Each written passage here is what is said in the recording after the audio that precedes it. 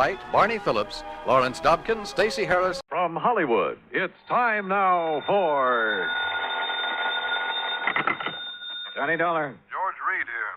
Oh, hello, Georgie. How's Floyd's of England doing these days? If payments keep on the way they started this morning, the company will go broke. What's that mean? One of our old clients, quite a character, by the way. Oh, now, wait, George. For just once, give me a case involving some nice, ordinary, normal person. No, Johnny. First, it was that old fuss-budget Jediah Gillis. Yes, but then now... big bad Michael Meany, who thought he owned half the state of Louisiana. Well, yes, I know, but compared to them, Durango Laramie Dalhart is as normal as they come. Durango what? Except for one thing, of course. The payment of his insurance premium this morning. What was the matter with it? $4,500, Johnny, in $100 bills. They're still here on my desk. $100 bills? You call this character normal? Listen, will you? Every one of these bills is counterfeit. Oh. I'll be right over.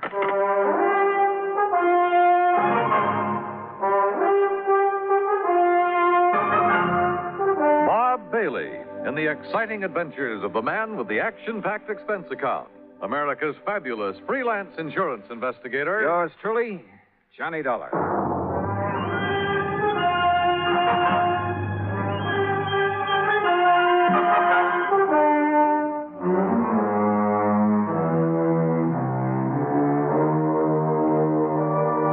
Expense account submitted by Special Investigator Johnny Dollar to Floyd's of England, North American offices, Hartford, Connecticut. Following is an account of expenses incurred during my investigation of the funny money matter. Expense account item 1, $1 even taxi from my apartment to George Reed's office. I found him sitting, staring grimly at a pile of paper money spread around on the top of his desk.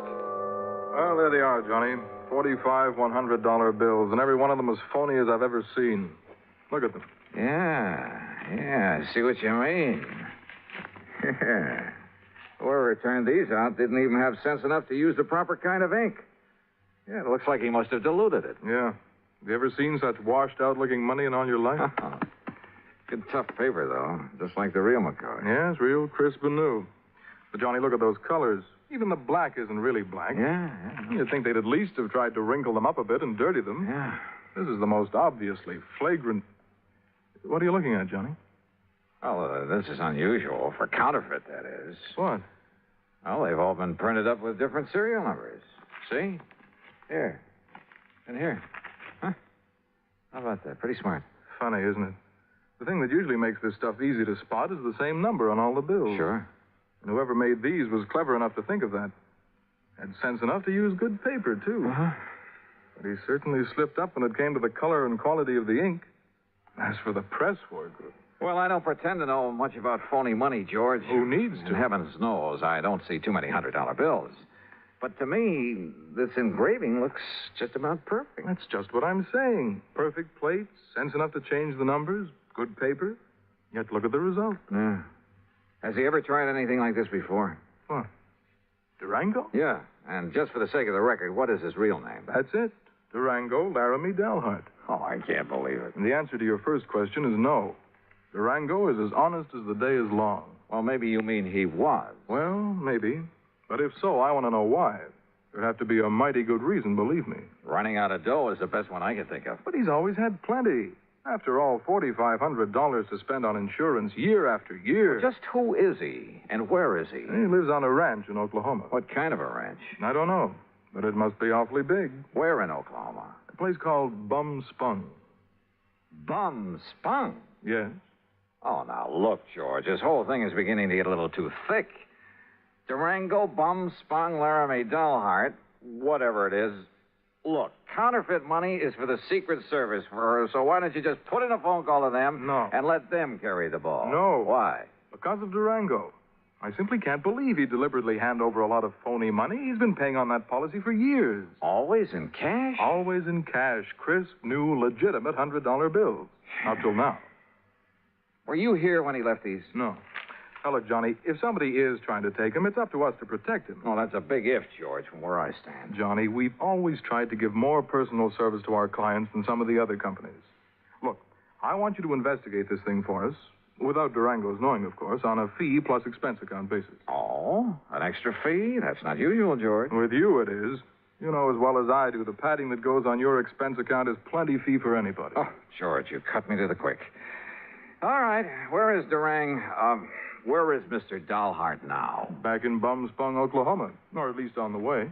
But I thought he just left this money this morning. Every year he follows the same pattern. Comes east for a fling. You know, New York and all the nightclubs, that sort of thing. Then, just before leaving, he drops in here, makes his premium payment, and is gone. So? George, I still think you should have called in the Secret Service. But I'll take this on for just one reason. What's that? I want to find out what kind of a place could ever deserve the name of Bumspun. Since George had already arranged for plane travel as far as Enid, Oklahoma, item 2 is a mere $8.55 for incidentals along the way. I arrived in Enid shortly after noon. Item 3, $2.60 for lunch. Item 4, $50 deposit on a rental car. And the owner of the Drive Your Own agency wore a silly little smile as he gave me the directions to Bumspun. Anyway, I headed due north on Highway 81 across the Oklahoma flatland. Some 26 miles or so further on, after passing through Pond Creek and crossing the Salt Fork of the Arkansas River, I spotted a rather crude, weather-beaten sign indicating that the place I was looking for was somewhere up a dirt road to the left. Road? That's a laugh.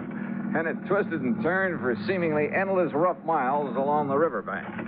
I just about decided that Bumspun was a bum steer when suddenly I almost ran into the gate of an old wooden fence, surrounding some 2 or 3 acres of sandy ground.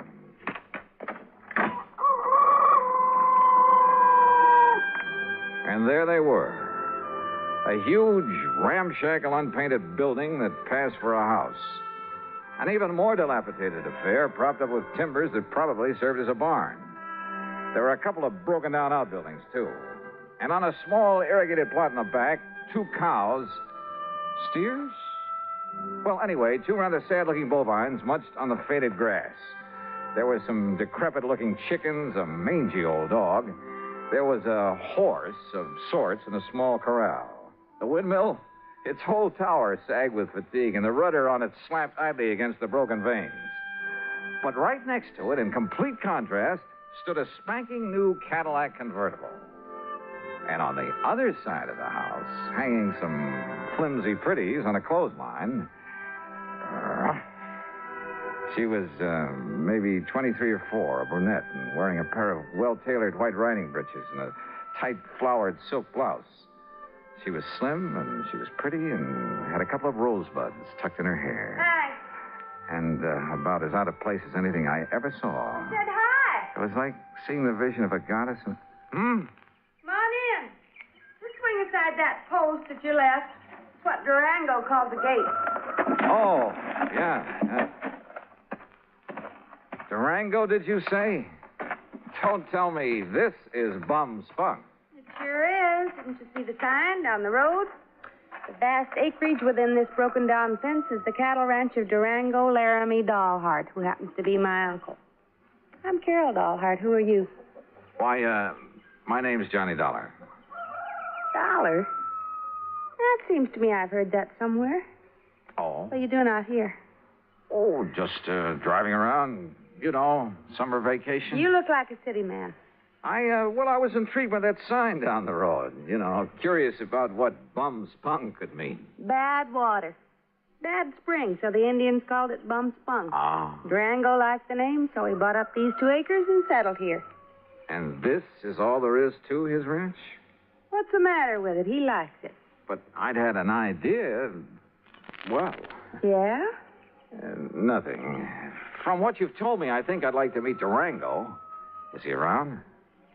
You trying to kid me or something? I haven't told you anything about him. Now look, Johnny Dollar. Yeah, look! Suddenly she turned, drew an old Colt 45, and as I ducked, she let go with it. Holy! I got him, see? She got him all right. A small snake that had poked up out of a hole in the ground some 25 feet away, and she'd got him right through the head with both shots. Oh, God darn rattlesnake? Rattlesnakes? That looks to me like a poor old gopher snake, what's left of him. So what's the difference? Could have been a rattlesnake. Hey, you were plenty fast with that gun. Yeah, gotta be. Or old Durango wouldn't have me on the place. There's no use for anybody to... Hand me a couple of those clothespins, will you? I got to get these things hung up. Yeah, sure. Here. You said you're his niece. That's right. Only one left to take care of the old buzzard. You live here with him? Part of the time. Well, enough to look after him, make sure he don't get lonely, that he's got enough food in the house, that kind of thing. And I stick around when he goes out on the West Coast or back east for a fling. That's where he is now. Yeah, and he's due back. Hand me that slip out of the laundromat. Sure. Here you are. I take it that convertible's yours, huh? Yeah, that was my birthday present. Oh, your family must be pretty well heeled. Family. Me and Durango, we're all that's left. Give me them stockings now. Sure. But certainly Durango. Why not? He gives me a new one every year. And this ranch is all he owns? Except for his money. Says he has a barrel of it. Well, he must have. Or else, Or else, what? nothing. Go on with what you were saying. More clothespins. Yeah, here. And when he kicks off, I get it all.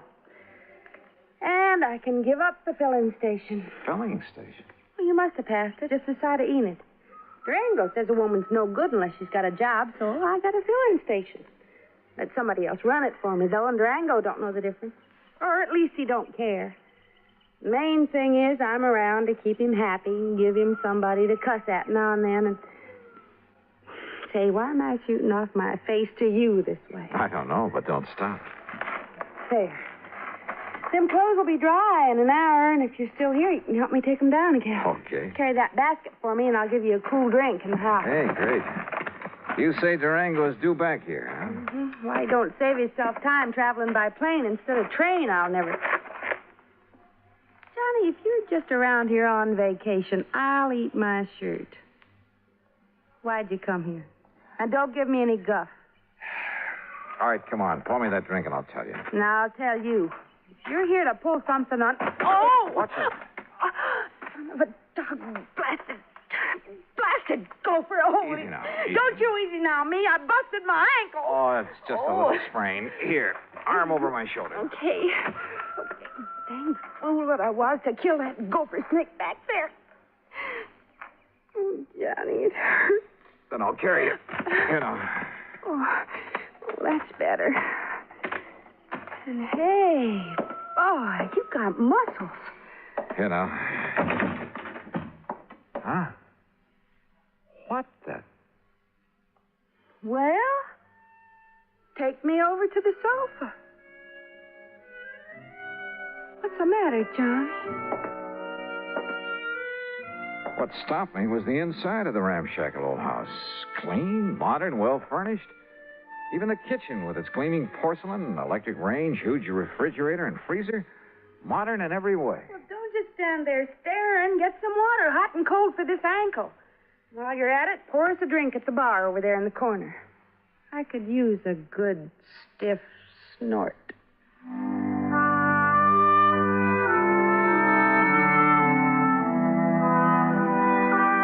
I did what I could to reduce the swelling in her ankle. But by the time I'd taped it up and she was snoozing comfortably on the sofa, it was getting dark. So I hied myself into the well-stocked kitchen to see what I could scratch up to eat. And I'll be honest about it. With this mighty attractive patient on my hands, I'd completely forgotten about my mission in these parts, the investigation of one Durango Laramie Dollheart. I wasn't allowed to forget it long, though. As I opened and was about to reach into the ample freezer... Stop right there, you. Huh? There's only one way to deal with a thieving, stealing, dirty varmint like you. Now, wait a minute. Put that thing down. And that, partner, is this way. Holy, no. Hey, no, you're out of your... No!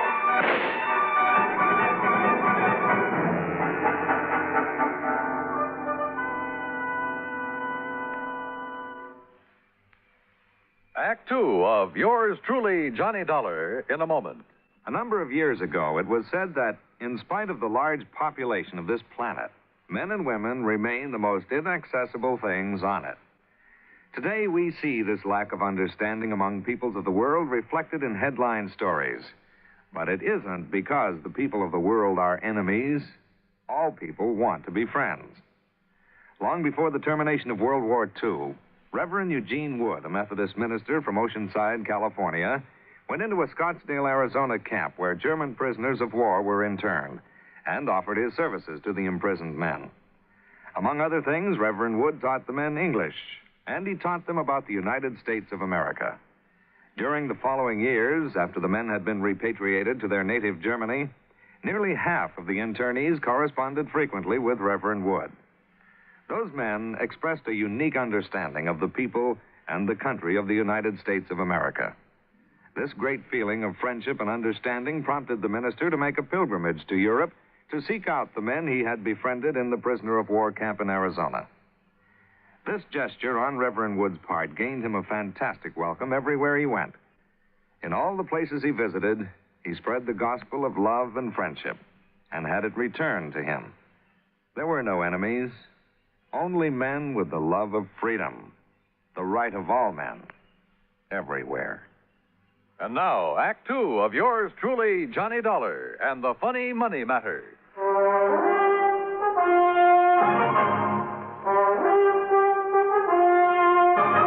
Robbing my house here, you No. thief. Now, wait a minute. Not my old Durango's around. Oh, Durango, you old maverick! watch it. Cut out that shooting while I'm trying to sleep. Ain't had a chance like this in years. Will you cut it out? Quit it! Cut it out, I say! Enough. Me, too. Take a swing at me, will you? Right. Holy Moses. Okay. Yeah, and here's your gun. Keep it in your pocket where it belongs. Sure. Now, what was the big idea?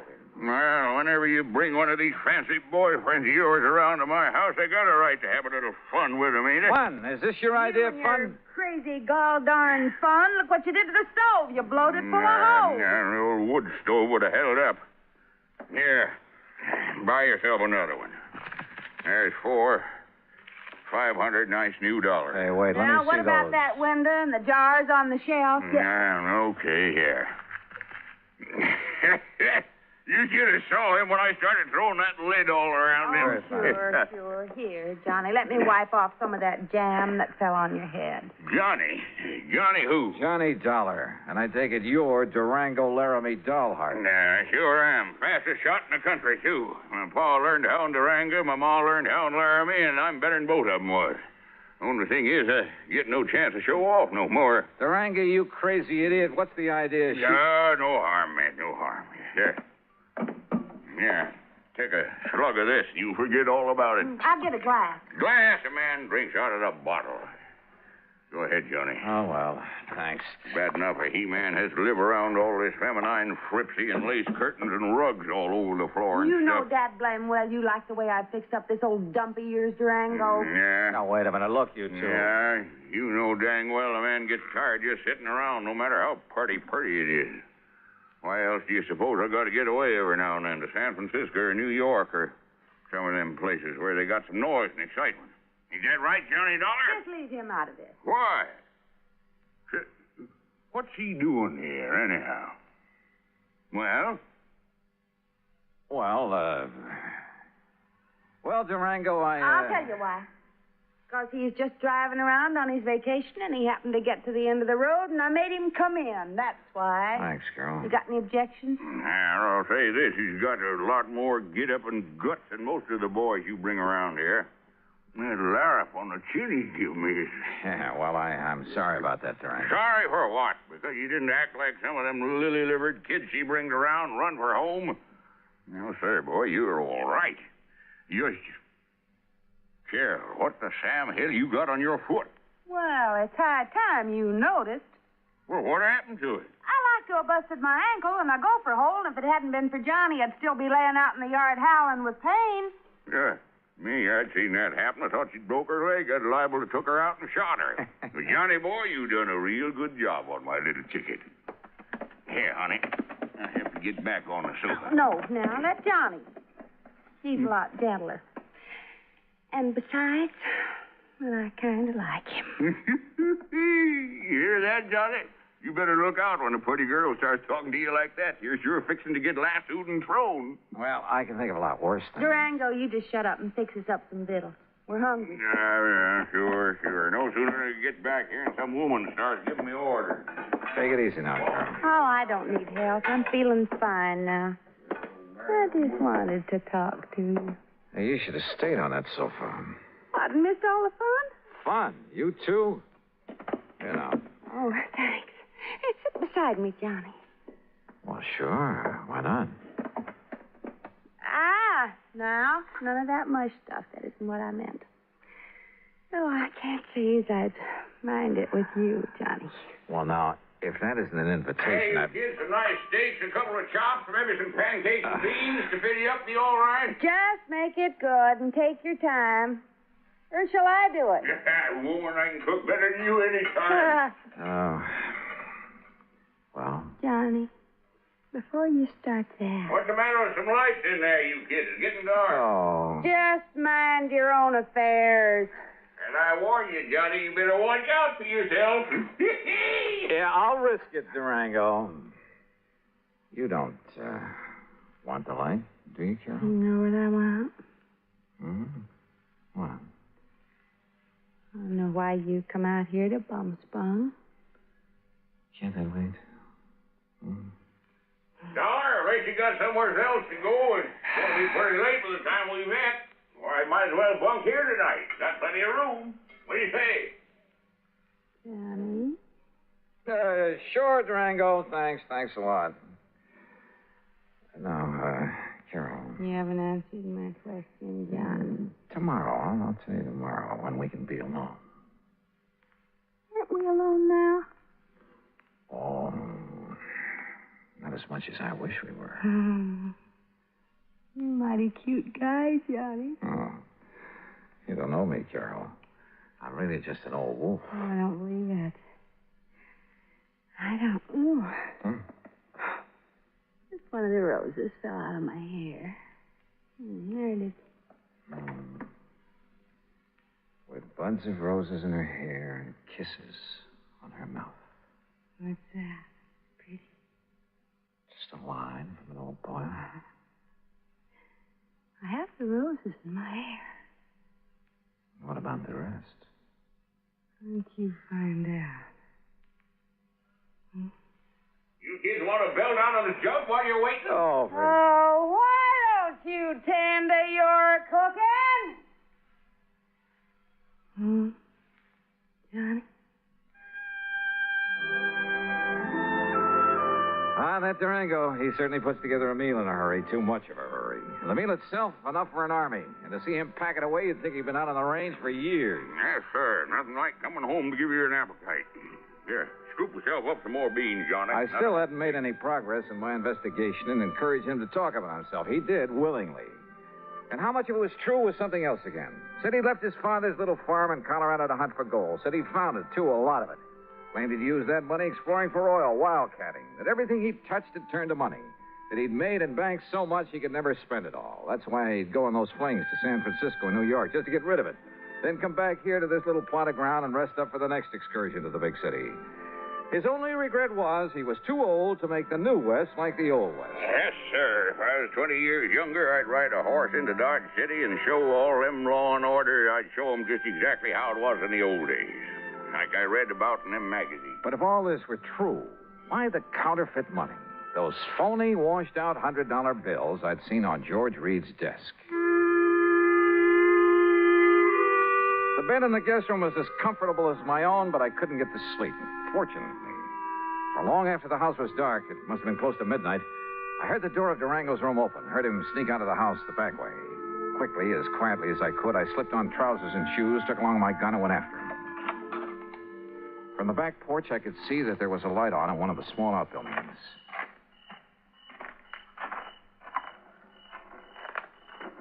With my ear pressed tightly to the side of the little shack, I could hear it only too plainly. The printing press on which Durango was turning out the phony money. No question about it. And I was sorry. Kind of begun to like the old character. To say nothing, it is beautiful. Johnny. Huh? Carol. What are you doing out here? If it's a walk in the moonlight you want, why didn't you ask me to Carol. come with you? Carol, listen. I'll lay my cards right on the table.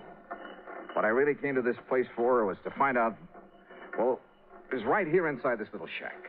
Oh, no. And now that I've found out, Johnny, you'll break his heart. He thinks nobody knows about this. Oh, of course he does. He's been doing it ever since. And he thinks that even I don't know about I'll bet. Oh, Johnny, please, you'll spoil everything. Why not? It's about time, isn't it? And he means no harm to anybody. What do you mean, no harm? Are you kidding? Or maybe you're in this whole thing with him. Are you? Oh, no, but I don't see what difference it would make. Johnny, baby, Oh, don't pull that stuff. It's time for a showdown. Hey, what's the racket? What's going on? Oh. Snooping, huh? Why, you ornery, low-down, sneaking coyote. All right, Durango. Just cut it and stand where you are. Well, what are you doing with that gun? I only hope you won't make it necessary for me to use it. Johnny. Open up that door, Durango. I want to see what you've got inside there. Go ahead now, open it. Yeah. Now, look, son, there ain't no harm in what I'm doing in there. No harm. That seems to be a pat phrase around here. Well, it's just that well, ever since I made my pile, everywhere I'd go, I'd spend a lot of money. So you told me at great length. Always, maybe it was sort of showing off a bit, but when I'd draw it out of the bank, I'd make them give me brand new money. And, you know, to impress the folks. Like a big shot up in Hartford where I pay my insurance for Carol here every year. In brand new $100 bills, supposedly. That's right, and no supposed. But this last insurance payment to Georgia. Yeah, I know. But, Johnny, it wasn't my fault. The bank didn't have some nice new ones for me. And they couldn't get them in time either, so I had to... Well, this was the next best. Oh, that's a likely Johnny, story. please. Open that door. Oh, God, I kept hoping nobody'd find it. Come on, open it. Okay. There you are. What under the... That's the washing machine there. And that's the soap and plenty of strong bleach and the starch to make them nice and crisp. Oh, no. And that there's the ironing board where I press them out real nice and flat. They'll never believe it. But it does make them look real pretty and new. Honest, Johnny, I didn't think there was no harm in it.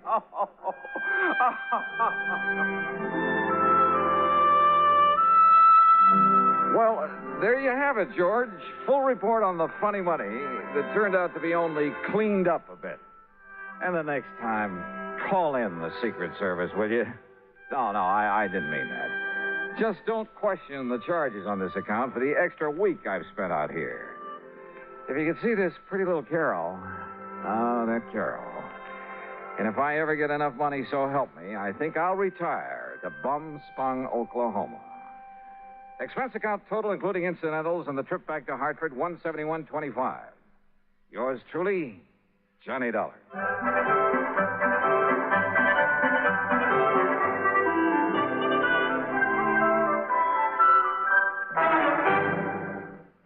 Now, here is our star to tell you about next week's story.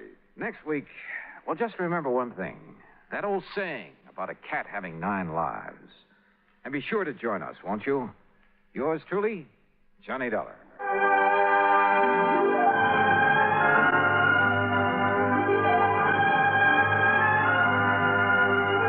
Yours truly, Johnny Dollar, starring Bob Bailey, originates in Hollywood. It is produced and directed by Jack Johnstone, who also wrote tonight's story. Heard in our cast were Virginia Gregg, G. Stanley Jones, and John McIntyre. Be sure to join us next week, same time and station, for another exciting story of yours truly, Johnny Dollar. This is Dan Cubberly speaking.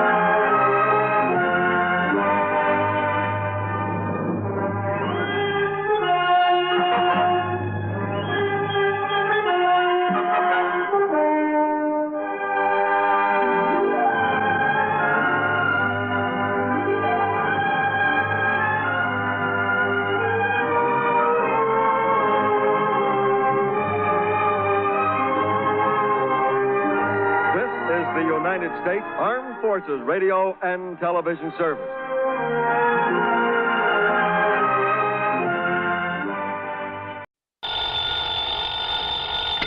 Johnny Dollar. Pat McCracken, Johnny, Universal Adjustment Bureau. Well, good for you, Pat. Just keep it up. Now, what's that mean? 2 assignments in 1 week? Fine. Oh, 1 week and 1 day. So I still like it. What goes this time? Johnny, how old are you? Just exactly 30. Huh? Why? Still young enough to remember how you felt and acted when you were a young punk, huh? Sure. But I hope you were a better sort than the one we have to deal with in this matter. And yet, on the other hand, well, you know the saying, it takes a crook to catch a crook. Huh? So maybe we'd be better off if you'd been an A number 1 delinquent when you were a pup. Do you mind telling me what you're yammering about? But I suppose you were a good boy. Well, I was no mama's boy, if that's what you mean. Oh, I mean no real trouble with the law. No stretch in a reform school, no hoodlum gang, no good contacts, experience, that sort of thing. Pat. No, I guess not. It's kind of too bad, though. You mean if I had a nice black record, I'd be just right for this whatever you have in mind? And yet, on the other hand, Oh, Johnny... come on, Pat. Start making sense, will you? Well? Yes. All right. Culpepper Walker, Mono Guarantee Insurance Company. Do you know him? In their office in Little Rock, yeah. Good. Fly on out and see him, will you, Johnny? Because of some trouble with some kid? That's right. Okay. Just a kid, Johnny. But if what Walker says about him is true, if you expect to get anywhere with this boy... Yeah? You'd better take along a pair of brass knuckles, a length of chain, maybe a switchblade knife. Oh, that kind, huh? That kind. A real bad one.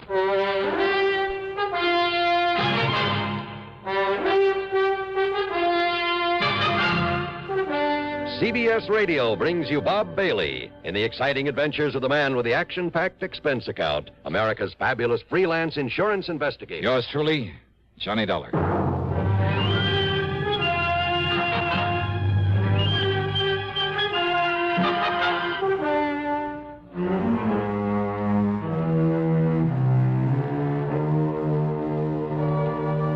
Expense account submitted by Special Investigator Johnny Dollar to the Mono Guarantee Insurance Company, Little Rock office. Following is an account of expenses incurred during my investigation of the Bad One matter.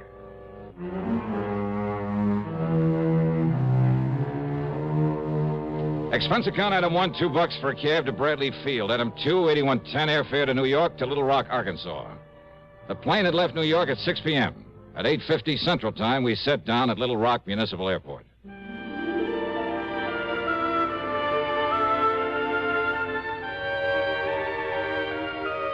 There have been a lot of changes since the year 1772 when a guy named Bernard de la Harpe stopped here and tagged the place after an outcropping of rock on the south bank of the Arkansas River. Yeah, it's an interesting town with its modern air-conditioned buildings of chrome and glass, its busy streets and busy people. And at the same time, its beautiful residential section, fine homes, plenty of trees and gardens and hedges and lawns that stay a lush green throughout the year. Not far away are well-cultivated farms and dense forests. And along the river, lots of rich bottomland, much of it loaded with cotton. Any kind of crime just doesn't seem right in this area. As soon as I got settled, I called Culpepper Walker, made a date with him, and then early the next morning met him at his office where he got down to business. No, Dollar, not right here in town, but in one of the outlying precincts, I guess you call it. Section they call Milltown. Oh, I see. And his name is Pete McGuire. Works in a cotton mill. He's 18, 19 years old. And he's the only one knows who killed Mr. Brierly. Brierly? Ambrose W. Brierly, client of ours. Insured for near $50,000. And his business partners in the mill are also clients. Very important ones. Mm-hmm. Well, what happened? Monday night of last week, Mr. Brierly was driving along with the payroll for the cotton mill, like I said, over in Milltown. That's east of here. Yeah? Somebody ran his car off the road, bashed in his head, and took the payroll, some $17,000 in cash. He was carrying all that money around alone at night? Well, he'd taken it out of the bank here in town just before the bank closed. He started out for the mill. But he'd had some trouble with his car, with one of the front wheels, and he had to stop and have it fixed. By the time he got on the road again, it was nearly dark. Well, tell me, you sure he didn't just swerve off the road by himself? No, he was shoved off by another car. Tire marks, the skid marks, showed just how it happened. Chief Andy Fisher of the Milltown Police Department checked that out. I see. Well, could the police identify the killer's car by those tire marks? No, sir. And that's where the McGuire boy comes in. How do you mean? I mean, he was caught running away from the scene. Not more than, well, couldn't have been more than 1 or 2 minutes after it happened. Caught by whom? Well, police car.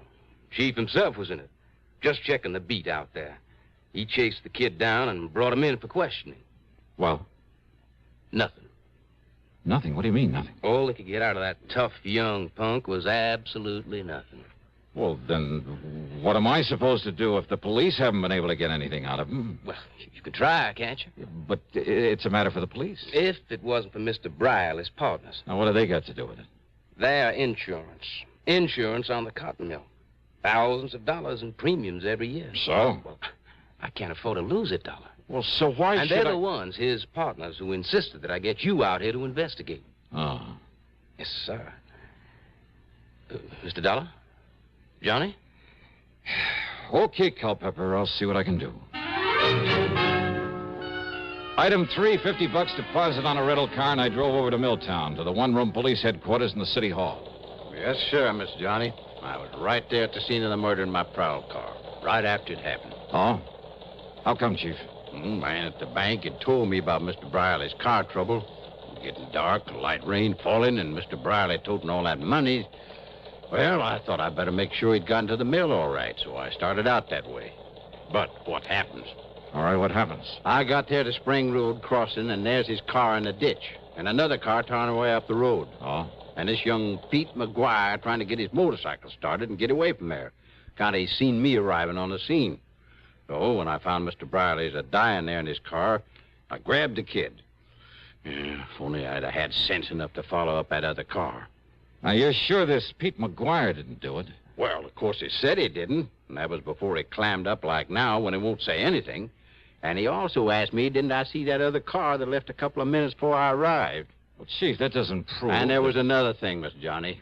You could still see by the tracks how that other car had shoved old Mr. Briley's car off the road. Doc Hamper come along about that time, and Could you read those tire marks? No, sir. But Doc and I could still read the tracks from that Pete McGuire cycle. Uh-huh. So he come along after the other car left. All right, I see. But he must have seen who was in that other car, so he knows who did it. Oh, well, now, wait. Oh, that I'm doesn't... sure of it, Mr. Johnny, because of what Mr. Briley said. What he said? When? Well, laying there in his car, dying, thinking the Doc was Pete standing there. And he kept saying over and over. And, Peter, you saw it. You tell him, boy. You tell him who did it. You saw it, boy, so you tell him. You tell him. Yes, sir, Mr. Johnny. Over and over again, he said it, and then he died. I see. So he knew that Pete McGuire saw who killed him and robbed him. Well, maybe. Of course he did. That no-good kid. Why is he no good, Chief? Why? Well, how should I know why, Mr. Johnny, except that he wouldn't go to school, he was a town bum, his ma never knowed where he was at. The most work he ever done was pushing a pool cue. Oh, well, now, most kids... That boy has been a troublemaker all of his life. 10, 15 times I tried to get him to send him to reform school. Hey, you really don't like him, do you? Nothing but trouble out of him. And I take it he doesn't exactly go for you. Huh? Maybe a cop hater even, huh? Yes, sir. That's right. A cop hater. Just like his old man was. Like his old man taught him before I had to kill him one night in a robbery. Pete's old man? They ought to send this cheap punk up to the pen. But first I got to find out who killed Mr. Briley. Of course you're holding him, Chief. On what?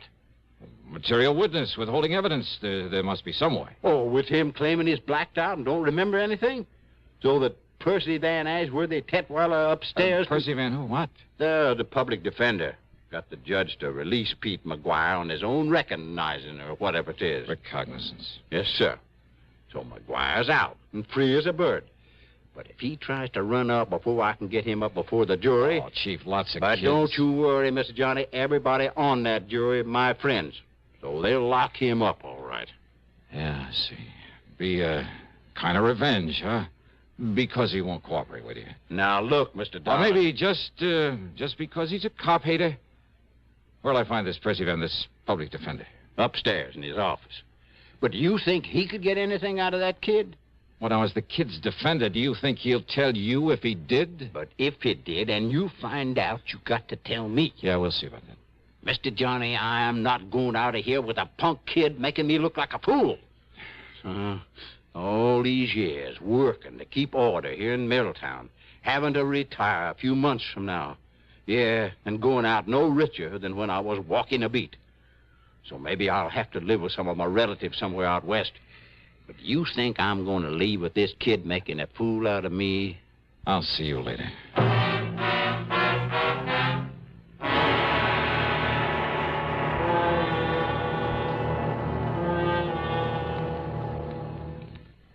To paraphrase Gilbert and Sullivan, an announcer's lot is not the happy one. Well, not always. Want to know why?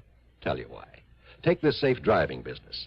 Do you have any idea how many times my confreres and I have begged on bended microphone to have begged people not to kill themselves on the highways? Now, once and for all, let's get together on this. Let's understand one another. Unless you want a pack of frustrated announcers on your conscience, slow down and curb highway carnage. If you don't care about yourself, at least have a little consideration for us. And now, Act Two of yours truly, Johnny Dollar, and the Bad One Matter.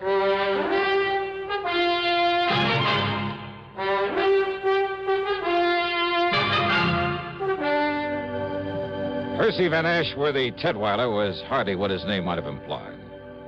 And, call me Tet, will you, Johnny? I don't like the name Percy any more than I imagine you do. Yeah, sure, Tet. Now, as I was saying, in spite of the chief's feelings about him and all the trouble he had with Pete's father, well, put it this way. That poor ignorant kid has had the odds against him ever since the day he was born. His father was no good. So I understand. His mother was an alcoholic. And because he's always been a stupid little runt, the other kids always bullied him. Oh? Yes, and when they'd pull a job, none of them very serious, I'll grant you, they'd leave him behind so that he'd be the one to get caught for their mischief and petty thieveries. He didn't dare peach on them or they'd beat him up. And the chief never let up on him. So he's hated cops, hated anything that had to do with law and order. Yeah. Which includes you. Yes, I'm afraid so. In spite of my attempts to get close to him. And even you haven't been able to get him to talk. I've tried everything, Johnny. From sugar-coated kindness to the worst threats I could think of. Everything short of Chief Fisher's heavy-handed methods. Oh? You mean the good old third degree, the rubber hose tactics and things like that? Well, of course, the chief denies it. Oh, sure he does. And don't forget, I'm the one who got the judge to let him out on his own recognizance. Why? In the hope he'd open up to me. But to Pete, I'm still the law. Just as much as Chief Fisher and Judge Thurber. Weren't you taking a big chance on his running away? But he hasn't. Yeah, I wonder why. Won't do any good to ask him. Believe me, won't do any good to ask him anything. Oh. Look out there, out the window. Here he comes now. Pete McGuire? Yes. Okay, give me a try. What? Yeah, look, don't tell him who I am, what I'm here for. Johnny, if I thought you could do any good... Believe me, I could... But don't you see, unless he talks, the jury, all of them friends of Chief Fisher, and if he tries to run... Now, listen, I'm no friend of yours. See, maybe I'm a troublemaker, a con artist. What? Yeah, you want me out of town. You've threatened to have me locked up if I... Hey, wait, here he comes. But, Johnny, I'm afraid I don't... Yeah, okay. You just try and do it, see? I got a right to make a living, and unless you got some formal charge against me... All right now, Mr. Tetweiler. Pete, come in. Now, listen, Tetweiler... You, sit down, Dollar. Sit down. Yeah, make me. If I have to, No, Pete. Pete, do you want to talk now? Yes, sir. Good. Yes, sir, I sure do. Well, if that's all you got to say to me... No, Dollar.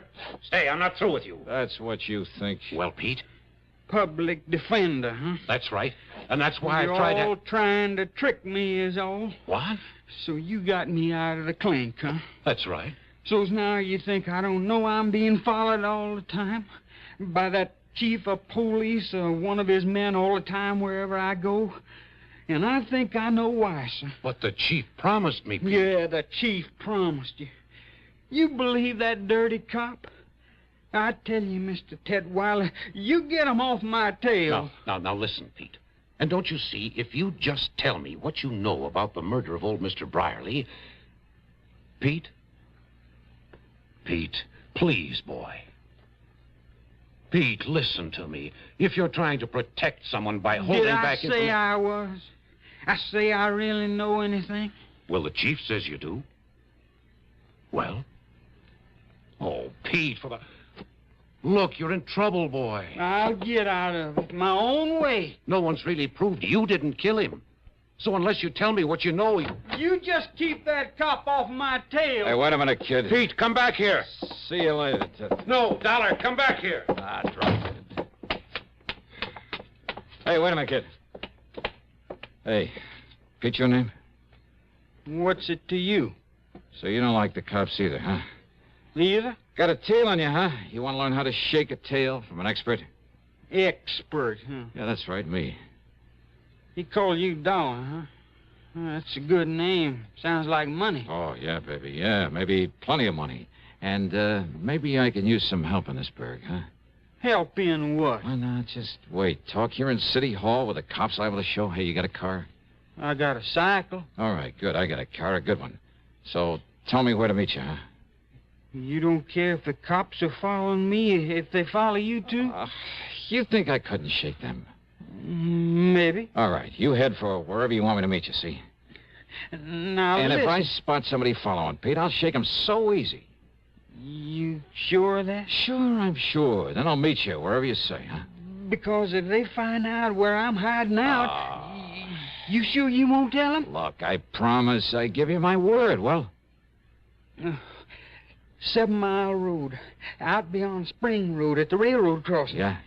You better hide your car. There are lots of trees. Yeah. Now, you walk in the gully on this side of the tracks. Then you see a little tool shack on the side. I'll be there. Okay. I don't know how soon, Pete. If we're tailed, I may have to lead him away. But I'll see you, huh?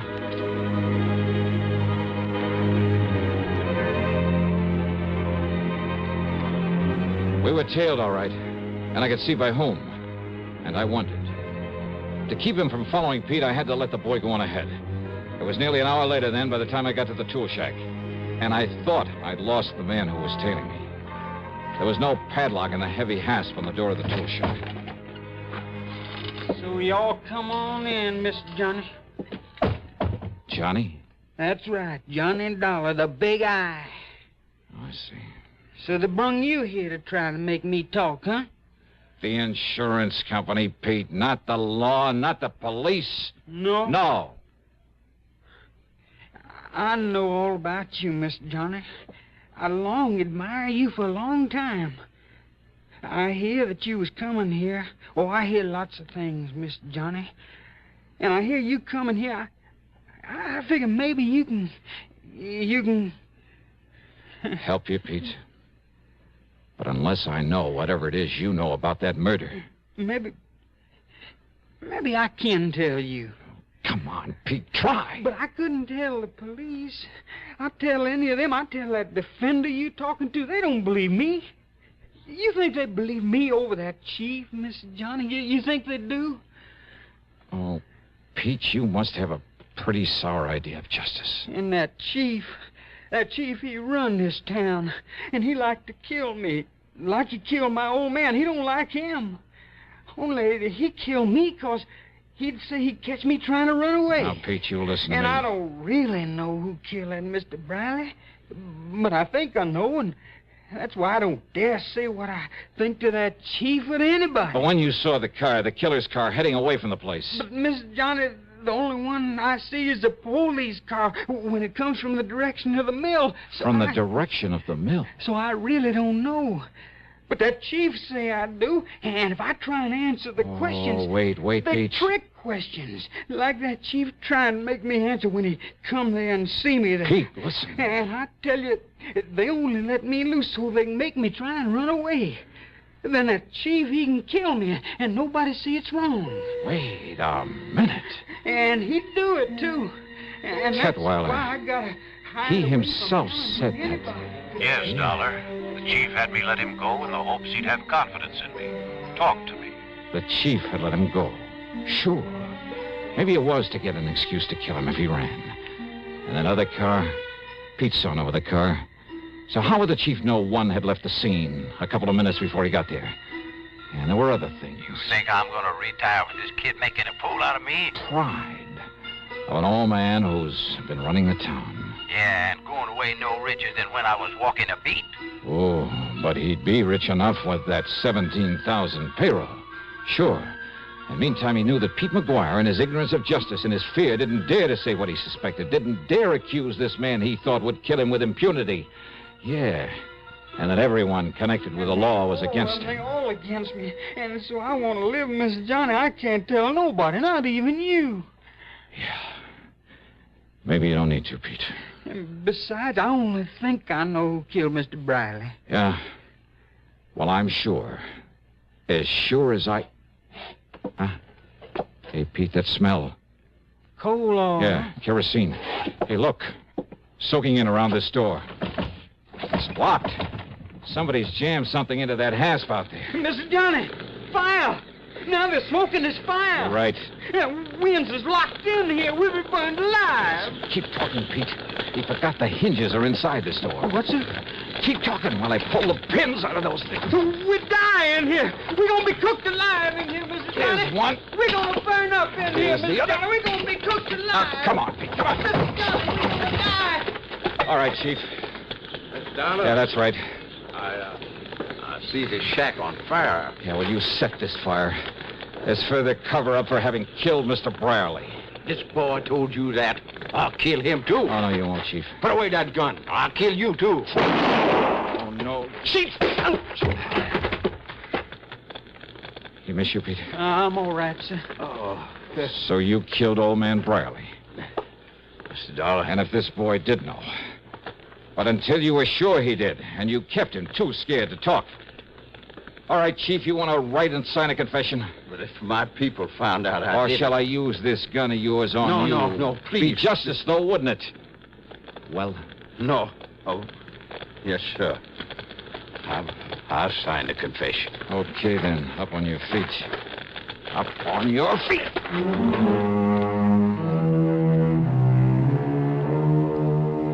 Yeah, pretty smart. Using that poor ignorant kid as a means to keep any suspicion away from himself. But believe me, not smart enough. Expense account total, including hotel expenses, the rental car, and the trip back to Hartford, $231.20. Yours truly, Johnny Dollar.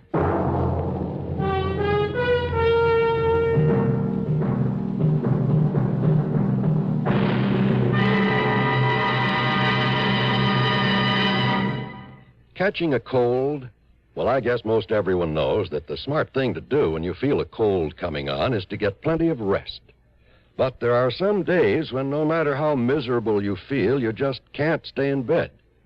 And if tomorrow is one of those big days and your cold is complicated by constipation, well, that's when you'll appreciate X-Lax most.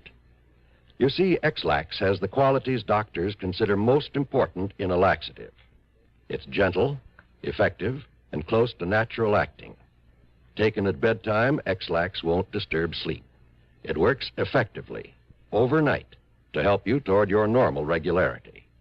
And X-Lax is so close to natural acting, there's no upset or discomfort. So gentle, it's even recommended for children. So, if tomorrow's a big day for you, if you have a cold and need a laxative too, take X-Lax, a laxative with the qualities a doctor would recommend. X-Lax. Now, here is our star to tell you about next week's story. Next week, the double deal matter. And I give you one guess about who comes out at the short end of it. Join us, won't you? Yours truly, Johnny Dollar.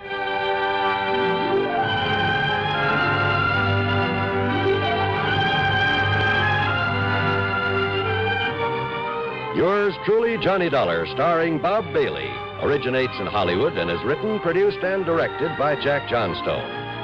Heard in our cast were Larry Dobkin, James McCallion, Forrest Lewis, Russell Thorson, and Sam Edwards. Be sure to join us next week, same time and station, for another exciting story of yours truly, Johnny Dollar. This is John Wall speaking. This is the CBS Radio Network. You're tuned to Radio 590 WROW in Albany, New York.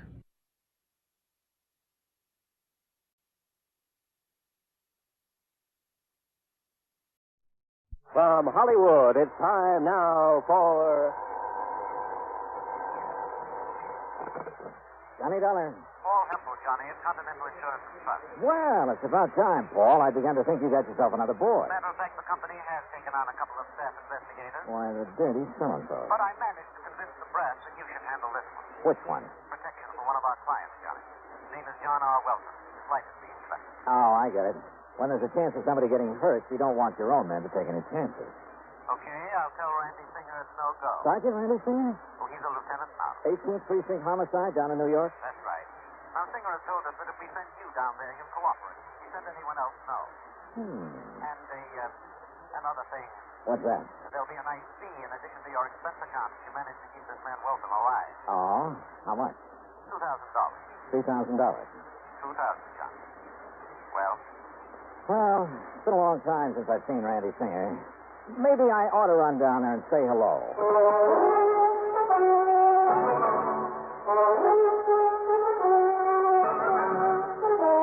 Bob Bailey in the exciting adventures of the man with the action-packed expense account, America's fabulous freelance insurance investigator. Yours truly, Johnny Dollar.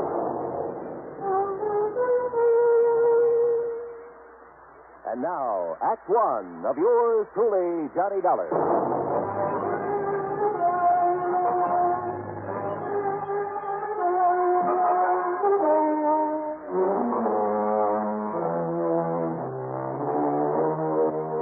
Expense account submitted by Special Investigator Johnny Dollar to the Continental Insurance and Trust Company, Home Office, Hartford, Connecticut.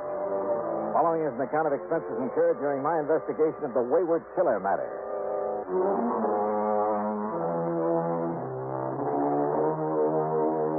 Expense account item 1, 627, fare to New York and taxi from Grand Central Station to 18th Precinct Headquarters in East 40. My old pal, Sergeant Randy Singer, Lieutenant Randy Singer, pulled a long face. Uh-oh, now I know my luck has run out. Hiya, Randy. Well, what are you beefing about this time? You might as well sit down, I guess. Okay, sure. Why don't these insurance companies of yours leave us alone? Let us handle things our own way. What do you mean? Well, the minute one of their clients gets into a jam, they send somebody like you down to pester us.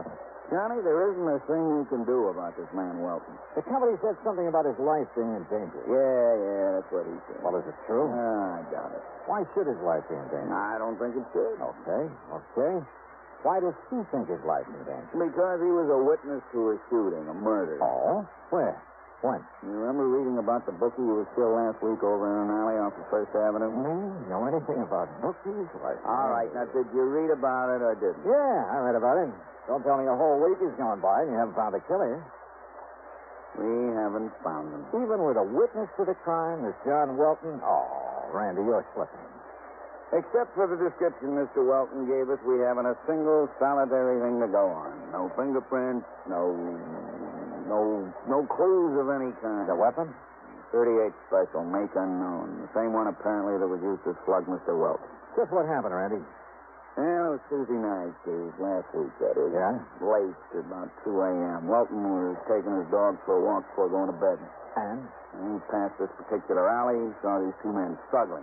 Heard a shot, so did his dog. Pooch let out a yelp, galloped around in circles, tied up his legs in the leash, and down he went. The dog or Welton? Welton, and don't be funny. Okay, go on. Then the killer came running out of the alley and stumbled over Welton. Welton got a good look at him in the street lights. The dog pulled the hunk out of the killer's pants. The killer smashed Welton on the head and took off. The dog kept yowling until a patrolman came around, found him there, and found the bookie in the alley, dead. And? All I want to know is what you think you can do about it. No clues, huh? Except Welton's description. You give him a look at the mug book? Yeah, he came up with nothing. You find a gun? No, ballistics said it was a 38 that did the job. Tried looking in the storm drains around there. Not yet. Look, why does Welton feel he's in danger? Because some fool reporter wrote it up in Sunday's paper that Welton not only saw the killer, you see, he'd been trying to keep that quiet, but that he could positively identify him. And when Welton tied that up with the fact that the victim was a bookie... Yeah, I see. That means the possibility of a connection with a syndicate. Or if he didn't play ball with the syndicate, they decided to knock him off. Well, now, Johnny, we don't like to admit that there might be a syndicate in operation anymore. Sure. The town's absolutely clean. Well, now, I sure. gotta say... All your handsome lads in uniform have to do is march in the St. Patrick's Day parade, be on hand to welcome important foreign dignitaries, or snitch apples off the fruit stands over on 10th Avenue. Johnny... The fact remains that I think Welton's right. Bookmaking is a racket. Rackets mean racketeers. And as a mobster who killed that bookie was smart enough to leave you no clues, he's smart enough to shut the mouth of anybody who might be able to identify him permanently. Have you got a guard on Welton? Well, he's asked for one, and I've arranged for... Where does he live? O'Brien, 53rd. Tim Conroy, the man I'm going to send over there, just reported in. Then tell Conroy I'm going over there with him. But, Johnny, what for? What can you possibly do that we haven't done? Well, look, Randy, I'm getting such a nice big fat fee on this, I have to at least look like I'm earning it. Sure. All set to go, Oh, Conroy, come in. Who knows, Randy? Maybe I'll even solve a murder. Conroy, get this wise guy out of here, will you? Mr. Dollar, nice to see you again. Hi, Conroy. Yeah, your dear old pal Johnny Dollar. Now take him with you. Take him anywhere, but get him out of here. Yes, sir. You'll be sorry you're being nasty to me, Randy. Johnny, so help me. Yeah, it was pretty obvious Randy hadn't gotten anywhere on the case. And believe it or not, that he was glad I'd come along. But my job was solely to protect Mr. Welton. So in Conroy's prowl car, we drove over to the little apartment building on East 53rd. Drove over to find a crowd milling about in front of the place. A crowd that included a couple of New York climbers.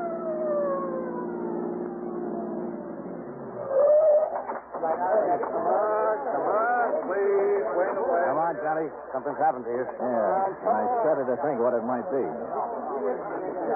Wilson! McCarthy! What's happening around here? You're a little late, Conroy. What's up? Well, don't you see him laying there? What? Good Lord. Who is he, officer? Man named Welton. John R. Welton.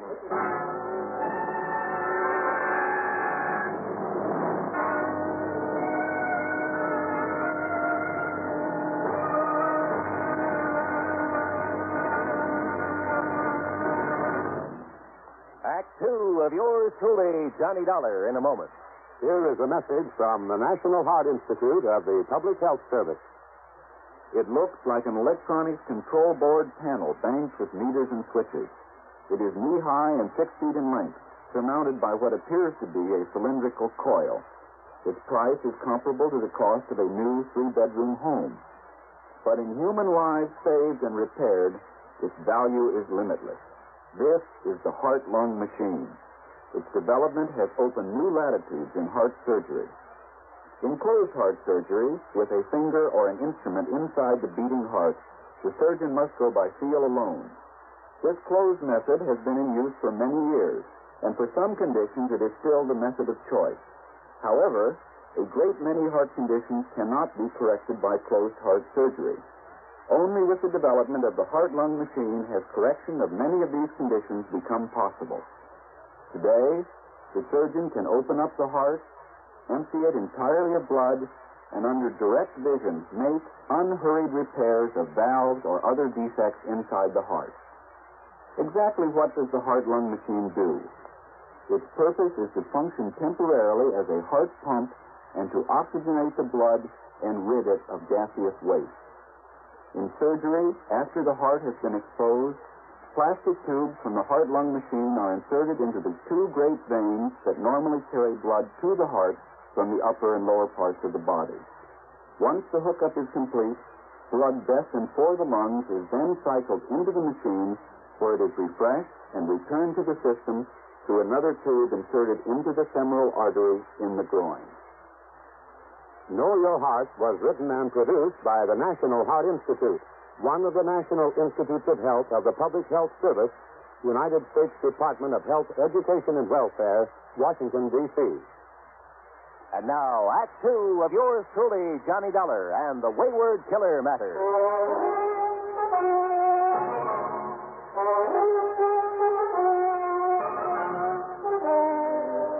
It looks as though I got there too late. The man for whom I was supposed to act as bodyguard lay sprawled awkwardly on the sidewalk in front of his apartment.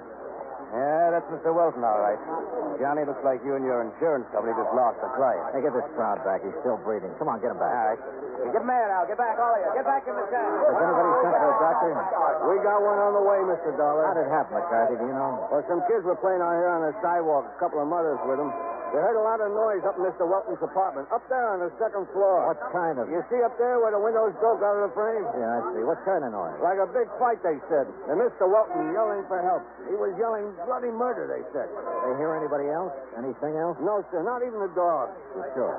Then all of a sudden he comes smashing out through the window and lands here on the sidewalk. Have your men been inside there? Yes, sir. Wilson went in. Come on, get back. Stay back of that line, will ya?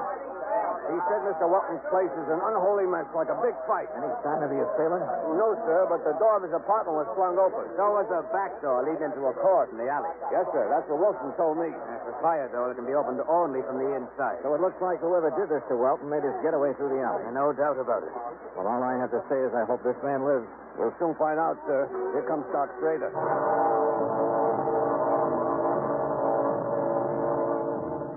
Doc Schrader made a quick inspection, then had us take Welton up to his apartment on the second floor. Fortunately, he wasn't hurt badly. No bones were broken. All right, boy. All right. Your mask is going to be okay. Just lay yourself down in your pillow now. Well, quite frankly, Mr. Dollar, I think that it's shock more than anything else. After all, thrown out of a window, even if he did suffer only a few bruises and contusion. Yeah, Doctor, I see what you mean. Down, boy. Down. How long before I'll be able to talk to him? Well, the sedation I've given him should keep him asleep until, say, mid-afternoon. After that, you and your chief can question all you want. My chief? Aren't you working under Lieutenant Singer? Yeah. Maybe I am.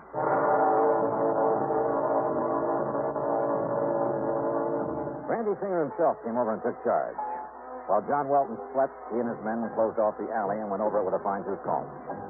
Meanwhile, since Welton had all the police protection he could possibly need, and then some, I went out and grabbed a bite of lunch. That's Item 2, 175. Then I took a cab, Item 3, $1 even, to the alley off First Avenue where Welton had witnessed the murder the week before. Just why, I don't know. But I'm sure glad I did. Yeah. Because of a crew working on the streetlights who came up with some rather interesting information. Tell you what I mean later. In any event, it led to Item 4, $10 for a phone call. You know, a fellow in my business has to have some rather strange contacts. My call was to one of them. To a man Lieutenant Randy Singer would have known by name, at least. Would probably have liked to get his hands on. Or, more to the point, would like to have had some concrete evidence against for a number of things. My contact's name was Smokey Joe Sullivan. Ex-counterfeiter, ex-bootlegger, burglary suspect, numbers racket. A man who's been picked up on more petty charges than you can possibly think of. Yeah, in a city with an underworld the size of New York, a man like Smokey's good to know. On occasion.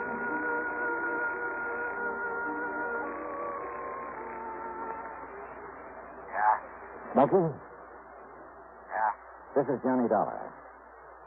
Yeah? How would you like to pick up a fast $100? Depends. Johnny Dollar, huh? That's right. How I know? I'll be standing in the lobby of the Hotel Lexington. Come on over and see for yourself. Well? Maybe I will, maybe I won't. There's any coppers around here. Oh, come on, Smokey. You know me better than that. Yeah? I'll see you in the lobby of the Lexington. Maybe. Item 5, $1.10 for a taxi over to the Lexington, where I waited. An hour, 2 hours. No sign of Smokey. Then suddenly I realized why. There must have been somebody important there in the hotel, for outside at the curb was a police car with a man in a uniform at the wheel. No wonder Smokey hadn't showed. I sauntered out to 3rd Avenue, started around the block. And sure enough, at the first newsstand, a figure that had been hiding behind a newspaper fell in step with me.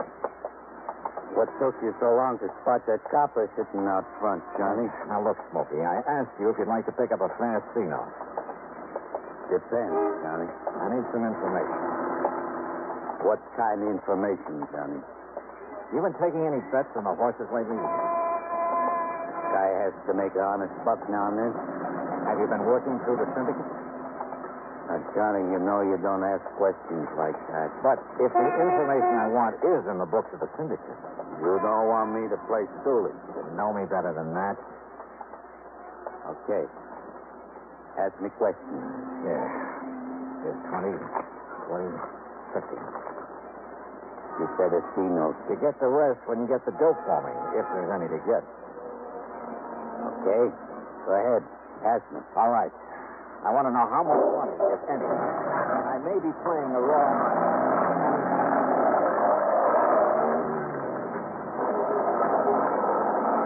Okay, Johnny. If I find out anything. Good. You call me on the phone again. Maybe 3:30, 4 o'clock. Good. And Smokey. Yeah? If there is such information to be had, and you get it, maybe I'll double that fee. Okay, Johnny.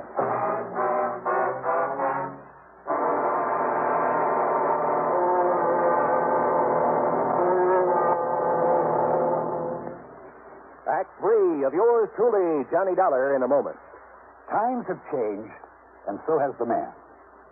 Thaddeus Rowe, in the year 1861, organized what has been considered the first airborne reconnaissance unit of the United States Army. His craft? A balloon, which was in constant use during the Battle of Richmond, making observations every 15 minutes.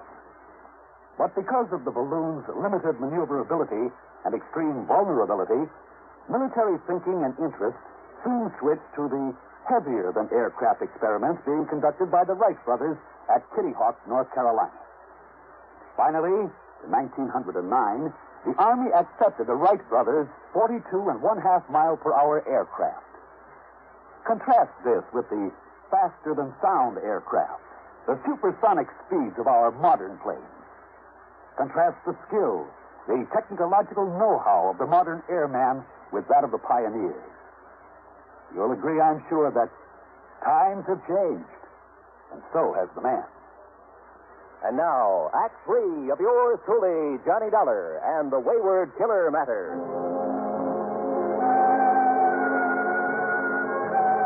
Expense account item 6.95 cents for a cab back to John R. Welton's apartment on East 53rd. Randy Singer's boys had found no clue to the identity of Welton's attacker. Welton himself was beginning to stir. Yeah, we'll be able to talk to him any minute now, Johnny. Okay, good. No, now get down, boy. Go lay on your pillows. Oh, incidentally, we found the gun that was used in the murder he witnessed last week. Oh, where? Like you said, in the storm drain near that alley on First Avenue. Oh. Yeah, with no print. No print. Randy, I didn't think there would be. What time is it? 3:51. Why? I'm going to make a phone call. Oh, the phone's right over there. Hey, Wilton's coming through. What's this? What goes on here? It's all right, Mr. Welton. You're going to be okay. Police. That's right. Yeah. Got a phone. Thank heavens.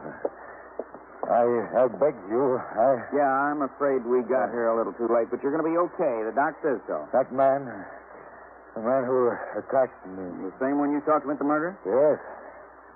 Yes. Smokey, this is Johnny Dollar. Johnny Dollar. Yeah? What? 23,400. 23? Yeah, I got it. Good boy. What did he say about... I'll meet you at the Lex at, say, 6 p.m. Okay, the newsstand. Mr. Dollar, what did you say about you? Yeah, Johnny, what goes? Funny. How would you like to make an arrest?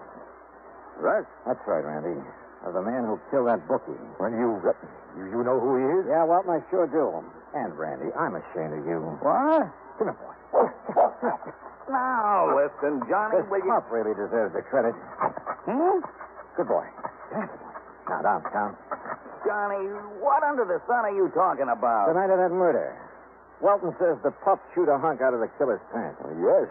He was trying to defend me. You say that killer struck you, Welton. He did. But he made no move to hurt the dog. Well... Now, believe me, that doesn't make sense. He would have put a bullet in him even before he struck you. Now, Mr. Now, Dollar... what about this so-called fight here in your apartment a couple of hours ago? It was the same man. Yeah? And did the dog attempt to fight him off? No. Because there was nobody for him to fight. Johnny, You think he wouldn't have been heard down in the street if somebody really clobbered you? Well, You faked this attack on you, Welton, to make it look like the killer was somebody else. Too bad you didn't break your neck when you jumped out that window. You don't know what you're talking about. Another thing. And this is where you missed a bet, Randy. Yeah? Over on First Avenue, I checked with a crew from the electric company. They finally got around to fixing that street light. Huh? Yeah. That light's been out for nearly 3 weeks. So how could Welton have seen another man in that alley well enough to make a positive identification? Now, listen, Dollar. Shut up, Welton. Then my phone call just now. Randy, Welton was in hot to that bookie he murdered. To the tune of $23,000. He threatened me. He said he'd kill me if I didn't pay him. I had to kill him. If I hadn't killed him, he... Breaks my heart, Johnny, but thanks. Okay, Welton, up on your feet.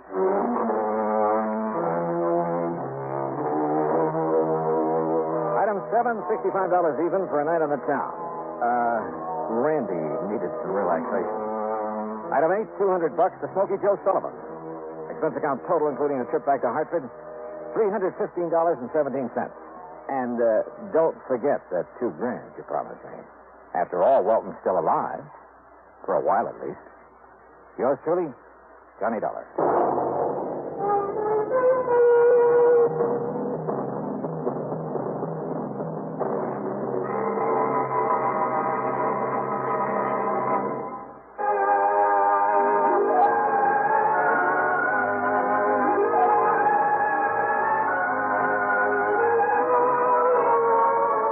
Truly, Johnny Dollar, starring Bob Bailey, originates in Hollywood and is produced and directed by Jack Johnstone, who also wrote today's story. Heard in our cast were Edgar Barrier, Herb Vigran, James McCallion, Paul Dubov, Lawrence Dobkin, John Boehner, Bill James, and Vic Perrin. Be sure to join us next week, same time and station, for another exciting story of yours truly, Johnny Dollar.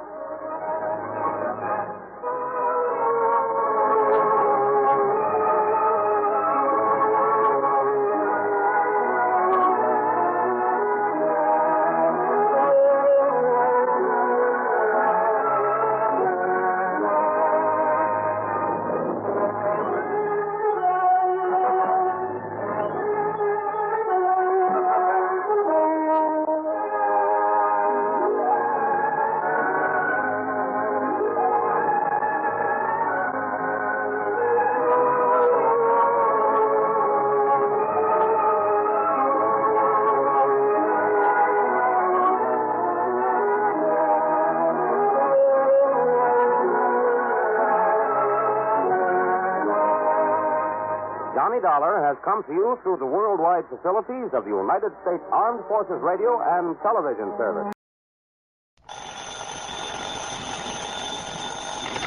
Johnny Dollar. Byron Kay, Intercoastal Maritime and Life. Why? How are things in dear old Boston? Here in Boston, fine. But Cod Harbor, something else again. Cod Harbor? It's a little fishing village up north of here, up near Gloucester. Yeah, I know. I handled a case up there a couple of years ago. Oh, yes, that's right. It was for Meg McCarthy, a big, blousy, brawling old gal who ran a joint she called Meg's Palace. Well, it's Meg McCarthy. After that dingy dive she was running burned down, she took the insurance money and moved away. Johnny, listen. It was Meg McCarthy who called me. Oh? Yes. Insisted that I have you go up there and see her right away. Well, she's back in Cod Harbor? And running another restaurant and rooming house. We wrote the insurance on it. What's happened up there? All she'd tell me was that if you didn't show up in a big fat hurry, she'd cancel out on us. So what do you think? I'll tell you this. Meg is used to handling things pretty much by herself. I mean, she wouldn't have called for help unless there's something pretty serious going on.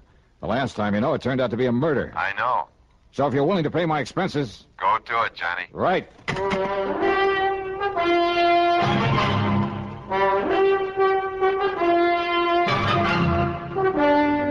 CBS Radio brings you Bob Bailey in the exciting adventures of the man with the action-packed expense account, America's fabulous freelance insurance investigator. Yours truly, Johnny Dollar.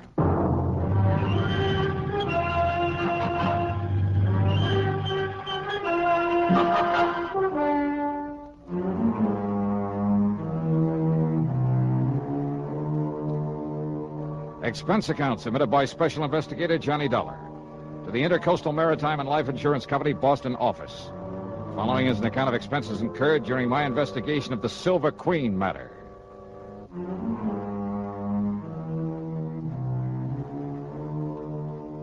Cod Harbor is on the coast up near the famous old town of Gloucester, Mass. Transportation facilities are practically nil, so I decided to go up there in my own car.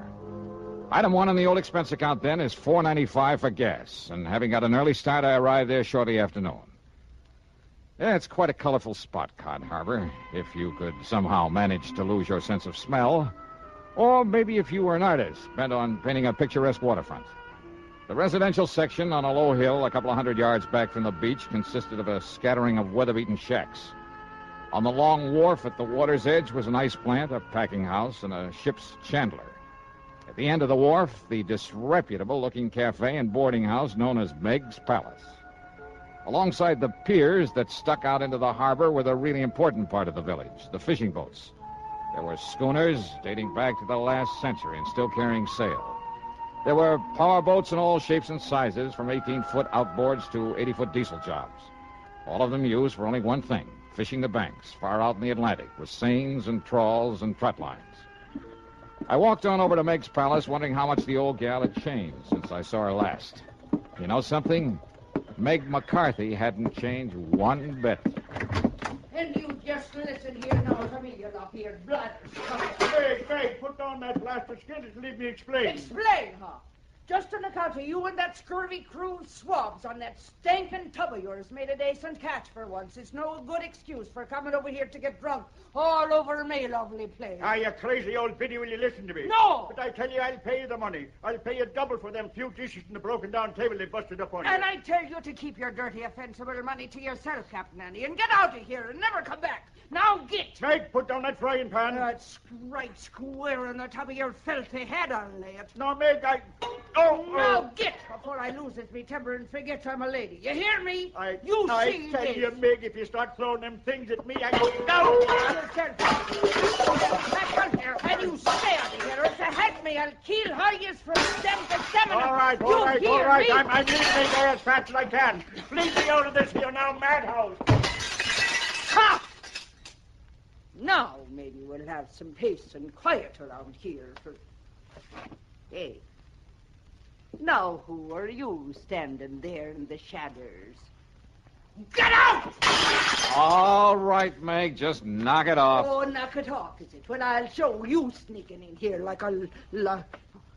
Oh, it's me love, me darling, me sweetheart, me Johnny boy. Yeah, hiya, Meg. Still throwing your weight around, huh? Ah, darling, they're like a brood of crazy, troublesome kids, they are, the men that puts to sea. And I loves every blinking, bloomin', worthless one of them. Oh, you do, huh? Well, of course I do. That's why I makes them toe the mark the way I does. Somebody's got to love 'em and mother 'em and keep 'em in line. Especially Captain Andy. The man who just left? That's the one I mean. Oh, come now. Come sit down and have a cup of this here delicious coffee I just brewed up in the pot. Yeah, sure, why not? It'll put some hair on your chest and build up your strength on a cotty. You'll be needing it. Ah? That is, if that Marty Silver finds out you're up and around these parts. Marty Silver? Sure, and he owns the Silver Queen, that leaky old tub that sits down alongside Pier number 7. But here now. Have yourself a cup of this nice, aromatical, hot, strong coffee. Yeah, thanks. Oh. Holy, what are you trying to do, murder me? Hey?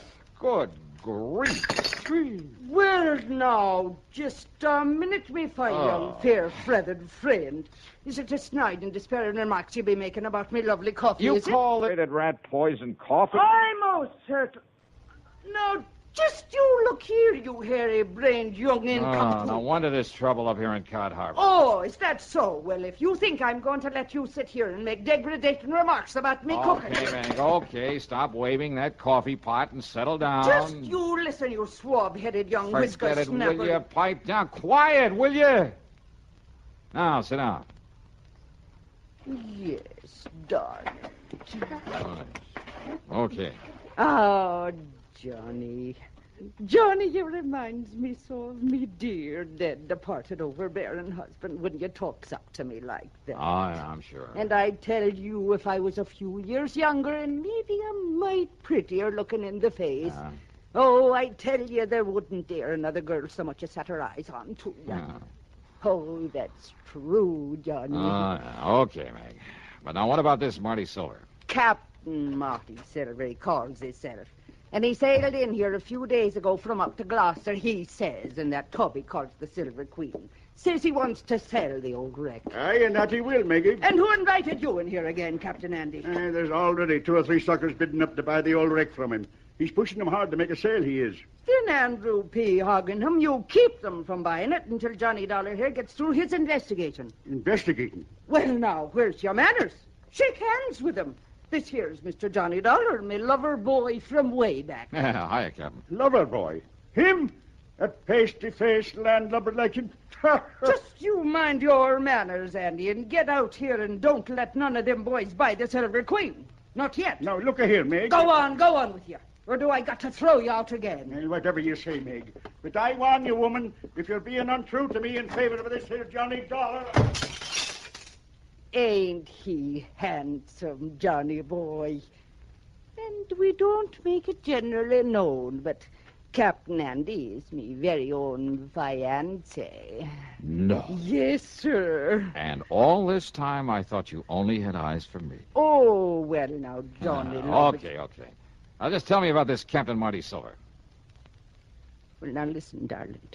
If Marty Silver finds out that I sent for you, if he finds out you're here to investigate him... Investigate him for what? Come on, Meg, you're beating around the bush. Oh, it's because I hate the word. Because I'm afeard of it. What word? Murder. Oh, well, I can't say that I... What? Yes, Johnny. Murder. And now, Act Two of yours truly, Johnny Dollar.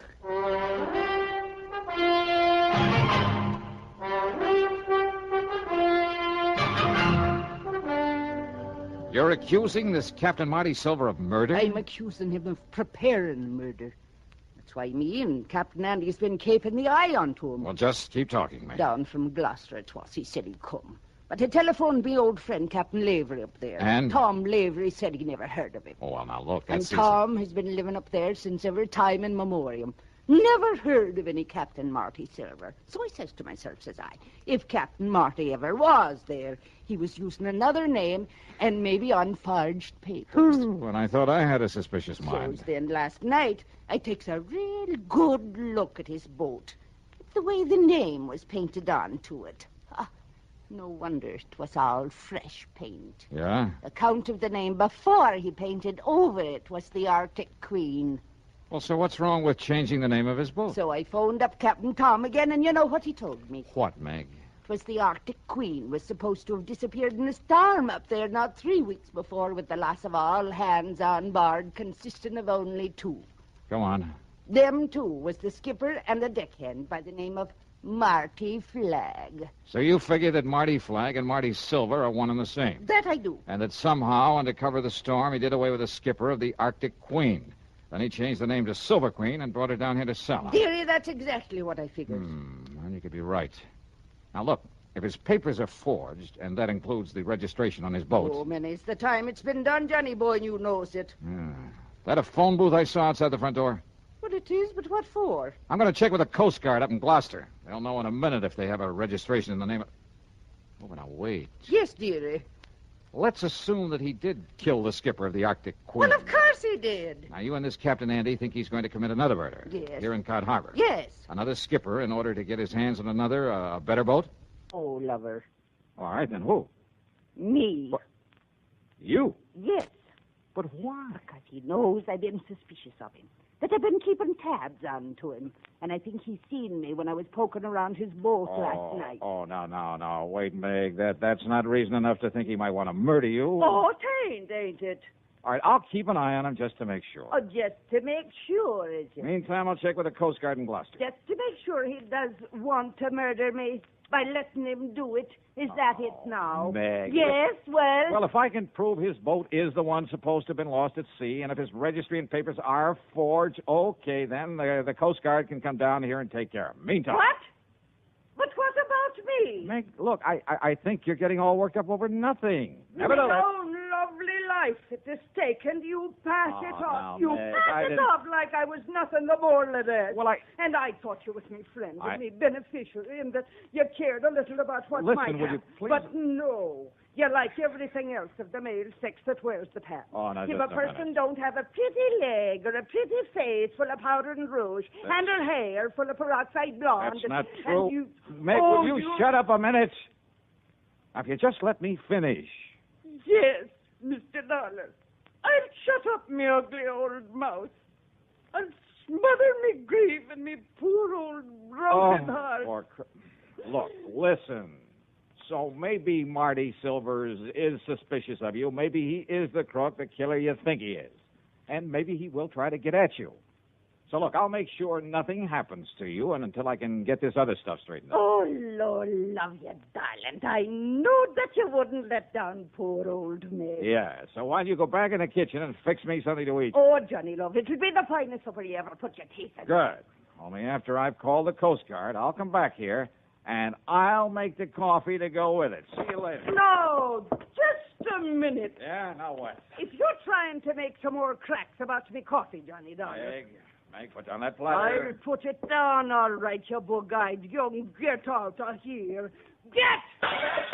Meg, you are a lousy shot. Oh, I am. Am I?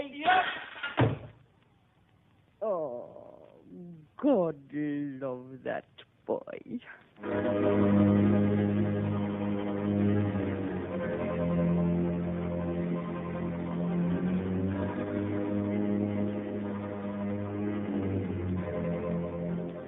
My call to the Coast Guard proved that Meg was right, 100%. They'd never heard of a Captain Marty Silver, had no record of him whatsoever.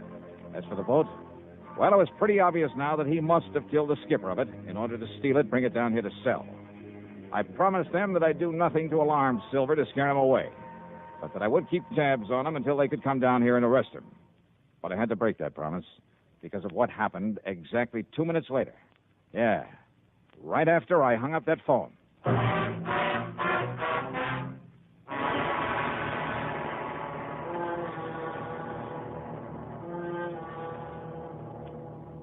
And now, Act 3 of yours truly, Johnny Dollar.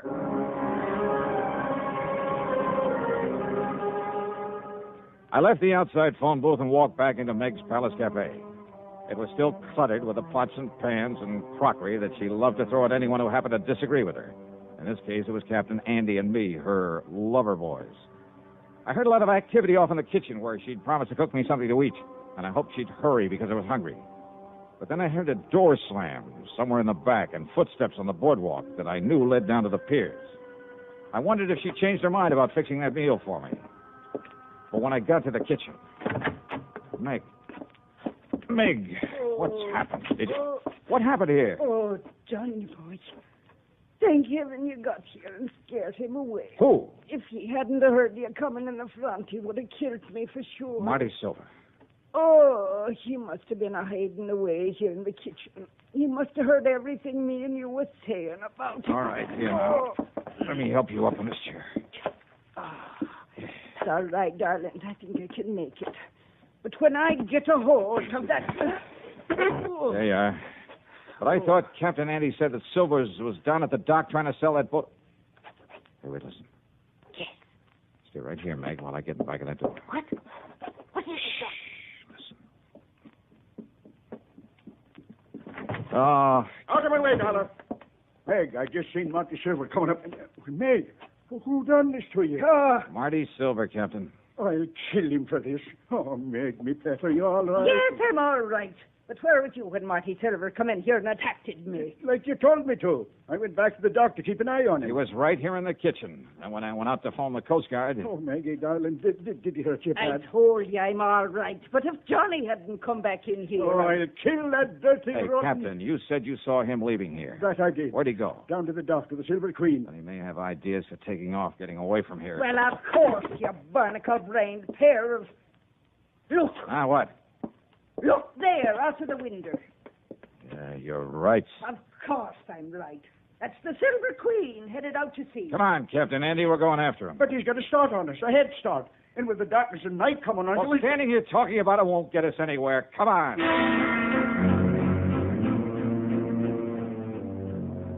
We cast off and made for the open sea because far out ahead of us we could spot the running lights of the Silver Queen. Andy put her on full power, and slowly the lights of Cod Harbor disappeared astern of us. I stood alone up at the bow, staring into the blackness of the night.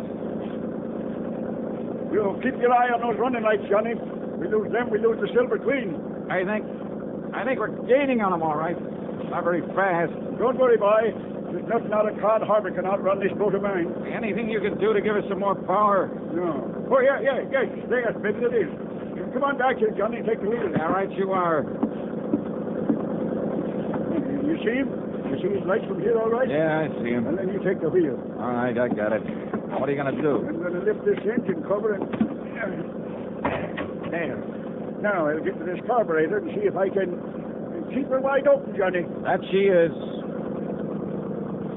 Oh, let's slow this down. Just keep an eye on the Silver Queen. Good, that's it. That's the best I can do with it. Yeah. I'll take the wheel now. You get back up forward. Aye, aye, sir.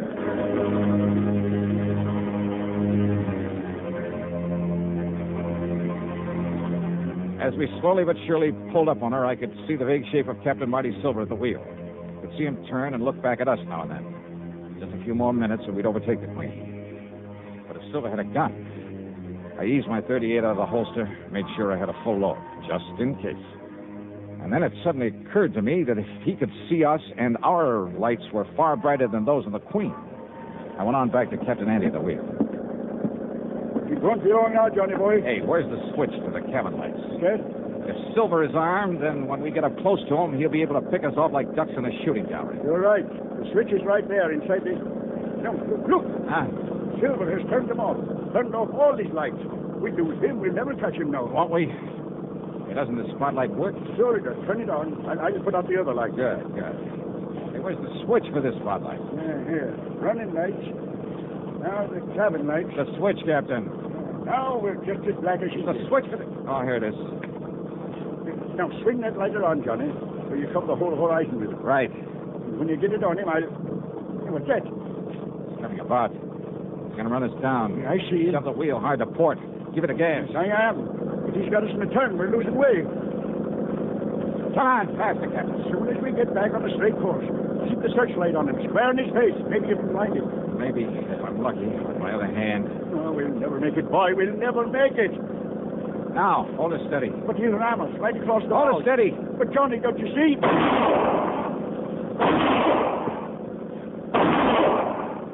You hit him. He's hurt. Yeah. Now, more power, Andy. He's let go of the wheel. Hey, he's reaching for the Andy. gun. Maybe the Queen will well away from us. Power, I tell you. Full power. But no, we're too late. Too late.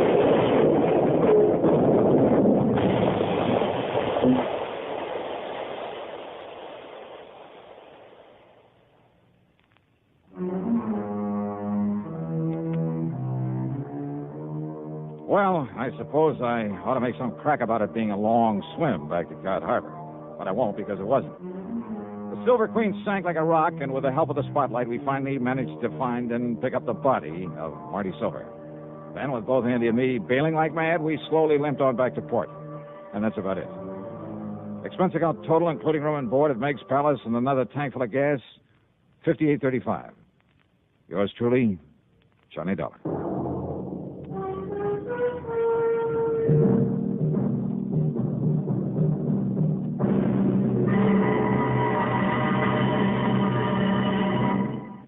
Now, here's our star to tell you about next week's program. Next week, murder. A real weirdie. Because there was no one there to commit it. Join us, won't you? Yours truly, Johnny Dollar.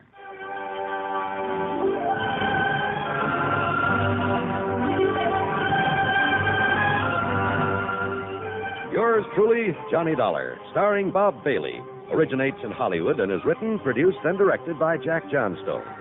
Heard in our cast were Virginia Gregg, Olin Soule, and Ralph Moody. Be sure to join us next week, same time and station, for another exciting story of yours truly, Johnny Dollar.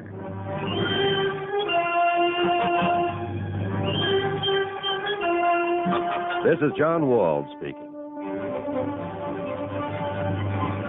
Johnny Dollar has come to you through the worldwide facilities of the United States Armed Forces Radio and Television Service.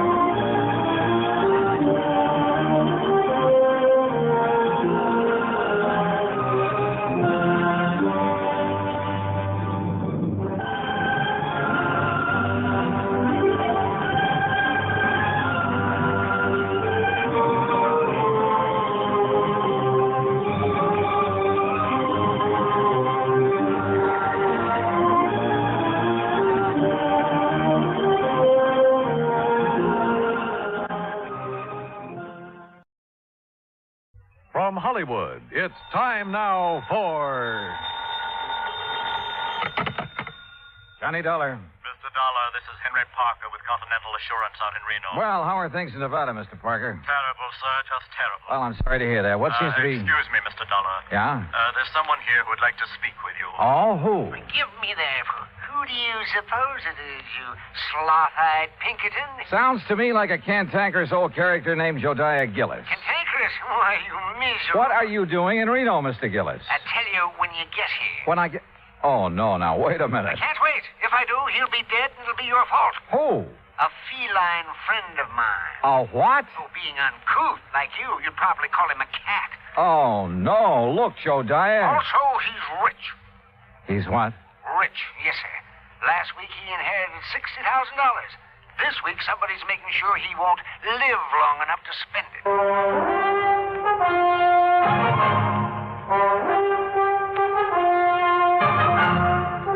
Bob Bailey in the exciting adventures of the man with the action-packed expense account. America's fabulous freelance insurance investigator. Yours truly, Johnny Dollar.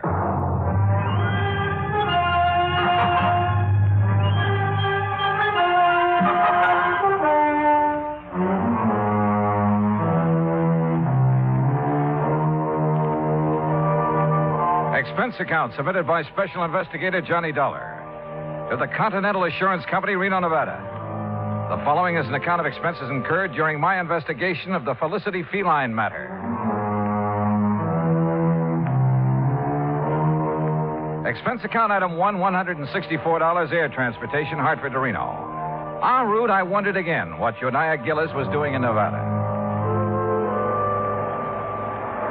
At Reno, he was on the flight deck waiting for my plane, and standing beside him, wearing a dark suit and expression to match, was a tall, cadaverous-looking gentleman.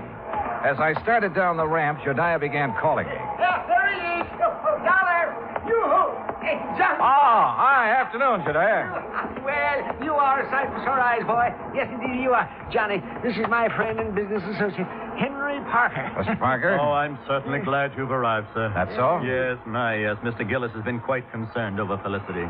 The Felicity? The feline. What do you think you came out here for? Your help? Well, no. Yeah, then give Parker your checks. My checks? So what's the matter with you? The altitude affect your mind? Hand over your claim check so Parker can fetch your luggage. Sure. Here. Yeah. Go on, Parker. Go on. We haven't got all day. Whatever you say, Mr. Gillis. We'll be in the waiting room. You hurry up. Yes, sir. Now, come on, Dollar. Come on. Jodiah, before I left Hartford, I tried to check up on this Continental Assurance Company. Nobody ever heard of it. A lot of things those white-bellied clerks in Hartford haven't heard of. But the fact is, Continental ain't exactly worldwide. Oh? In here. No, sir. It ain't nationwide either. Well, just how wide is it? Well, you know how far it is from Winnemucca to Black Butte? No. Good. It's just about that wide. Oh. And Parker is one of their agents, huh? Agents? Parker is the president of the Continental. The president? But you just... I mean... Well, you look peaked, boy. You better sit down. Phew. Jodiah, I shouldn't let the man that's paying my salary run after my bag. Pish-tash. Here, take a look at this. It's my new business card. Yeah, go on, read it. Jodiah Gillis, chairman of the board, Continental. What? Yes, sir. But Floyd's of England has always carried your policy. Carried, yes, past tense.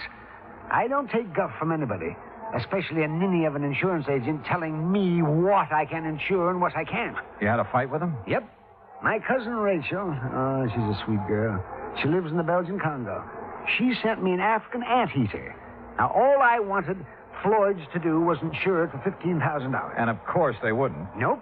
So you canceled all your policies and bought the controlling interest in Continental. Same as anybody else would have done. Oh, sure. And naturally, you insured this anteater. Yeah, Archie. That was his name. Was his name. What happened to him? Well, it was a terrible thing, Johnny. Oh, it was just poor old Archie. He overindulged. He did what? Yeah, he overindulged. He found a house full of termites. Oh. Yes, finally died. Acute indigestion. Too bad. But of course, Continental Assurance paid off. And of course they paid off, and with a smile. Same as they paid off the $60,000 to my feline friend, Felicity. What 60,000 to Felicity? What do you think? The 60,000 Felicity inherited from Mrs. Hammermeyer. And who is Mrs. Was. All right, was Mrs. A Hammelmeyer. client of Henry Parker's. Had a life policy for 60,000. Felicity was the beneficiary. But didn't she have any children or relatives? She had one brother, a nephew, and a niece. Oh, of course, not counting Mrs. Hawkins, who was Mrs. Hammermeyer's best friend. You see, the two ladies lived together 15 years. Right now, Mrs. Hawkins has been appointed trustee to administer the 60 grand as Felicity needs. Oh, I see. Yes, you'll meet her as soon as we get settled. Jediah, what makes you think someone's trying to kill that cat? I don't think so. I know it. There have been 2 attempts in 2 weeks. You ask Mrs. Hawkins. She'll tell you. Mr. Gillis, Mr. Dollar. Well, it's about time, Parker. Well, come on, Johnny, come on. We'll take you down to the Mapes. The Mapes? The Mapes Hotel. I'm staying there. And if it's good enough for me, it's good enough for you. The Mapes Hotel stands high above Virginia Street overlooking the Truckee River. After Gillis checked me in and introduced me to the owner, Mr. Charles Mapes, I unpacked, then went with Jediah out to the old Hammelmeyer place where Felicity the cat, Mrs. Hawkins, and the relatives still lived. We rang the old-fashioned doorbell and waited. In a moment, the door was opened by a pasty-faced man of about 28. Yeah? Oh, Mr. Gillis. Yes, afternoon, Oscar. Mrs. Hawkins in? Ain't she always? Who's he? He's a friend of mine who's also an insurance investigator. An insurance? Name's Johnny Dollar. Johnny, this is Oscar Emmett, the late Mrs. Hammermeyer's nephew. Hi, I suppose you're here about that lousy cat. That's right. Come on in. I'll tell the old lady you're here. You know where the living room is at, don't you, Mr. Oh, indeed I do. Oh, friendly sort of character. Oscar's like the rest of the Emmets. They just can't stand seeing Felicity eat steak when they got to have tuna casserole. In here, Dollar. All right. Well, what kind of work does he do? Work? Oh, Oscar, none of the Emmets worked. No, sir. Not even Mrs. Hammelmeyer's brother? Emmett spends all his time in the gambling halls. You know, gambling's legal here. He a professional? Oh, no. He's got a slot machine route. He goes around poking his finger in the payoff trays, picking up the nickels and dimes that people overlook. Yeah, let's sit down here. Let's sit down. What the? Oh, Felicity! That cat has claws. Oh, you stepped on his tail, you stupid. Tell him you're sorry, Dollar. Well, I didn't know he was there. Sorry, Felicity. The bad man didn't see you. What's going on in here? Felicity, you get right down off that table. You hear me. You.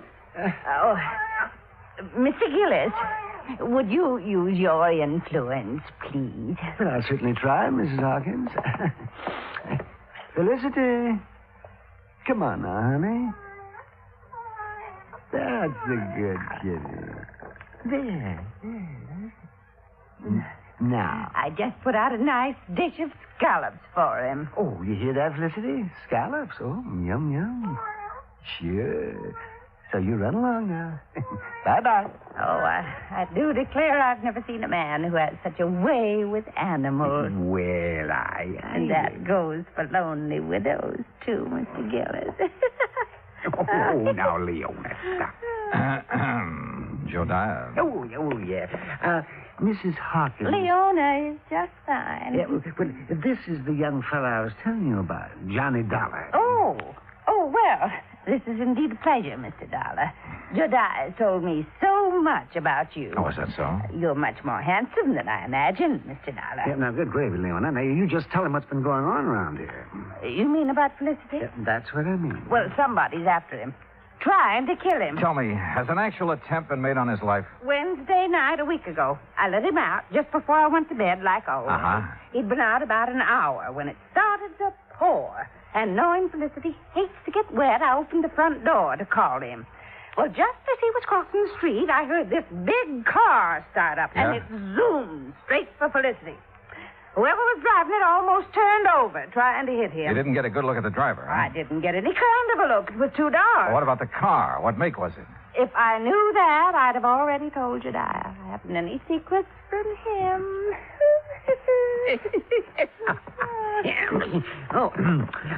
Tell him about last Thursday, Leona. Felicity was poisoned. That's what the vet said. Somebody put arsenic in his lobster. Lobster? Oh, yes, he just loves it. According to the instructions Mrs. Hammelmeyer left, he's to have lobster once a week, steak 3 times, and boiled chicken every Sunday. I see. Yes. And as long as I take care of him and obey her instructions, I can live here rent-free, same as her kin, the Emmets. Uh-huh. Same as them. Mr. Gillis, just who gets Felicity's money in case he dies? The Emmett family? We aren't sure. Oh, why's that? Because Mrs. Hammermeyer left a sealed envelope to be opened only in the event of Felicity's death. Oh, the Emmets will get all that's left, Mr. Dollar, I'm sure of it. No, Leon. You mustn't look on the dark side. Well, I did rub Mildred's, Mrs. Hammelmeyer's back and bunions for a good many years. Did her marketing, so she got her medicine on time. I do hope she appreciated it. She did, Leon. You see. You dear, sweet man. Hello? Anybody home? Where is everybody? We're in the living room. Yes, I figured they'd start flocking in. Now it's dinner time. Dollar. Yeah? It's Joyce Emmett, the niece. She hates cats. Told me so herself. Oh. Well, evening, Mrs. Hawkins. Do I have time to take a shower before dinner? Oh, I didn't know he had company. Mr. Emmett, Joyce, you both know Mr. Gillis. Yes. Hi, Mr. Gillis. Terrible. And this is Mr. Johnny Dollar. He's investigating the trouble we've had about Felicity. After the would-be cat killer, huh, Johnny? Yeah, that's right. I'll lay 8 to 5 you never catch him. Or her. Could be a woman, you know. Oh, yes. It most certainly could. Why, Joyce, the way you say that, you act as if you want Mr. Dollar to start investigating you. Maybe I do. How about it, Johnny? Well, how do you feel about Felicity, Miss The Emmett? same as everyone else in this house. Aunt Mildred had no business leaving all her money to that creeping night crawler. Joyce. Well, he is. Mr. Dollar, just what interest do you have in Felicity? He isn't insured. Mr. Gillis sent for me, Mr. Emmett. He did? Yes, I did. Continental has a moral responsibility to see that the funds handed over to widows, children, and dumb animals are protected from swindlers, connivers, and blackguards, of which I'm sure this house has many. Why, you pompous, wrinkled old Romeo. Joyce, please, if you can't hold your tongue, leave the room. Well, what I said is the truth. Man his age getting romantic. You wait, girl. 30 years from now, you'll be mighty glad men my age can get romantic. That's telling it. Mr. Emmett. Mr. Emmett, do you share your daughter's opinion of Felicity? Why, of course I do. I'm a dog man. Besides, I can't see why she left all that money to the critter. Mrs. Hawkins has figured up what it costs to keep him like a king every week. Yes, $23. Maybe a trifle more by the time I get him out of the pretty kitty. The pretty kitty? Well, it's a beauty parlor for cats. Felicity has a standing appointment there every Friday at 1. Oh, no. $23 a week.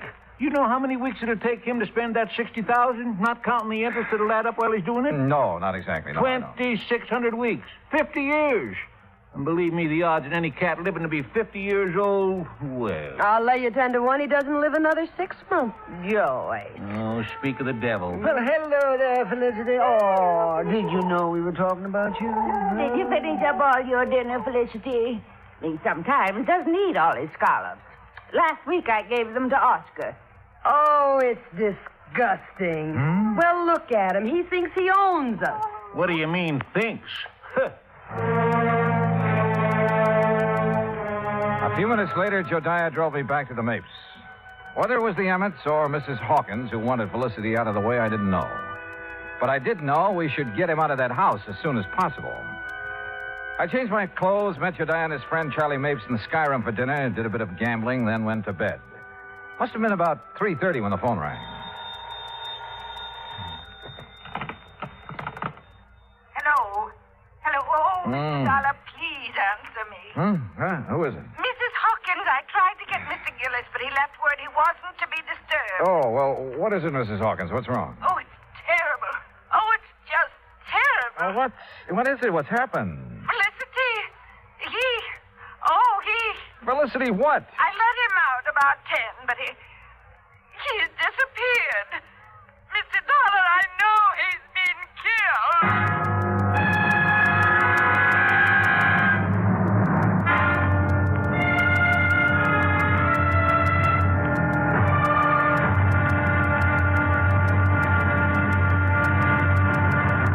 Act 2 of yours truly, Johnny Dollar, in a moment. Anyone who has survived the rigors of basic training is familiar with a great variety of milk that is dished out periodically in the armed forces. Now, there's frozen milk, concentrated milk, frozen concentrate, and good old powdered milk. But sometimes supplying wholesome, fresh, real milk has been a problem when servicemen have been stationed in out-of-the-way places. The United States Air Force came across that problem some time ago in the island of Terceira in the Azores, those Portuguese islands that dot an eastern portion of the Atlantic Ocean. The air base there was considered powdered milk country for a long time. Although cattle have played an important role in the economy of the island of Terceira, the herd was badly inbred and milk production was very low. Modern milk processing was not a part of the picture. And with the help of Portuguese veterinarians, the men in the United States Air Force unit worked out a free breeding service by using a small herd of milk cows acquired in England, and the cattle there at Terceira improved. Then, a complete pasteurizing, homogenizing, sterilizing, bottling, refrigeration plant was flown in from the United States. As soon as this activity got underway, milk production began to climb steadily, and thirsty Air Force men and civilians were soon buying and drinking the new fresh milk. When economy of the island began to rise rapidly, the people were happy and grateful. You might say that a little milk of human kindness increased understanding on an island of freedom, the right of all men everywhere. And now, Act Two of yours truly, Johnny Dollar, and the Felicity Feline Matter.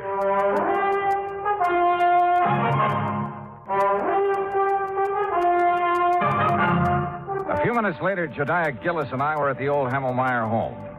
Joyce and her father, along with Mrs. Hawkins, were waiting for us. Oscar Emmett was nowhere to be found. He's the one, Johnny. Yes, sir, that shifty critter, that Oscar. He stole Felicity and is going to do him in. Ah, that poor Felicity. Oh, for heaven's sake, Mr. Gillis, pull yourself together. Oscar could be downtown having a run of luck, Mr. Dollar. Well, if he's gambling this time of night, he shouldn't be too hard to find. Mrs. Hawkins. Yes. When did you first realize Felicity was missing? Why, about an hour ago, I guess it was. I woke up and remembered he was still outside, so I came down and called him. Yeah? Always before, ever since he was a little kitten, he's come back home for me. But tonight, well, he's just nowhere to be found. What time did you let him out? About 10:30, same time as I always do. Were you at home then, Joyce? No, she wasn't. I had a real good day yesterday, collected almost $4, so I took her to a movie. A movie? That's a likely story if I ever heard one. It happens to be the truth, Mr. Gillis. What'd you see? Come on, tell me. It was an old one about a giant gorilla. That's right. Oh, I'll bet. Jediah, if anything has happened to poor Felicity, will we... Well, how much time will we be given before we have to move out of this house? Well, that's up to the court, but I'd say a couple of weeks. That's all? Oh, my. Well, it's all they deserve. My. All except you, my dear. Well, Johnny, you've been unusually quiet. What do you think? I think we'll take in the late spots, Jediah. See how our luck's running. We started at the Mapes and went down Virginia Street, stopping in at every gambling casino, hoping we'd find Oscar Emmett. Finally, we found him at one of the roulette wheels in Harold's Club. And in front of him was a large stack of chips. Take your bets, ladies and gentlemen. There's a couple of seats around here, gents. No, thanks. We'll just watch our friend. And a very lucky friend he is, too. Put these on 32 and these on... Good morning, Oscar. What? Well, what are you two doing here? We've been looking for you. That's so? What for? You know what for, you catnapper? What'd you do with Felicity? That cat. You know any other Felicity? You no good loafer? All bets are down. No, wait a minute. I wanted these chips on 13 black. Sorry, all bets are down. What? Now see what you two made me do. If that 13 hits, Well, what do you want to see me about? We told you. Felicity. You know where he is? How would I know? Where have you been since 10:30 this evening? All around town. How long have you been here? Long enough. Look out now. 13, odd, and black. Oh, why, you see what you two clowns cost me? Taking my mind off what I'm doing. Now get out of my way. I'm cashing in. You're not doing nothing till you answer our questions, Mr. Oscar Emmett. You hear me? Oh, yeah. Oh. Hey, just a minute, Oscar. Hold back. Shania, are you all right? Yes, I guess a fine bodyguard you'd make. Mr. Gillis, I'm sorry. I didn't really mean to hit you. Well, you sure did. Yes, sir. But here, let me help you up. Are you sure you're all right, Shania? Yes, if I could just sit here a minute, I'll be fine. Okay, folks, it's all over. Let's get back to our business. Want to come over here a second, Dollar? If you say so. That crazy old fool. I didn't really mean to hit him so hard, but he... Well, you know how it is sometimes. That was the best run of luck I had this year. Well, don't worry about Jodiah. He sometimes forgets he's not as young as he used to be. You can say that again. Boy, the way he's been letting that Mrs. Hawkins make a fool of him. How do you mean? Oh, you know. Telling him how much she's in love with him, how nice it'll be after they're married, you know. You heard her say this? Sure. You see, my room's on the first floor just off the parlor. And I can't help but hear what's going on. Uh-huh. Well, what makes you think Mrs. Hawkins isn't sincere? Because she's been given the same line to Mr. Remmett. Oh. Only she really loves him. Oh, yes, sir. Sometimes he argues with her, and she breaks out crying. Now, that's something no woman like her could fake. Yeah. Maybe you're right. I didn't tell Jodiah what I'd learned from Oscar. At least not then. The wind had already been taken out of his sails. So I took him back to the Mapes. I made sure he was going to be all right. Then I returned to the old Hamelmeyer house. Joyce, Mr. Emmett, and Mrs. Hawkins were out in the yard hunting for Felicity. Hi, Johnny. Well, how is so? We've got some coffee inside if you're interested. Coffee? Sure. But have you found any sign of Felicity? Not yet. Poor Miss Hawkins, she's about to go out of her mind. Uh-huh. Did you find Oscar last night? Yeah. He's been having a session downtown at a roulette table. That's what I thought. Johnny? What will happen if we don't find Felicity? I mean, if he's just run away, we won't be able to prove he's dead. And the money... Well, what will happen? Do you know? Well, I imagine there'll be a waiting period, and then the court will declare Felicity dead, and the money will go wherever Mrs. Hamelmeyer has willed it. Mm-hmm. Oh, I sure wish I knew what's in the envelope Mr. Gillis has locked in his office. Mrs. Hawkins! Joyce! Mr. Dollar! What is it, Dad? In here, quick! Johnny, he's found something in the garage. Come on. The garage was about 25 yards from where we'd been standing. We made it nothing flat. Inside, toward the back and on the ground, was a small hatchet. And near the hatchet was some blood and cat fur. Oh, Johnny. Oh, no. Poor Felicity. Oh, the poor thing. Well, it looks like he met his end here, and then whoever did it carted him away, Dollar? Looks that way. Johnny, take me out of here. Yeah, sure, Joyce. My goodness. So ashamed. And you know I hated that cat. I really wanted him dead, but not like this. Not... Oh, hey, come on now. I know it's silly of me, isn't it? No, I don't think it is. Oh, Mr. Dollar. Yes, ma'am. Will you be kind enough to notify Mr. Gillis? I'm afraid I just couldn't speak about it over the telephone. Of course. I'll be glad to. I drove Jodiah's car back to the hotel. I made sure he was feeling better, then told him what we'd found in the garage. Naturally, he wanted to call out the police reserves, but I managed to talk him out of it. At 10 o'clock, I made some telephone calls to the local banks. When I got the information I'd been after, Jodiah and I again drove out to the Hamelmeyer house. Well, I expected you two gentlemen a couple of hours ago. Sorry, Mrs. Hawkins. I had some things to take care of. Oh, well, come in. What's the matter with... Why, Jodiah Gillis, you've been fighting. So I have, woman. So I have. Street brawling, and at your age. Seems like I've been doing a lot of crazy fool things at my age. Now, just what do you mean by that? You know very well what. Pulling the wool over my eyes. Let me think that I'd found a true sweetheart at last. Oh, you miserable Jezebel. ever is he talking about? About you and Mr. Emmett. And how you plan to use Jediah's friendship to get you out of trouble in case your little scheme failed. Well, I still don't understand. No? Well, suppose I tell you that you did away with Felicity yourself. Why, you can't prove that. I won't need to. Jediah's having a copy made of all your bank deposits since the time you moved in with Mrs. Hammermeyer 15 years ago. And started taking care of her by paying her bills, ordering her food and medicine, and pocketing a good share of the money for yourself. Well, why shouldn't I have? She didn't give me 1 cent of salary. Oh, I know. And your bank balance shows you have $47,000 on deposit. All right. All right. But I'll pay it back. You'll see.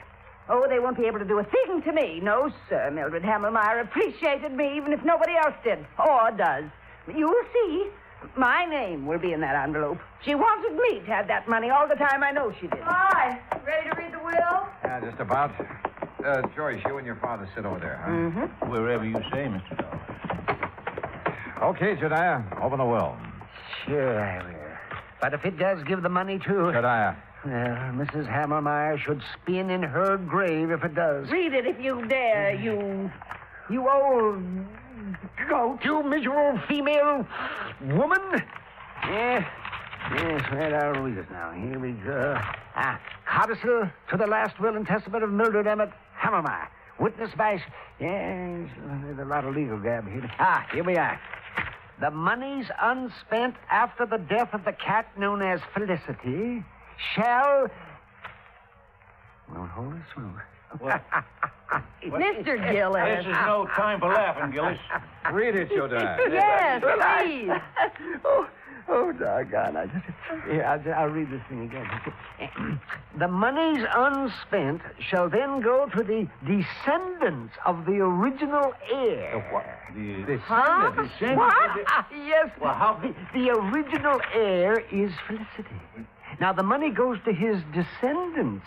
And being as he was a tomcat who loved to go prowling at night, did he ever have descendants? Hundreds of them. Well, sir, what happened later proved once and for all that miracles can happen. For at 1 o'clock on Friday afternoon, we got a phone call from the Pretty Kitty Beauty Shop. A large tomcat with a bad cut on the back of his neck had shown up for his usual shampoo and manicure. Maybe they do have 9 lives. Expense account total, including hotel bill, incidentals, and transportation back to Hartford, $407.20. Yours truly, Johnny Dollar.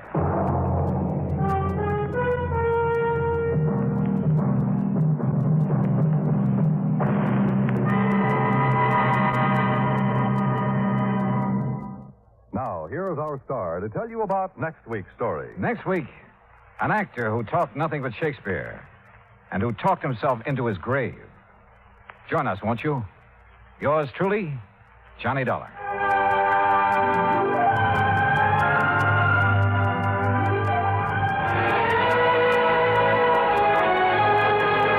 For the past 55 minutes, you've been listening to the best of radio drama with suspense and Johnny Dollar.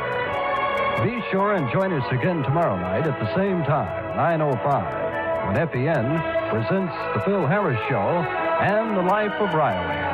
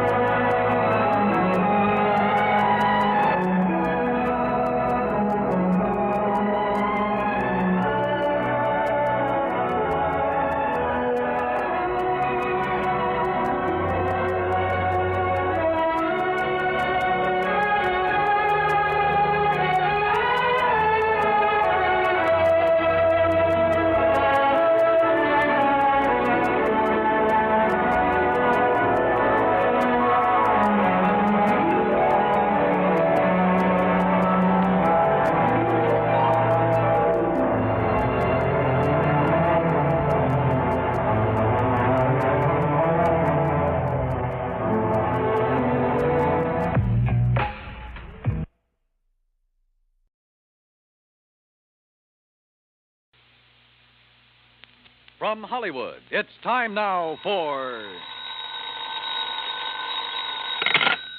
Johnny Dollar. Where have you been for the past 20 minutes? In the shower. For 20 minutes? Okay, so I'm a shiny dollar. So you...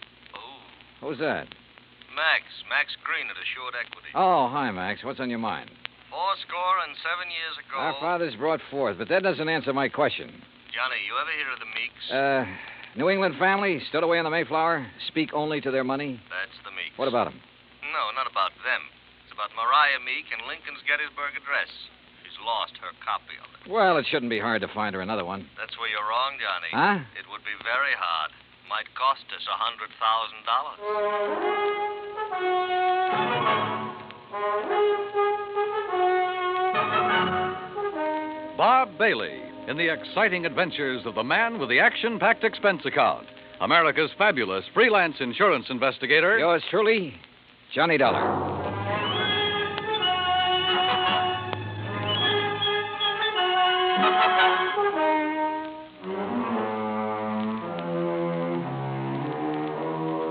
Expense account submitted by Special Investigator Johnny Dollar to the Assured Equity and Trust Company, 325 Scott Avenue, Hartford, Connecticut. The following is an account of expenses incurred during my investigation of the Meek Memorial matter. Expense account item 1, $1.90, cab from my apartment to Max Green's office. He was standing in a haze of cigar smoke, ashes on his vest, and a worried look on his face. Oh, good morning, Johnny. Oh, you want a cigar? Oh, no, thanks. Then sit up. Phew. Excuse me. Listen, Johnny, what do you know about that speech that Lincoln made at Gettysburg? Well, I had to memorize it in school like every other kid. All right, you know how many words are in it? Maybe a couple of hundred. Why? Wait a minute, it's in this book. Here, it's page 143. Speech is printed here exactly as Mr. Lincoln released it to the newspapers after the Gettysburg Address. You find it? Yeah, but now what do you... Okay, total number of words, 268. Oh.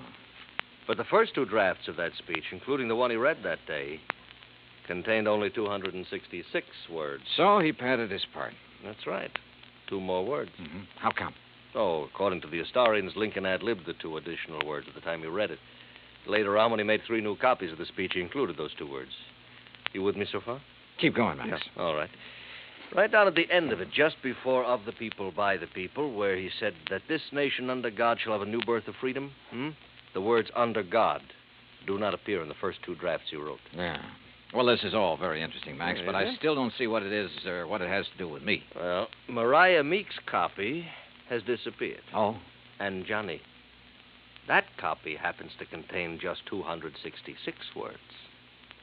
You mean she owns one of the first 2 original drafts? Handwritten by Mr. Lincoln himself while he was on the train riding to Gettysburg. Wowee. Yeah. Which is, of course, why we insured it for the full amount it cost her, which is $100,000 even. Of course, you made sure it was authentic before you issued the policy. Oh, naturally. Well, who'd she buy it from? An antique dealer down in Richmond, Virginia, a fellow named Jason Penrod. Uh-huh. Well, where's she been keeping it? Under glass. In the Meek Memorial. What's that? Well, she collects Americana, so she had a museum built to keep it in, and she calls it the Meek Memorial. Follows? Follows. Also follows the most expensive item in the collection, the Gettysburg Address, would be the one to disappear. Oh, you're just an old pessimist, Max. You think somebody lifted it? What do you think? It walked out by itself. Okay. So what are you going to do about it? Well, we're going to run newspaper ads. We're going to offer a $10,000 reward for information leading to its return. If anyone answers it, you let me know where you'll be, and I'll refer them to you. Good. When was it taken? The night before last. Is there any kind of market for something that rare? It's hard to say, Johnny. A hot camera would be easier to peddle, sure. But a good many wealthy people, like Mrs. Meek, they make a hobby of collecting things, antiques, objects of art, etchings. But whoever took this, or buys it from the thief, couldn't just let everybody see it. Well, it wouldn't matter to some people. They take it and put it in a vault and keep it there. Then what's the point in having it around? Pride of possession. You got something no other collector could own. And, of course, it might not have really disappeared at all. You're thinking of fraud? $100,000 is a lot of cash.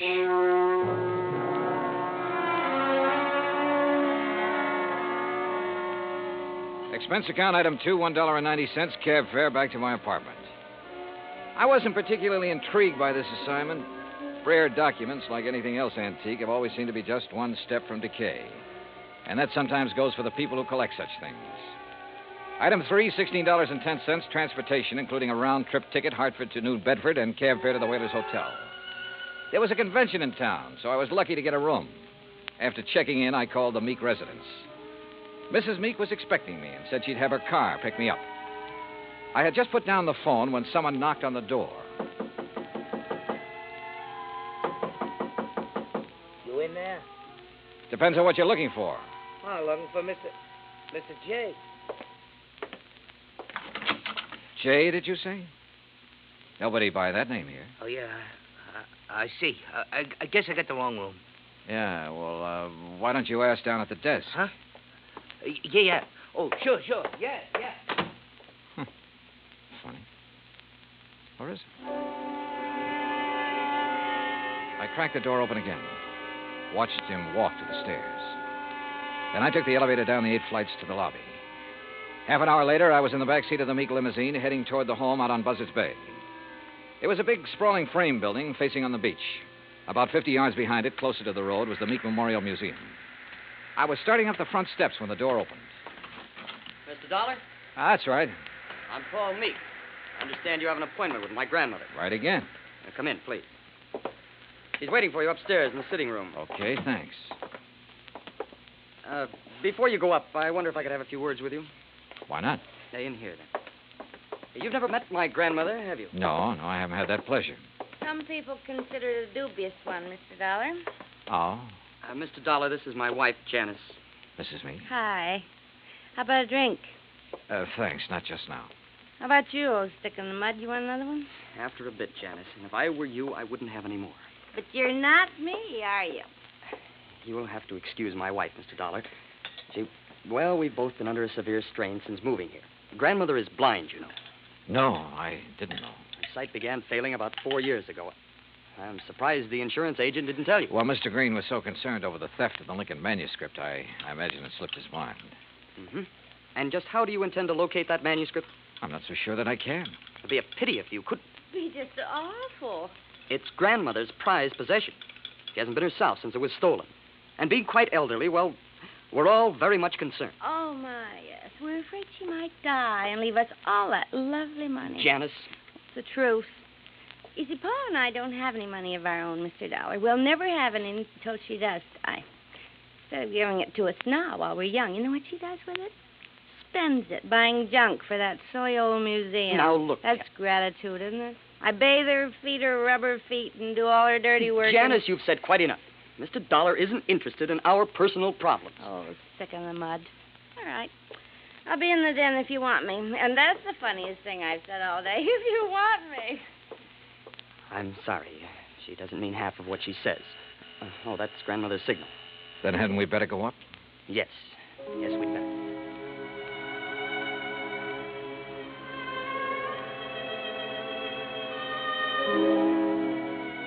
We went up the broad staircase, through a hall, and into a bright, sunny room. Wrapped in an old kimono and shawl, Martha Meek sat in an invalid chair, facing the ocean. Paul introduced us, then sat down quietly near the door. Paul? Paul, I know you're there. Now answer me. Yes, grandmother. You go on downstairs. I want to talk with Mr. Dollar in private. Whatever you say. And close that door. Don't mind my back, Mr. Dollar. I couldn't see you if I looked into your face. Now then, when are you going to arrest that crook and bring my Lincoln speech back to me? Well, I'm going to need a lot of help and information, Mrs. Meek. Mm-hmm. What kind of information? Mostly about the museum. Like what? Well, do you know who was in there the night the manuscript disappeared? Certainly. That dirty robber was. Anyone else? Well, old Pete's always there. Supposed to be guarding the place, but he didn't do a very good job the other night. Got himself slugged. Does he live on the grounds? Yes. I brought him over from Naples 10 years ago. He was my guide in Italy. Showed me around so nice, I decided to bring him back. Tell me, is the memorial open to the public? It was going to be. I intended it to be once. But when my eyes... No, Mr. Dollar, I keep it locked most of the time. Uh-huh. And who discovered the manuscript was missing? Pete did, I guess. At least when he recovered, he ran yelling bloody murder up here to the house. Everybody went down to see what had happened. Everybody but me. They left me all to myself. Were there any strangers here in the house that night, Mrs. Meek? Anyone beside the servants and your grandson and his wife? One person, but he's no stranger. Who's that? Jason Penrod from Richmond. He's an art dealer. We were discussing some business. May I, ask what kind of business? It has nothing to do with you or the people you work for. Sorry. Where can I find Mr. Penrod? He's staying here now. If he isn't in his room, then he's most likely out in the memorial. Now, that's enough questions. You, give me a cigarette. Ma'am? What's the matter? You deaf? Give me a cigarette before Paul with that snoopy wife of his comes prowling around. All right, sure. Light me.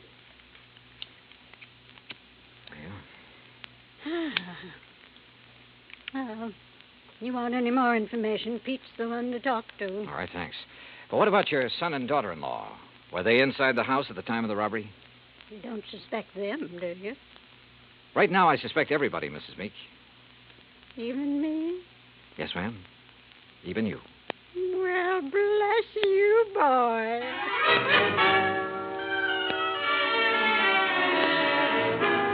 I found Pete Vesuvio trimming the shrubbery just outside the memorial building. He seemed quite willing to talk to me. How you say what happened to me, mister? I'm hit out? Knocked out, Pete. Si, senor. And because of this, I do not see anything. Nothing at all, huh? Please, mister, do not use the insult. I am American citizen, first papers. And because of the kindness of my patron, I will soon be second papers. I know by heart the Constitution, United States, the Gettysburg Address, pledge allegiance to my flag. Yeah. You know how I know that these things which help me be citizen? Because of my lady. She's letting me work in a place where great papers are for me to read. Because of her, I would not hide anything, mister. Okay, Pete, okay. I'm convinced. But I'm sorry I cannot help you, mister. Well, it's not your fault. Hey, you like to hear me say Gettysburg Address? Well, do it very good. Learn it right from President's own writing. Some of the time, Pete. Right now, I have to find Mr. Penrod. Oh, he's inside, mister. Counting the treasures. All of the beautiful things a lady can no longer see. You'll find him in Section L, senor. I found the small, neat-appearing art dealer just where Pete had said he'd be, peering into a glass case crowded with Derringer pistols. He had a notebook under his arm and seemed to be making some sort of inventory. Oh, dear. You gave me quite a fright, sir. Oh, I'm sorry. Well, I wish I could concentrate like that. Oh, well, there's nothing more interesting to me than these fine old pistol things. What histories they must have, Mr. Dollar. Johnny Dollar. Oh, yes, the insurance investigator. Paul told me you were wandering about the place. I suppose you'd like to ask me some questions, huh? If you don't mind. Oh, no, goodness, no. I understand you were with Mrs. Meek the night of the robbery. That is correct, sir. We heard the shouting. We ran out here just as fast as we could. I was the one who discovered the manuscript was missing. You have any idea how the thief got in here? No, sir, no. Unless someone forgot to lock the front door, or unless he had a key. Well, has Mrs. Meek given out many of the keys? Well, in my opinion, too many. Even I have one. What about Paul Meek and his wife?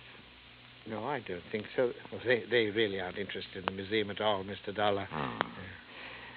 Mr. Penrod, I understand you're quite an authority on antique art and things like that. Well, Isn't taking inventory a little beneath your position? Well, I suppose it is, Mr. Dollar. Last week when I received dear Mariah's wire asking me to do it, I simply couldn't refuse. She's been such a good customer of mine. Well, yes. You have any idea who might have wanted the Lincoln manuscript? Well, I know several persons who'd love to have it. Give most anything, but I don't know anyone with the nerve to break in here and take it by force. You remember where Paul Meek and his wife were when you heard Pete shouting? They were right in here when I arrived. I see. Well, thanks for... Oh, just one more thing. Oh, yes? If you'd stolen the manuscript... Mr. Dollar... A hypothetical question, Mr. Penrod. But if you had, and you wanted to sell it at a good price with the least danger of being caught, how would you go about it? Well, I'd take it abroad, of course. I'd put it on the open market over there. Huh. You aren't planning on going abroad soon, are you, Mr. Penrod? Oh, gracious, no. You know anyone who is? Anyone who, Well, didn't Paul and Janice tell you? They're flying to Paris Wednesday night.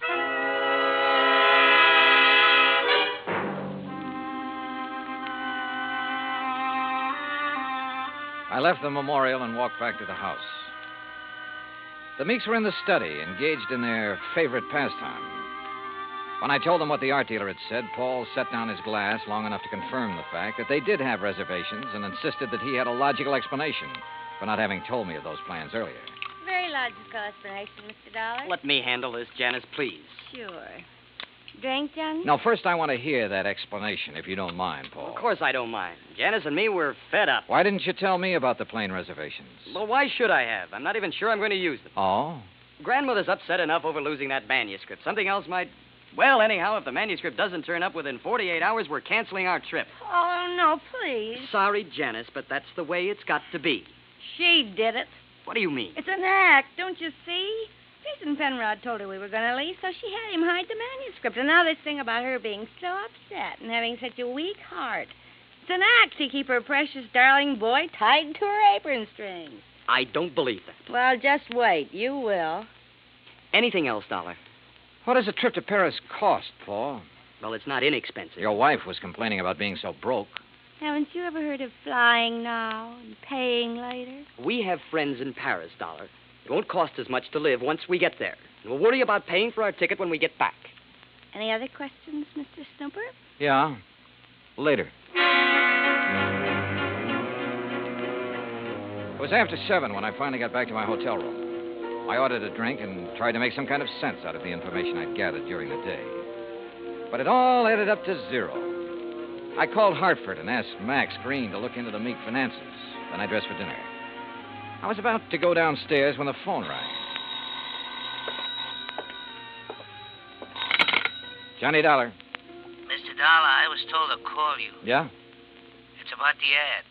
The ad? In tonight's paper about something missing from a certain memorial. Go on. Well, I called Hartford Collect. They said to call you. Yeah, that's right. Who is this? My name's not important, Dollar, but that 10 grand reward is. You think you can earn it? You meet me tonight, you'll see. Where? In the alley behind the Bourne Whaling Museum. Be there at 9:30 and be alone. You got it? Yeah, I got it. Expense account item 4, 85 cents cab fare from my hotel to the Bourne Whaling Museum. I don't like wandering around dark alleys at night, alone in a strange town. It isn't the best way to stay alive. But at 9:29, I passed the old whaling museum and started down the alley. It was dark, no moon, and it was very quiet. I was about 20 yards in from the street when I saw him, curled up in a ball like he had a stomachache. Only he didn't. Because somebody had made him very dead. I struck a match and turned him over. I'd only seen him once before, but I didn't have any trouble remembering where it had been. Right after I'd checked in, he'd knocked on my hotel room door. By mistake. At least that's what he'd said. After giving a statement to the local police who identified him, I went back to my hotel. Evening, Mr. Dollar. Yeah, say, look, I know it's probably against all your rules, but who had my room just before I checked in? Oh, I couldn't disclose that information, sir. Sorry. Oh, well, so am I. It'd mean a lot for me to know. Maybe even $5 worth. Well, well, sir, if it's that important.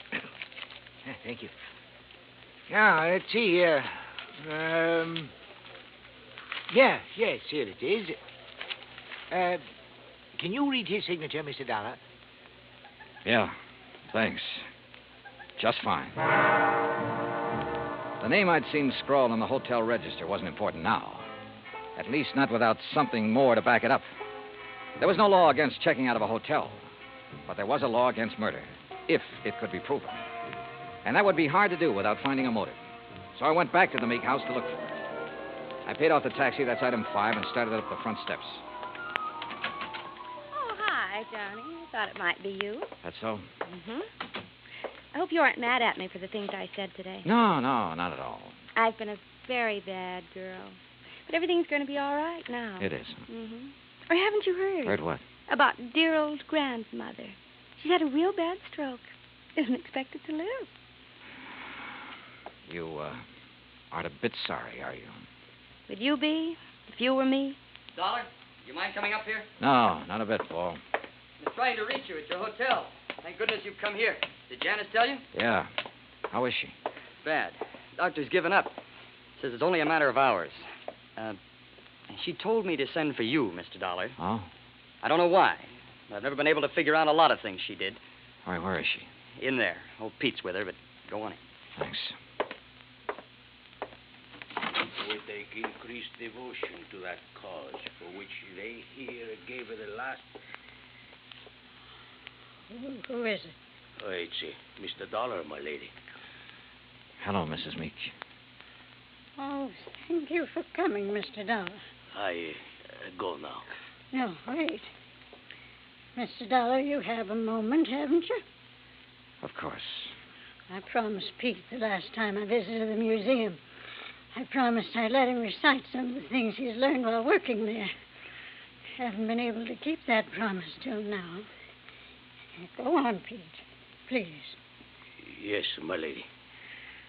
They here gave her the last full measure of devotion. That we here highly resolve that these dead shall not have died in vain. That this nation under God shall have a new birth of freedom. And that the government of the people, by the people, for the people, shall not perish from the earth. Thank you. That was wonderful. Thank you, my lady. Now I go. Well, Mr. Dollar, I have a confession to make to you. Yes? I lied to you. Oh, I'm sure it wasn't a very big lie, Mrs. Meek. Oh, but it was. I told you the business Mr. Penrod and I were discussing the night of the burglary. Yes? I told you it had nothing to do with you or the people you work for, remember? Yes, ma'am. Well, that was a lie. I'm broke, Mr. Dollar. All I have left in the world is this house and the things in the memorial. I see. That's why I sent for Jason Penrod. He purchased most of my treasures for me. He's evaluating them now, so Paul and Janice will know what they're worth when they go to sell them, which they'll do immediately. Mrs. Meek, don't you think you should try to rest now? Will you give me a cigarette? No, ma'am. Sorry. And you must rest. There isn't much else to do, is there? Good night, Mr. Dollar.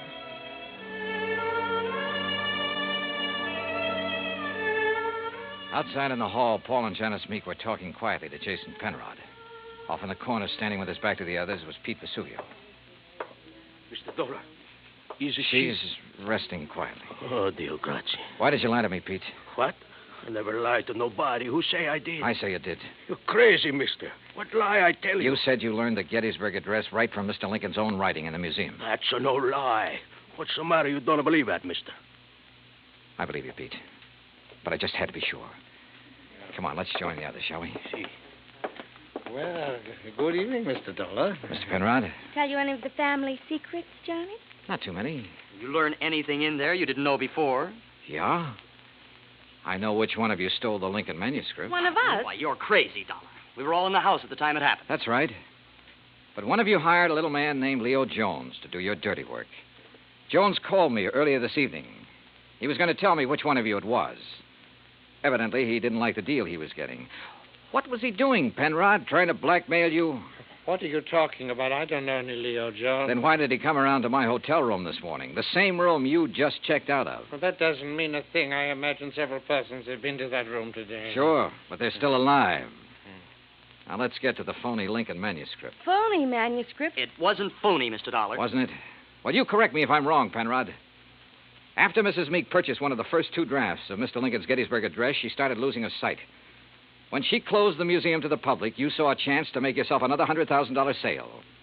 So you switched copies of the manuscript, replacing that draft with one containing the words, under God, which isn't worth anything close to $100,000. What do you mean, Dollar? All right, let me quote. That this nation, under God, shall have a new birth of freedom, and so on. What? The phrase, under God, was not in the manuscript he sold your grandmother, but it was in the copy old Pete has been studying in the museum. Right, Mr. Penrod? All of you stay right where you are. You get what Jones got. Mr. Dollar. He won't go far, Pete. But I am the guard. The lady will want me to stop him. Pete, come back here. Keep away from me, you Hey! Oh! Come on. Oh. You tell the lady I am a better guard now. Much better. See, senor? Yes, Pete. I did good. You did fine.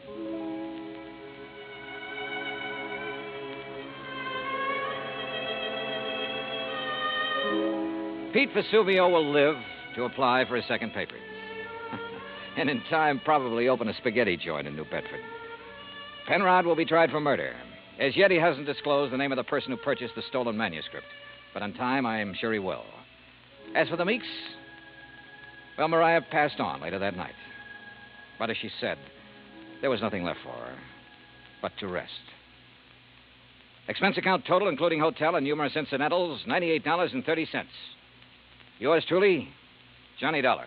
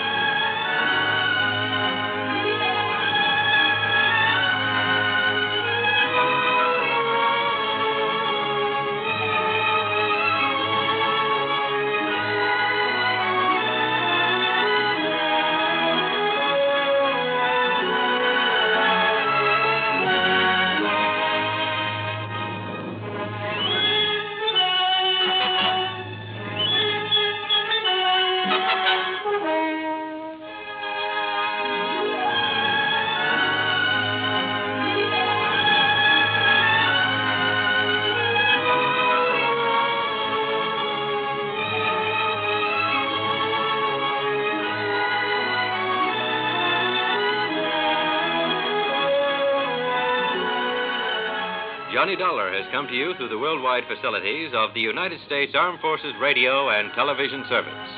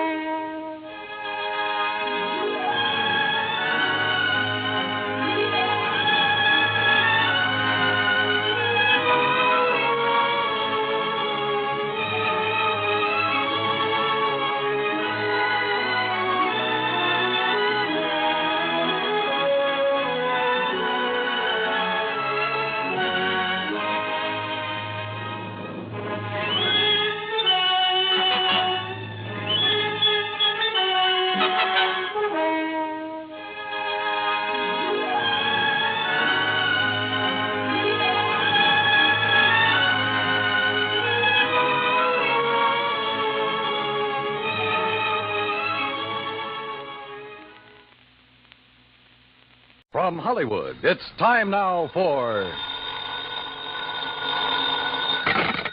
Johnny Dollar. Pat McCracken, Johnny, Universal Adjustment. Oh, hi, Pat. What's on your mind? The sleek, lovely, beautiful Ellen Deere. On the strength of that description, I'll take her. And she's loaded. $325,000 worth of jewelry. Hey, that girl needs a bodyguard. Sleep. Yeah, Johnny. Needs a guard of some kind, only she isn't a girl. She's a boat. I've just lost my enthusiasm. What's the matter with the old tub? That's what I want you to find out, Johnny. That last crack suddenly got me interested again. Okay, Pat, I'll be right over.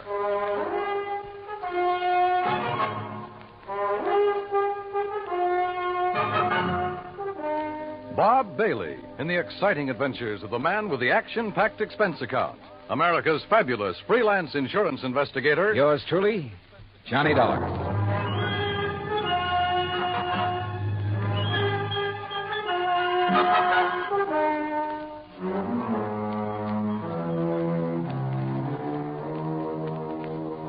Expense account submitted by Special Investigator Johnny Dollar to the Western Maritime and Property Insurance Company, Los Angeles, California. Following is an account of expenses incurred during my investigation of the Ellen Deer matter. Expense account item 1, 90 cents taxi from my apartment to the offices of Universal Adjustment Bureau in Hartford. Pat McCracken's usual smile was noticeably missing when I walked in on him. Come in, Johnny, and sit down. Thanks. Oh, and you're to bill Western Maritime and Property on this one instead of us. Okay, but how are you involved? We handle all their claims that are of any size. Story. You ever hear of Randolph Berman? I know of a jeweler down in New York. That's the one. And if you know him, Johnny, you've been putting too much gravy in your expense account. I said no of him. Didn't he bring in the Star of Cape Town and the Kamandu Emerald? That's right. Everybody seems to think he's a crook, and yet somehow he manages to handle some of the finest jewels in the world. How could an honest man afford it? Yeah. This time it's the Bettenhaus collection. It's out of Hungary. Oh, yeah, I read about that. Only I thought somebody down in Mexico owned it. Yeah, a fellow named Rigo Mariani down in Guadalajara. He's the one who sold it to Randolph Berman. Okay, now. Is this Ellen Deer you mentioned Berman's wife? No. Former wife. He's on about his fifth. All beautiful, dumb dolls. But more important, it's the name of his 72-foot motor cruiser. And the Bermans have been traveling around in it, down the coast, through the canal, along the coast of Central America, and so on. Anyhow, when he got word that the Bettenhaus collection could be had, he wasted no time in getting to Guadalajara. And that's where Western Maritime and Property comes in. Right. They had already written a policy on the boat for $52,000. Their main office in Los Angeles was close at hand, so he had them write the policy on the jewel. Is that where Berman is now, in Los Angeles? Oh, no. He's still in Mexico. Didn't want to move with those priceless rocks until he was certain of the insurance. And before Western would write it, of course, they wanted the collection appraised. Naturally. But who in Mexico? Jacques Jean-Pierre, the famous gemologist, was right there in Guadalajara, to look over the collection himself. So he made the appraisal. The policy has been issued. $325,000. I still don't see anything wrong with the whole deal, Pat. Well, there isn't anything wrong with it yet. But in spite of Berman's standing in the profession, his reputation, it isn't everything it might be. Yeah, come to think of it, wasn't there a killing or two involved in this acquisition of the Star of Cape Town? There have been several things like that. He's been involved in attempts to smuggle in some valuable pieces. He always managed somehow to come out smelling like a rose. Legally, perfectly clean, you understand? But you still don't trust him? Oh, no. And with his planning to carry that load of stuff around in his yacht. Yeah, I see what you mean. If anything happened to those rocks or the boat, over $300,000 right out the window. Exactly. Now, belatedly, Western is worried about it. And they'll pay good money to have you assuage their worries. You have a Mexican tourist card? Sure, from my last fishing trip down there. And I think you better go down and guard that collection until Berman gets it safely up into the States. He's considered quite the host. He'll probably be perfectly willing to have you aboard. Now, this is the kind of assignment I like. Yachting in the Blue Pacific. But surely he hasn't got his boat parked in Guadalajara. That's over 100 miles inland. No, it's at Mazatlan. And from what I've been able to learn, it's surrounded by armed guards day and night while he has some engine work done. But as soon as that's finished, he'll head north to the States. So he says. Got a branch office in Los Angeles. He'll probably deliver the collection there. I just want to be sure he gets there, Johnny. Okay, Pat. You can wire the boys at Weston that I'm on my way. Item 2, $191.40, plane fare and incidentals, Hartford to Mazatlan via Los Angeles. The first leg of the flight to L.A. was uneventful, except for a good-looking young blonde from Santa Barbara, whom I promised to look up as soon as his case is... Well, that's not for the expense account. When we arrived at the Los Angeles International Airport, I learned that I'd have a three-quarter-hour wait for my plane to Mazatlan.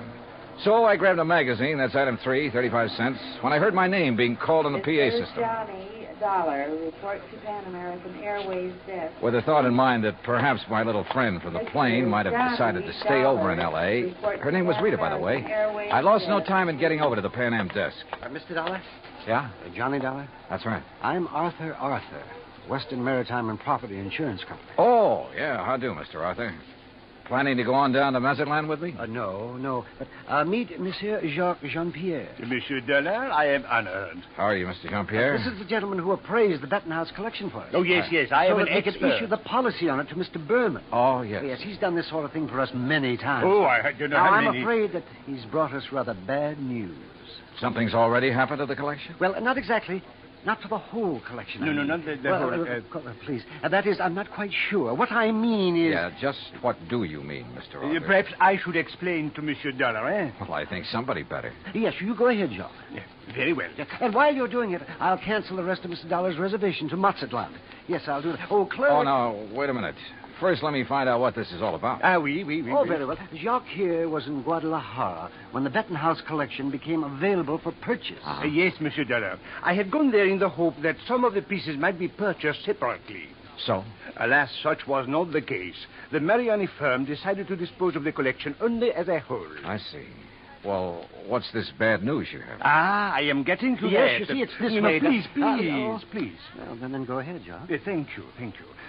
Monsieur Dollar, interested as I was, I looked over the collection very carefully, each individual piece. And you must believe me, to an expert like myself, every facet of every gem has a character all its own. A precious stone is like a face to me, always to be remembered. Yeah.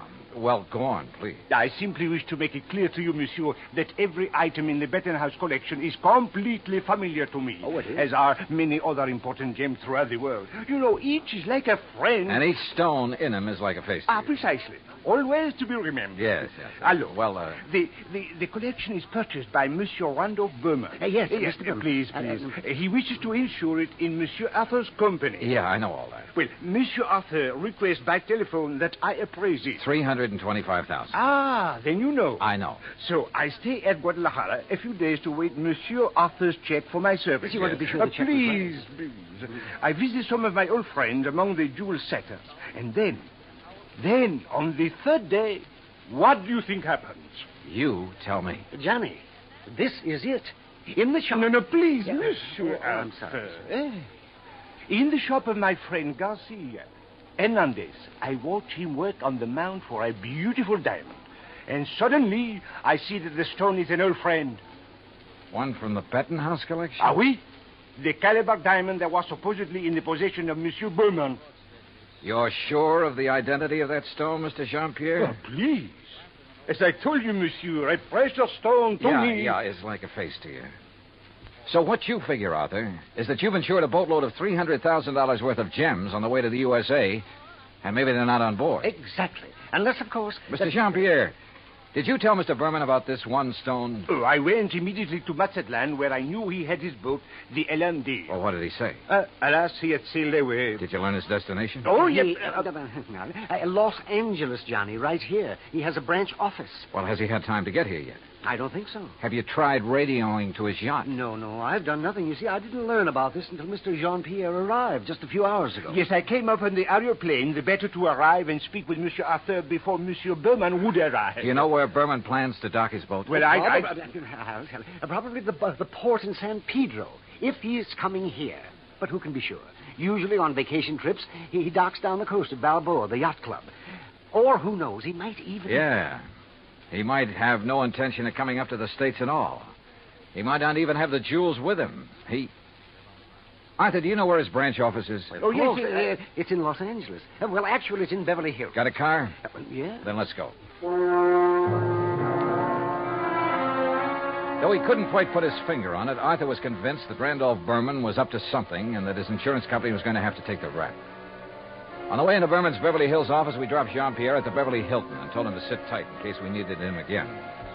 Berman's office was in a nice modern building on South Beverly Drive, tastefully furnished with pictures of various famous jewels on the walls, but with nothing of particular value in evidence. However, I did notice that one wall held a built-in vault big enough for a reasonably sized bank. We were approached by a hand-rubbing, obsequious little character dressed in striped pants and cutaway coat and wearing thick glasses. Good morning, gentlemen. Is there any way I may be of service to you? Yeah, I think there is. Are you Mr. Arthur. Forgive me. I didn't recognize you for a moment. Mr. Corello, this is Mr. Johnny Dollar. Hi. How do you do? Is there something I may show you, Mr. Dollar? Some little bauble, perhaps, for a charming lady? Well, not at the moment, Mr. Corello. Oh. Oh, Mr. Arthur, there's no reason to mail this to you. Let me see now. Oh, yes, here it is. Here is a request for slight revision of the policy on the Bettenhouse collection. Oh? What's this? Well, the wire was sent by Mr. Berman just before he embarked for Mazatlan. I was going to put it into letter form to be more What's proper, it say? but... Well, now here, I'll read this. Please request Arthur revise Bettenhouse policy. Exclude Calabar diamonds. Value $4,000, which I have sold private party in Guadalajara. Oh, well, we kind of guessed wrong, didn't we, Johnny? Mr. Corello. Yes? Has Mr. Berman wired you whether he's coming here? Oh, of course he is, with that collection. When? When is he going to arrive? Well, his lovely yacht, the Ellendeer, should reach San Pedro Harbor late tonight. But that's what he wired me, and I intend to meet him there. Then I'm sure you won't mind if I go with you. Oh? Mr. Dollar is a special investigator. Investigator? Well, actually, I'm here just to help Mr. Berman protect that collection. Oh, excellent. Then you can arrange for the police escort. Yes, and alert the harbor police to guard the Ellendeer, as Mr. Berman requested. Did he request that? Oh, indeed. But apparently he hasn't been worried about anything happening to the collection while he's at sea. At sea? Oh, surely you don't mean pirates or anything like that in this modern day and age. You know something? At this point, I'm not quite sure what I mean, or even why I'm here. Well, of course. Well, of course, what, Arthur? Oh, excuse me while I answer that. Well, I mean... Berman Jewel. That is... What? Well, at least I'll feel better when the stuff is here in the vault. Wait a minute. Oh, no. Corello at the phone paled visibly, then gasped and clutched the back of a chair for support as he listened on the phone. His jaw dropped, his eyes widened, and he shook his head once or twice in horrified disbelief. Finally, slowly, he hung up and came unsteadily toward us. Mr. Corello. Yeah, what is it, Mr. Corello? The Coast Guard. Yes? They said the Ellendeer, the yacht. Yes? Sunk. What? In 600 feet of water. In the outer channel.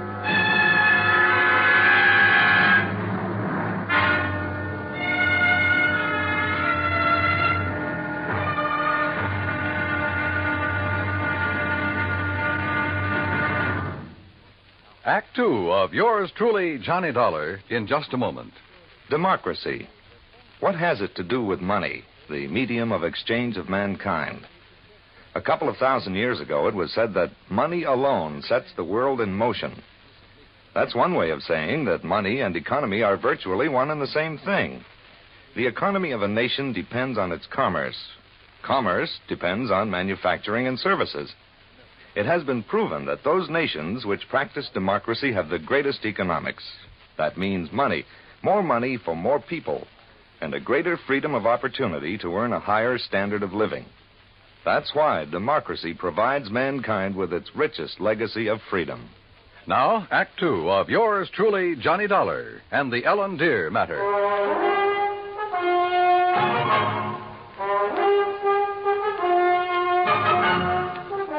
Expense account item 4, $7 even for a fast taxi ride to Coast Guard headquarters in San Pedro, which is really the port of Los Angeles. By dint of elbowing my way in, I got directly to Captain Barney Thorson. I'm afraid you got only half the story, Mr. Dollar. All I know, Captain, is that the Ellendeer went down in some 600 feet of water in the outer channel. Total loss. That's correct. However, what you don't know is that the passengers, Mr. and Mrs. Berman, and the crew were picked up and brought in here. Oh? Outside of a little soaking and a little scare, they were perfectly all right. You see, the Ellendeer had apparently had some engine trouble before she left Mazatlan. Yes, so I understand. Mexican authorities, with whom we fully cooperate, notified us we'd better keep an eye out for her. So when she reached the channel, we weren't surprised to get a radio call from her asking us to stand by that Universal joint was kicking up. Is that what happened? By the time one of our cutters got within hailing distance, she was on the way down. That propeller shaft had whipped loose, torn through the hull, and the Ellendeer was sinking fast. Ask me, that boat was overpowered, Dolly. How do you mean? Well, it must have been because sheer torque tore the whole engine loose from its mountings. And it plowed through the bottom along with everything else on board that was heavy. There was a big safe, for instance, anchored amidships. There was a what? A safe, you know, a small, heavy steel vault. Yeah, I know. That went down, too? Yeah, with the engine. It was all our boys could do to keep the owner from diving over after it. It was crying like a baby. You'd think he'd had the crown jewels in it. Maybe you're not too wrong at that. What? Not the crown jewels, perhaps, but a collection worth something over 300 grand. Now, what about salvage? Salvage operations in 600 feet of water in that channel? Oh, yeah. No, Dollar. Salvage, even if it were possible, would cost a couple of times the worth of that stuff at least. The only passengers were the Burmans, huh? That's right. Prove 3. And they weren't able to save anything? Nothing.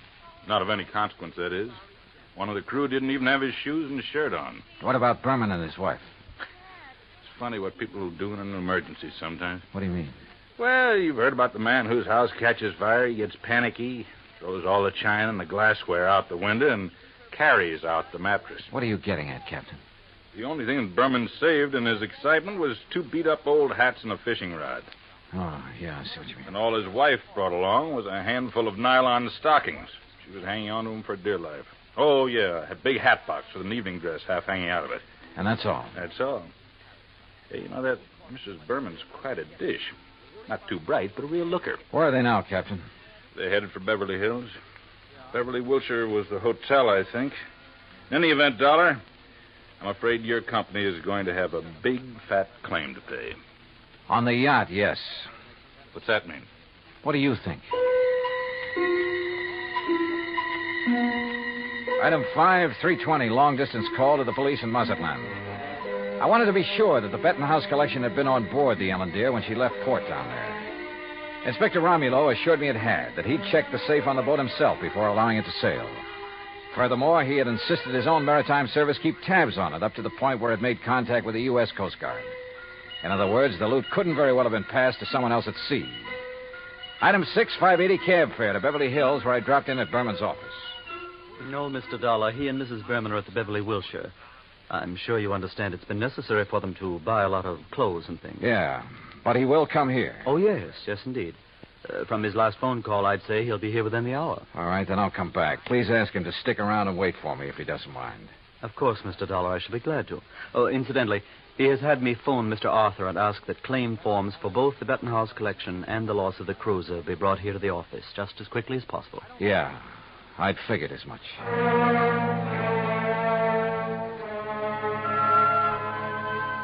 Berman wasn't wasting any time. Oh, I know there still wasn't any concrete evidence that Berman was trying to pull a fast one.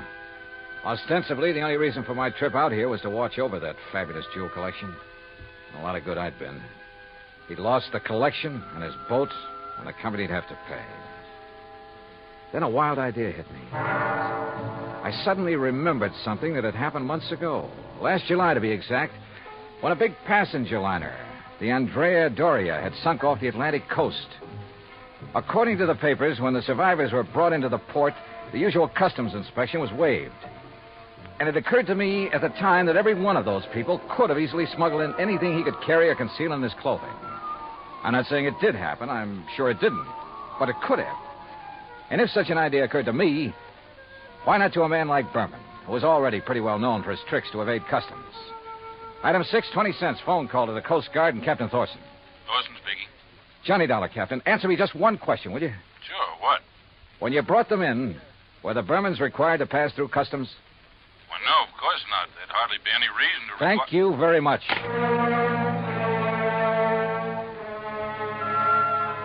Item 7, 10 cents, another call. This time to Arthur at Western Maritime and Property Insurance. You caught me in the nick of time, Johnny. I was just walking out the door. On your way to Berman's office? Why, yes. With a handful of claims forms? Yes. Now listen, get there as fast as you can. Get there ahead of him. What? So that you can see if he brings anything into the office, like the Bettenhouse collection. What? Though I doubt if he'd be that foolish. Foolish or not, how could he, Johnny? That collection, unfortunately, is at the bottom of the ocean. Listen to me. Keep him there. Maybe on the pretext of having to wait for me. Any reason you can think of. I'm afraid I don't understand. Just hold him until I get there, understand? Very well, Johnny. But what are you going to do? Arthur, I may have to break in and rob a hotel room. I went out and stationed myself across the street from the Beverly Wilshire. 5 minutes later, I saw Randolph Berman walk out the front door and head east on Wilshire Boulevard in the direction of his office on Beverly Drive. I waited a few minutes to make sure he didn't turn back, then entered the hotel. At the desk, I learned the number of Berman's suite on the 9th floor. Break in? It would have taken a battering ram. So I tried knocking.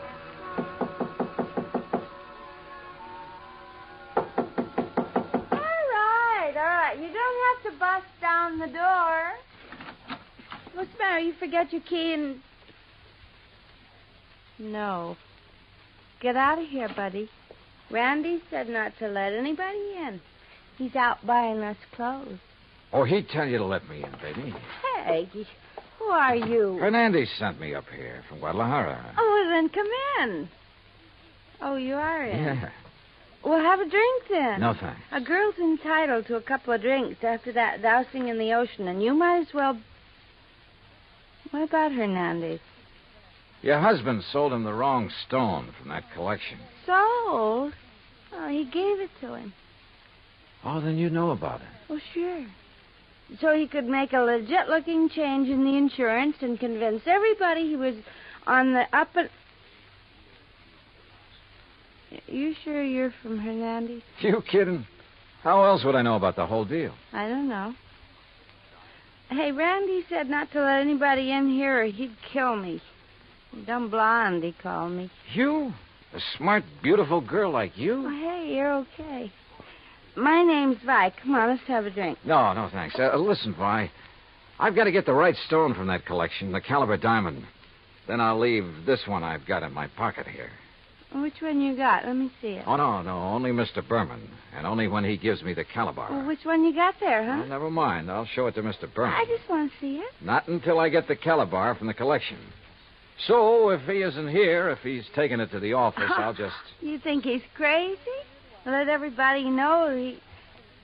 Let me see the one you have, huh? Look, I just told you. Anyway, how do I know I can trust you? I didn't even see you in Guadalajara. Oh, now you sound like Randy. Dumb blonde, he said. Keep the door locked. But I let the bellboy in with the drinks, and I let you in, didn't I? Well, let me see the one you got. Will you, if I get you the other one? From the hat box that didn't have to go through customs? How did you know? Hey, you're a cutie. I'll bet you read about the Andrew Dorsey, just like Randy did. Come on, now let's have Where a is the look. hat box, Vi? Now, wait a minute.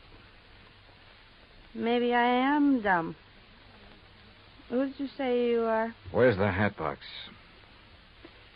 No, I won't tell you. You get out of here. Now, without the collection, Vi. No, you can't. Randy would kill me. He'd kill me if he even knew I let you in here. Who are you? Johnny Dollar, insurance investigator. Oh, please, Johnny, get out of here. The stuff in the bedroom? You can't go in there. I mean it. He'd kill me. Sorry, but that's your Oh, worry. no. Stop it or I'll set your eyes out. Now, Hey, you get... pull in those claws, baby. No, you... Well, I hate to do this, but... No, help! Oh, yeah, that's right. Get the manager up here. Get the police up here. Police? Oh, no. Oh, yes. Then you'd really be in trouble. You'd be better off if Berman tried to kill you. Now, where's the stuff? It's in the closet, on the floor, in the hat box. Thanks.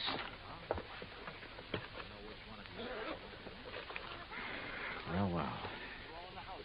Just a handful, but worth a fortune. Well. Oh, now, wait a minute, girl. Put down that bottle. I gotta stop you. He'd kill me, don't you understand? Just for letting you in here. You don't know him. Look, baby, you're in this thing deep enough as it is. Don't try to make it any worse for yourself. But when he finds out that I... Listen. He's come back. And I open up. Get my hands full. What'll I do? Where'll I go? Right here, behind this closet door. Quick. Johnny, Just stay there. Hang on to that bottle and think over what I told you about getting in deep. Hi, where'd you get these drinks? You let somebody in here. Bellboy? Why, you half-witted bird brain, I told you. Who are you? The name is Dollar, Mr. Berman. Insurance Dick? I just dropped by to pick up the Bettenhouse collection. Put it down, Dollar. I'm a good shot with this thing. Yeah. And it wouldn't be the first time you killed over a handful of jewelry, would it? That's right. Won't be the last. She'll never know about it. Now, where's Vi? How should I know? She let you in here? I'll murder that dizzy blonde. That dizzy blonde is a lot smarter than you think. Where is she? What do you mean? By helping me, she has a chance of getting out of this mess you've involved her in, of getting out clean. That dirty two-timing... Dollar, I'm going to kill you. You'd even like to involve her in that, too, wouldn't you? Thanks for the idea. I'll make it look like she killed you. Oh, no, you...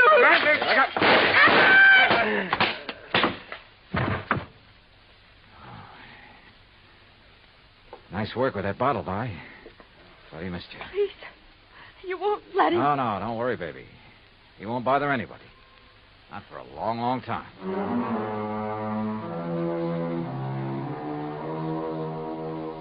Item 8, $245 even. Incidentals during a couple of days of relaxation under the California sun and transportation back to Hartford. Expense account total, $453.95. Remarks? By way of getting off as easily as possible, Vi sang like a canary, and incidentally cleared up a couple of other of his shady deals. Result? By the time his prison term runs out, he'll be too long dead to collect the insurance on his yacht. End of remarks, end of report. Yours truly, Johnny Dollar.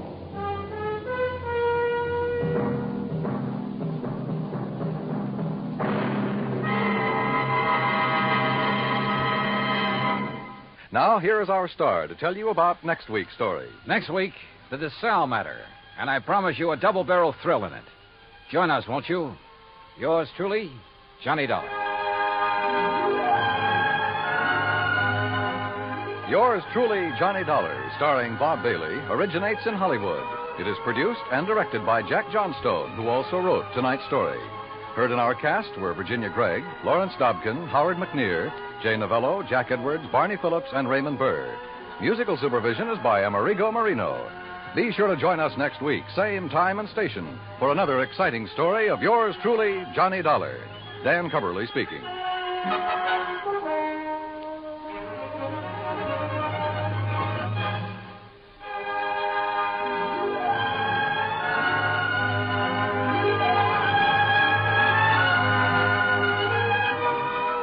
Johnny Dollar has come to you through the worldwide facilities of the United States Armed Forces Radio and Television Service.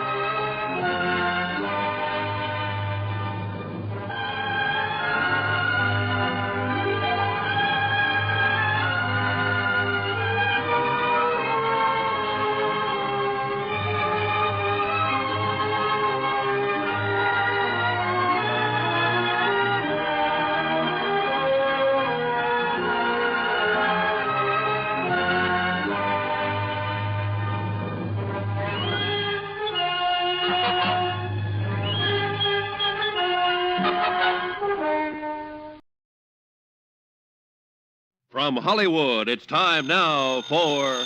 Dollar.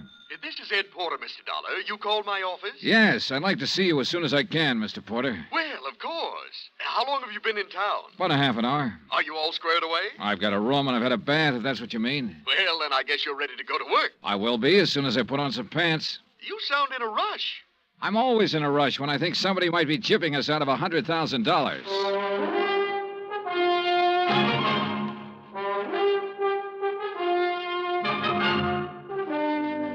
Bob Bailey in the transcribed adventures of the man with the action-packed expense account, America's fabulous freelance insurance investigator. Yours truly, Johnny Dollar.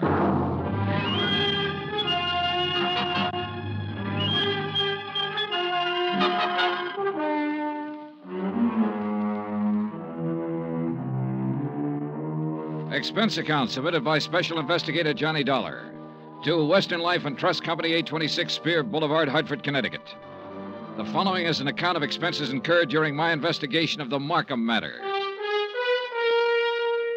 Expense account item 1, $143.69, air transportation from Hartford to San Francisco.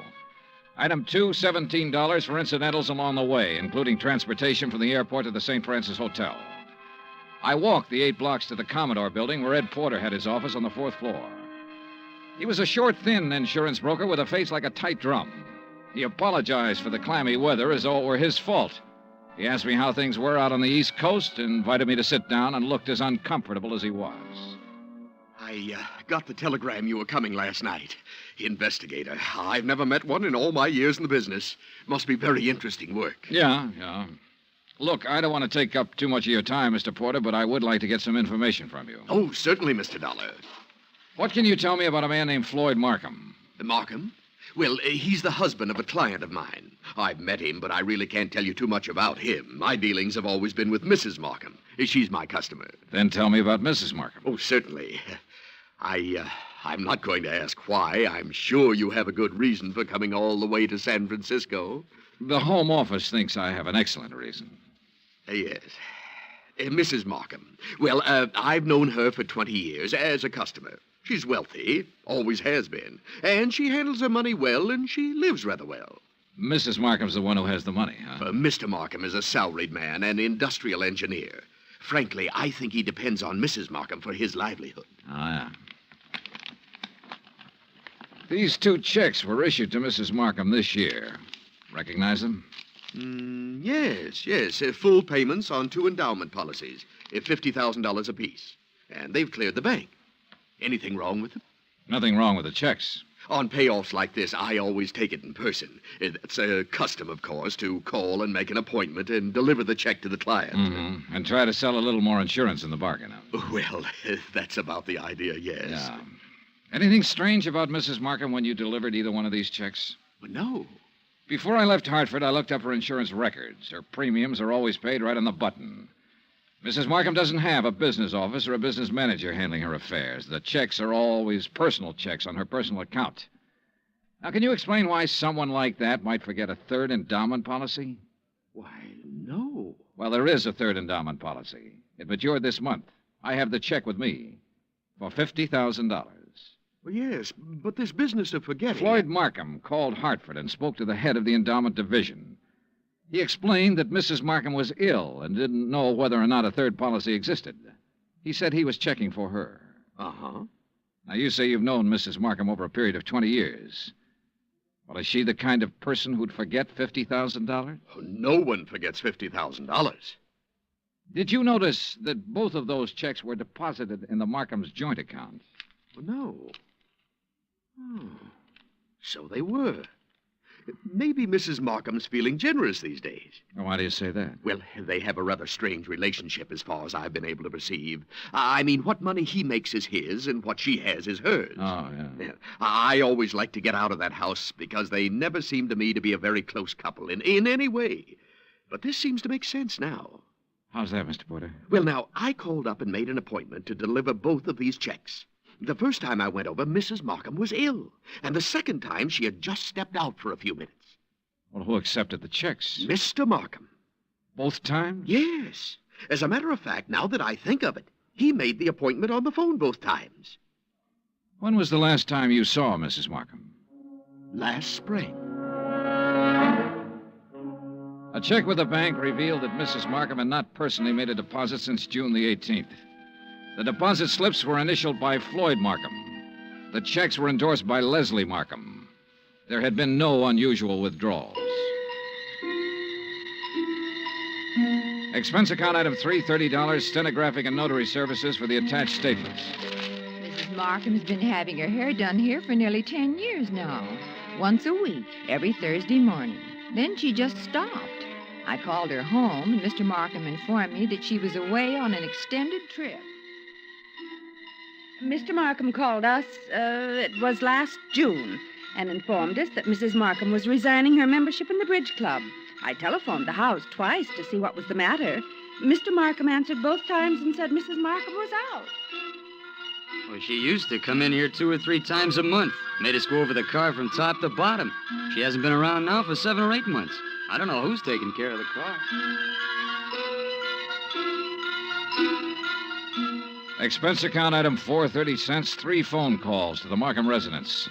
I didn't state any particular business. I simply asked to speak to Mrs. Markham. Each time I called, a male voice answered. Each time, the male voice told me Mrs. Markham was out, she was ill, and she was away on a short trip. Industrial Management Limited, Floyd B. Markham president, has a 3-room office suite near the Embarcadero. 10 years ago, it had been sensationally new and glassy. When I got there, the carpet was a little too thin and the varnish a little too thin, too. The whole place smelled faintly of mildew. Yes? I'd like to see Mr. Markham, please. Do you have an appointment? No, not exactly. My name is Harris. I'm with the Cleveland Pump Company. Pump company? Yes, we're setting in 38 of our installations at the new plant in Valparaiso. Didn't you get my letter? Well, I'm sorry. I'm afraid. May I ask your name again? Harris, Stephen B. Harris, Cleveland Pump Company. Oh, yes. Well, Mr. Harris, I'm afraid Mr. Markham never received your letter. When did you mail it? 30 days ago. Maybe it was 2 weeks. Well, tell Mr. Markham I'm here and I'll... I'm sorry, Mr. Harris. Mr. Markham isn't in the office just now. Oh. Well, I'll wait. Well, Well? he won't be in today. As a matter of fact, he won't be in the rest of the week. Where can I call him? Well, I'm afraid that's impossible. Can't I call him at home? No. Now, look, is he in business or isn't he? Mr. Harris, Mr. Markham hasn't been in the office for 6 months or more. He's tied up on a rather long-range project. What's your name? I'm Miss Beidler. Why didn't you say that in the first place, Miss Beidler? Well, Who else can I talk to here? No one, I'm afraid. You mean that's all there is in this office? Just you and him when he feels like coming in? I'll tell Mr. Markham you were here. The Markham house was on Fiorella Street, about 6 blocks from the Fairmont Hotel. Stone walls, iron grillwork, tangling ivy.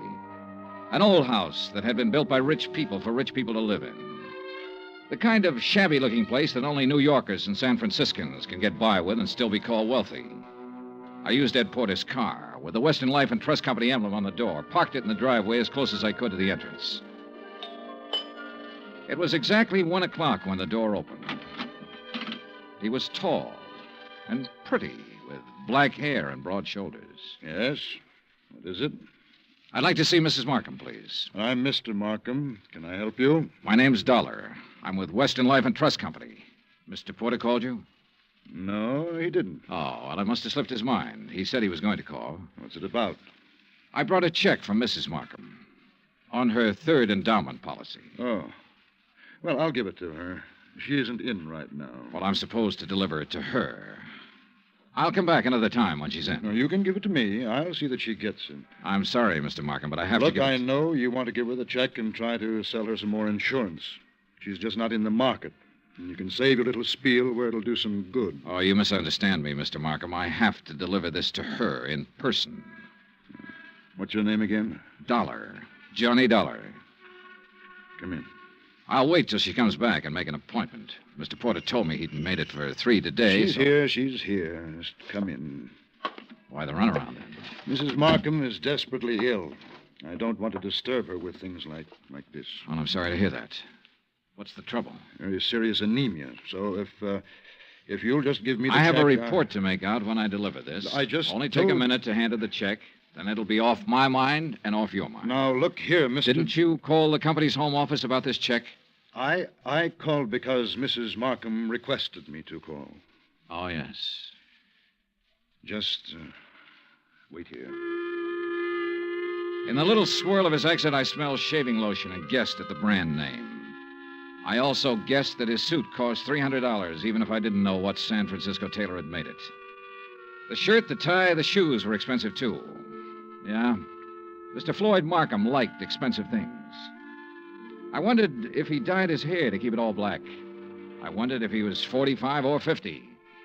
I also wondered why, in a house of that size, on that kind of street, a servant hadn't answered the door. This way, Mr. Dollar. He led me up a flight of stairs and finally into a high-ceilinged room with a fireplace at one end. A gray-haired woman with a sharp, angular face was seated near the window, looking out over the city and the bay. She didn't turn her head when we came into the room, but I could see that her eyes were watery and slightly glazed. Please, don't take too long and don't upset her. Leslie. Leslie, dear. Yes, Floyd. This is Mr. Dollar from the insurance company. He has something for you. Now, be a good girl, Leslie, and speak to Mr. Dollar. How do you do? And ask him... Yes. How is Mr. Porter? Oh, he's fine, Mrs. Markham, fine. He'll be sorry to hear that you've been ill. I really would rather that you didn't tell Mr. Porter. Oh. I'm satisfied to make my own slow recovery and not worry any of my friends. We'd like some sherry, Floyd. Now, you know what the doctor said, Leslie. Mr. Dollar, you'd like some sherry, wouldn't you? Why, yes, I'd like that very much. Floyd? No, I'm sorry, Mr. Dollar. It's absolutely forbidden, and you know that, dear. Do you have the check, Mr. Dollar? Yes, right here. Here you are, Mrs. Markham. Thank you. Is there anything else, Mr. Dollar? Well, Mr. Dollar? Now, Leslie... Yes? What is it, Mrs. Markham? I'm very tired. Excuse me if I seem impolite. Good day. Good day, Mrs. Markham.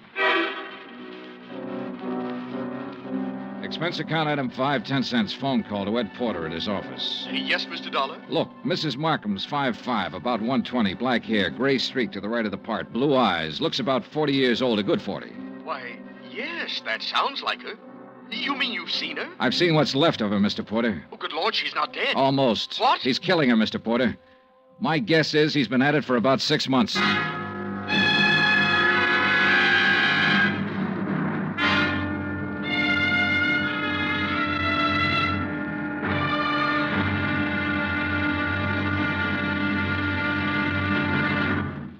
Act 2 of yours truly, Johnny Dollar, in just a moment.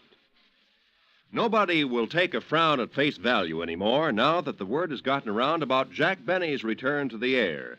With Mary Livingston, Dennis Day, Rochester, Don Wilson, Mel Blanc, Frank Nelson, and Mr. Kitzel, nothing less than your very best smile will do for the occasion. Tonight and every Sunday night, hear CBS Radio's Jack Benny Show and give your sense of humor a real workout. Now, Act 2 of yours truly, Johnny Dollar, and the Markham Matter.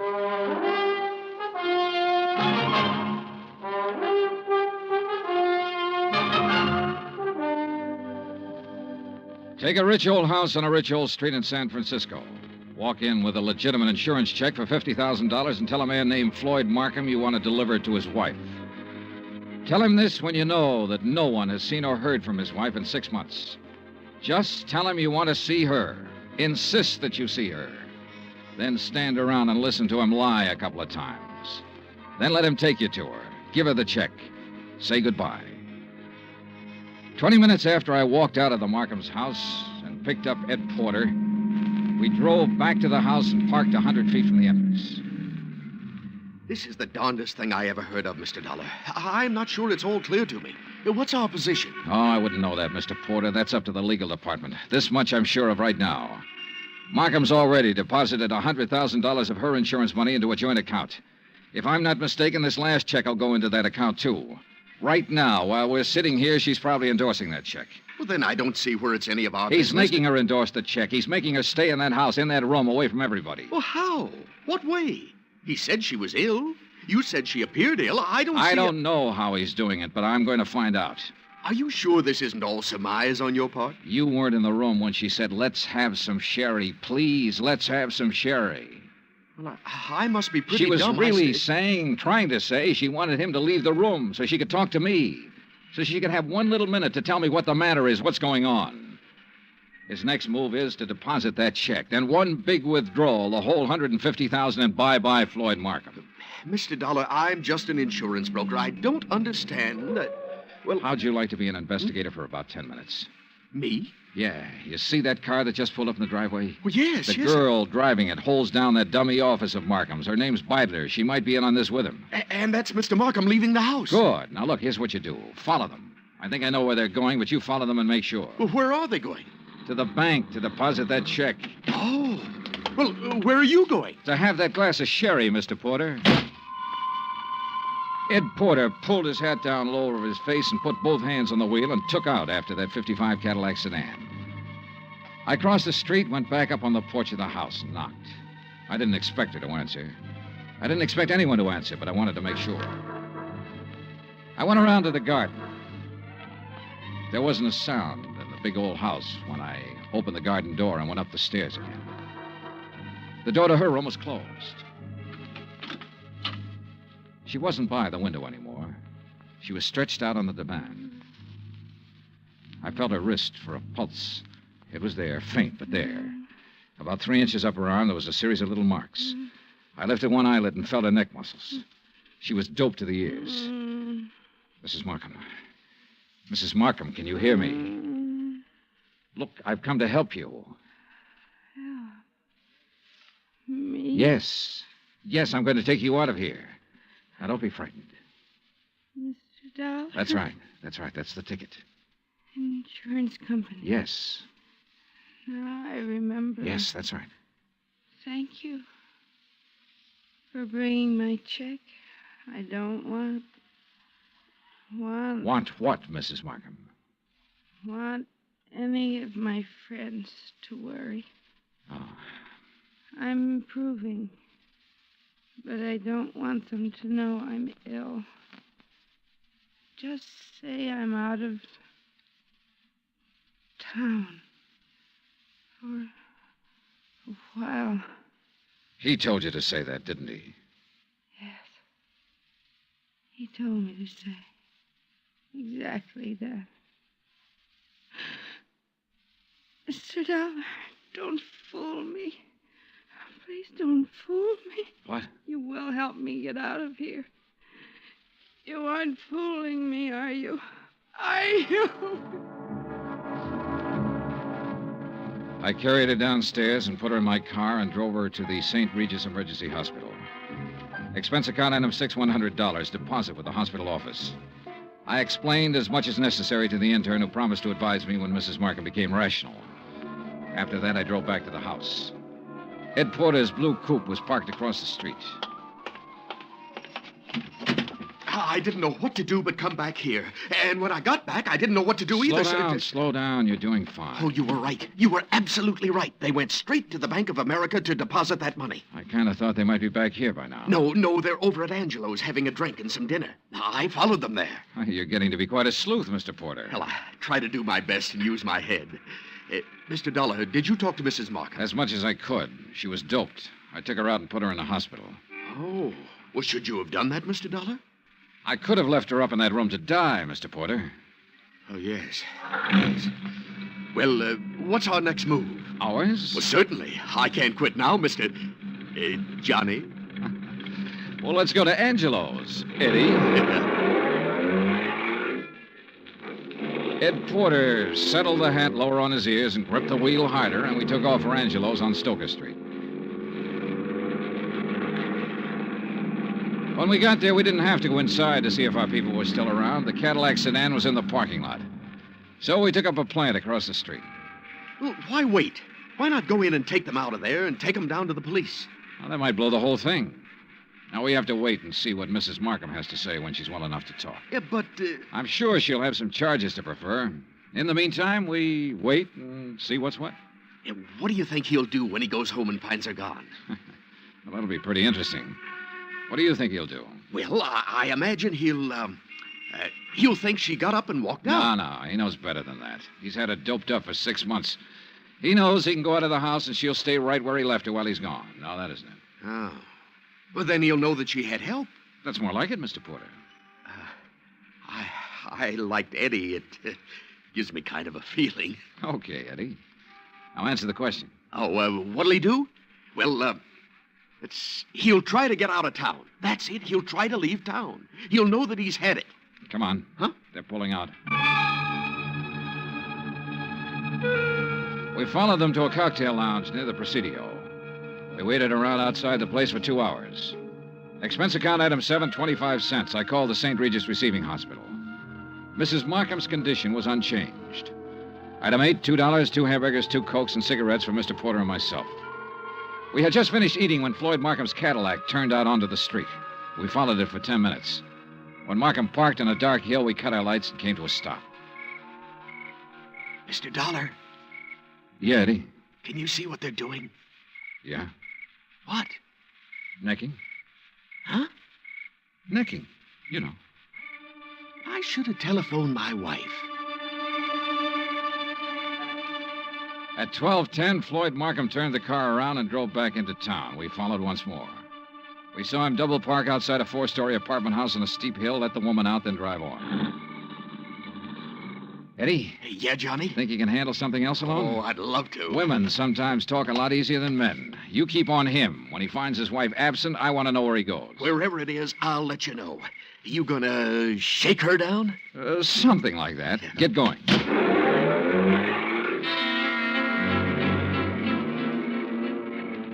I watched my new assistant investigator follow out after Markham's Cadillac. Then I went inside the apartment house. I, Beidler, was on the mailbox of apartment 104. I walked down the hall, listened a minute, and gave it a try.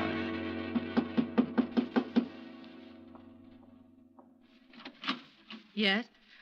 Well, what on earth are you doing? I'm here to see you, Miss Beidler. It's important. You're, Mr. Harris. I'm Mr. Dollar, Johnny Dollar. I'm an insurance investigator. Oh. There was something about you today. I wasn't sure. Now you're sure. Oh, what are you doing? Right now, I'm working for Western Life and Trust Company. You better sit down. Well, I don't know that I'd better do anything, Mr. Dollar. You're rather rude. Then you can stand. We've been checking into Floyd Markham. I don't think I have to tell you what we found out so far. I think you also know that by this time tomorrow he'll be in jail and you might be right along with him. Well, I'm sorry, Mr. Dollar. I simply don't be under- sorry. Just use your head. I said you might be right along with him. On the other hand, if you have some useful information, the insurance company might be useful to you. What do you mean? Well, I figure he sold you on an island trip or an estate in the country bill of goods. It'll be harder getting it out of him, but we'll get it one way or another. We'll get it all right. Now, what do you want to do? I want a drink. You? Oh, thanks. I'm not bad.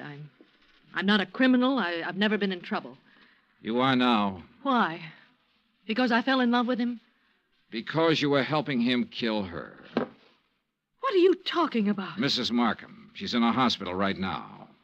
What? I took her there myself today. He's had her doped with I don't know what for months. Having her sign checks, endorse deposit slips. Funny. Is it? He told me that Mrs. Markham was out of town, divorcing him. I wondered how. You were right. It was a country estate. In England. A genteel life, he said. The London theater, walks in the country, little harmless things that most people can never do. He said we could do them as soon as he cleaned up his affairs. Why, tonight he said we could start packing.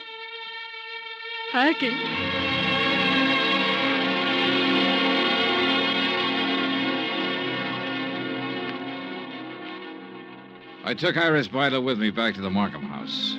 The Cadillac was in the garage, and Ed Porter's blue coupe was pulled up across the street. When he saw us in the cab, he walked up.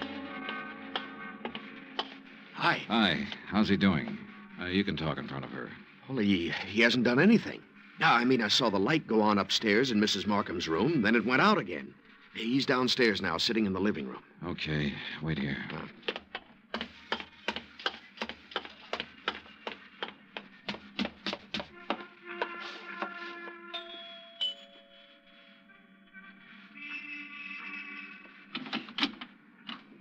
Hello, Markham. Hello. If you're worried about your wife, which I doubt, she's in a hospital. Are you a policeman? Insurance investigator. That's Miss Beidler in the taxi over there. Oh. I want you to come with me now. Of course. Yes. You said your name was Dollar? That's right. Why couldn't you have come around, say, next week? She'd have been dead by then. That's the way she should have been for 16 years. Dead. Yeah. Come on, Markham.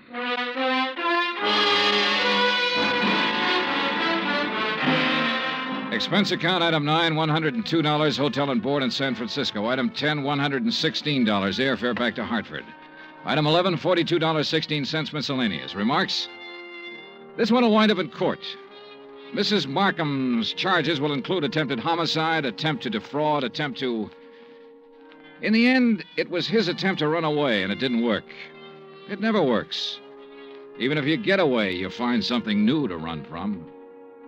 Total expenses, $968.20.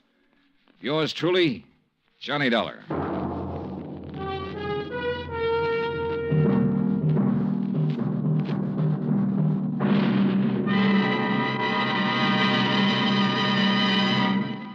Now, here's our star to tell you about next week's story. Before I do, I want to say something to you about Thanksgiving. Now, there's a day that deserves celebration. And heartfelt thanks to the God who made us for being able to live in the most free and peaceful and bountiful country in the world. And yet, why wait for next Thursday or any Thanksgiving Day?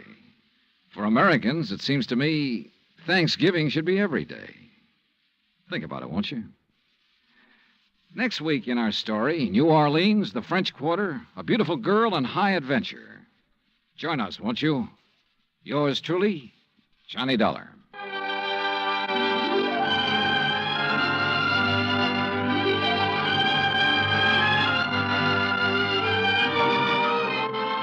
Yours truly, Johnny Dollar, starring Bob Bailey, is transcribed in Hollywood. Written by John Dawson, it is produced and directed by Jack Johnstone. Heard in tonight's cast were Lois Corbett, Frank Nelson, Virginia Gregg, Bert Holland, Paula Winslow, and John Daner. Musical supervision by Amerigo Marino. Be sure to join us next week, same time and station, for another exciting story of yours truly, Johnny Dollar. Roy Rowan speaking.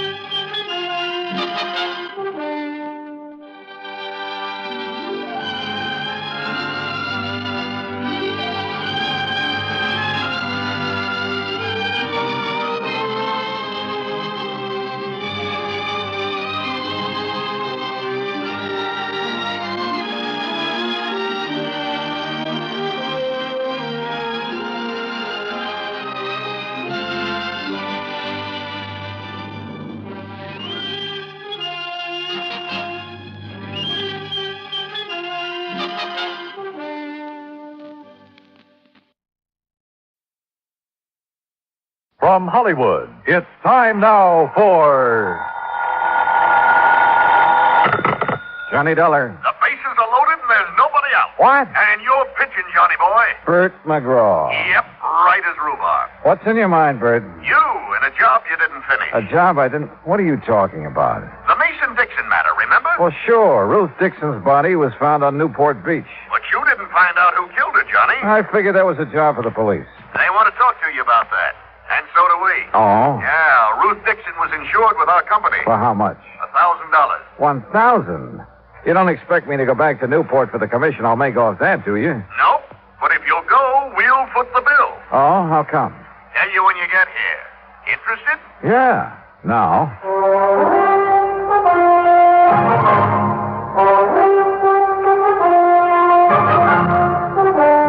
Bailey in the exciting adventures of the man with the action-packed expense account, America's fabulous freelance insurance investigator. Yours truly, Johnny Dollar.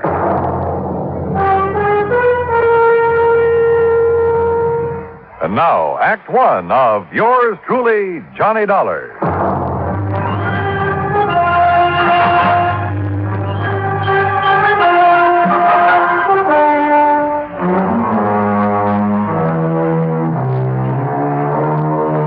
Expense account submitted by Special Investigator Johnny Dollar to the Providential Assurance Company, 393 Dewey Avenue, Hartford, Connecticut.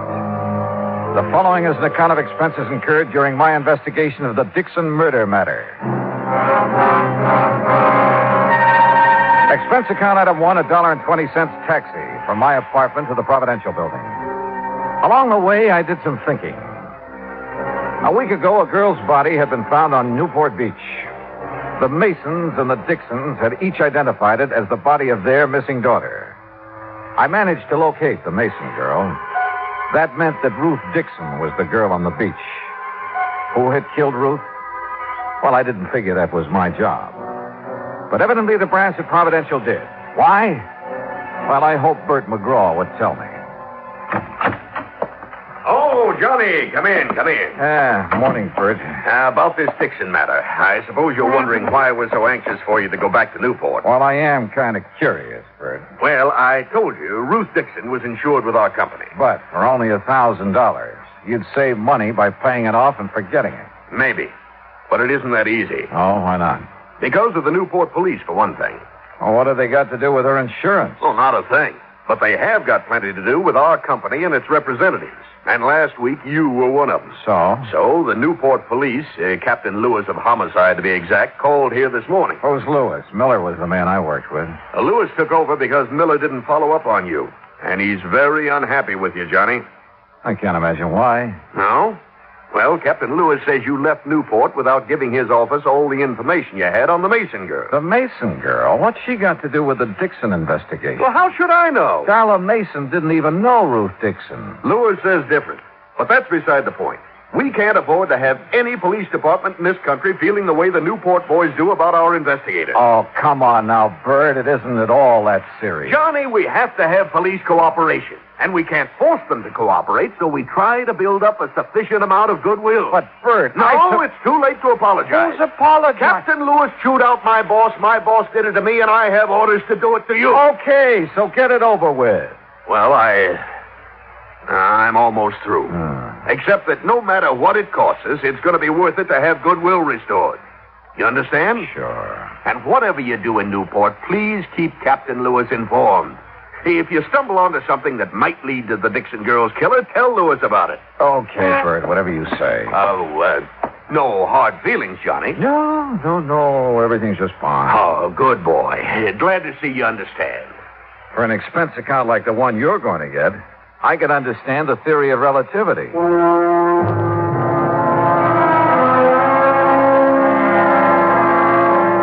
I took a cab back to my apartment. That's item 2. Item 3, $18.50, transportation to Newport, Rhode Island. After checking into the Ogden Hotel, I called headquarters. Captain Lewis wasn't in, so I left a message asking him to call me. Then I called the girl in question, Darla Mason. Johnny, hi. What are you doing back in Newport? Oh, just winding up a little unfinished business. Nothing to do with me, I hope. No, not a thing. Darla. Yes? If you're not busy tonight, why don't you meet me for dinner? Why, Johnny, I'd love to. Fine. You say where? Well, how about the yacht club at 8? Good. I can take the cruiser from our dock. And after dinner, we can go for a ride on the bay. Sounds great. See you at 8:10, Johnny. Bye.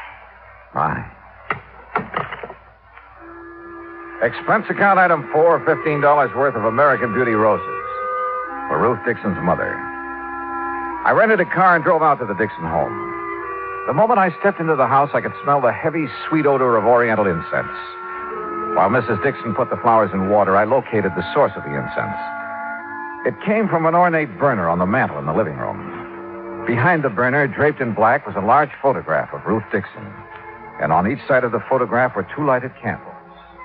Oh, Mr. Dollar, these are the most beautiful roses I've ever seen. Well, I'm glad you like them, Mrs. Dixon. Oh, yes. Ruth will, too. Beg your pardon? I said Ruth will like them, too. I'll take them to her in the morning. That is, if you don't mind. Oh, no, not at all. Mr. Dollar, I don't know how you feel about such things, but I believe those who have passed on never really leave us. What do you think? Well, I haven't given much thought to the subject. But you should. Ruth will appreciate these roses as much or more than she ever would have. Do you believe that? Well, I didn't know Ruth when she was alive. When she was here, Mrs. Dixon. Oh, that's right. You didn't. Well, she's still here. And if there's any doubt in your mind, why, you just come with me and visit Madame de Stael. Madame de Stael? Yes. She's been such a help and comfort to me these past few days. Well, without her and her teaching, I'd have been completely lost. This Madame de Stael, what is she? She's just an ordinary person, but she has wonderful occult powers. She can see beyond the veil, Mr. Dollar, and she's promised to let me speak to Ruth as soon as the conditions are right. Do you know when that will be? Lucille? In here, Henry. Oh, excuse me, Mr. Dollar. I have to put out these candles. Henry doesn't believe like we do. My, you've been at it again, haven't you, woman? Now, Henry. Open the windows. Get the smoke and the smell out of... Oh, Mr. Dollar. Afternoon, Mr. Dixon. What are you doing back in Newport? He's trying to find the man that caused our girl to pass on. Oh, she didn't pass on, Lucille. She died. Henry, really? Well, anyway, I wish you luck, Mr. Dollar. I have a hunch I'm going to need it, Mr. Dixon. Mr. Dollar, wouldn't you like to stay to dinner? We aren't having anything fancy, just leftovers and boiled cabbage head. Oh, my. Now what? Why, I just remembered why I burned that incense. And it wasn't what you thought, Henry Dixon. It was on account of the cabbage. It covers the smell. That's not the truth, and you know it. Oh, now, Henry. Look at that mantle, Mr. Dollar. She's made a regular shrine out of it. Looks like a heathen altar. Henry. Well, it's the truth. And I wouldn't blame Mr. Dollar if he was afraid to stay to dinner with a woman like you around. You aren't afraid to stay, are you, Mr. Dollar? No, of course not, but I do have another engagement. Oh, well, anytime you can come, you just let us know. Yes, thanks. I'll remember. Well, now, if you men will excuse me. You will. And you open the windows in the back. Yes, Henry. Oh, Mr. Dollar. Yes? When Madame de Stael arranges... That fraud. When Madame de Stael arranges for me to talk to Ruth, I'll let you know what she says. Good evening. Poor dear. She hasn't been the same since Ruth's body was found on the beach. Mr. Dixon, according to the medical examiner, Ruth's body was in the ocean for approximately 6 weeks. That's right. Do you remember if Ruth was going with anyone in particular just before the time she disappeared? The police asked me the same question. I couldn't answer it. You mean you don't remember? I mean that Ruth wasn't a girl to be tied down to one man, and any more than she's content to live like she had to after my help failed. Did she date very often? Well, you know, she worked as a hostess at the yacht club. Yes, sir. She met a lot of rich young men there. And if you ask me, she dated too much. Of course, her mother took Ruth's side, said she had to if she was ever going to get herself a husband. But she went with no one in particular. No. She never settled down enough. What about her friends, Mr. Dixon? Was there someone she might have confided in? She didn't have any girlfriends. Liked men a lot better. But, Oh, there was somebody. Well, I expect you could say he was her friend. Too old to have been a boyfriend. Besides, he doesn't have enough money. Who is he? His name's Sam Hood. He runs a small craft repair shop down by Viking Beach.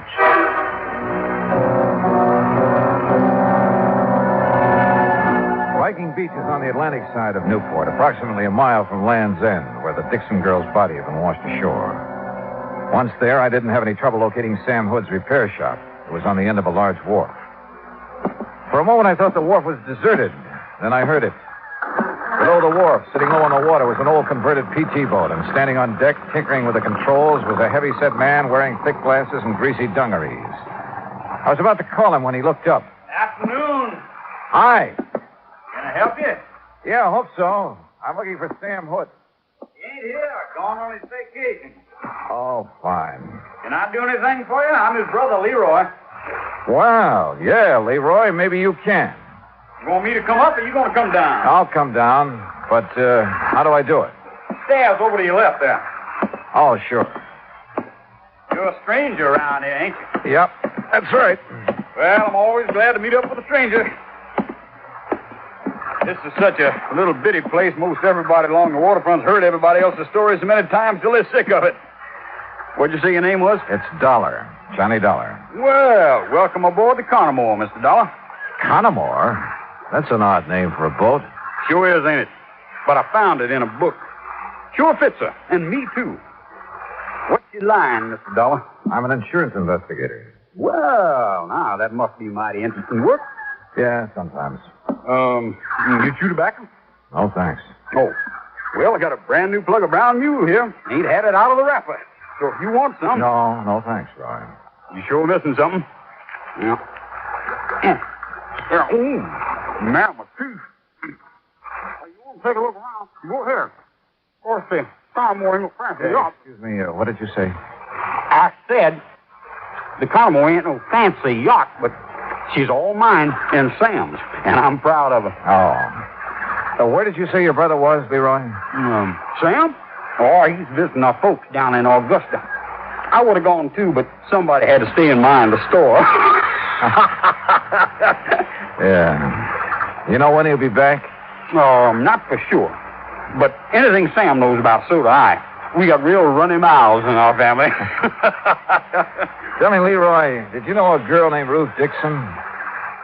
No one just to tip my hat to. But Sam did. Yes, sir. That gal and Sam, they used to sit up there on the wharf looking out toward Gooseberry Island, and they talk. You know what about? Nope. Get off that railing, you whitewash brother! See ya! Leroy, you told me a moment ago Sam couldn't keep a secret. Well, he said she was full of dreams. Man, you asked me, she wasn't nothing but another two-timing, just like all of them. Oh, that's not a very good opinion of her, Leroy. I can't help it. Sam was crazy for her, but she didn't even let on like she knew it. How did your brother take the news of her death? Oh, just awful. That why he left town? Yep. Does Sam own a .38 revolver, Leroy? Oh, sure. Most everybody who has a boat owns something like that. But, hey, wait a minute. You getting ideas? No, just asking questions. Oh. Well, Sam couldn't have killed her. I know it. What makes you so sure? Well, 'cause he's my brother. And how he was so broke up when he heard about Ruth. Why would you suppose anybody'd want to put a bullet in a pretty gal like that? I don't know, Leroy. I don't know. I asked him a few more questions, watched him chase the seagulls off the railing once more, then left. At 7:45, I was sitting in the yacht club bar waiting for Darla Mason. At 8:30, I was still waiting. And at 9:30, I gave up and went back to my hotel. I hadn't been in my room 10 minutes before someone started pounding on the door. Dollar, you in there? Yeah, who is it? Captain Lewis, open up. Well, good evening, Captain. Nothing good about it. Huh? Fine thing you pulled. You come over here to help, then you go gallivanting off where nobody can find you. I called your office as soon as I hit town. Because the people you're working for in Hartford told you to. Now, look, that insurance agent said you were skeptical about there being a connection between the Mason and the Dixon. I still am. You won't be when I tell you what happened early this evening. Okay, so what happened? Darla Mason was shot, and the bullet came from the same gun that killed Ruth Dixon.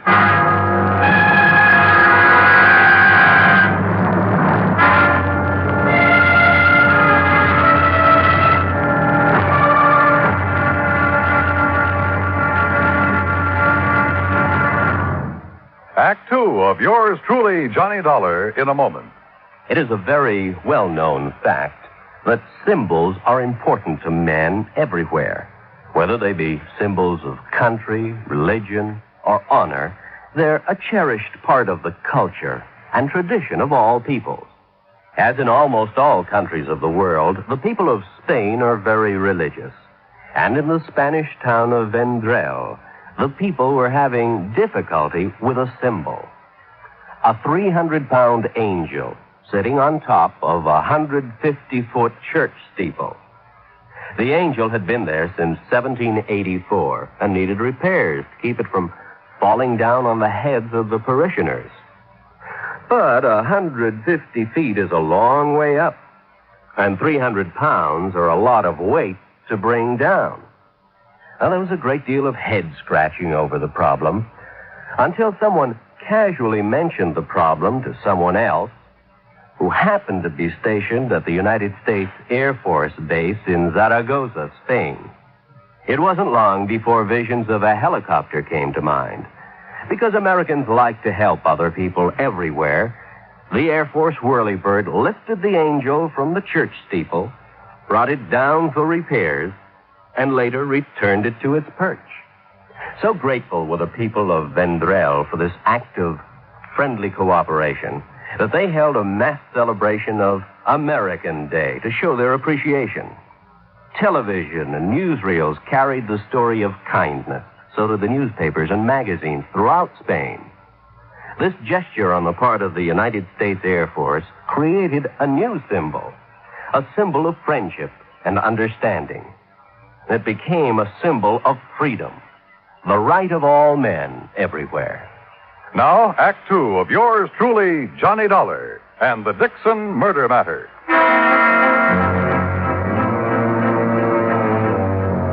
Expense account item 6.20 for 2 cups of coffee at the Eat Right Cafe near my hotel, where Captain Lewis proceeded to give me the details surrounding the shooting of Darla Mason. She had been on her way down to the Mason boathouse, where she'd planned to take the cruiser across the bay to the yacht club.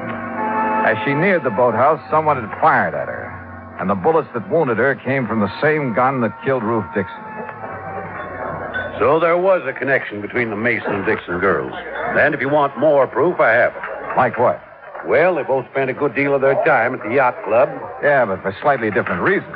Ruth worked there before she was killed. But she must have known Darla Mason. No, that's no good, Captain. You go to the district attorney with that kind of evidence, and he'll throw you out of his office. He'll want proof they knew each other, and how well. Yeah, I suppose. What about Darla? When can we see her? Well, the doctors tell us we can. She still hasn't regained consciousness. Hey, Captain, do you know where the Masons have the work done on their cruiser? Yeah, and that's another thing. That's Sam Hood's place. Have you questioned him? Never had a chance to. According to his brother, he's away on some sort of vacation down Georgia. Left the day the Dixon girl's body was identified. Are you sure he's still in Georgia? Well, I can ask the Augusta police to check up on him. If he is, have them tell him about Darla being shot up and find out if he knew her. Okay. Well, you ready? Yeah. No one was seen prowling around the Mason place tonight, huh? Nobody else was down at the boathouse. Thanks, Johnny. Sure, Captain. And stop being so formal. My name's Pete. Okay, Pete. Well, I guess we've done all we can for a while. I'm not so sure. No, what do you mean? I'm not sure about that either. But I have an idea. Or maybe I ought to call it a hunch. About what? Well, I'd like to sleep on it first, if it's all the same to you. Have I anything to say in the matter? Nope, not a bit. It was late and I was tired, so I did the obvious thing and went to bed. Early the next morning, I called the hospital. Darla Mason had regained consciousness and would recover. But she couldn't be questioned for another 2 or 3 days. So I finished dressing and went down for breakfast. I was crossing the lobby when someone called me. Mr. Dollar. Mr. Dollar. Oh, Mrs. Dixon. I've been waiting to see you. Well, you should have called. I'd have come right down. Oh, no, I was afraid I'd wake you up, and I didn't want to do that. Oh, that's very thoughtful of you. Mr. Dollar, is there some place we can go and talk? Well, there's my room. Oh, no, I mean, well, it wouldn't look right, you know. Oh, yeah, well, then, how about over here? Looks like a nice, quiet corner. Yes, this would do nicely. Mr. Dollar, Remember I told you about Madame de Salle? Yes, I remember. Would you like to sit down? Oh, no, I'm too excited to sit. Excited? About what? Well, I've been trying to tell you about Madame de Salle and what happened last night. What did happen? The conditions were right. I beg your pardon? The conditions. They were right. Remember, I told you Madame was going to let me speak to Ruth when the conditions were right. Well, they were last night. Oh. Well, aren't you interested in what Ruth had to say? Oh, yes. Yes, I am, Mrs. Dixon. She told me who killed her, Mr. Dollar. What? Yes, sir. Just as plain, I heard it from Ruth, and there's no doubt about it. It was her voice, all right. Mrs. Dixon, exactly what did Ruth say about the person who murdered her? Oh, Ruth described her to a T. Her? She said it was a woman. Young, dark hair, brown eyes, and a big red scar on the back of her left hand. I see. You seem disappointed, Mr. Dollar. I guess I was doing a little wishful thinking, Mrs. Dixon. Well, wishful thinking or not, Ruth told me who it was that killed her. Oh, her name, too? Well, she didn't know her name. But that big red scar. Now, you find a woman who has a thing like that on the back of her left hand, and you'll have the guilty party. Yes, well, I'll look for someone like that today, Mrs. Dixon. Now, come on, I'll buy you some breakfast.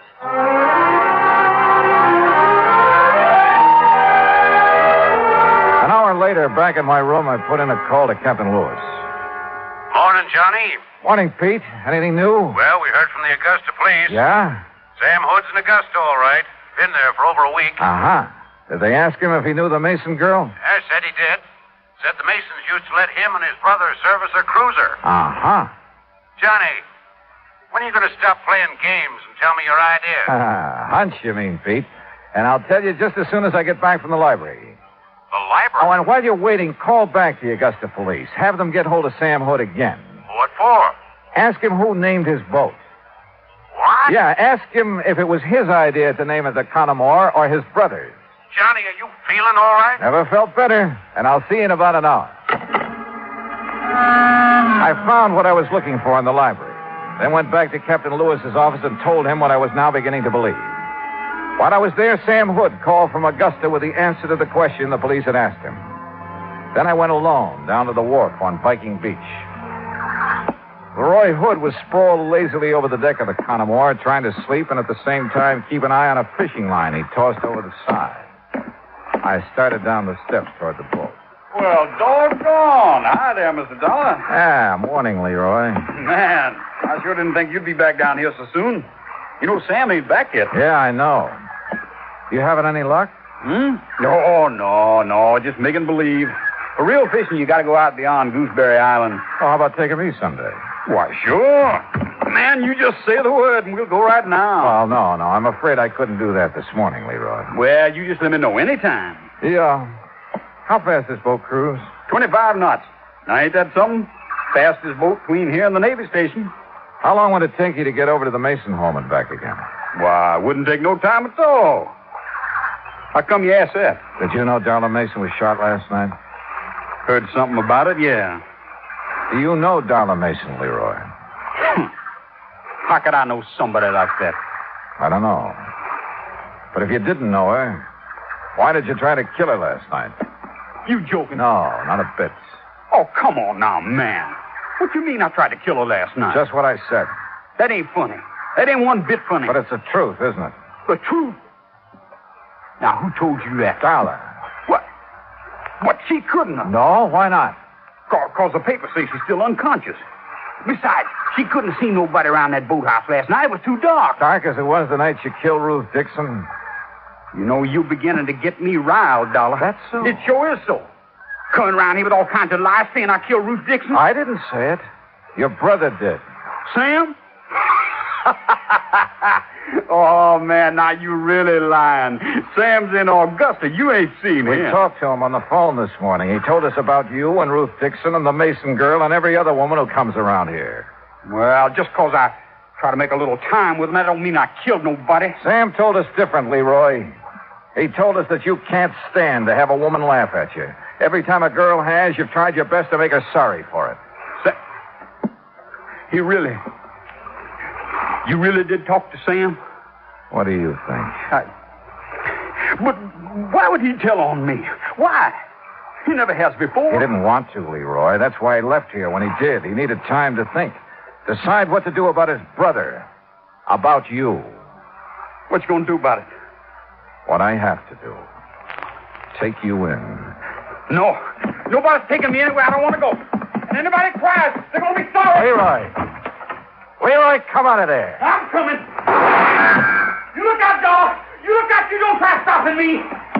Leroy, come back. No!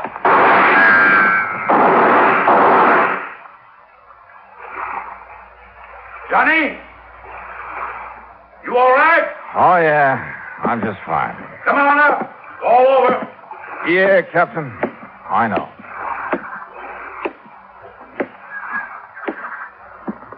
Tell me something. If I can. What put you onto him in the first place? Two things. You see, he liked the girls, wanted to be a lady killer, but they'd only laugh at him, and he couldn't stand that. I see. But the big thing is, what he named this boat, Connemore. I don't get it. Well, a man like Leroy, not much education, he'd have to have a real reason for wanting to name it that. But why? What's so special about that? You ever hear of Bluebeard? A lady killer? Sure, who hasn't? Well, Connemore was his real name.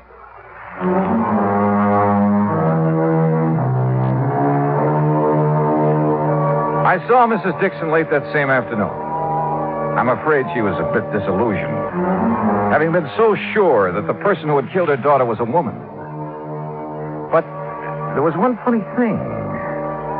On the back of Leroy's left hand was a long red scar. Expense account total, including car rental, hotel bill, and transportation back to Hartford, $968.20. Yours truly, Johnny Dollar.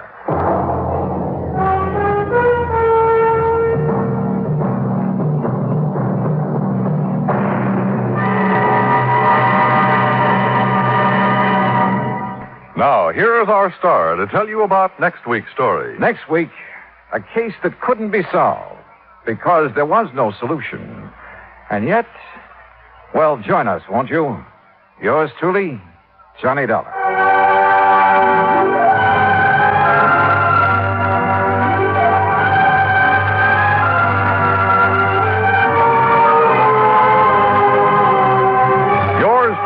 Johnny Dollar, starring Bob Bailey, originates in Hollywood. Written by Charles B. Smith, it is produced and directed by Jack Johnstone. Heard in our cast were Gene Tatum, Jeanette Nolan, Frank Nelson, Russell Thorson, Sam Edwards, and Austin Green. Musical supervision is by Amerigo Marino. Be sure to join us next week, same time and station, for another exciting story of yours truly, Johnny Dollar. This is Dan Cubberly speaking.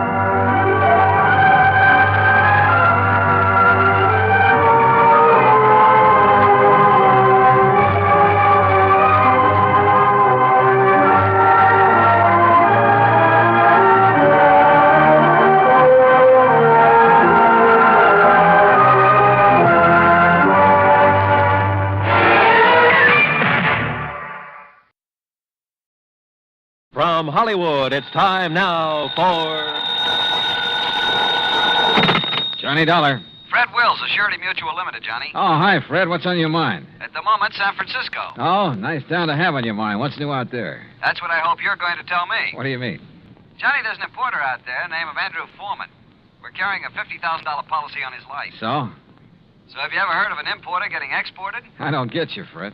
I'm afraid that's what's happened to Foreman. Last night he disappeared. I'm on my way.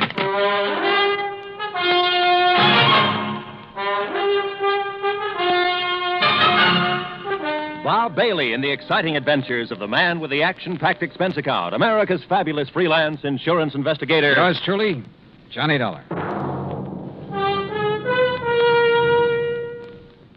And now, Act One of yours truly, Johnny Dollar.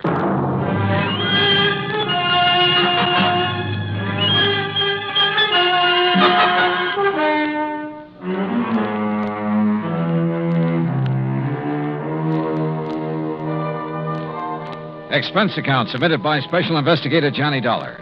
To the Home Office, Surety Mutual Limited, Hartford, Connecticut. Following is an account of expenses incurred during my investigation of the Blinker matter.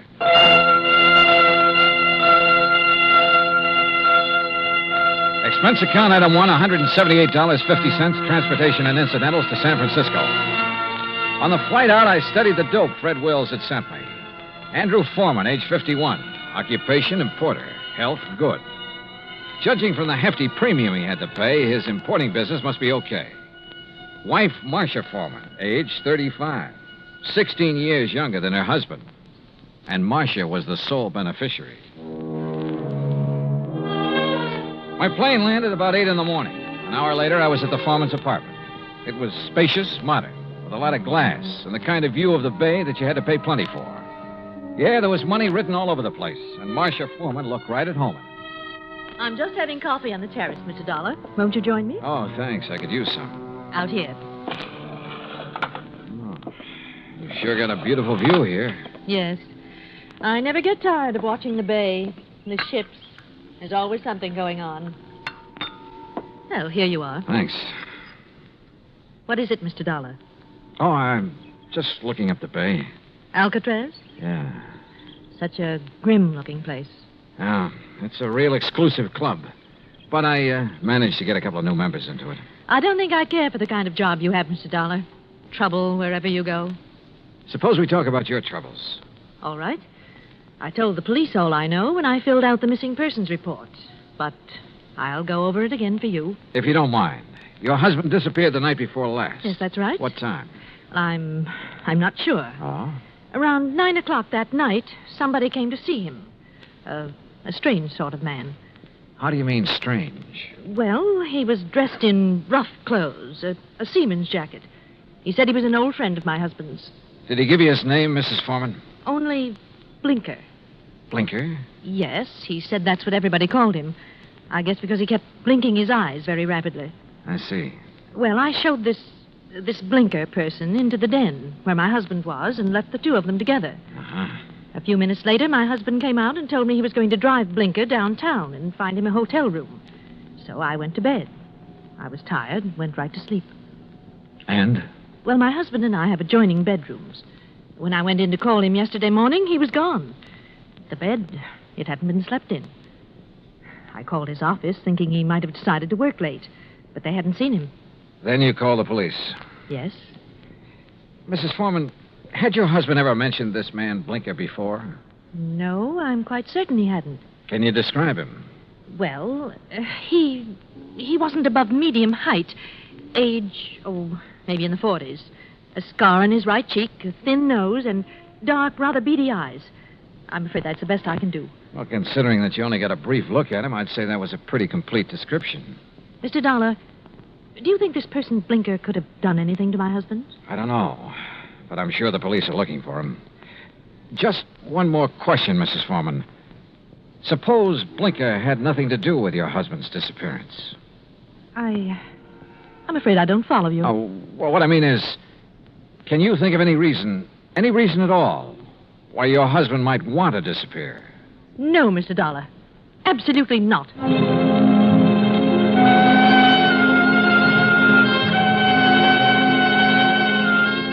Marcia Foreman sounded pretty certain of that last answer. Maybe just a little bit too certain.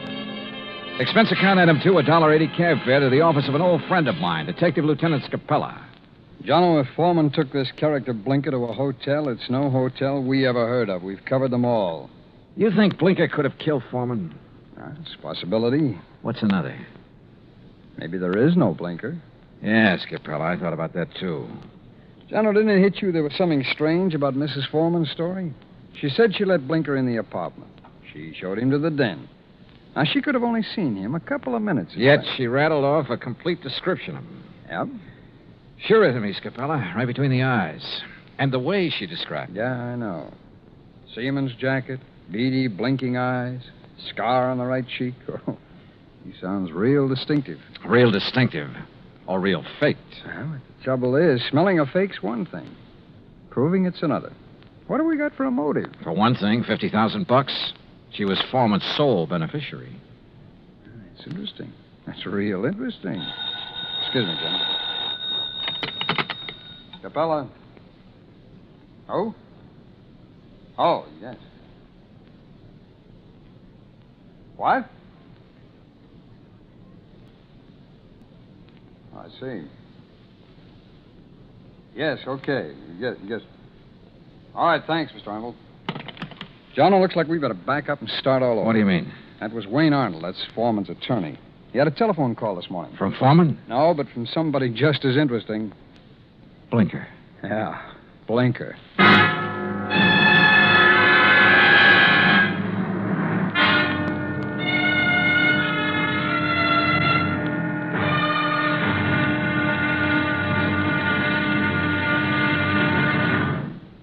Act Two of yours truly, Johnny Dollar, in a moment. And now, Act Two of yours truly, Johnny Dollar, and the Blinker matter. Like Scapella said, we had to back up and start all over again. Just when we talked ourselves into thinking Marcia Foreman's story about Blinker was phony, her missing husband's lawyer phoned and told us he'd just heard from Blinker. Item 3, $1.70, cab fare to the office of Wayne Arnold, Foreman's attorney. I met him just coming out his door. Did you wish to see me? Mr. Arnold? Yes. I'm Johnny Dollar. Oh, yes, the insurance investigator. Mrs. Foreman told me you'd been questioning her. Look, I'm sorry, but I'm in rather a hurry. I have an appointment, and I'm late for it. Sorry, but this will only take a minute or two. I was in Lieutenant Scapella's office when you phoned a while ago about this man Blinker, Mr. Arnold. Oh, yes. When did you hear from him? Just a little while ago. I called Marcia Foreman right away, and she thought I ought to call Scapella. What did Blinker say on the phone? It was a strange conversation. He sounded nervous, excited, almost out of breath. Said he wanted money, $10,000. If he didn't get it, he'd... And that's as far as he got. He stopped suddenly, said he'd contact me later, then hung up. What do you make of it, Mr. Dollar? I don't know. Could be he's holding Foreman for ransom. That's what it sounded like to me. I take it you don't know this Blinker. I never heard of him until Marcia told me about him showing up night before last. Okay. Just one more thing, Mr. Arnold. How long have you been Foreman's attorney? 3, 4 years. Why? Any reason you know of why he might want to disappear? None that I can think of. Another woman, maybe? I doubt it very much. How about his importing business? As far as I know, it's in excellent shape. Okay. Thanks, Mr. Arnold. Mr. Dollar. Yeah? This man Blinker, why would he have it in for Andrew Foreman? Good question, Arnold. Sorry I don't have an answer to it. I went down the elevator and outside. I stopped at the corner to get some cigarettes, and that was my first lucky break. Because just as I was leaving the counter, I saw Arnold come outside. And the way he looked up and down the street made it plain he wanted to see if anybody was watching him. He got into his car and drove off. I grabbed a taxi, that's item 4, and trailed him. He drove into Golden Gate Park and stopped. I got out down the road and worked my way toward him behind some bushes. Pretty soon, a woman came over and got into his car. I couldn't hear what they were saying, but I didn't need to. Because when I saw the kiss, I got the message. The woman was Marcia Foreman. I went back into town and waited for Marcia outside her apartment door. She showed up about half an hour later. What? Why, Mr. Dollar. What is it?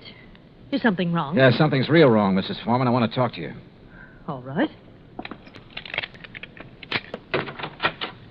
Come in. But I've already told you all I know. The story you told me about this man, Blinker. There's no such person, is there? What? You and Arnold made it up. No, that's not true. What about you and Arnold, Mrs. Foreman? I don't know what you're talking about. Well, then tell me, did you enjoy your visit with him in Golden Gate Park an hour ago? Oh, that. Yeah. Well, all right, Mr. Dollar. Wayne Arnold and I have... Well, we've been in love for some time. Did your husband know? I'm not sure. We were trying to find the right time to tell him. I don't think he'd really have cared very much. Oh. My husband and I haven't gotten along very well the last year or two. I guess I really didn't know him when I married him. Mr. Dollar, this has nothing to do with my husband's disappearance. You must believe that. That's so. I didn't make up the story about Blinker. I didn't kill my husband, if that's what you're thinking. Has he been killed? I don't know. You've got me confused. If you didn't do it, how about Arnold? No. He'd have no reason. Besides, he wasn't even in town the night before last. I can check that. I know you can. Mrs. Foreman, maybe you're telling me the truth and maybe you're not. Sooner or later, I'm going to find out which. I am telling you the truth. Then can you give me any reason at all why your husband has disappeared? There's one possibility, Mr. Dollar. It might have something to do with his importing business. What's that mean? My husband, well, he seems to have made a lot of money out of his importing business. More than the kind of thing he usually imports would warrant. What does he import? Oh, trinkets, curios. From the Orient, mostly. Have you a key to your husband's office? Yes. Let me have it. I want to take a look around.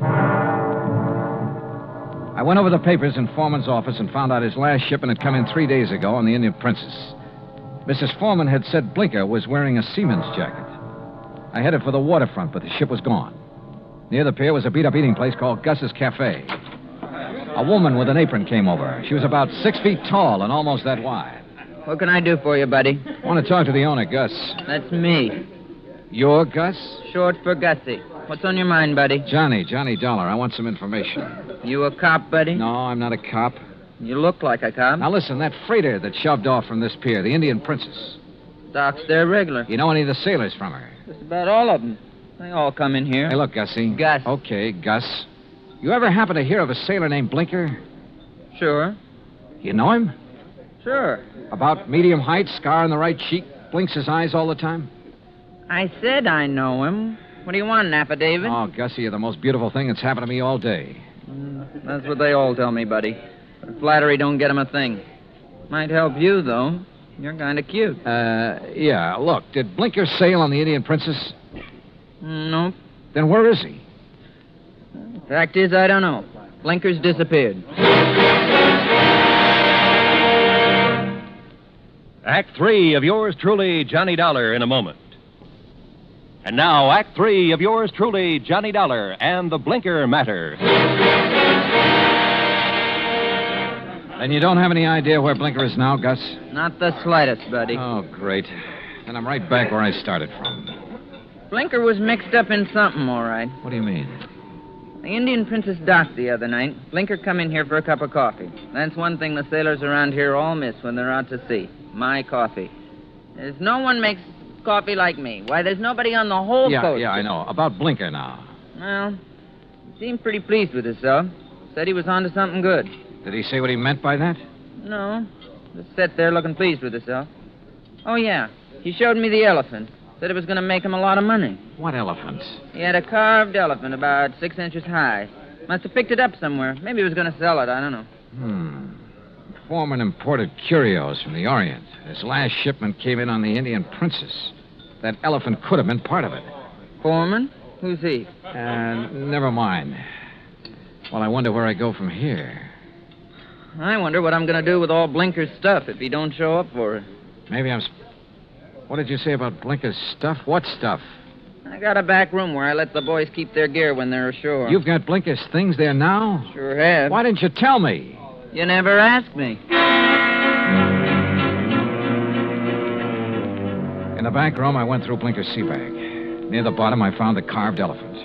An ordinary-looking elephant, until I twisted one of the legs loose. It was hollow, and inside a little paper packet full of white powder. Suddenly, the whole deal slid into place, and just as suddenly, the whole deal made me slightly sick. Now I wanted to see the rest of those elephants real bad. According to the records in Foreman's office, the shipment was in a warehouse. I went outside and over to the pier. Johnny. What? Oh, Gus. Come here a minute, Johnny. Look, I'm in a hurry. Thanks for everything. I'll see you later. You got time to see this. Over here, near the pier. Wait a minute. Yep. It's a body, all right. One of the boys just fished it out of the water. I sent him to call the cops. Looks like it's been in the water quite a few hours. Gus? Yep. It's Blinker, all right. I knew I had to work fast now. I headed out on the pier for the warehouse. Once I thought I heard footsteps somewhere behind me. I stopped and listened. There was no sound.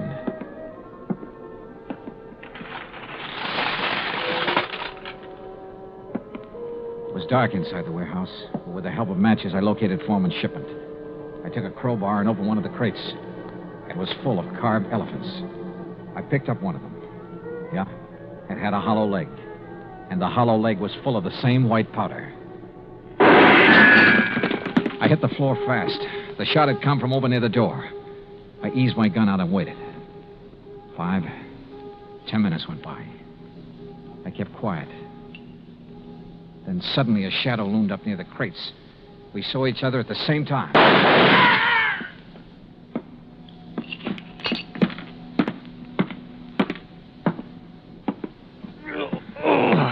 My shoulder. Well. The missing man himself, Andrew Foreman. Look, Blinker found out what you were importing in those carved elephants. He tried to blackmail you. I don't know what you're talking about. Oh, sure. You probably told him you'd pay off. That's when you drove him downtown night before last. Then you tried to kill him, but he must have got away. I tell you... You called your lawyer, tried to put the squeeze on through him. But he had to hang up in a hurry. You were probably getting close. You finally caught up with him, didn't you, Foreman? Look, you've got no proof of anything. Why should Blinker try to blackmail me? Like I say, he found out about the narcotics in those hollow elephants. It was put there without my knowledge. You have no proof I was involved. You know, Foreman, it doesn't much matter. You've got even bigger troubles than that staring you in the face. I don't understand. Blinker's body has been recovered from the bay. I wouldn't know anything about that. You've got no proof of that either. No. There were 2 bullet holes in Blinker. 5 will get you 10. The slugs in him came from this gun of yours. The gun? Yeah. This is something that can be proved. Well? All right. I just didn't have any choice.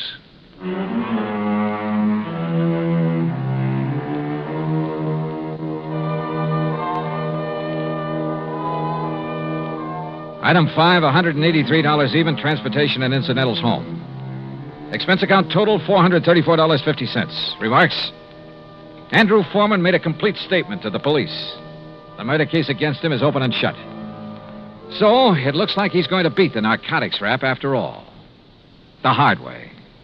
Yours truly, Johnny Dollar.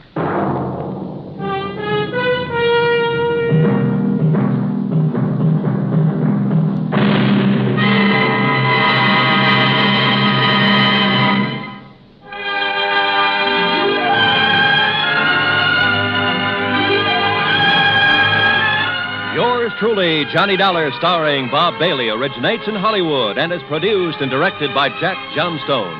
Today's story was written by Robert Stanley. Heard in our cast were Paula Winslow, D.J. Thompson, Harry Bartell, Stacey Harris, Vic Perrin, and Bob Bruce. Be sure to join us next week, same time and station, for another exciting story of yours truly, Johnny Dollar.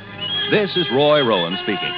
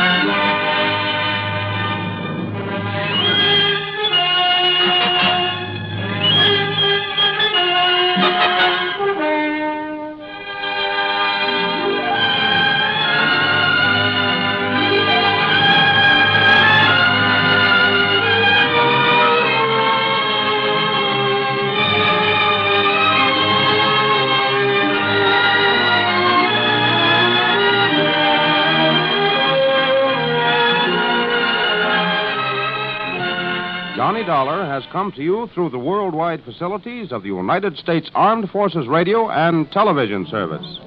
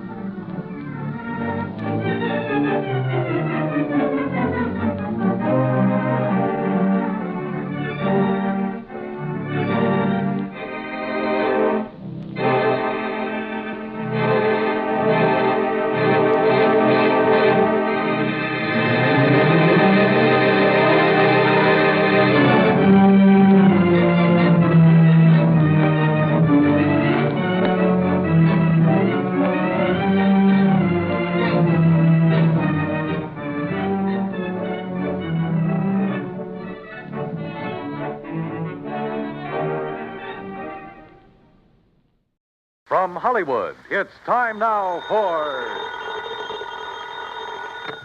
Johnny Dollar. This is Peter Hardy at Tri-Western Property and Casualty Insurance. Hi, how are things in the Golden West? You still in Reno? Sure am. Good boy. What goes, Pete? A little trouble with a big dairy farm out here, Johnny. Armenian Dairy. Okay, Pete, tell me all. A year and a half ago in a fire, Armenian lost one of his silos. You know, one of those big towers where they store and cure a lot of chopped up corn and stuff. Yeah, I know. Cost us $21,000. $21,000 for a silo? This time it's a compound silo, and the claim is for $56,000. Oh. But I don't want to pay it. I don't blame you. Sure, because, Johnny, I think it was arson.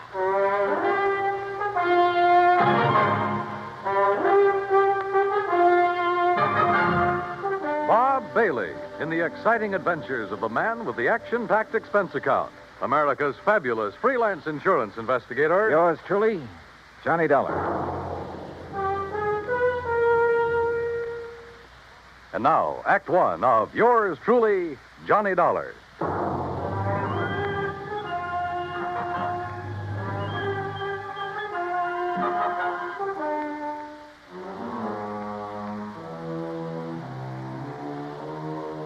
Expense account submitted by Special Investigator Johnny Dollar to the Tri-Western Property and Casualty Insurance Company, Reno, Nevada office. Following is an account of expenses incurred during my investigation of the doubtful dairy matter.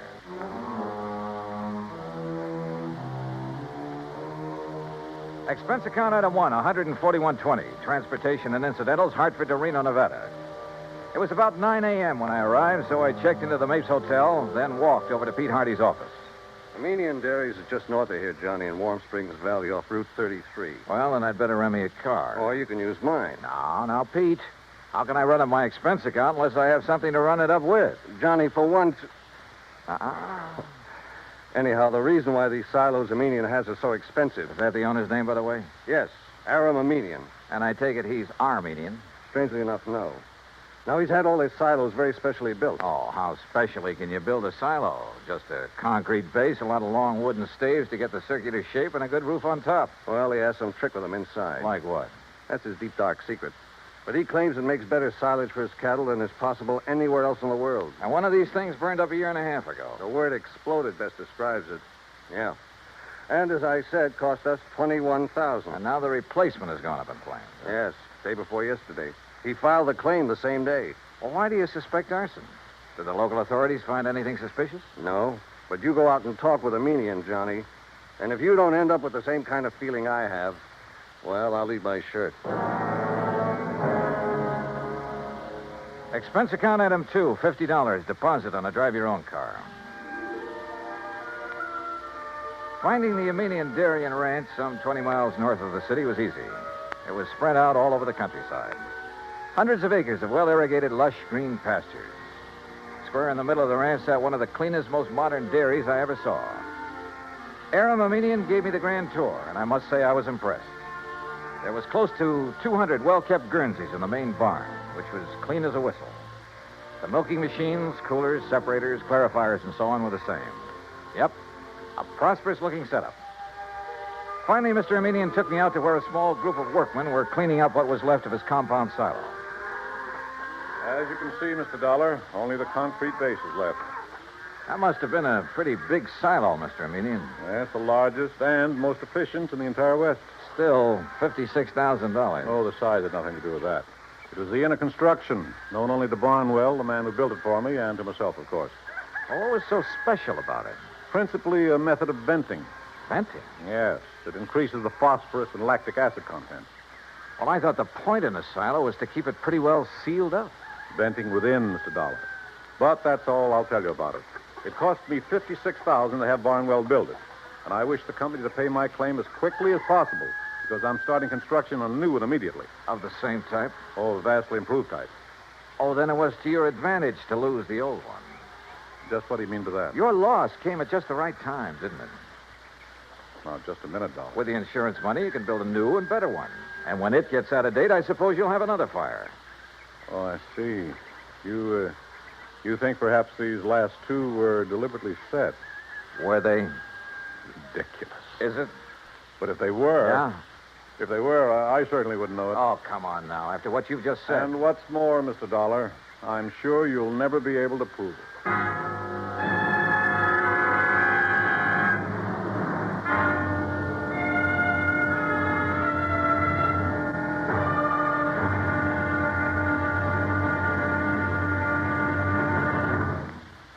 Act two of yours truly, Johnny Dollar, in a moment.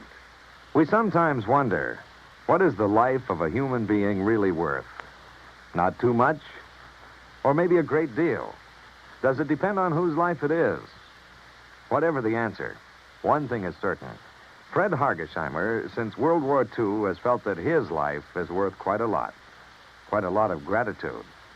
During the war in the Pacific, about June of 1943, Lieutenant Hargesheimer had his P-38 fighter plane shot out of the sky. Badly wounded, he bailed out over a tiny island, New Britain. It looked pretty small from where he hit the silk, but he found it much bigger when he hit the ground. It was bigger, and in complete control of the enemy. But Hargesheimer was lucky. After a month of lonely hiding, he was found by a group of friendly natives from the village of Nantambu. They cared for him and successfully hid him from enemy patrols for the next 4 months at the risk of their own lives. Then Hargesheimer was able to make it back to civilization. For the next 17 years, Fred Hargesheimer thought about those wonderful people of Nantambu. 12,000 miles away in the United States of America, Hargesheimer put a great plan into effect. He made speeches, took up collections, sold jewelry belonging to his family, and worked out a way to bring a bit of civilization and happiness to the little village of Nantambu. Needless to say, the villagers gave him a spectacular welcome upon his return. Fred Hargesheimer showed his gratitude to the people who had saved his life. But life is worth little without freedom, the right of all men, everywhere. And now, Act two of yours truly, Johnny Dollar, and the Doubtful Dairy Matter. Why, what he said and the way he said it. Aram Aminian was practically challenging me to find out how arson was involved in the destruction of his $56,000 secretly constructed compound silo. Expense account item 3 phone call from a gas station on Highway 33 to Reno Police Headquarters. But Lieutenant Brady of the arson squad assured me he'd failed to find anything indicating the fire was set. So dead end. Until I remembered a little trick that had worked for me before and might work again. Item 4, 27 cents for a loaf of white bread at a grocery store along the highway. Then I drove back to the Aminian Ranch. If I'd known you were hungry, Mr. Dollar, I should have had something provided for you at the ranch house, in spite of your rather nasty attitude about this loss of mine. Food is the last thing I'm thinking of, Mr. Aminian. Well, then why this loaf of bread, if you're not... Whoop. Now, let's see. Oh, now, surely you're not going to eat the piece that dropped in the ashes. No. For now. Well, then get it out of your mouth, man. Well, mm-hmm. Whatever in the world are you doing, Mr. Dollar? Yeah, I knew it. You knew what? A sure test for kerosene, Mr. Aminian. What? Yeah, fresh bread dropped in the ashes of a fire even days after the fire is out. I don't understand. I can still taste the kerosene. And, mister, it makes things look pretty bad for you. Me? Oh, good heavens, man, you can't... Dollar, I resent this completely unfounded accusation. Go right ahead and resent. Or better still, let me get hold of a stenographer and you can dictate a confession. Get out of here. Want to do it the hard way, huh? Get off this ranch, Dollar. Now leave. Immediately. Sure. I warn you, don't come back. Because if you do... Better be careful, Mr. Aminian. The kind of a threat you're about to make wouldn't sound very good in court. Get out. Get out. Out on the highway, I stopped at the mobile gas station again and made another phone call. Item 5, another 20 cents. It was to my old friend Herb Carlbert, cashier of Reno's Farm Trade National Bank. It was past closing time, but he promised to leave a door open for me. So I grabbed a sandwich and a Coke along the way. That's item 6, 80 cents, including tip. Then at the bank, Herb led me back to his private office. Oh, sit down, Johnny. Tell me all about yourself. Yeah, later, Herb. We'll go out on the town and talk our heads off. Right now, I need some information. I hope you can tell me where to get it. Oh? Information about what? The Aminian Dairy. Or better still, Aminian himself. You know him? Oh, I certainly do. We're his bank. His happens to be one of the best accounts we have, especially in our investment department. You mean it's big? Plenty big. Like how much? Well, now, Johnny, I'll tell you this. If I had a quarter of his net worth, I'd have retired long ago. No big outstanding debts on his place? Anything like that? Not a penny. Aram's financial condition is as... Now, wait a minute. Yeah? That fire and explosion of his compound silo? Yeah, that's right. Herb, I found evidence indicating arson. Well, certainly aren't accusing him. Who else? Oh, no, you're wrong. Oh, now look, Herb, he filed that claim so fast. It's the most natural thing in the world for him. It's the way he does everything. Like paying his bills immediately on receipt. He works that way. You expect everybody else to. Well, he gave me the impression he wanted to collect quickly in order to have money for rebuilding. Of course. Rather than cash in some of his blue chip investments. Herb, somebody fired that silo. Well, it certainly wouldn't be Aram. You sound like you're in cahoots with him. What about his employees? From my impression of the man, They love him like a father. Every one of them. And if every employer was as generous as he is, there wouldn't be any labor troubles in this country. Well, the fact remains that somebody somehow stood to profit by destroying that silo, and the one before it. Well, I can't imagine who. Even his competitors like and respect the man. Oh, so they say. No, they do. He's helped them stay on their feet during hard times, developed new ideas and methods, then passed them on to them. Oh, the fact remains... But Johnny, I've had a rough day. How about a nice, cool, casual drink? Then we'll have dinner and take in the town. Item 7, 2130, for drinks and a good dinner back at the Mapes.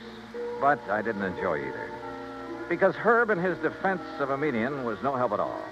Except perhaps for giving me a list of all the people he could think of who did business with him. I decided to check them all first thing in the morning. Finally, about midnight, having lost our share at a couple of nearby gambling clubs, we parted. Herb drove away to his home on the outskirts of town. I went back to the Mapes.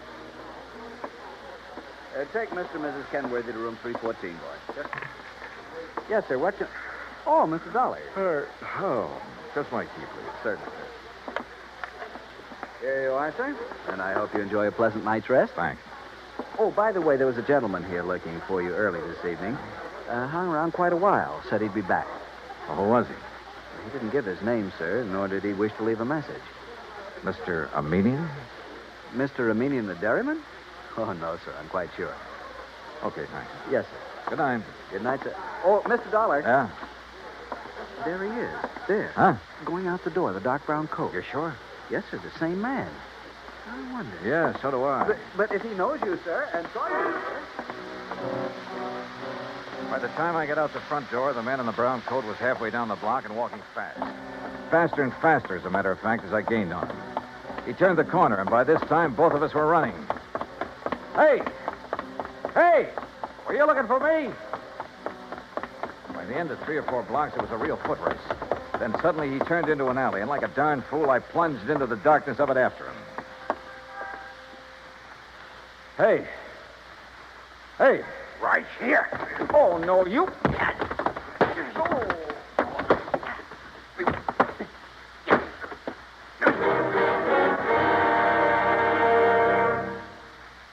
Act 3 of yours truly, Johnny Dollar, in a moment. Our flag now numbers 50 stars, and behind each star there stands yet another flag representing one of the 50 states. New Hampshire state flag carries its state seal on a field of dark blue. The seal is surrounded by a wreath of laurel leaves, the symbol of peace, interspersed with 9 stars because New Hampshire was the 9th state to join the Union. The heart of the state seal is a representation of the frigate Raleigh, recalling the glory of the early days of sail.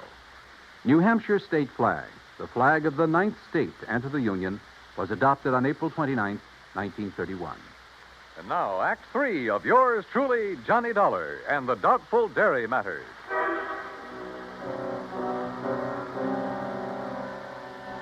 If it hadn't been for a big interstate moving van that drove into the alley where I'd been waylaid, well, I have a strong hunch I wasn't supposed to have lived through that beating. The truck driver, who absolutely refused a tip, incidentally, half walked, half carried me back to the Mapes. And the desk clerk had a doctor in my room within a few minutes. Terrible thing, Mr. Dollar. You're being attacked like this.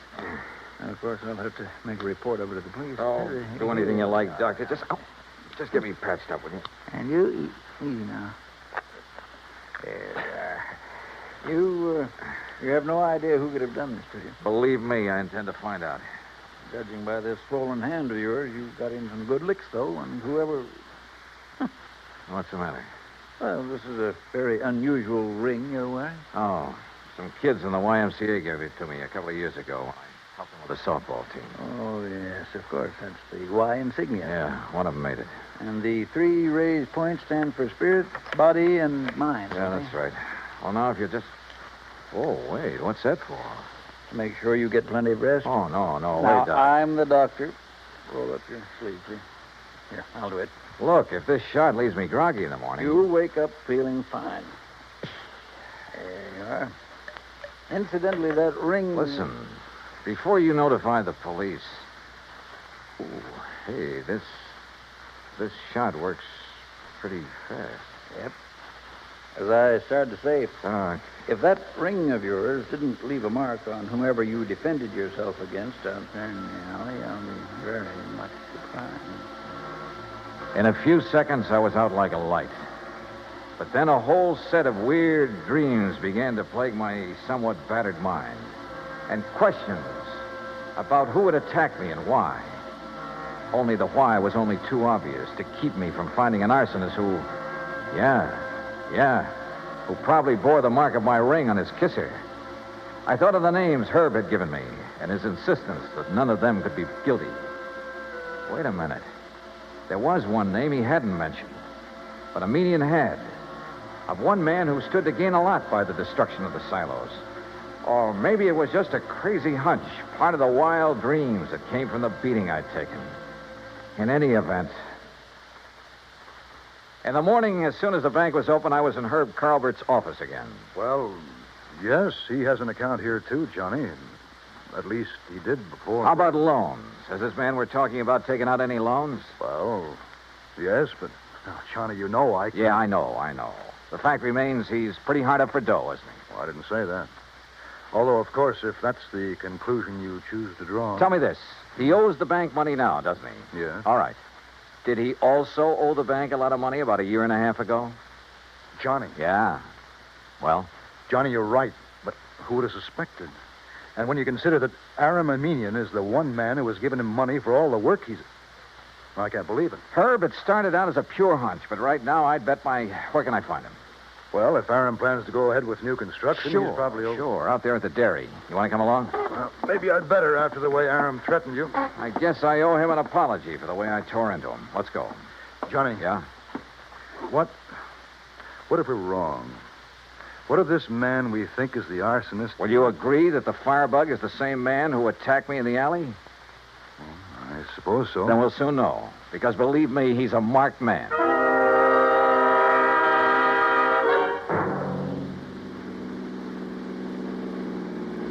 We made the Armenian dairy in 30 minutes flat, and we're told at the gate that Aram Armenian was in the pasteurizing plant.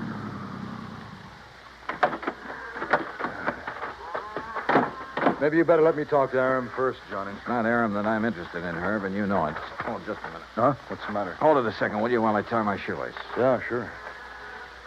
And I've been thinking, Johnny, on the way out, you know, we could really be terribly, terribly wrong. Herbert, old man. Aram, we're just looking for you. Well, when I heard the car pull up, I thought it was Joe Barnwell. He's due here to show me final plans for the new silo he's going to. Well, Mr. Dollar. Yeah, that's right, Mr. Armenian. I want to apologize for... Well, what's the matter? That dressing on your cheek. What about it? Just what is that little bandage hiding? Johnny. Well, Armenian? As a matter of fact, I cut myself shaving this morning. Well, I'm sorry, mister, but that bandage is going to have to come off. Look, Johnny. Now, just a minute, Dollar. Ah, here you are, Herb. Here's the final blueprint for it. Why, what's wrong, Joe? Gentlemen, this is Mr. Joseph Barnwell, Herb Carlbert. We know each other. And Mr. Johnny Dollar. Yeah. I think we know each other, too, Barnwell. Oh, do we? Joe, did you have an accident of some sort? Your face. What's going to happen to him now won't be any accident, Mr. Armenian. And I apologize for doubting that you cut yourself with a razor. What? I'm afraid I don't understand. But that bandage on your face doesn't hide any razor cut, does it, Barnwell? Well, I don't know what you're talking about. All right, then let's rip it off. You certainly won't. Good heavens, Johnny. Yeah, look. The mark from the ring on my hand where I struck him last night. Okay, Barnwell. Now stop. Don't touch me. Start talking. Tell Armenian how you burned up his fancy, expensive silo so you could build another one. How you burned the other one up. Talk. I swear I... Talk. Talk. Talk.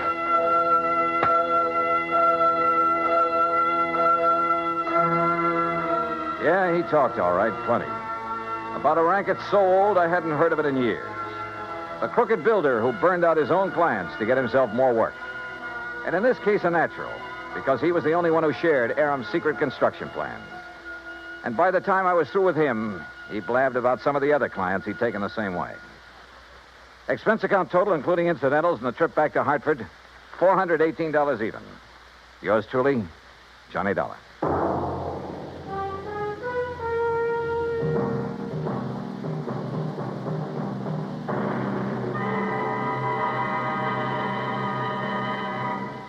Our star, Bob Bailey, will return in just a moment to give you a hint about what's in store for you on next week's program.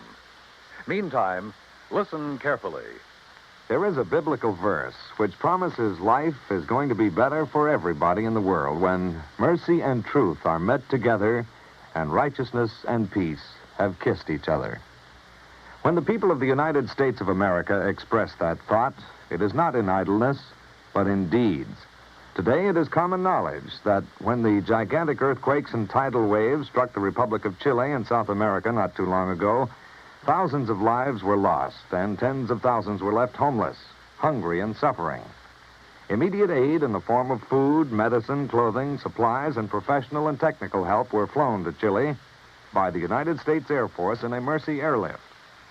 When the work was done and the suffering people made happier and more comfortable, American servicemen received such grateful thanks from the people of Chile that they felt increased pride in being able to wear the uniform of the United States of America. This same pride has come to other Americans in uniform when mercy and truth have come together to follow the wake of disaster in other parts of the world.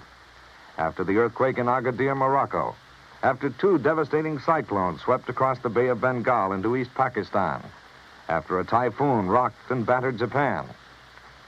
As mercy and truth got together, so did peace and righteousness to form a pact for freedom, the right of all men everywhere. And now, here's our star to tell you about next week's intriguing story on yours truly, Johnny Dollar. Next week, well, I get into cattle country again. And a Hereford steer solves the case for me. So join us, won't you? Yours truly, Johnny Dollar.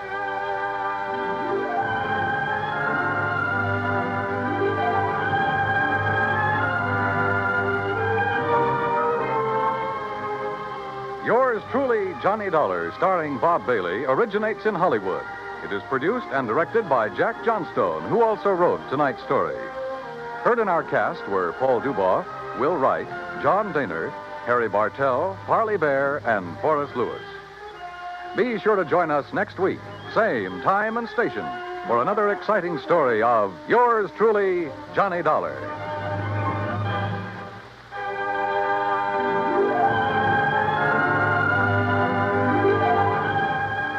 This is Dan Coverly speaking.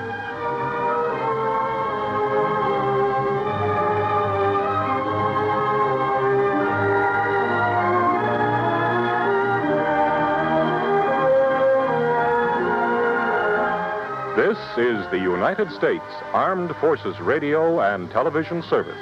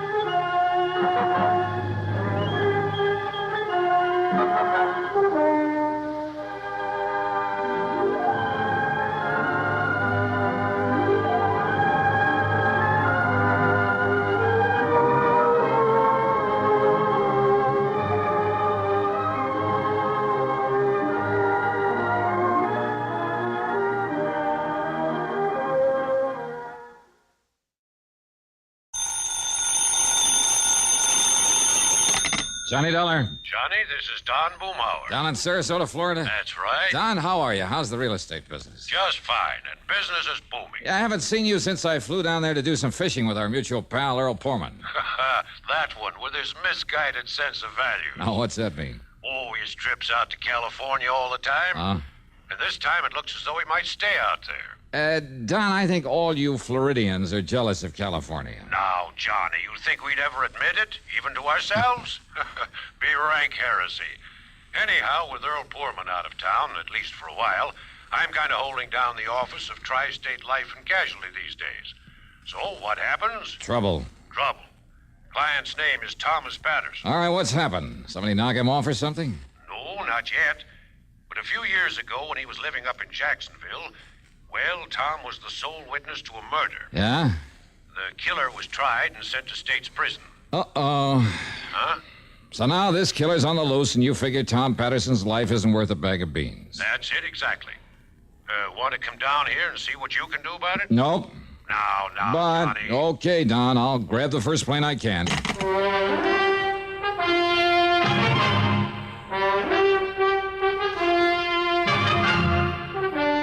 CBS Radio brings you Bob Bailey in the exciting adventures of the man with the action-packed expense account, America's fabulous freelance insurance investigator. Yours truly, Johnny Dollar.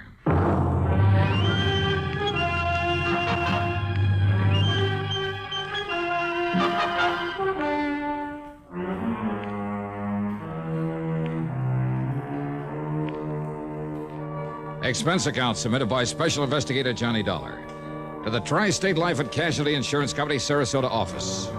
Following is an account of expenses incurred during my investigation of the deadly debt matter.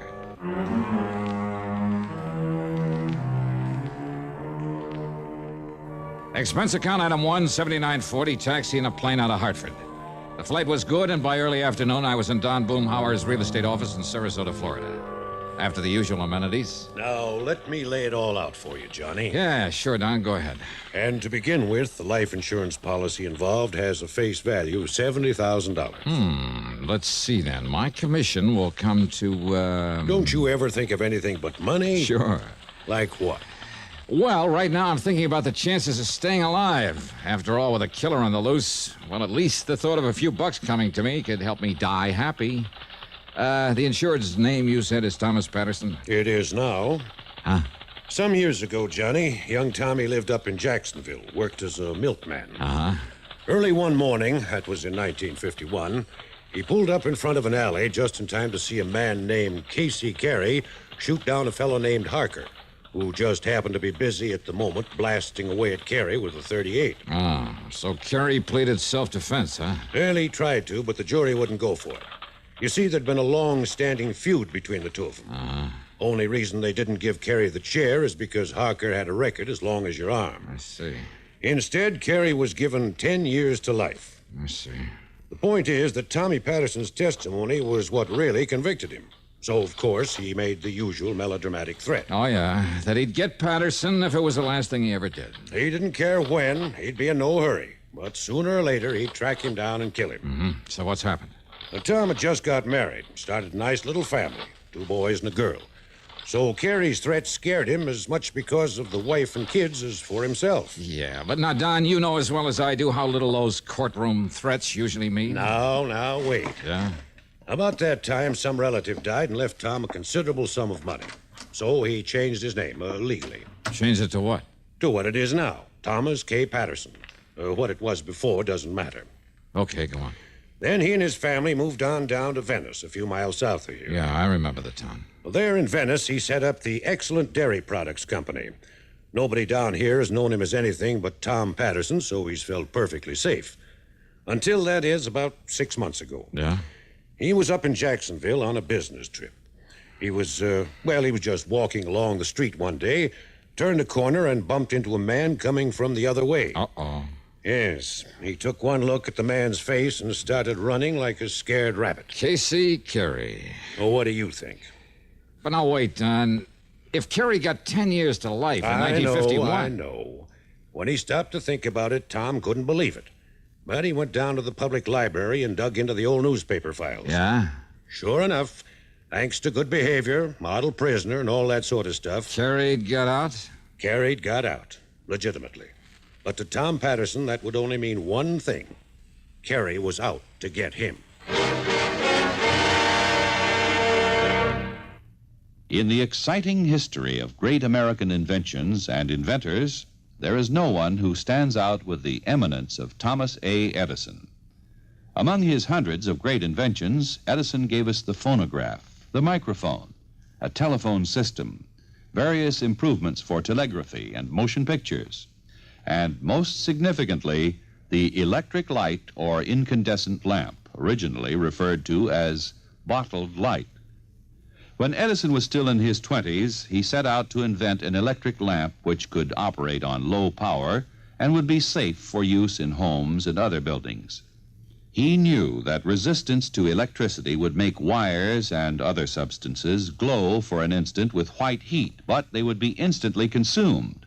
So he tried several types of fiber or wire sealed in a vacuum and succeeded in producing a glow which lasted for several hours. The next step was to find a filament that would give off a bright light and last for a longer time.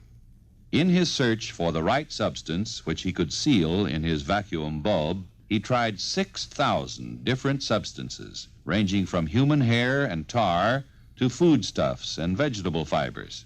Finally, he hit upon the idea of using the fibers of the bamboo tree.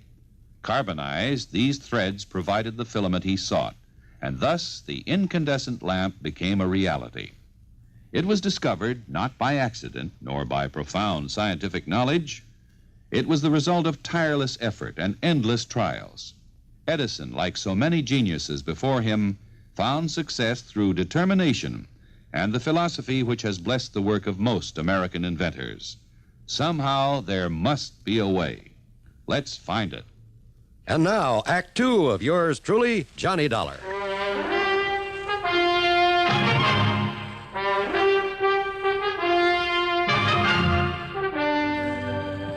Now, wait a minute, Don. Yes, Johnny? Tom Patterson wasn't sure that Carey actually saw him, recognized him, huh? Well, at the time, no. After all, Tom had only had a very brief glimpse of the man, and the man had made no attempt to go after him. Uh-huh. But he's sure now that it was Carey. Yes. All right, so what did he do? He drove on back to Venice, quietly bought himself a Colt 32 and got a permit to carry it. Did he tell the police why he wanted the gun? No. Of course, all along, Johnny, Tom had hoped that Carey hadn't recognized him. That even if he had, he wouldn't know where to look for him. But, now, Don, unless this man Carey has made some move against him... Now, just wait, Johnny. Okay. Tell it your way. A couple of months ago, Casey Carey appeared and settled down in Venice. Oh? Yes, he rented a small house and got himself a job in charge of one of the filling stations on the trail. Well, that doesn't sound as though he moved in just to carry out his threat against Tom Patterson. Needless to say, Tom tried to avoid him. But now and then, when he'd see him on the street or forget and go past the gas station, it was Carey who'd avoid him, pretend not to see him. Don... I know what you're thinking, Johnny. But just remember one thing. Yeah, what's that? Carey had made it plain right from the beginning that he was in no hurry to get back at Tom. Oh, I see. So you think he's kind of playing a cat-and-mouse game with him, huh? Just to build up the old fear in him, prolong the agony, maybe? What else? And believe me, he's succeeding. When Tom finally called and asked me to have you come here to protect him, he was almost a nervous wreck. All right, tell me this. Has Carey any brains, or is he just a typical dumb hood? He's in charge of a modern filling station for one of the big important companies. All right, then he must have too much sense to commit another murder. But if he can simply wear Patterson down with fright, maybe even drive him off his rocker... Johnny, Carey swore he'd kill Tom Patterson, and I'm convinced that he meant it. More important, Tom is. What do the police say? Well, Tom hasn't told him, in order to keep his wife and kids from finding out about it. That's a pretty small town, you know. If it weren't for his family, Tom would have just pulled up stakes and headed for Timbuktu. Don, if he's as scared as you seem to think... As I seem and to if think... there's no good reason for it... Well? Got an extra car I can use? Yeah, sure. The yellow one parked out front. Good. Here. There are the keys. All right, thanks. What are you going to do? Drive on down to Venice to see Tom Patterson and the police. Item 2, $4.25 for a tank full of gas. In Venice, I found Tom Patterson in his office at the Excellent Dairy Products Company, about to leave for the day.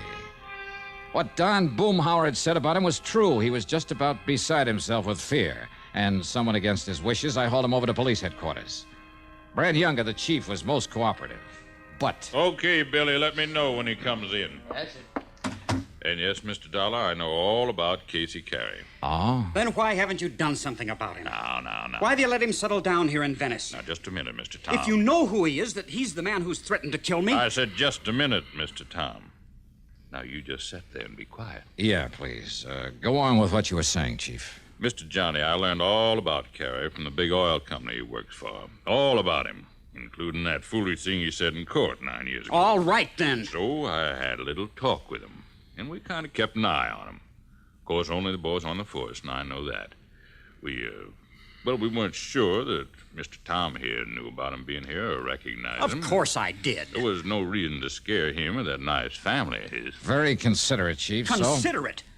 What's considerate about letting a killer settle down here in the first place? Now, hold it, will you, Tom? But look here, Mr. If you Dollar. want help in this thing from me or the police or anybody else... Of course I do. Why else do you think I had Mr. Boomhauer send for All right, then let us handle it our own way. But don't you see... Otherwise, we'll be glad to back out. Just let you take care of it all yourself. But Well... All right, Mr. Dollar, I'm sorry. Okay. So anyhow, Mr. Johnny, I'm convinced that Casey Carey is all right. He's forgotten his threat. And I tell you that he...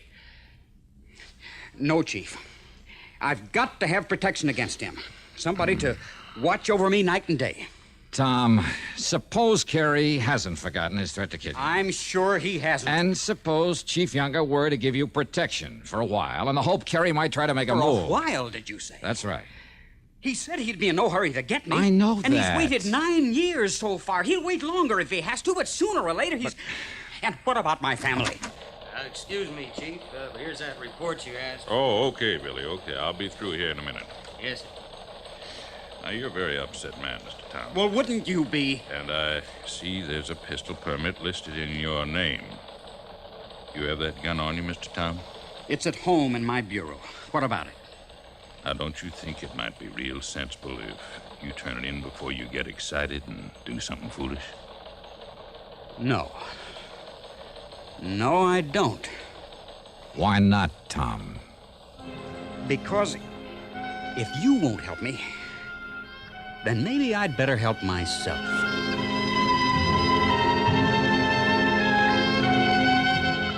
I took the chief aside and promised I'd stay with Tom Patterson, if possible get his gun and turn it in. Then Tom and I left. As we rounded the corner, we passed Carey's gas station. No, Mr. Dollar. He's off duty this time of the evening. Oh? You know where he lives? Yes. Where? Because that's where we're going. What? Well, now, you wanted a showdown with him. Okay, now's your chance. But without my gun? You can't be serious. While grabbing a sandwich and some coffee, that's item 3, $1.40, I managed to sell him on the idea. Then we drove on over to Carey's house on a lonely side street.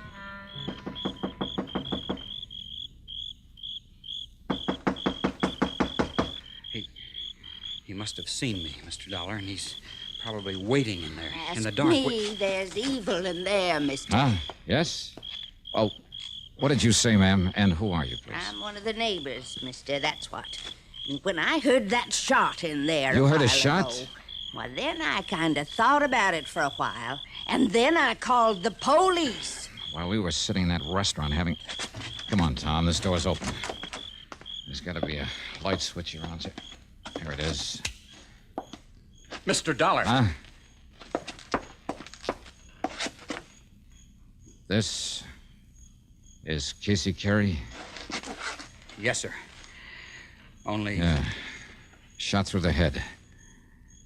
And it looks like about a 32. Tommy, isn't that the caliber of your gun?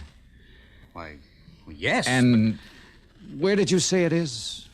At home, in the bureau. Well, there's no use to lie about that. Well, Chief Younger. Sorry, Mr. Tom. I'm holding you for murder.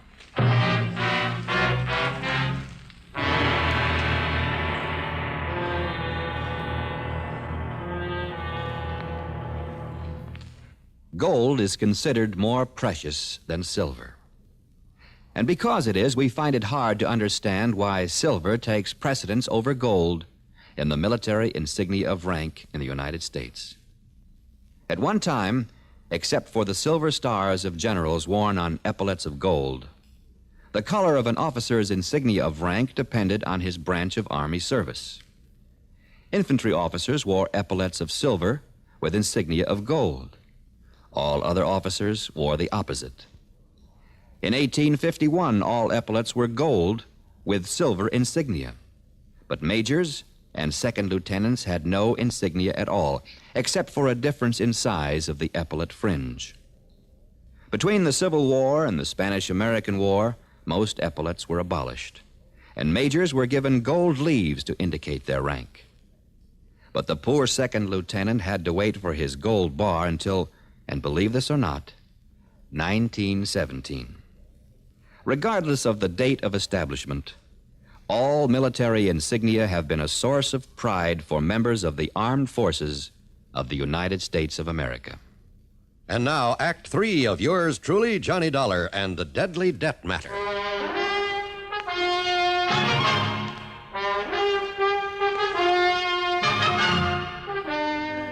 That's right, Mr. Tom. I'm holding you for the murder of Mr. Casey Carey.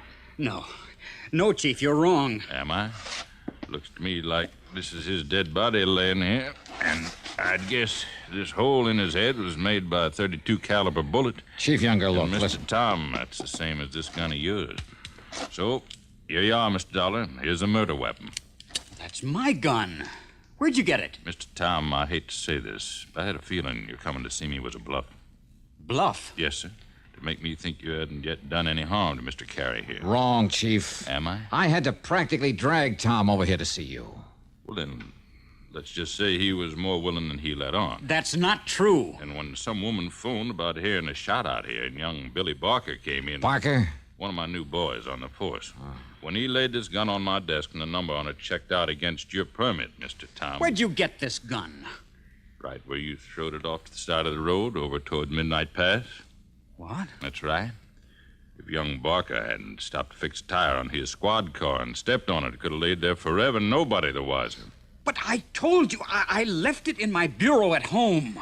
That just doesn't make sense now, Mr. Tom, and you know it. But it's true. So where were you after you and Mr. Johnny left me at headquarters? Well, I can answer that, I'll tell you where, Chief. Mr. Tom. You came over here and killed Mr. Carey and took the gun and throwed it off in the bushes. Wait, Chief Younger, listen. Yes, sir? Tom has been with me from the time we left you. Who? Yes. Well, then all that means is you killed him before you came to see me. No, Chief. And when the doc digs a bullet out of Carey's body, and I take it along with your gun up to the police lab in Sarasota. Mr. Dollar. And if they match up together... Tommy, it looks kind of bad for you, doesn't it? No, please. Listen. You better come along with me, Mr. Tom. Maybe Chief Younger was right. And when a report came back from ballistics that the bullet had come from Tom Patterson's gun, when Tom had no way of proving he'd left the gun at home. Well, I still couldn't believe Tom had done it. Another thing, the neighbor woman had heard the shot only a little while before we got there. What's more, Carey's body had still been warm. But instead of putting up a defense for Tom, I decided to play a real wild hunch that just might turn up Carey's killer. Item 3 from a phone booth, 30 cents for a call to Don Boomhauer. No, Johnny. The man Tom saw Carey murder back in 51 was named Harker. Not Barker? Nope. Gerald Harker, with an H. Well, then I guess my hunch about this new man in the department. Hunch about what? Oh, it's nothing, Don. Forget it. And thanks. So maybe I was wrong. So maybe instead of always acting on these crazy hunches, and yet...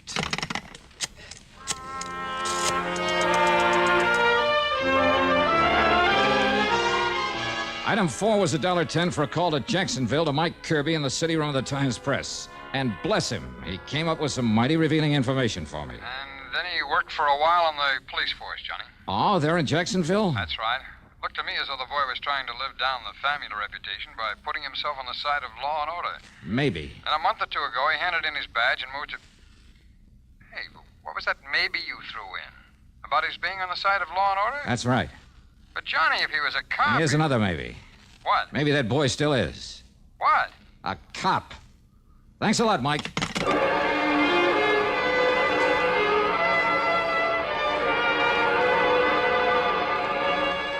went back to police headquarters where Chief Younger was half asleep at his desk.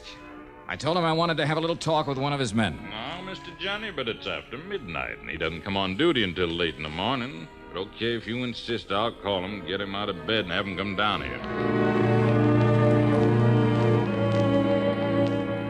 And then about half an hour later, they're in Chief Younger's office.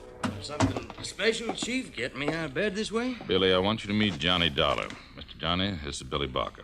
Hi, Billy. Mr. Dollar? Only, why did you change your name from Harker when you came down here to Venice? Huh? What's that, sir? I'm afraid it was a dead giveaway. I don't know what you mean, sir. I'm sure I do.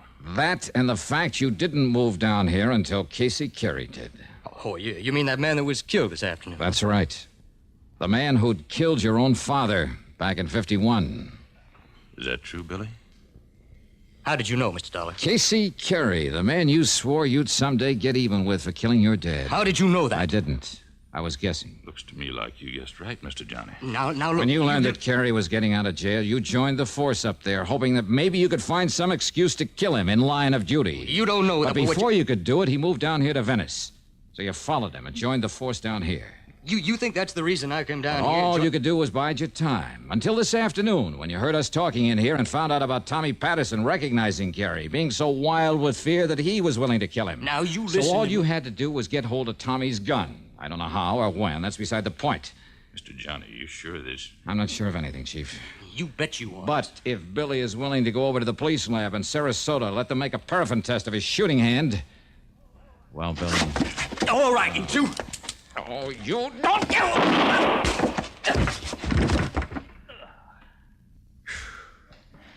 Chief, you want to let Tom Patterson out of that cell so he can go home to his family? Yes, sir. Right away. And thank you, Mr. Johnny.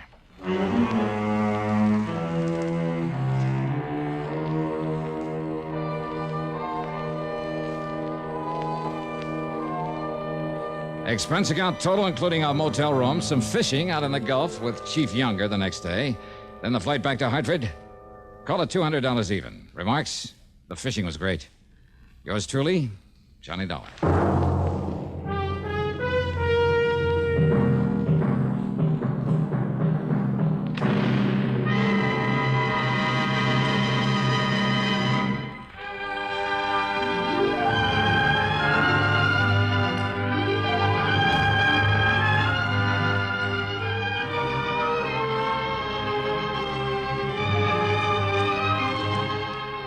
Yours truly, Johnny Dollar, starring Bob Bailey, originates in Hollywood and is written, produced, and directed by Jack Johnstone. Heard in our cast were Virginia Gregg, Russell Thorson, Barney Phillips, Sam Edwards, Bert Holland, and Stacey Harris. Be sure to join us next week, same time and station, for another exciting story of yours truly, Johnny Dollar. This is John Wald speaking. Johnny Dollar has come to you through the worldwide facilities of the United States Armed Forces Radio and Television Service.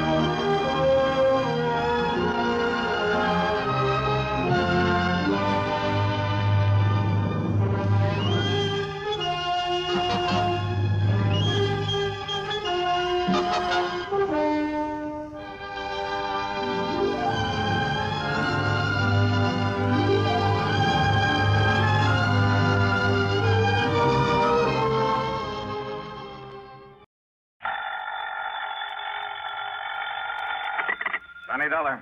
At McCracken, Johnny, Universal Adjustment Bureau. Well, greetings, Master. And now, what's that supposed to mean? Oh, just being polite when I see a nice fat commission about to come my way. You know something? You clear this one up for me, and maybe it could involve a sizable commission. The sound of sweet music wafts to my ears. Who, what, when, where, and why, Patrick? Only answer two of them, Johnny. All right. What? What and where? Ever hear of the Rochemont necklace? I never. Well, you should have. But come on over to my office. I'll tell you about it. Missing? That's right, missing. From where? I'll tell you about it. Oh, what's it worth? I mean, unless it's pretty valuable, What's there's the no difference? sense. Your commission may be a sizable one. How much, Pat? Come on over. How much? Well? Okay. The necklace is insured for exactly $321,000. What? That's right, $321,000. Okay, baby. I'm on my ever-loving way.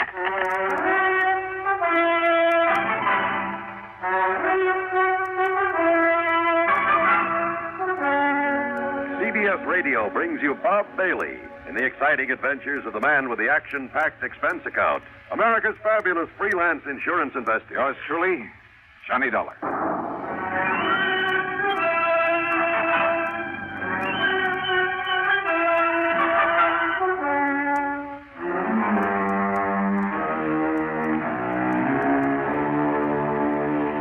Expense account submitted by Special Investigator Johnny Dollar to the Universal Adjustment Bureau, Home Office, Hartford, Connecticut.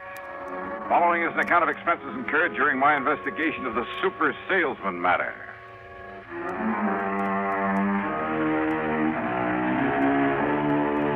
As always, the promise of a big commission did sound like sweet music to me. So, expense account item 1 is $1.25 for a cab to the office of Universal Adjustment in the Spear Building down on the square where Pat was waiting for me. Oh, come in. Sit down and listen, Johnny. Sure, Pat. Right ahead. Well, the Rochemont necklace, part of some old crown jewels or something, came over from Paris a few years ago. Uh-huh. The whole collection was worth $2 million. Now, various parts of it were sold to various people in various parts of the country, but the ruby and diamond necklace went to Mrs. Liza Rochemont. Now, she's a wealthy widow living out on the edge of town. Mm-hmm. Except when she was away in Florida, California, Europe, wherever, when she put it in a vault at the bank, she kept it in a wall safe at her home, a safe to which she alone has the combination, and nobody's ever broken into it. You're sure of that? I'm sure. There's an automatic device that would show it. Well, did she ever wear that priceless hunk of jewelry? Oh, quite often. Which is why she often had it cleaned and the stones checked in the setting. Go on. So, a couple of days ago, she handed it over to that jeweler in the new building just across the square there. You see the shop? Parker? Mm-hmm. Clayton Parker. Oh, seems to me she'd pick one of the big ones, one of the old-time firms, or send it down to New York to Tiffany's or Cartier or someone like that. After all, Well, that's exactly what her insurance man, Tim Pringle, you know him, Surety Mutual? Oh, yeah, well, Tim told her this morning when he found out what's happened. What's happened? Clayton Parker called her up in the middle of the night and then barged in on her looking like he'd seen a ghost or two. He laid the necklace in her lap and promptly fainted away. Parker? Parker.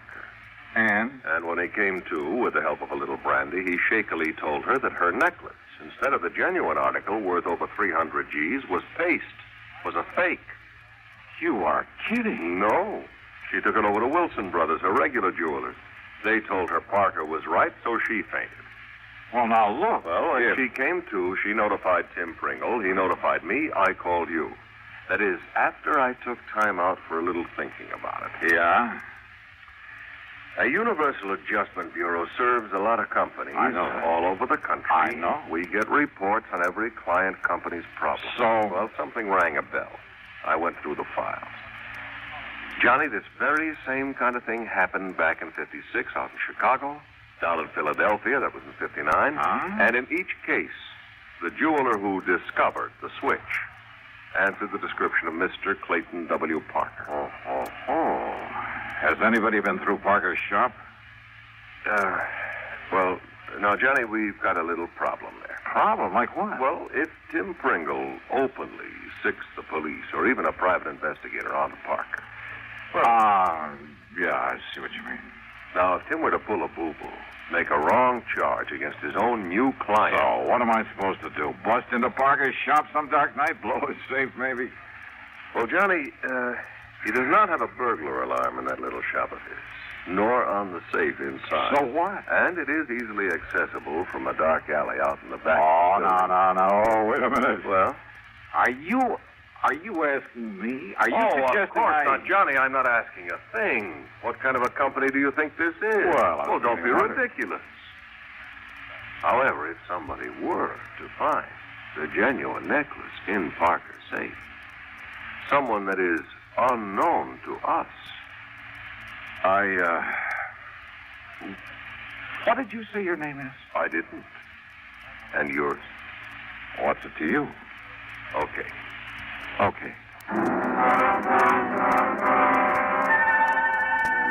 Item 2, $100 to a man named Fingers J. But let's leave his last name out of this. I may have use for his delicate touch again sometime. Well, getting into the back of Parker's store that night was a cinch. And once inside, we could see why he didn't bother with much protection. His stock was small, and most of it was novelty stuff. And he must have been a super salesman to get hold of Mrs. Rochemont's valuable necklace. If it was the real one that he took in for cleaning. While Fingers worked on the old-fashioned safe, I went over to the store with a fine-tooth comb, wearing gloves, of course. No sign of the necklace anywhere, including the safe. So I helped Fingers out of the back window we'd opened, sent him on his way, made a careful check to be sure the place looked the same as it had before, then proceeded to hoist myself out of the window. Now, let's see if I can get this closed again. Huh? Oh, now, wait a minute. Yeah. And this'll keep you here. Oh. Help! Please! Help!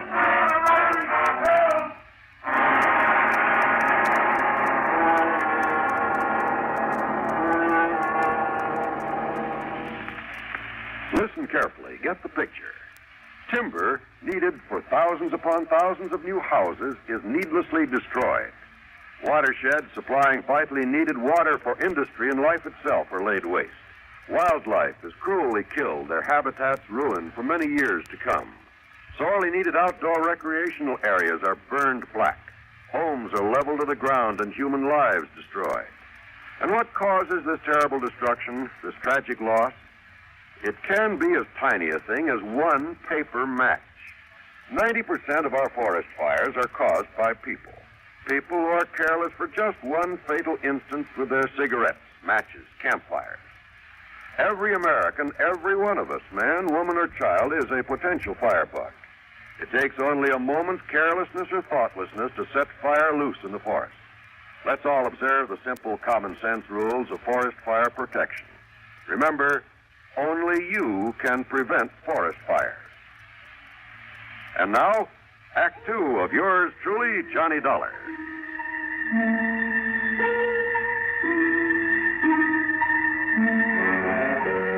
How I managed to get back up on my feet and out of that alley before the police arrived, I'm not quite sure. But I somehow did. I ran a couple of blocks through some other alleys, and then, playing drunk, which wasn't hard after that club in the head, I grabbed a taxi. That's item 3, $1.50. I went back to my apartment, had a couple of stiff drinks, a couple of aspirins, and soaked my aching head with a wet towel. And after a good night's rest, I was all set to call Pat McCracken and tell him to go jump into the nearest lake. Until I remembered that officially he'd had nothing to do with all this. And then I did some thinking. If what Pat had told me was true, only 2 people could possibly have substituted a phony for the Rochemont necklace. The wealthy Mrs. Rochemont herself, of course. This new small-time jeweler, this Clayton Parker. But it wasn't in the store. Yeah. So maybe hidden around his home someplace. Well, I could try. In the meantime, hope he hadn't recognized me in that alley. No doubt he'd be in a shop this morning. And if he was married.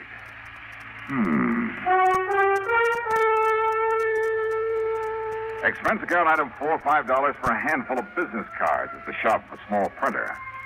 Item 5, $79.95 for a vacuum cleaner, one of the tank-type jobs with all the accessories. And I managed to grab a stack of literature on it.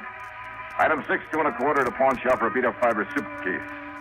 The business cards went into my pocket. The vacuum cleaner went into the back seat of my car, which luckily was badly in need of a wash job, but kind of poorly.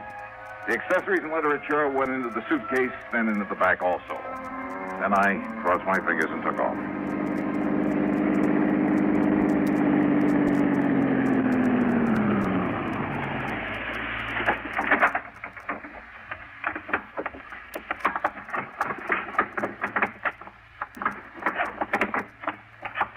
All righty, here we are now.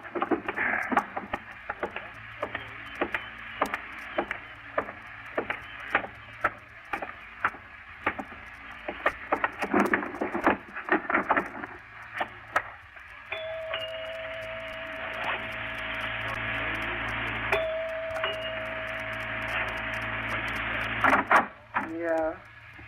Well. Mrs. Parker? Yeah, that's right. Only who...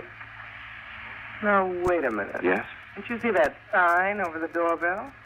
No salesman, it's solicitor. Oh, well, of course. Well, But I came in answer to the coupon you mailed asking for more information in the free demonstration. coupon? Oh, yeah. My name is, well, here's my card. Now, look. No obligation to buy, you know, none whatsoever. Yeah, ma'am. Look, this is some kind of...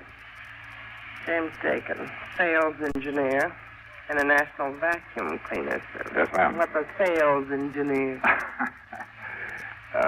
You really want to know? Uh-huh. Well, it's just a glorified name for an ordinary salesman. Well, you're a pretty glorified kind of guy to have to be going around pounding doorbells, Jimmy. Well, gotta make a living. Yes, you do all right, too.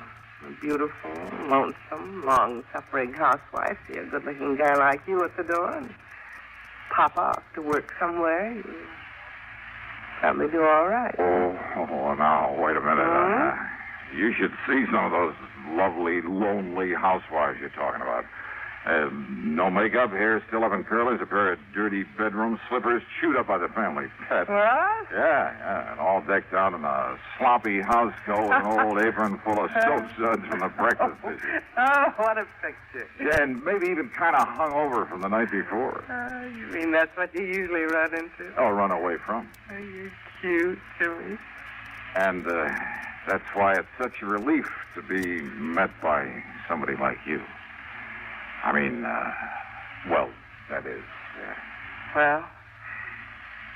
I'm sorry. I mean, I brought the cleaner around to give you the demonstration you asked for when you sent in the coupon. Are you kidding, Jimmy? I didn't send in any coupon. Oh, but you must have. Whoa. Would you like me to go get my list out of the car? Oh, because if you hadn't sent in the coupon, and I wouldn't... hate to do you out of commission. And I sure don't need to buy another vacuum. I'm sorry. Good luck. But I wasn't going to send you one. What? Oh, no. No. They're sold only in the stores. I simply get paid for the free home demonstration. Oh? So just let me come in and show you how it works, huh? Then you can fill out the card saying you have had a demonstration and... Listen, Mrs. Parker. Yeah, my name's Gloria. Well, look, things have been kind of tough. And if I don't fill my quota this week, well, look, I'll do the whole house for you, and no obligation whatsoever. Well, Mrs. Parker? Oh, look, Jimmy, if my husband should ever know that he doesn't like people in here while he's out, well, come on in. And after all, if you have to work so hard, maybe you could use a little drink. Come on. Just to make the demonstration. Sure. Come on in.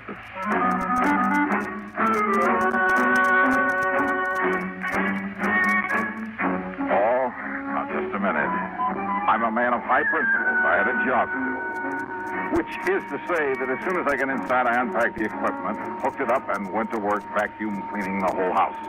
And I'll tell you this, I should have studied the directions a little more carefully before trying this crazy stunt, or maybe made a few practice swings through my own apartment. Now, modern appliances notwithstanding, I now have a great deal of sympathy for the American housewife. I mean, that living room was huge, and so was the dining room. But I didn't want to be obvious by heading into the study first. The study where her husband's desk would be, and where, if I were lucky, she for a second. Oh, come on, Jimmy. Isn't that enough? No, gotta finish the job. I promised I'd clean the whole place, and I'll do it. Why don't you just sit down, relax, and read a book or something? What about that little drink I promised you? We could have it right here in the den. Hey, look, I know. While you're out the bottle and some ice and soda. Yes, this'll be fine. Suits me, too. See? We have the same taste. Yeah, well, while you're getting it, I'll finish up the study here, then we can sit down and relax a minute before I start. Relax, huh? What? What did you say? Nothing. So I'll go get the drink. Yeah. Still keeping the vacuum cleaner going, I made a dive for the desk. Top drawer and two on the side had only the usual junk in them. But the third one down had a small lock on it. By stepping on the handle, I was able to spring it. And there inside, a small black metal box. Yeah, the Rochemont necklace. And even my untrained eyes told me this was no fake. But I couldn't very well leave it there. And what if Gloria Parker knew about them? What if she suspected that my loud job was just an excuse? Phone right there on the desk nearly scared me of a year's room. It was my only phone. No, it quit in mid-ring. Yeah, she must have picked up an extension. And that gave me time to close the drawer again and finish up my cleaning job before she came back into the study. But when she did, instead of a couple of drinks in her hand, she carried one of those interesting little devices made out of blued steel. Okay, baby, that's enough. Huh? That's right. Now, why don't you just put up your hands over your head? That's right. Johnny.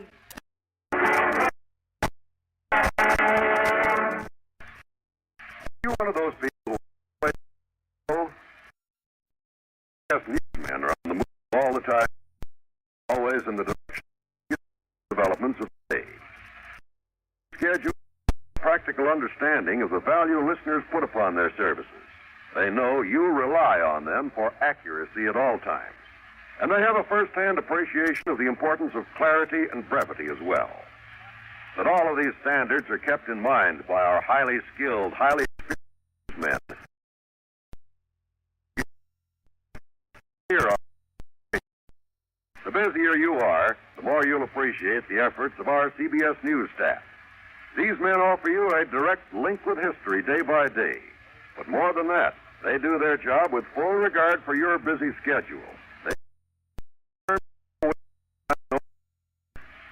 For accuracy, brevity, and clarity in news reports.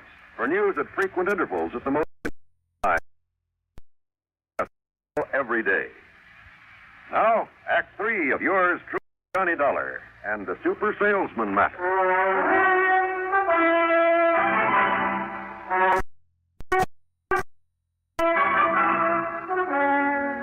Smart, huh? Making like a famous salesman to get in here. Now, why don't you put that thing down? Oh, no. But you should have been smart. Oh, Johnny, that was Clayton, my husband. Thought you might come here. You... Johnny, Mrs. Parker. That's right. Johnny Dollar, the famous dick. You stupid. You think Clay didn't recognize me from the store last night? Oh? Then why didn't the police pick me up this morning? Police find out you were checking on him, they might think he had something to do with that phony necklace that... That what, Mrs. Parker? You know, that rich Mrs. Rochemont asked didn't know his phone. Gonna prove otherwise? Maybe. Oh, no. Got some crazy ideas. Well, I don't think anybody's gonna hear them. Because when Clay gets here... Ideas?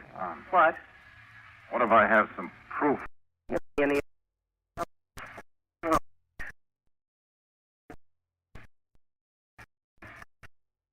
Oh, it's still locked. You got no proof of anything. All right, now listen. So, you got you my record. Gloria. Shut up!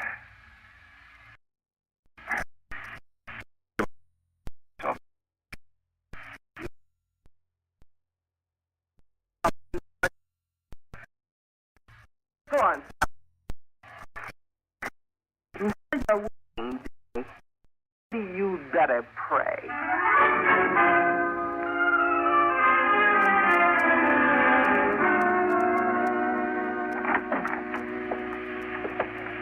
Good work, Glory. Sure, Clay. The cubs are leading in the sheep to the slaughter. But why'd you let him in here in the first place? Even if you didn't know who he was. Are you kidding? What do you mean, Dollar? Well, if you could have seen the open arm welcome I got on the strength of betting my nice brown eyes that are a couple of... What? Sure. You don't keep very close tabs on her when you're out of the house, do you, Parker? Don't listen to him, Clay. He's lying. He's trying to trick you, make you drop your guard. That's right. Won't work, Dollar. Well, okay, I tried. So, now you can call in the police to pick me up. Police? Don't make me laugh. Why do you think I didn't call them in last night? You're on this case. You sure of that? You trying to tell me they'd go for breaking and entering my shop? They or that insurance company of yours? In the hopes that maybe you'd find that pretty little necklace? Yeah, I see. So you admit that you substituted Tony. Well? Keep that gun on him, Glory, while I make sure it's still okay. Don't worry. He doesn't have a chance. Where to look. Up until you called, I kept him busy. I kept the great John busy pushing a vacuum. No, it isn't here. All right, Dollar. Give me the gun, Glory. Sure. Now frisk him. Yeah, sure.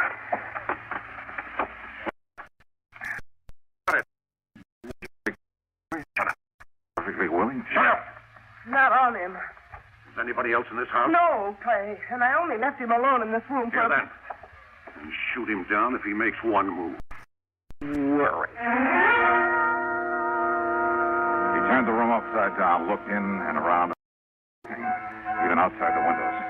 He made me strip to my shorts and went through every inch of my clothes.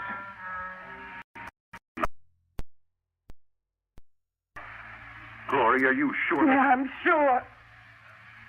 Well, then, if I'll leave you two to figure out what might have happened. Dollar, you don't leave this room alive.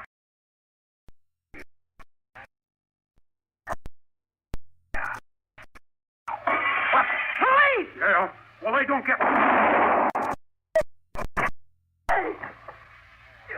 It was a nice... You okay? Oh, sure, Pat. Oh, and thank you, Lieutenant. Only Pat. Why? Well, when you didn't report to me that you'd found that thing in his when were last night. Please go on. Yes. Well, when I saw Parker from my office window, I saw him tear out of a shop a few minutes ago and burn rubber heading out in this direction. Obvious. So Thanks. Yeah, thanks, Pat. And would you like to see the necklace? Somewhere inside this vacuum cleaner I didn't sell.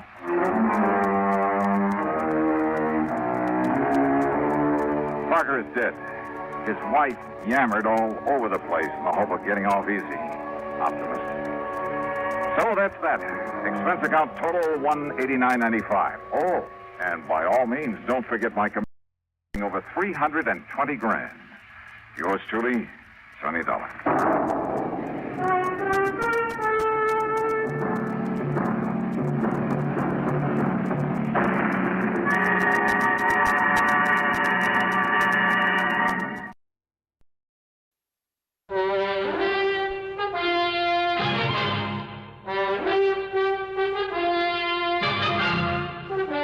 CBS Radio brings you Bob Bailey in the exciting adventures of the man with the action-packed expense account, America's fabulous freelance insurance investigator. Yours truly, Johnny Dollar.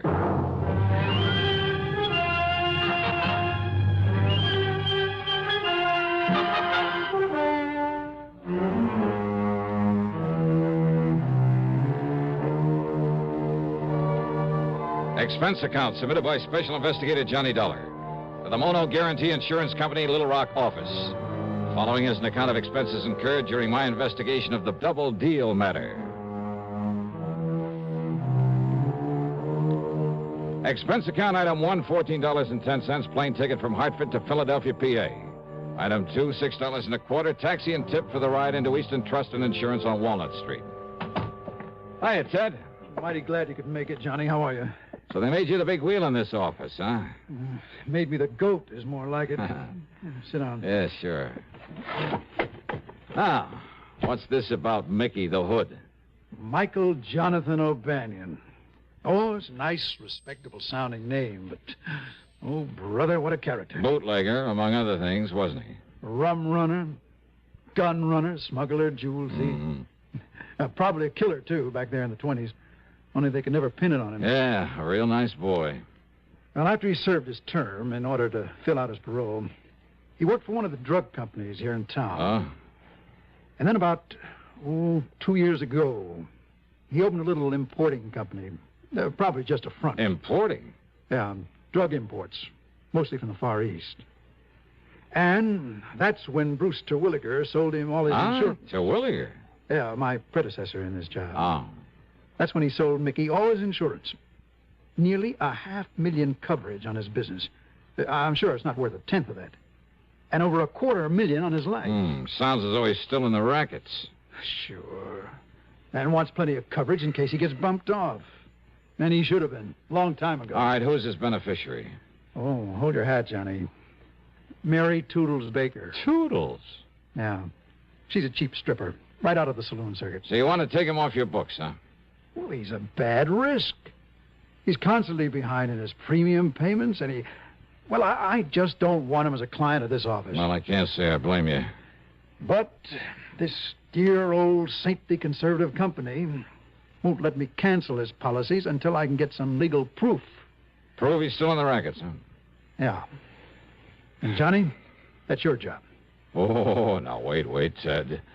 Yeah? That's not for me. That's a police job. Yeah, but they haven't got a thing on him, Johnny. So far as they're concerned, he's behaving himself, staying out of trouble, and just running his drug business. Yeah, but you think differently. Well, I bet my bottom dollar on it. And Johnny, if you can prove it for look, me... Ted, what am I supposed to do? Stick my neck out to a punk like Mickey just because you have a hunch about him? Hunch? No, thanks, Ted. If a guy like that happens to be involved in fraud against the company, something like that, you call on me and I'm stuck with him. But to try to frame him for you when there's no real evidence against him... Frame him? Now, wait, I didn't say that. Just show him up for a wrong guy. Look, when he commits some offense against the company, okay. But until then... Johnny. No, sorry, Ted, but it's no go. No, you mess around a character like that without legitimate reason, I'd end up with a hide full of lead. No, so look, Johnny, thanks a lot. I want nothing to do with him. But, Johnny... Sorry, Ted. Okay. I suppose all I can do is wait until it's too late. And we have to pay him a lot of money on some fraudulent claim or on his rotten carcass. Afraid so. Oh, Johnny, if you'd only... Oh, excuse me. Ted Plainer. Well, that's all you wanted me for. Dollar? Hmm? Why, yeah. What did you... Look, talk a little slower, will you? Well, yeah, he's right here. What's that? Here, look, you talk to him. Here, Johnny, it's for you. For me? Oh, some crazy... He said he traced you here through your call service back in Hartford. Okay, let me have it. Asked me the guy's off his rocker. $20. Hello? Evan only knows what might happen. Hello? Well? John Dollar? Yeah, that's right. John, you must come to see me at once. Who's that? The most terrible thing has happened. Oh, yes. Yes, what? This is Harry Branson at Philadelphia Mutual Liability and Casualty. Oh, I might have known. What? Nothing. What seems to be the trouble, Harry? Disaster, John, disaster. Can you see me at once? What about? The famous Canary Diamonds. Listen, Oh, John. now, wait, Harry. I brought those things back from France some months ago. I know, but now they've been stolen again. They what? Yes. John? Okay, Harry, I'll be right over. Now, who the devil was he? Well, now that insurance man wants to hand me a case that I can really do something with. Oh? And he'll pay me a pile of dough if I can solve this theft for him. Theft? Yeah. Hey, wouldn't it be nice if I could sort of tie Mickey the Hood in on it? Johnny, are you serious? You really think you could? Ted. Yeah, Johnny. Fat chance.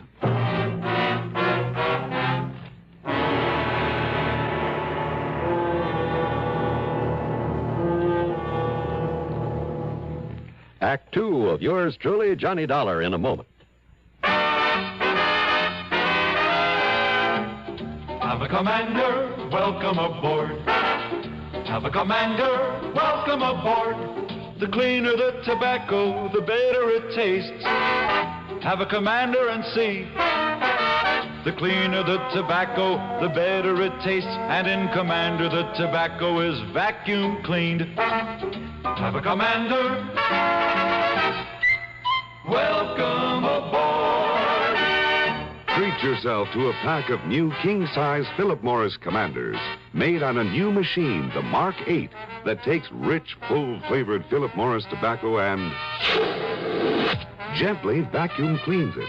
And the cleaner the tobacco, the better it tastes. Yes, the cleaner the tobacco, the better it tastes. Noticeably better. Have a commander, welcome aboard.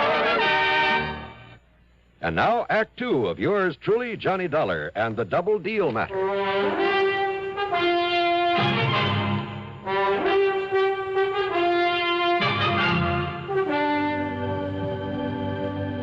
I found Harry Branson pacing the floor, wringing his hands. John, thank heaven. So the Canary Diamonds have been stolen again. Terrible, terrible. But I thought they were insured by you. They got so much publicity when you recovered them from that smuggler over in France that one of our important clients, Mrs. Arthur Pierpont Galloway, just had to have them. So she bought them and then insured them with us. How much, Harry? $515,000. Wowee. She received a phone call that one of the national magazines wanted pictures of them there at her home. The call was a phony? She thought her chauffeur and butler would be protection enough, but when the man came, well, he tricked her into being alone with him, and, well, he just walked off with the diamonds. Well, they must have a description of him. Of course they have, but a rather confusing one. They were all so excited. So, what about the police? Oh, dear, the police have showed Mrs. Galloway and the chauffeur and the butler so many pictures of criminals, they just don't know which is which. Oh, fine. But the police seem to think that they have some ideas about who this terrible thief might be. What about fingerprints, that sort of thing? Oh, he was far too clever for anything like that. I suppose so. Yeah, I wonder if the chauffeur or the butler could be in cahoots with this man. Absolutely not. Well, you sound pretty sure of that. I know both of them myself, have known them for years, ever since they went with Mrs. Galloway, and I'm certain they are absolutely honest. After all, John, I am an excellent judge of character. Oh, yeah, I'm sure of that. Now, who's in charge of this case at headquarters? At Central Headquarters, Lieutenant Bernard Barry. Bernie Barry? Sure, I know him well. Now, here, I'll give you Mrs. Galloway's address. Don't bother, Harry, not yet. Oh? John, you mean you might have some idea who might have done this? Not the least. But unless you see and talk with her... But as long as the police have some ideas, why don't I see them first? Oh. Yeah, I'll give it a fling, Harry. Give it a fling? Sure, as long as I'm already here in Philly. John, how can... Don't you... $515,000. Yeah, that's a lot of dough. Then how can you be so casual? You don't even seem to be really interested. John, think of what your commission will be if you effect a recovery. Do you think I'm thinking of anything else?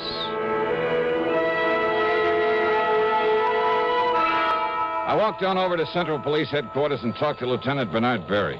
You asked me, Dollar, that thief had concealed his identity pretty well. Oh, what do you mean, Bernie? Well, according to their descriptions, he must have been wearing enough makeup for a whole chorus line. But why Mrs. Galloway and her servants didn't realize that right in the beginning and throw him out, I'll never know. That's why they couldn't pick him out of the mug file, huh? Except for one thing the chauffeur noticed about him. What was that? He'd apparently tried to cover a scar on his face. Oh? From the outer edge of his left eye down his cheek. Wait a minute. Yeah?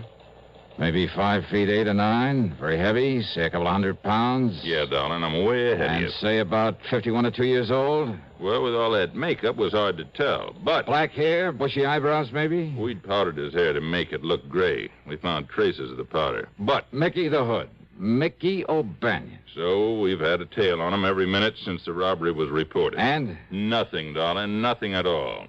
And, of course, he had an airtight alibi. Oh, sure he would have. And, of course, so would any other crook smart enough to pull a job like that. Just the same, Bernie. But until we can trip him up, or, more important, find out how he'll try to dispose of those stones... I know how to get him out of the country.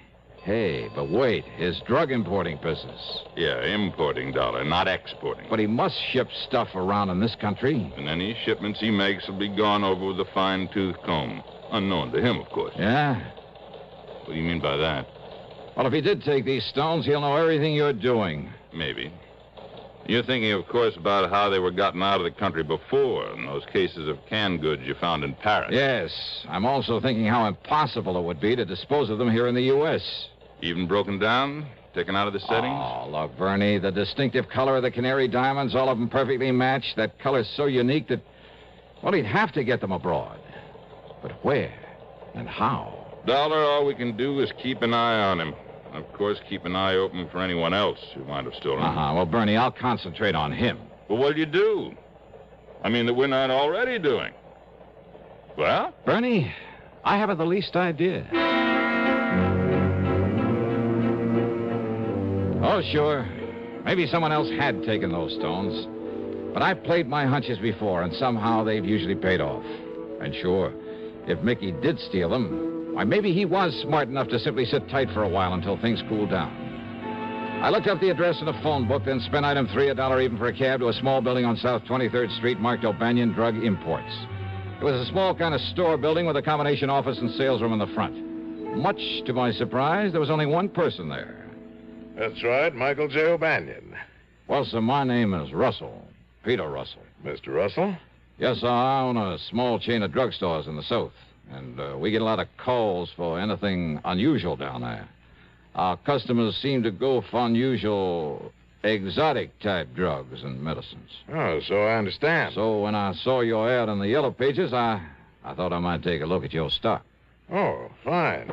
Everything we catalog is right here on these display shelves. All right, sir. Yeah, pick out whatever items you like. I'll be glad to ship them to you. Everything from dried seahorses and kelp, the Oriental people go over those things, to rare items like oil of rhodium, lovage, musk, Yes, sir. I see y'all import a lot of things from China, Japan. Well, I have contacts in Hong Kong and Kowloon that furnish me with many unusual items. Excuse me, Mr. O'Banion. Yes, I'll be with you in a moment, madam. Mrs. Peterson. Yes, that's Is that right. Yeah, we met at the travel office, and you promised me some Yes, of those... of course, Mrs. Peterson. I have the bottle of nerve pills I promised you right here. Oh, I'm so glad. And how much do I owe you for them? Oh, not a thing. Not a cent. Well, I'm, Glad to have been able to make them up for you. well, Here you are. aren't you nice? Such a big bottle, too. Oh, it's my pleasure, Mrs. Peterson. Well, have a nice trip. I hope I can swallow such big pills. Yeah, well, you just chew them like candy. Well, they don't taste bad. Just like sugar pills. Well, how nice. And remember, keep them in this bottle with its special seal and take only one each day. Goodbye. My goodness, there's so many of them. Yes, I'm sure they'll... And you're so nice to have gotten them for me. Yes, that's perfectly all right, I'm just Mrs. sure I'll have no nerves at all on this Yes, tour. well, that's good. Now, if you'll just I'll excuse... tell you. I'll send you a postcard when we get to Hong Kong and let you know how That's they not work. necessary at all. And goodbye, Mrs. Peterson. Well, I certainly thank you. Well, it's my pleasure. Goodbye. Well, now we can get back to business. Are you always so nice to your customers, O'Banion? Just a minute. Yeah? Forgot your phony accent, didn't you? That voice. I'd know that voice anywhere from the radio. The radio? Johnny Dollar. So? I should have known it when you talked about a non-existent ad in the Yellow Page. So I pulled a boo-boo. Listen, Dollar. If the police sent you around here, if you think I had anything to do with those canary diamonds... Well? Neither you nor anybody else can prove it. So, Dollar, if you know what's good for you... Oh, now that's a corny line. If you want to stay alive, just leave me alone. Make this Thanksgiving something special. How? By taking lots and lots of pictures. Just think of all the wonderful moments you can capture forever. Mom in the kitchen making dressing. That big moment when Dad starts slicing the turkey. The look on the kids' faces when they select their pie. Dad snoozing in his favorite chair after dinner. Yes, pictures are the best way to make those moments last forever. But only with Flash can you capture all the fun and color of those moments at their best. Anytime, anywhere. That's why now, today, you should pick up a pack of Sylvania Blue Dot Flash bulbs, the world's largest selling brand. Sylvania Blue Dots work with any film, with any camera, and you can always be sure they'll work. Simply look at the little blue dot. Sylvania puts it there as your assurance that it will fire. If by some rare chance it has turned pink, then return the bulb to your dealer. He'll make good on it. But hurry, Thanksgiving is this Thursday. Get your Sylvania Blue Dot flash bulbs today. And now, Act 3 of yours truly, Johnny Dollar. There in Mickey O'Banion's phony import office, things began to add up. Before he recognized me, he'd said something about contacts in Hong Kong and Kowloon, great smuggling country. And the little old lady, Mrs. Peterson, to whom he'd given the nerve pills. She said she'd met him in a travel office. Was he making arrangements for a trip out of the country? Yeah, another thing, that bottle of pills. He'd made them up, he said. Big pills, remember that. Take only one of them a day, he told her. Well, by the time she got to Hong Kong, she could only use a few of them off the top of that bottle. It must have held a couple of hundred of them. And once in Hong Kong, one of his contacts? Or would he himself be there by then? Yeah, but I needed proof. And I certainly couldn't trick an old hand like Mickey into a confession. Far from it. You think I don't know the cops are watching me every minute, going through every package I try to ship out of here? All right, now listen, Mickey. You think I'd be fool enough to touch those stones in the first place? Fool enough or smart enough? Oh, I'm smart enough, darling. Don't you forget it. And until you can show some kind of proof I know anything about it. Okay, Well, now Mickey. go on, get out of here. And you stay away from me before I... Before you what? All right, go on, get out. Sure. Why not?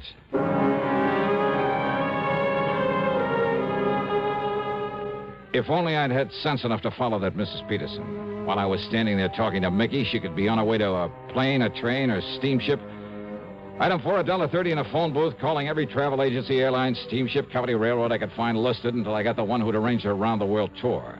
That was due to leave in a few hours. Better still, they told me she'd been staying at the Bellevue Stratford. Item 5 is $1.25 taxi fare to the Bellevue. Just a minute, bellboy. Well, Mrs. Just a minute. All packed now, bellboy, and you... Oh. Mrs. Peterson. Why, you're the young man I saw a little while ago. I want that bottle of pills you got from Mr. O'Banion. Now, look here. Where are they? I'm a very nervous woman. All right, my name is Dollar, special investigator. Investigator? That's right. That's like a detective. That's right. Now, please, those nerve pills. I haven't done anything wrong. You will if I don't stop you. What? No, you're a robber, a burglar or something. Oh, look, and listen to I'm me, will you so please? nervous. Then why don't you take one of those pills? Yeah, go ahead. Yes. Yes, I will. While I dig out some credentials to prove I'm telling you the truth. Here. Now, here they are. All right, here are my credentials. And let me have this bottle. Johnny Dollar, freelance. But you're selling them. Now, they can't all be loaded with... Let me have one of those pills so I can... Here, now... All right, that one you took may be from the bottom of the bottle because of the way they fell on the table when I spilled them out. What possible difference could... Oh. Oh, my dear, I've broken a tooth. No, you haven't. All right, spit it out into my hand. I certainly will not. Come on. All right. Here. Broken tooth, huh? What? Ever see a more perfect yellow diamond than this? Diamond? Over a carat, I'd say. No wonder he had to make the pill so big. But I don't... Oh, and what a beautiful stunt. Who'd ever think to question a bottle of nerve pills carried to Hong Kong by such a sweet, pretty little old lady? Well, but... And once there, either Mickey or one of his pals would take them away from you. Mr. Dollar? But instead, we'll just dissolve the sugar coating off the rest of these and... Mrs. Peterson, Well, yes, Mr. Dollar. how would you like some extra spending money on this trip? Say, a couple of $1,000? Couple of $1,000? And all you have to do is come along with me and tell the police where you got this bottle of pills. But I'm afraid I still... Well? Well, of course.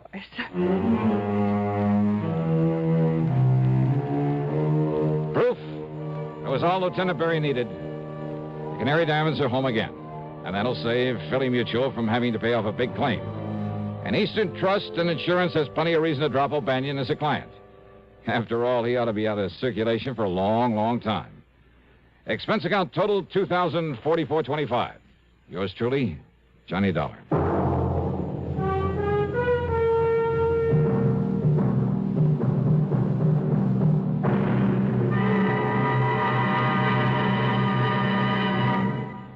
Our star will return in just a moment. Constipation is something people don't talk about much, but it can be a problem for anyone, even doctors. And when constipation occurs, it's interesting to see just what doctors consider important about a laxative they might use or recommend. Well, a majority of the doctors we heard from had this to say. A laxative should be effective, gentle, close to natural acting. A medicine that can be used with complete confidence. Now, X-Lax has been popular with many doctors and millions of people over the years because pleasant-tasting chocolated X-Lax is effective. Overnight, it helps you toward your normal regularity. X-Lax is so gentle, so close to natural acting, there's no upset. That's why many doctors and millions of people use X-Lax with complete confidence. X-Lax, the laxative that helps you toward your normal regularity gently, overnight. Now, here's our star to tell you about next week's story. Next week, one of the roughest, toughest, and most unusual investigations I ever get involved in. Join us, won't you? Yours truly, Johnny Dollar.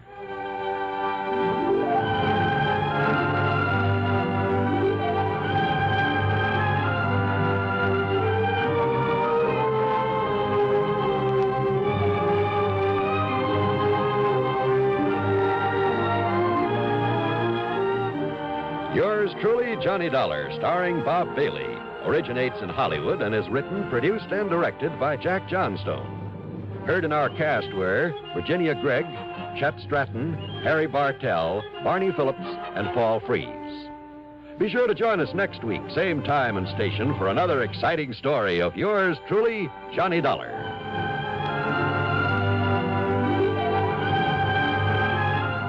This is John Wall speaking.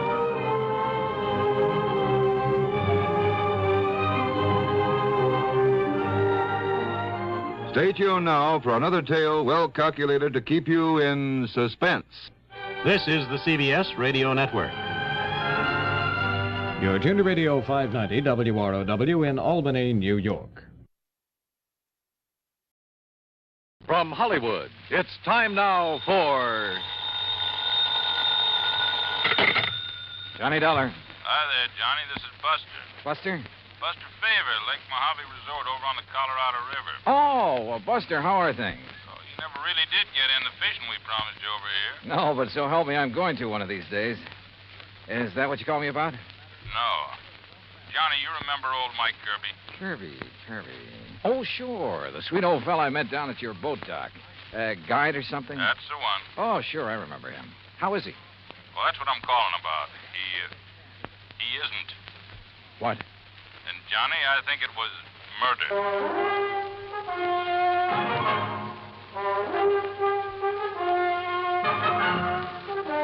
Bob Bailey in the exciting adventures of the man with the action-packed expense account. America's fabulous freelance insurance investigator. Yours truly, Johnny Dollar.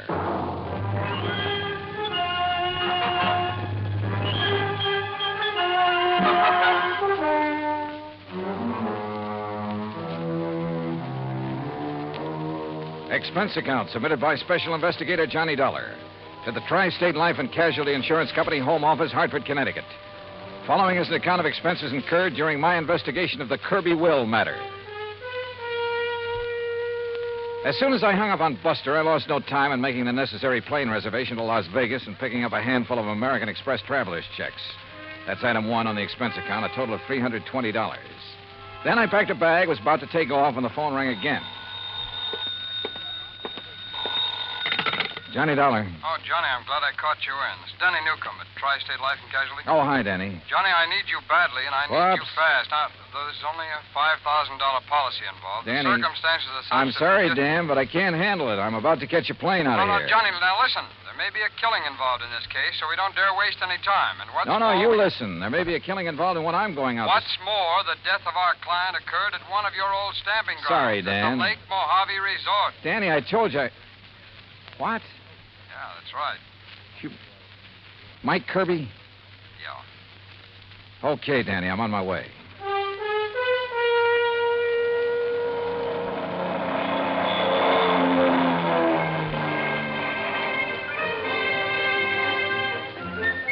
It was was 7:30 a.m. when the plane dropped me off in Las Vegas, Nevada, smack in the middle of the Mojave Desert. Even at that hour of the morning, the otherwise clear, clean air was filled with the cacophony of this city of chance.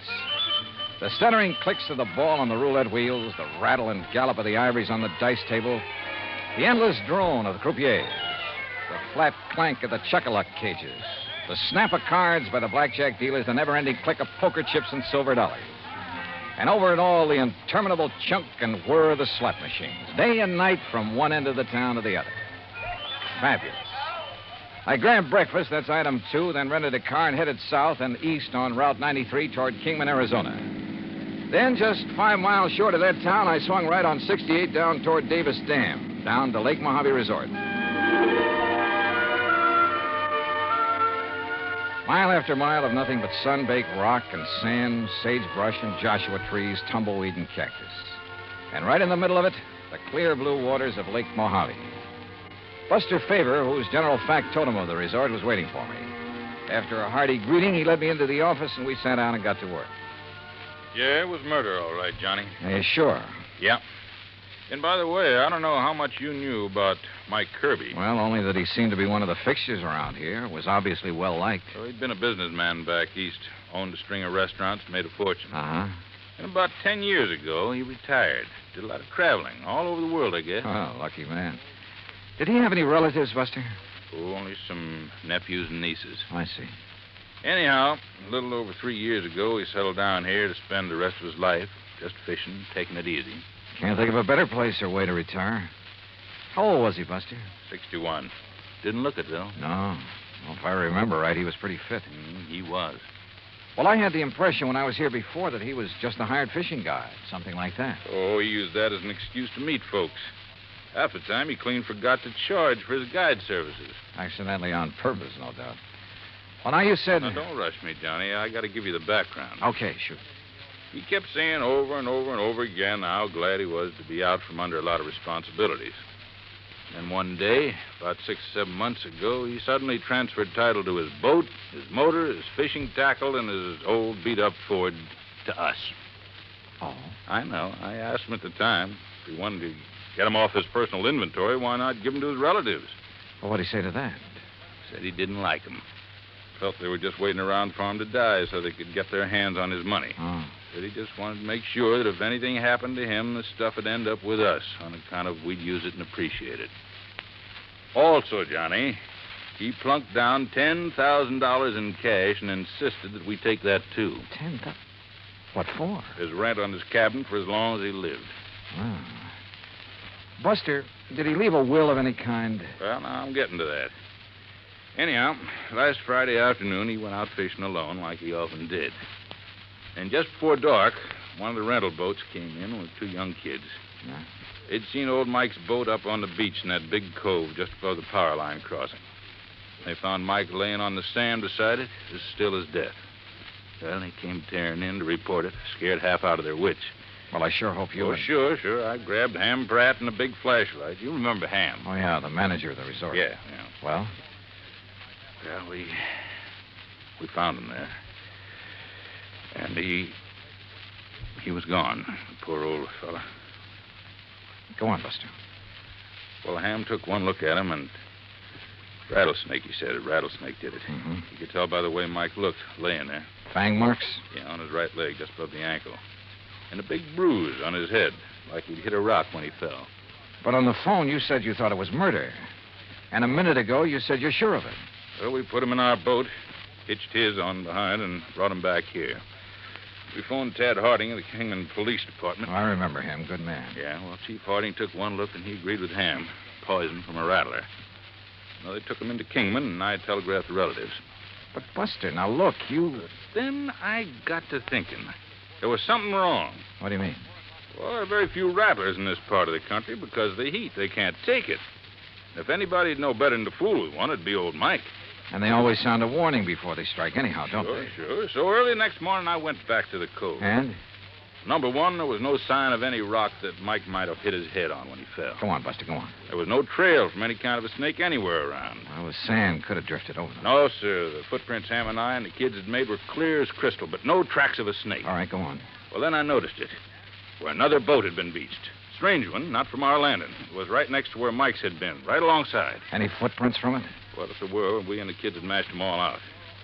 And I remember the way Mike had been laying there, as though he could have been rolled out of his boat or thrown out right on the sand. Then it looks as though somebody met him out on the lake, banged him over the head, made the fang marks, which isn't hard, then lashed the two boats together, dumped him off at the cove, and left. It sure does, Johnny. I want to see that place. Yeah, and all the excitement, I might have overlooked a lot of things. Oh, that I doubt. Now, Buster, if there's no sign of rattlesnake poison in old Mike's body... Well, right after I called you, I phoned Chief Harding. The coroner's making his autopsy today. He'll call me. Well, now, look, these nephews and nieces of Mike's, how much do you know about them? Oh, I never met them.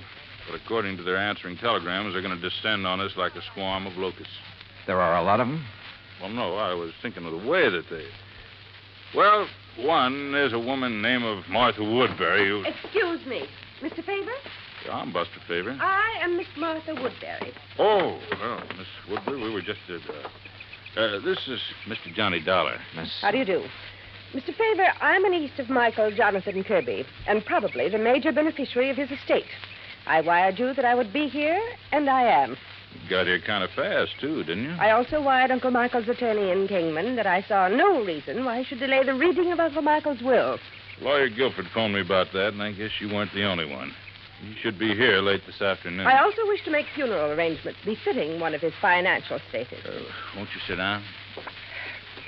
Now, please tell me the circumstances of his death.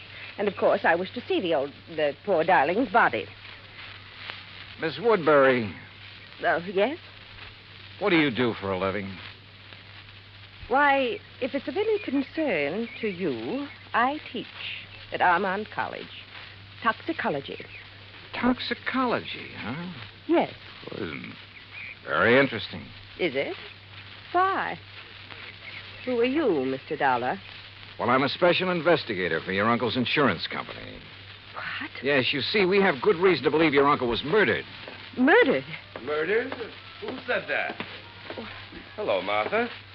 You said murdered. Are you talking about Uncle Michael? Well, that's right. Who are you? I am Chester Kirby, and as far as I know, the heir to my uncle's fortune. Who are you, sir? Chester, Mr. Dollar is an insurance investigator. Oh? Investigator, huh? Dollar, I'm Hank Kirby, family black sheep, also Uncle Mike's nephew. What's this talk about murder? Are you three his only relatives? That's right, Dollar, except for Lita. Lita? Lolita Laverne. Though we sometimes try to forget that. Oh, come off of that. Why, Miss Woodbury? My sister is a cheap nightclub dancer. We prefer to forget it. And the silly stage name she uses. Now, take it easy, teacher. Of course, Martha. This is hardly the time or place to... What do you do for a living, Mr. Kirby? Chester? Play the stock market a bit, that sort of thing. He's a playboy, Mr. Dollar, and a gambler, and I suspect not a very honest one. Martha, my dear girl, I resent... You've never done a lick of honest work in your life. And if you think Uncle Michael didn't know it, would let his money ever get into those soft pickpocket fingers of yours... You don't think you're the well, one let doing me it. tell you something, Oh, shut up, both of you. Pair of money grabbing. If you had to work for a living... Like what, Hank? What do you do? Yes. Tell him, Henry. Oh, I told you I was the black sheep of the family, but I work. You know, odd job. I'll tell you, Mr. Dollar. He's a roustabout. Circuses, carnivals, that disgusting sort of thing. Where are you working now, Hank? Well, there's a sort of a scientific exhibit. Sideshow is more like it. All right. Along the highway over near Victorville. A lot of rare animals, reptiles, and things on display. And Henry, dear boy, when he's off the bottle, is appropriately enough in charge of the snake pit. Oh. Well, we do scientific work, too. You know, like what, Henry? Like milking the venom from the snakes to sell to laboratories? Yeah. Well, that is, we... Excuse me. Hello? What? You sure? Well, what? Mr. Dollar, Now, I wait a think it's second. about time you tell us Hey, what Johnny, you meant when... Yeah, Buster. I want you to hear this. It's Chief Harding. Go ahead, Chief. Well, as I said, Buster, there was evidence of rattlesnake venom in the body, all right. But it didn't enter at the fang marks on the leg. What do you mean, Chief? Well, the coroner says those marks were fakes. The venom was injected with a needle up near the armpit where it wouldn't be noticed. Chief, this is Johnny Dollar. Oh, hi there, Mr. Dollar. Haven't seen you since you were out here working on Listen, the... was the venom injected into his body before or after old Mike received the blow on the head? Was the coroner able to check that? I don't think he's tried, Mr. Dollar. Well, have him do it, will you please, if he can? Well, sure. Also, I'll do me a favor and check with lawyer Guilford. I'd like to know when he's coming out here with a will. Oh, I saw him just a few minutes ago, and he asked me to tell Buster. Sometime this afternoon, if he can get away. Good, thanks. I'll talk to you later. Well, sure, Mr. As I started to say, Mr. Look, Dollar, Miss Woodbury, there is nothing that you or any of us can do until we get the complete report from the coroner. Well, you can at least tell us what you meant. And when what you meant... about dear Uncle Michael's will, Mr. Dollar? That will have to wait for the attorney. He expects to be here sometime later today. Now, wait a minute. You said murdered. Incidentally, I suppose the will shouldn't be read until Lolita, or whatever her name is, gets here. According to her telegram, she ought to get here today. Well, she better. What I want you to do is arrange for quarters here. And, all of you stay here. If you won't do it of your own free will, I'll have Chief Harding of the Kingman Police Department take whatever... No. Such a humiliation is entirely unnecessary. There's nothing to keep me from sticking around. I want to hear that will, too. Of course. Don't we all? Okay, then. Sit tight. For my money, any one of them could have done it. A toxicologist, a man whose business was handling poisonous reptiles, and a cheap tin horn gambler, and the nightclub dancer who hadn't appeared yet. Yeah, any one of them to latch onto the old man's fortune. I avoided telling the three present about the circumstances of their uncle's death in the hope one of them would slip, would give himself away by saying something to show that he or she already knew. As soon as they were ensconced in their rooms, Buster and I hopped into his outboard and headed up the lake. Remember the last time we rode up here looking for evidence, Johnny? Yeah, I sure do. That was the Midas touch mine. Yeah. And the pretty little lady owned a high-power rifle with a scope sight. Just about here, she started taking pot shots at us from the shore. Wow, that's one thing we won't have to worry about this trip. Now, right around this point is where I found Mike's boat on the beach. And like I told you, I may have overlooked some clue that you'll spot in a second. Buster. Yeah? Tell me, did old Mike earn enough as a fishing guide to make a living? Well, just about enough to buy food and a few odds and ends and... Well, like I told you, most of the time he deliberately forgot to charge, not needing the money and all. Hey, Johnny, there in the cove. What? A boat, right where Mike's was. Whose is it? Do you know? Isn't out of our landing by... Hey, that puff of smoke from behind the bush way up on the sand dune. Swing us around. That's somebody with a gun. And look, we're taking in water, those holes in the bottom. Grab that can, start bailing. There, that guy can shoot. Pull us around, Buster. We're like a pair of sitting ducks out here. Right.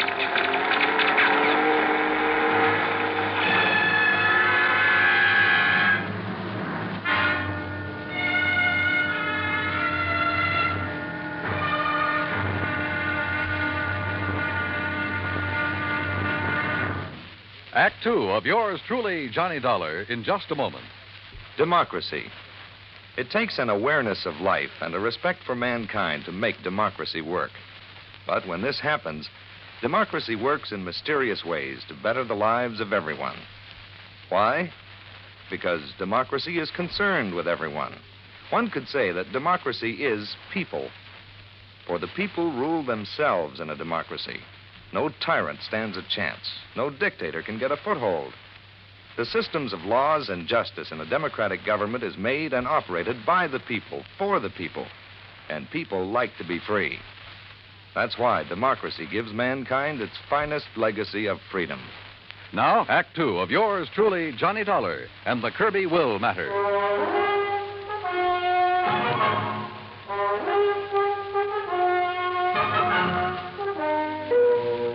Whoever had been shooting at us from the shore there on Lake Mojave had a good eye. But a 30-mile-an-hour outboard at over 200 yards and swerving like mad can be a pretty tough target. With a hull full of holes, we had no choice but to go back to the landing. There, I made a quick check of the three I suspected of having killed old Mike Kirby.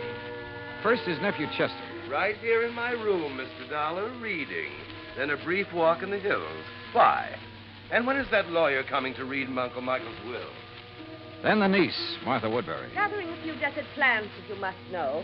Hardly racing about on the lake armed with a gun, as you seem to suspect. Why don't you question Henry? If anyone should know how to handle a gun, he should. So I questioned Hank Kirby. Fishing, that's what. I saw no reason to just sit around waiting for that lawyer to arrive. I was fishing in that first big cove on the right. On the Arizona side. That's right. And I saw you and Buster tearing back here. That's when I come back to see what was up. Now, what is up? Mr. Kirby? Yeah, Buster? On the payphone, the phone booth next to the cafe. Yeah? Kingman operator just called. Yeah? She still hadn't been able to reach your party on whatever that call was you made. Oh, yeah, thanks. What call, Hank? I've been trying to locate Lita to find out why she hasn't got down here. Maybe she doesn't care about the will. Where is she, Hank? It was to a dive up in Las Vegas that I sent the telegram, Johnny. Yeah, that's where she's been working. Is that where you called earlier, Hank? Earlier? Yeah, didn't I see you in that phone booth when Buster and I pulled out? Oh, yeah, sure. Trying to get Lita then, too. Yeah. Yeah, it reminds me, Johnny. Lawyer Guilford just phoned me from Kingman. He'll be over here in about an hour. Then the will gets read, huh? Perhaps we ought to wait for Lita. What do you think, Hank? She'll be here. Well, did you talk to her? Is she on her way? Yeah, she's on her way. All right. If Buster's willing, we'll use the office when Guilford gets here. Sure. So, Hank, you tell the others to be ready and waiting. Yeah, sure thing. Come on, Buster. Right, Johnny. What's on your mind? Well, maybe it's just a hunch, nothing more. But I want to get on that phone in the office. I called Armand College first. Yes, Miss Martha Woodbury had left there only last night. So she couldn't have been here when Mike Kirby was killed. A call to Chester's Hangout, a private gambling club in Reno, indicated the same thing. Call number 3 was to the so-called museum where Hank Kirby worked with the Snakes, a place within easy driving distance of Lake Mojave. But the records showed he hadn't left the place in 2 weeks until this present trip to be here. Lolita? Well, the manager of the club in Las Vegas said she hadn't missed a show. Daytimes? Well, who knew? But she was there every night. Then I suddenly remembered something about the geography of Lake Mojave. Yeah, Johnny. Cottonwood Landing is only about 25 miles north on the west, the Nevada side of the lake. Could that boat we saw in the cove? Sure. That's where it came from.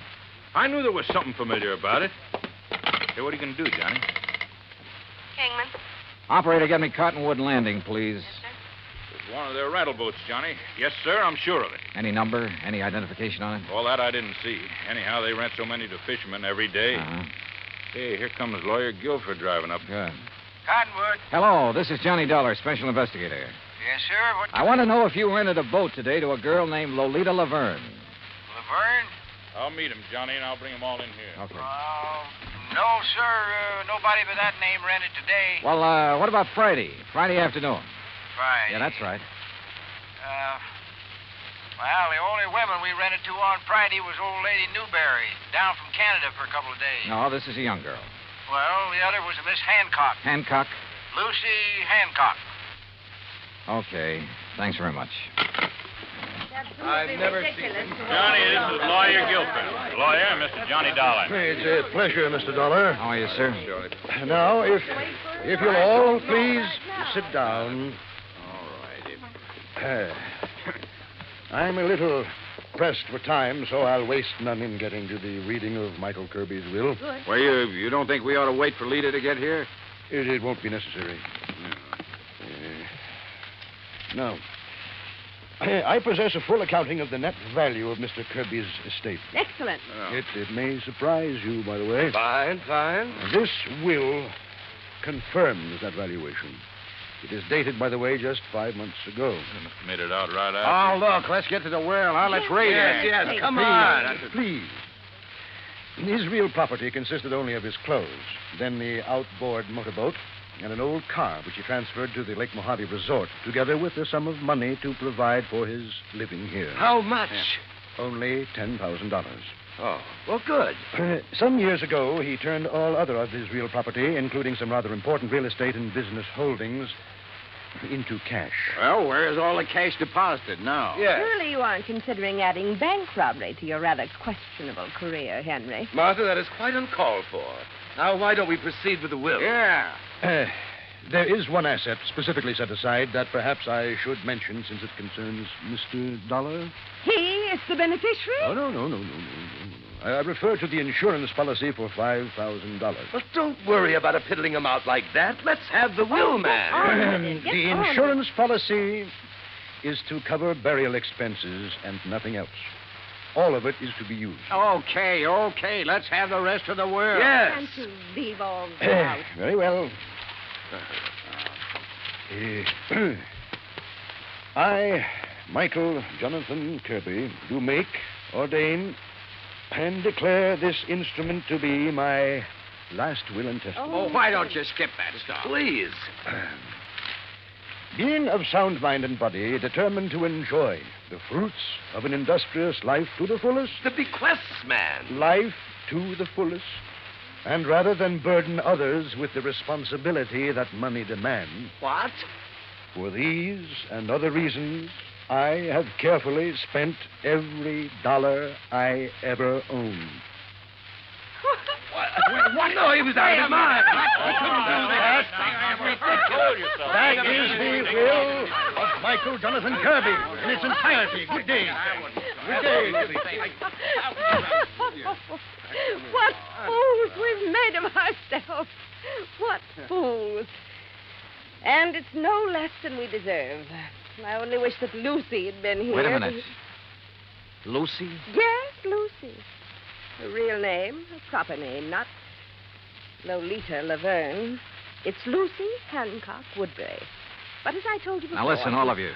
You're to stay right here. Stay in your rooms. Oh? What's the point? Now we know the contents of that stupid will. Yeah. By Buster, what call right, you- Chief Harding? Tell him to stand by in case these people get itchy feet. Right. What little I'd done so far in this case was based on nothing but hunches. So when 10, then 11 p.m. came and Lolita, Lucy Hancock Woodbury, hadn't arrived, I acted on another hunch. Sure, Johnny. My room is right next door to the office, so if this leader arrives and signs in, I'll let you know right away. No, Buster, no. Huh? Just sign her into a room after you've done a little tampering with the register. What do you mean? Chester is in number 6, isn't he? That's right. All right. Change that on the register to number 8. That's this one, your room. That's right. And be sure that Lita sees the register. I don't understand. You don't have to, Buster. Let's just hope she gets here. Buster left. And with my door ajar, I turned off the light and lay on the bed and waited. It must have been after midnight when I heard the car pull in. Heard Buster admit someone to a room a couple of doors down the line and then go back to his own. Then, silence. Then the quiet click of feminine footsteps approaching my door. Quickly, in the darkness, I lit a cigarette, held the glowing end away from my face.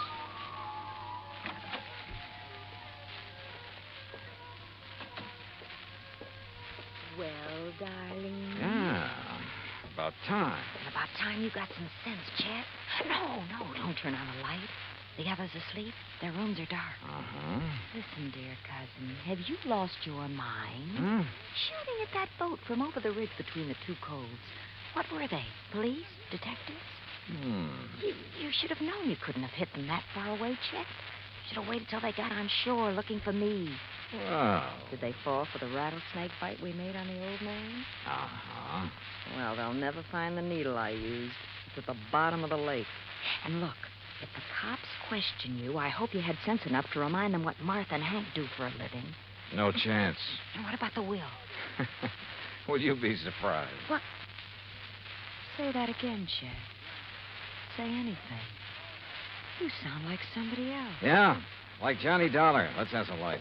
Dollar? That's right, special investigator. Oh, no. Let me out of here. Now, where do you think you're going? No, let me go with me. Come on now.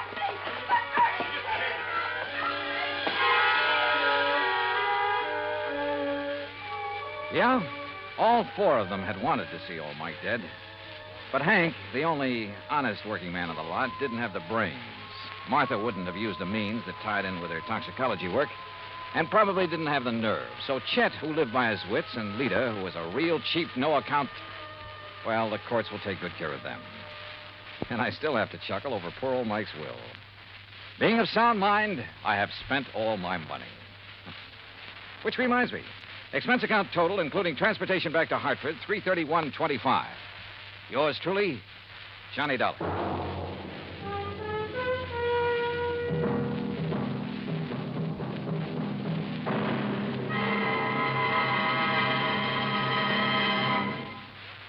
Now, here is our star to tell you about next week's story.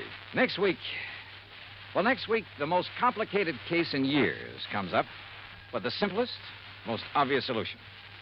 Join us, won't you? Yours truly, Johnny Dollar.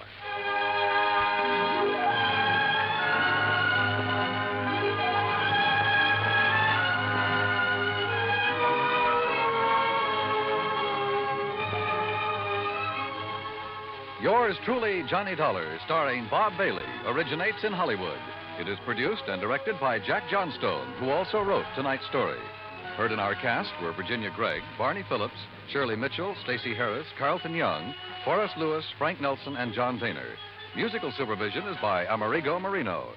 Be sure to join us next week, same time and station, for another exciting story of yours truly, Johnny Dollar. Johnny Dollar has come to you through the worldwide facilities of the United States Armed Forces Radio and Television Service.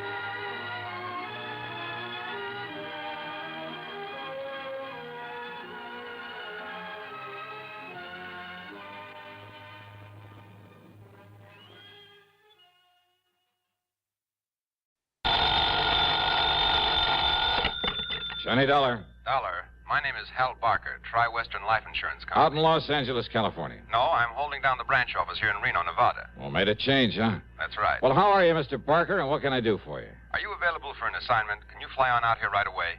I don't see why not, as long as you're willing to pay the freight. Good. Yeah, you mind telling me what it's all about? Well, not at all. One of our clients, a man named Walter Bisbee, has just died in a mining accident over near Virginia City. Virginia City, the famous old ghost town, huh? That's right. But now listen. Yeah? I don't think it was. Was what, Mr. Barker? Well, I don't think it was any accident. Oh, you don't, huh? No, and believe me, I don't say that just in the hope of not having to pay double indemnity on his insurance. Why do you say it? Well, I have no proof, Dollar, no proof at all. But I'm convinced that Walter Bisbee was murdered. That I know who murdered him and why. Well, tell me more, Mr. Barker. Fly on out here to Reno, and I will. I'll grab the first plane I can.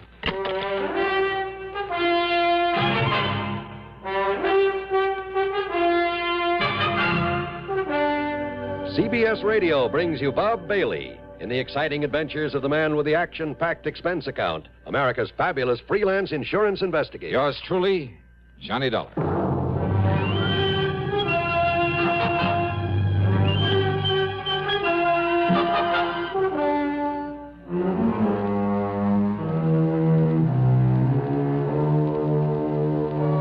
Expense account submitted by Special Investigator Johnny Dollar to the Tri-Western Life Insurance Company, Reno, Nevada office. Following is an account of expenses incurred during my investigation of the Stope of Death matter.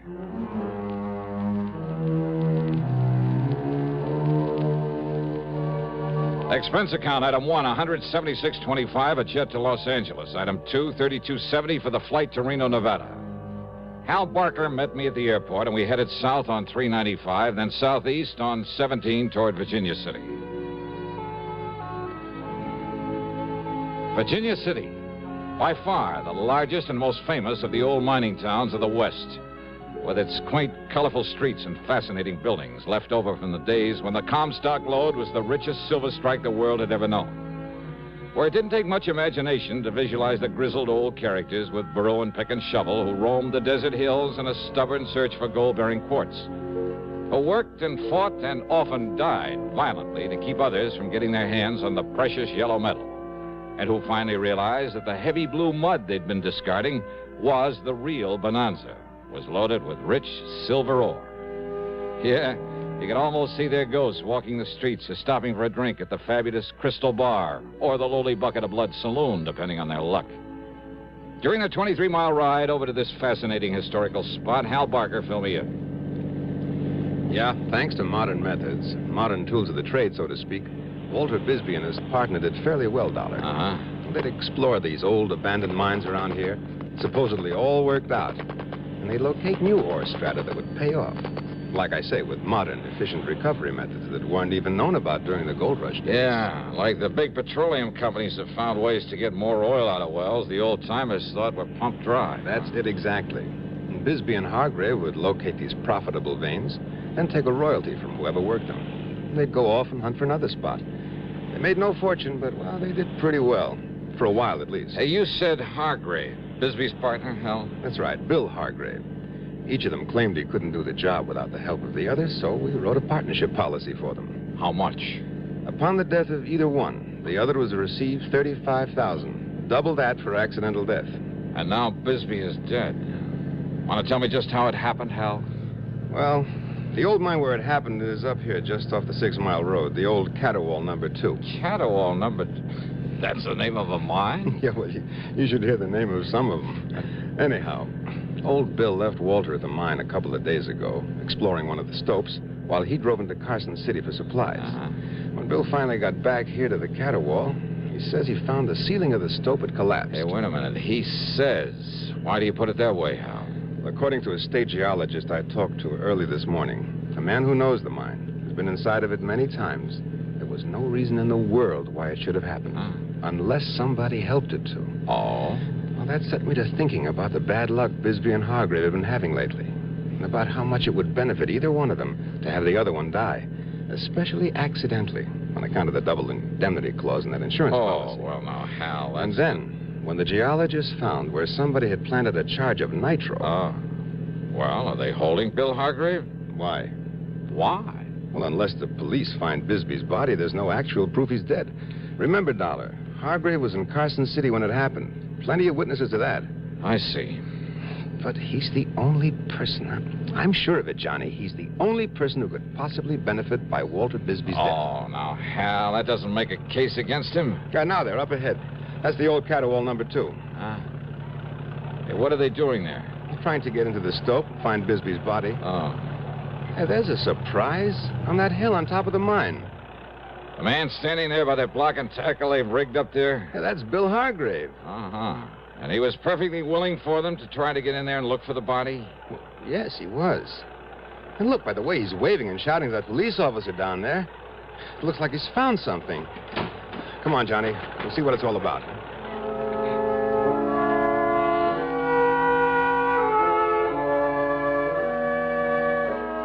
On top of the small hill was a vertical ventilation shaft driven down into the mine. Hargrave had rigged up a support, a kind of tripod with a block and tackle on it, then lowered himself to the stope where Bisbee had been trapped, or to what was left of it. When Hal and I and the police officer got up there to him, Hargrave looked like a ghost, or as if he'd seen one.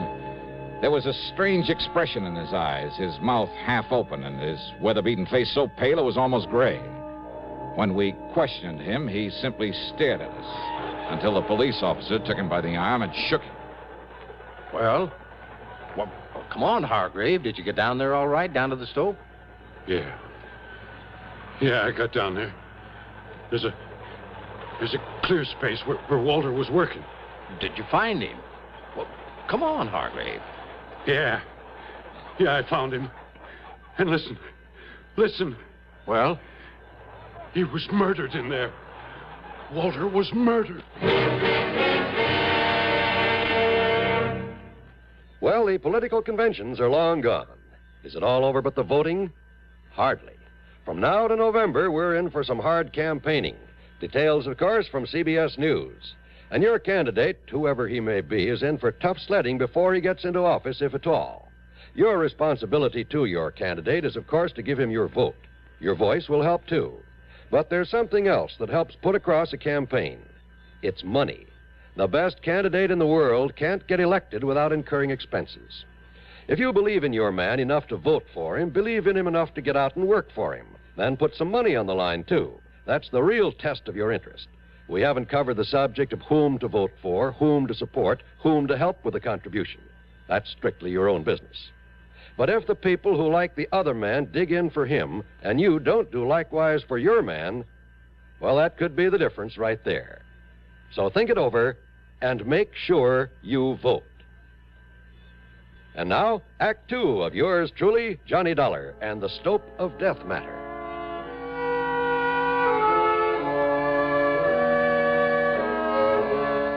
When Walter Bisbee died in the gold mine cave-in, when a state geologist hinted that maybe a charge of nitro had caused the cave-in, both Hal Barker and the police figured it might have been done by Bill Hargrave to get rid of his partner, to collect the insurance on him. But as they started clearing away into the stope to look for Bisbee's body, it was Hargrave who took the lead. He rigged a kind of makeshift hoist above an air shaft, lowered himself into the mine. And down below, in a small space cluttered with the rocks and shoring and other debris piled up from the collapse of the ceiling of the stope, he'd found what was left of his partner. Beaten to death. Walter, my partner, beaten to death down there. By somebody knowed we'd made another find down there. Easy, and Mr. then they Hargrave. blowed in the mine on top of him. They murdered him. Don't you understand? Somebody murdered Walter down there. Okay, Bill, okay. Now, just take it easy. Well, you're the law. Now you go and find out who killed him, who killed my partner. We'll try, Bill. You try. Sure. Dollar, always said you want to go down there with me and help me recover the body? Yes, sure. I'll have some of the men working on the slope come up here and give us a hand, lower us down this ventilating shaft. Okay. And Bill, you go on back to town. We'll bring the body in so you can give him a decent funeral. Funeral? That's right. No, officer. What? Why not, Hargrave? Because Walter'd want to be buried here in the mine. The same as I would if this had happened to me. But if you made a valuable find down there... What are you talking about, Dollar? You think all the dirty yellow dust in the world would ever make up for a man like Walter Wisby? He was my partner. He was my friend. 20 years together, like brothers we were. Always together. Always share and share alike. When I found something, it was his, too. When he found something, it was mine as much as his. Well, didn't you know that? Yes, and I understand the two of you did fairly well for a while. Yeah. As long as the two of us worked together, of course we did. We opened up the old Higby's Folly, didn't we? And the old Yellow Jaybird. Those were gold mines? And they still had plenty in them. We showed them where. We showed them where to get it out. When was that? Oh, back in 1950, 51. It was Walter and me found the veins they'd passed on by. They thought those mines were all worked out, but we showed them different. They still had gold in them. We showed them where it was, Walter and me. And the Jolly Tar and the Frenchman's Luck back in 53. Walter and me. And now he's gone. Now he's through. Without him, without my partner, now I'm through.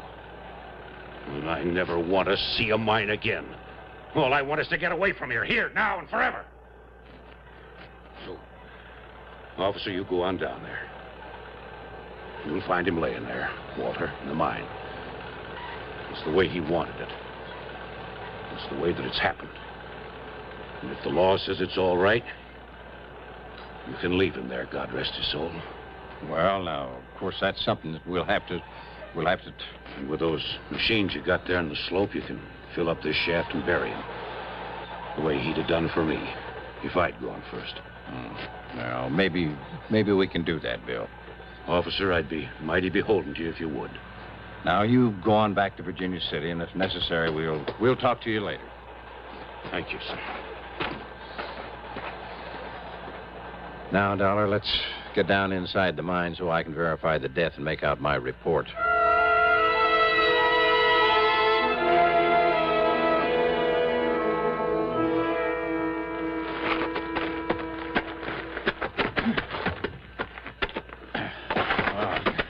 I'm afraid I'm not used to one of these miner's lamps, Dollar. Yeah, I know what you mean. I think we can see enough with them to just... Yeah, wait. Look. There he is. Yeah, I see. Good Lord. What a beating he took. Beating? Yeah, look at him. Look at his face. It's... Hey, officer. This man was knocked down, then kicked to death.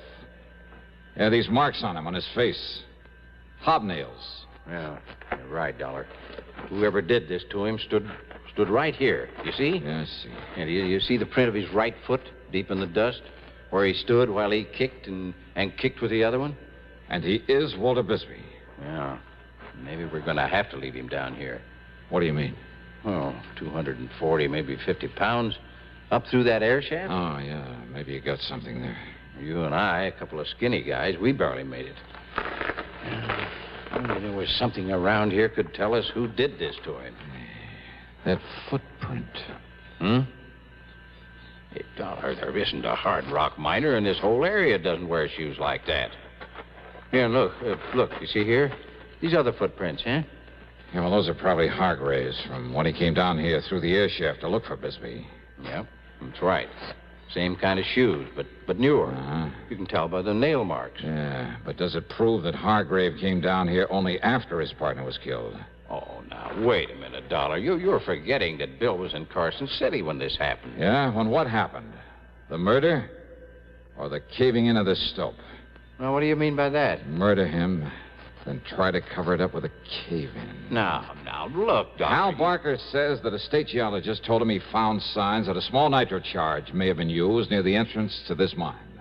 But if Bill... You mean you think Bill killed him down here and then had somebody else start the cave-in while he was over in Carson City? Let somebody else in on it? No. If Bill killed him, he probably set off that charge, too. But don't you see, if he was over... Didn't you ever hear of an explosion being set off with some kind of a timer? Well, yeah, sure, of course I have. But that still doesn't give us any proof that Bill did this. The fact remains that Bill Hargrave is the only one who can possibly profit by his partner's death, right? Sure. I'll go along with that, all right. But unless you can find some proof that he did this, well... Well, I don't know. But while you're poking around in the dark down here, I'm going to pay a little visit to Bill Hargrave. Go ahead. But why? Well, I told you, officer. I don't know.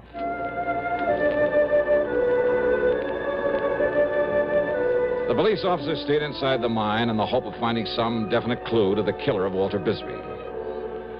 Several things convinced him that Bill Hargrave hadn't done it. What Bill had said about his partner, their relationship over the years, Bill's known presence in Carson City at the time the mine collapsed, and my theory that an explosion was set off by some timing mechanism was only a theory. Even the fact that Bill was his partner's beneficiary didn't prove anything. And Bill had been among the first to volunteer to help and try to recover the body, and found a way to get down to it that nobody else had thought of. Yeah. Very convincing. Almost too much so. At least enough to make me more suspicious than ever. Suspicious of Bill Hargrave. Just a little sort of shack on the edge of town, Johnny. Okay, then let's head for it, Hal. Well, of course, he may have gone over to Miss Crutch's boarding house to take care of Walter's things. Hey, you mean in spite of all their palsy-walsy over the years, they didn't share the same living quarters? Well, up to a few months ago, yes. So maybe they had a falling out, huh? In spite of Hargrave's pretty little speech. Well, Johnny, I must confess, I believe what he said. They were still working together. Maybe Bill just got tired of Walter's cooking or vice versa. After 20 years. Well, sure. Look, Hal, you're the one who was suspicious of Bill Hargrave right from the beginning. I know, Johnny. I know. Well... But unless you can find some proof that he did it, after his behavior back there at the mine... You better do this, Hal, after you let me off at Bill's place. Go on back to the mine and bring that policeman over here to join me. Oh? Well, now, Johnny... Just do as I say, will you, huh? Well, did you see something? Have you discovered something you haven't told me about? Or the officer? No, yes, maybe. I don't know. Hal, I honestly don't know. But there was something back there. Something you or the officer told me? I don't know. Something down there in the mine. Well, here we are. Here's the shack Bill lives in. Wait a minute. What, yeah? Maybe that's it, yeah. What, Johnny? Yeah. Hey, listen. Before he leaves that mine, tell the officer to take one more good long look at the footprint we found in the dust. Huh? Well, just exactly what is that? Tell him that, Hal. Then tell him to get on over here fast. Well, then you have thought of something to pin it on Hargrave. I told you, Hal. I don't know.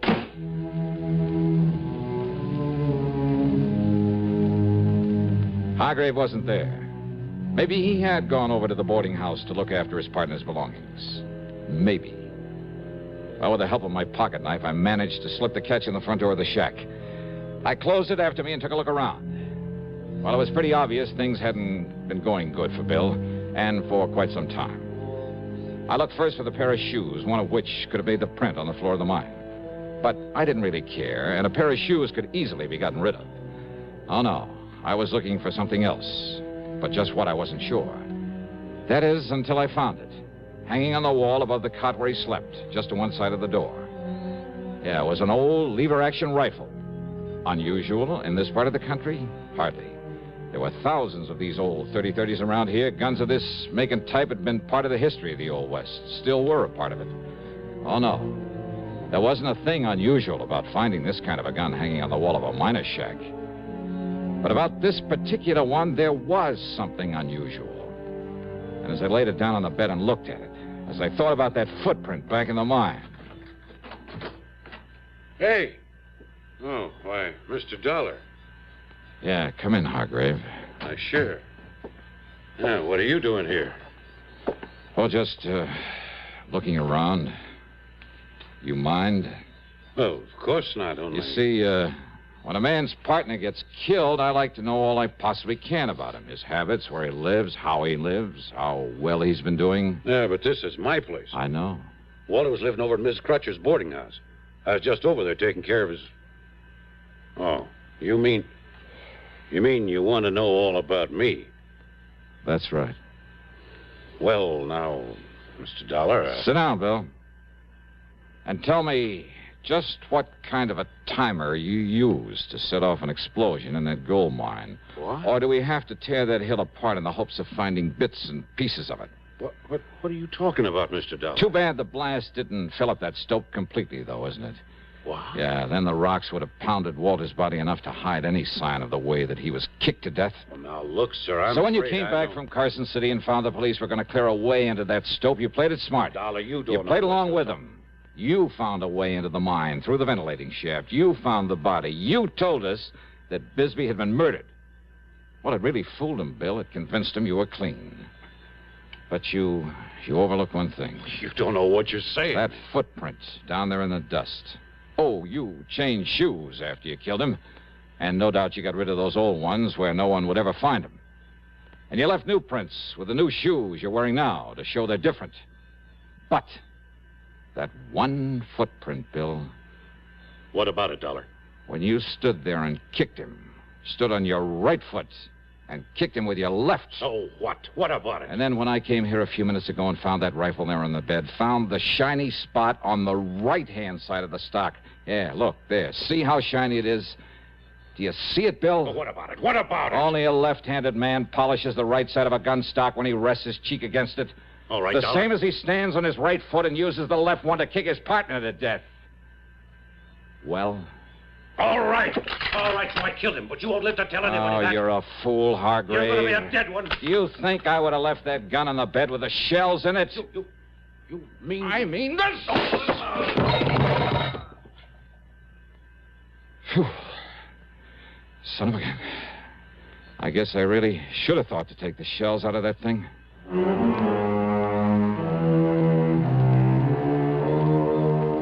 So maybe there were dozens of left-handed men around Virginia City, and who knows, maybe there were some right-handers who kicked with the left foot. But Bill just didn't happen to think of that when he confessed the killing.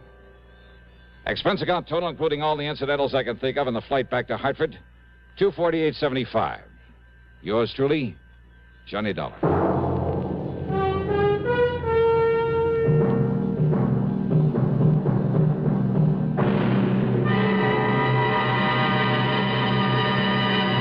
Constipation is something people don't talk about much, but it can be a problem for anyone, even doctors. And when constipation occurs, it's interesting to see just what doctors consider important about a laxative they might use or recommend. Well, a majority of the doctors we heard from had this to say. A laxative should be effective, gentle, close to natural acting. A medicine that can be used with complete confidence.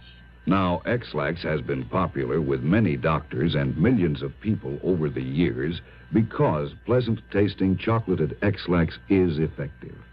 Overnight, it helps you toward your normal regularity, X-Lax is so gentle, so close to natural acting, there's no upset. That's why many doctors and millions of people use X-Lax with complete confidence. X-Lax, the laxative that helps you toward your normal regularity gently, overnight. Now, here is our star to tell you about next week's story. Next week, a most unusual case where murder isn't murder at all. Where the whole thing is based on the confession of a dying man to something he did some years before. Oh, his confession is true. It's backed up by all the facts in the case. There can be no question of them or the confession itself. And yet the twist at the end of the story, well, all I can tell you is it'll take you completely by surprise. So join us, won't you? Yours truly, Johnny Dollar.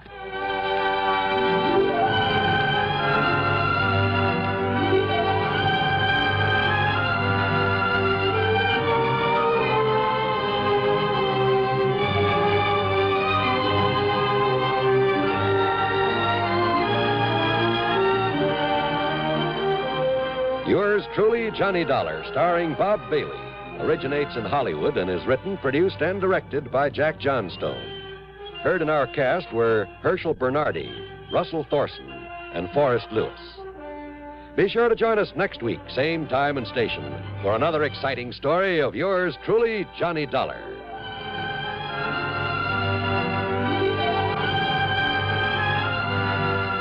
This is John Wall speaking.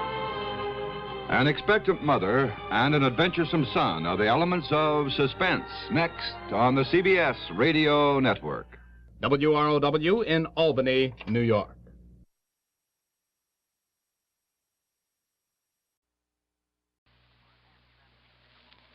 From Hollywood, it's time now for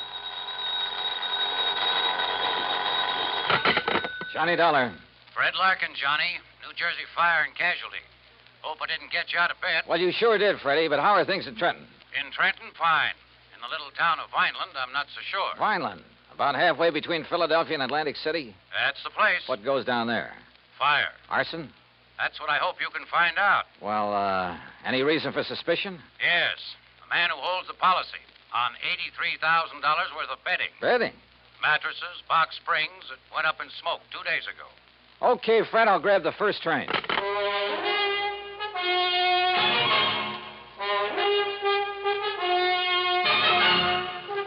Bob Bailey in the exciting adventures of the man with the action-packed expense account. America's fabulous freelance insurance investigator. Yours truly, Johnny Dollar.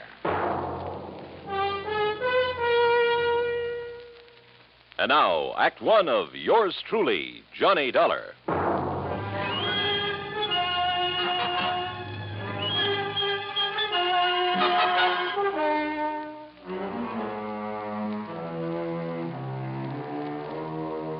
Expense account submitted by Special Investigator Johnny Dollar to the New Jersey Fire and Casualty Insurance Company, Home Office, Trenton, New Jersey. Following is an account of expenses incurred during my investigation of the Smoky Sleeper matter.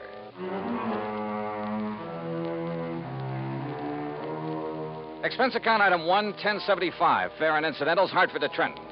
Item 2, 80 cents, taxi to Fred Larkin's office on West State Street. He lost no time in getting right to the point. That's right. $83,000 total loss.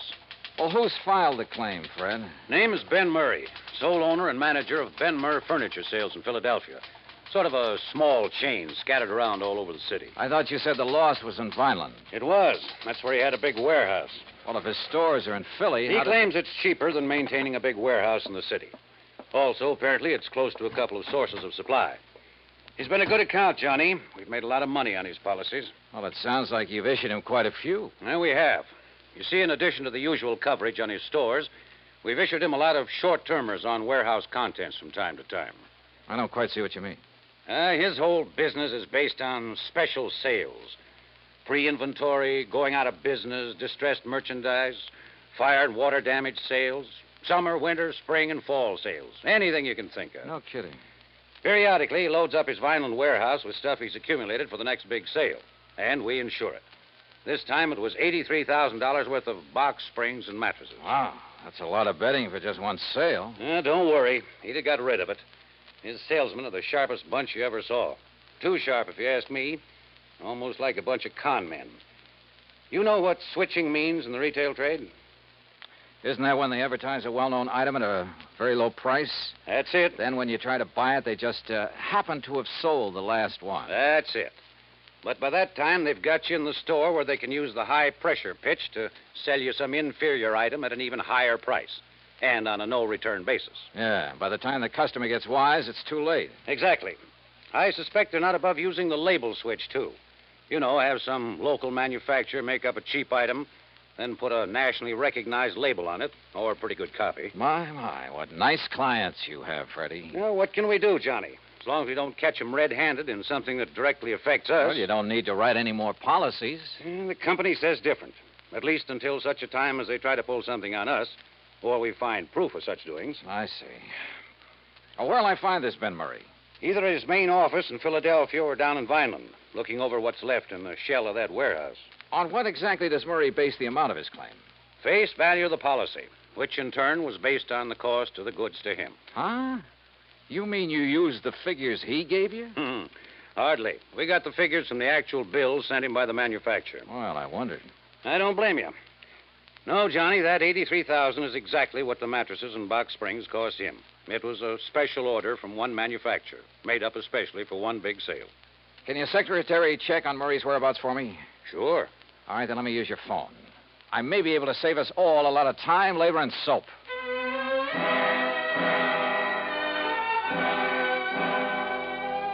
I called my old friend Adam Bowles, who lived within a few miles of Vineland, who, before he retired, was one of the top arson men in the country. Investigator, I mean.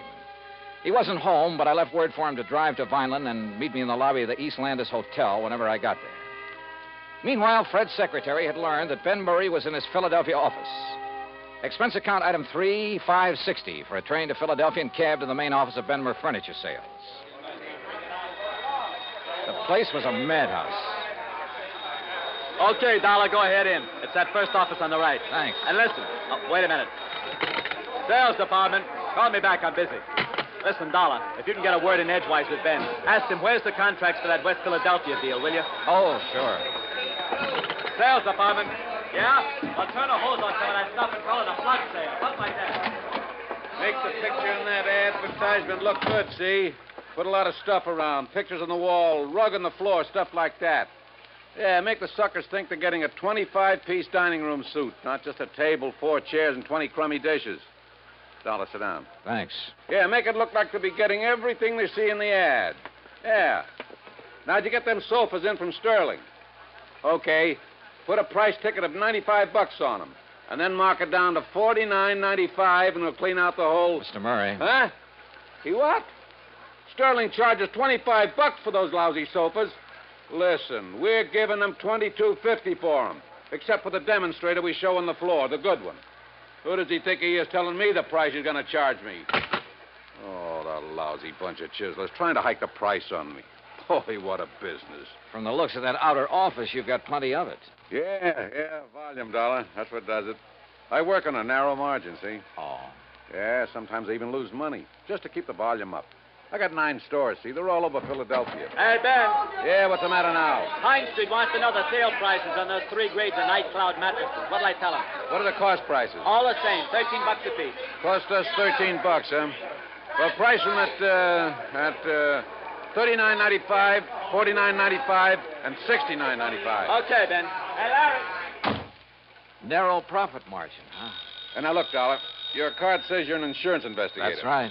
Well, if it's about that fire I had down in Vineland a couple of days That's ago... exactly what it's about. Well, let me tell you something. Yeah, what is it? Oh, yeah? Well, listen.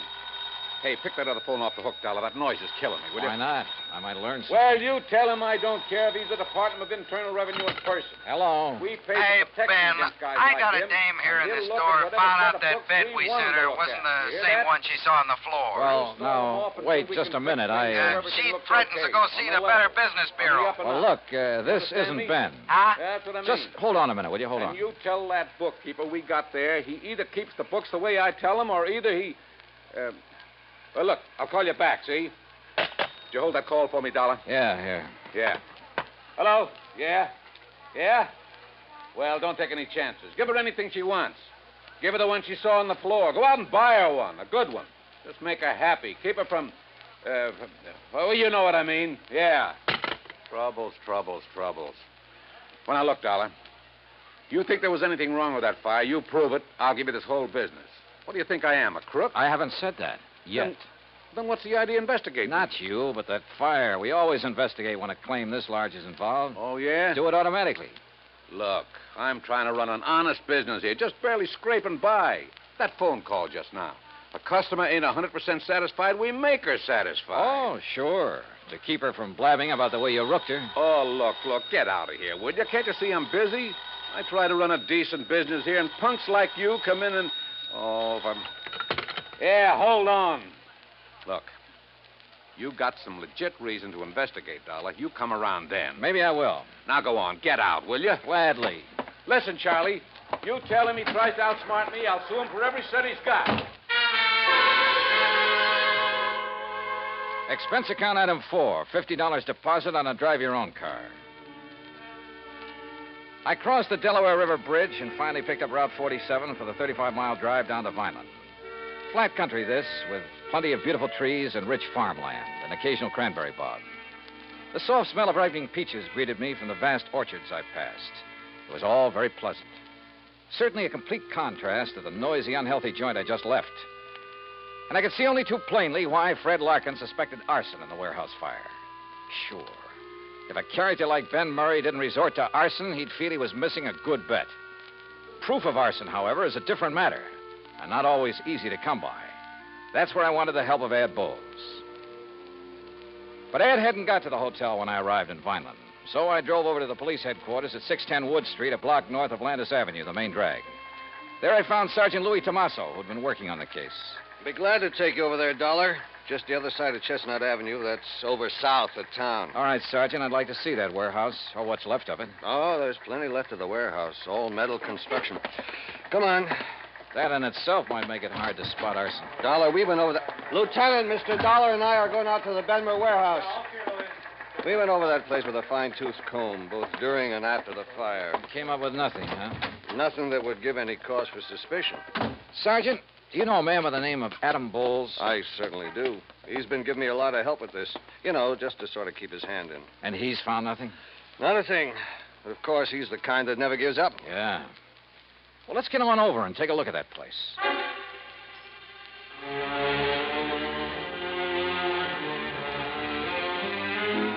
It was obvious that the whole contents of that warehouse was damaged beyond repair. And apparently the big steel building had been packed to the roof. I looked over some of the damaged mattresses very carefully, sometimes with the aid of my pocket knife, and I learned some rather interesting things. Things that showed the best possible reasons for wanting to burn up a lot of merchandise like this. Wow. Well, have you seen enough, Mr. Dollar? Yeah, I guess so. But I still want to talk to Adam Bowles. So let's go on back to Wait town. a minute. Looks like Ad pulling up in that car there. Huh? Oh, so it is. Hey, Ed. What? Johnny! Yeah, well, hi, Ed. Sergeant, don't tell me you'd sent for a half-wit like Dollar. Just a minute now, Stinky. Why, the greenest rookie on the force would get further Ed, than... I'll brain you. You two know each other. You kidding? Johnny, how are you, baby? Great, just great. You got my message, huh? Yeah, but I hereby inform you that, as usual, you got here too late. Oh, is that so? When I found out you were coming, I decided I'd better get to work, if only to show you up. So I did, and I found out who started the fire. Well, I've got a pretty good suspicion myself. Who did it, Ad? Poor old Jerry Cumber. Who? Jerry? The old town ne'er-do-well? Yep, that poor, foolish old wino. Wow. How'd it happen? Oh, he was just wandering around that night, as he often does, with a bottle to keep him company. Found the back door of the warehouse open, thought he'd take a little nap, or rather sleep it off. He certainly had his choice of nice soft beds. Yeah, so he went to sleep with a lighted cigarette in his fingers. And there you have it. And the funny thing, Sergeant. Yeah? The only charge you can really hold the old bum on is being drunk and disorderly. And, of course, trespass. What? Well, you look it up. You'll see I'm right. As for you, Johnny, you can just go on back to your company and tell them to pay the claim. Oh, that's so? Yes, sir. Case is closed. At least for you. That's where you're wrong. Huh? After a couple of things I heard at the Benmer office, plus a couple of things I've seen here, Adam, I think this case is just starting for me.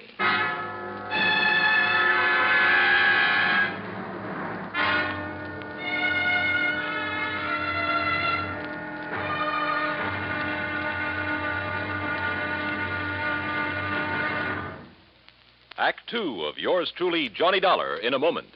For a long time, people have been saying that the Earth is shrinking because transportation is getting faster and faster. And because this is true, people are getting closer, too. Today, our neighbors are not only the ones who live next door to us, they're all over the world.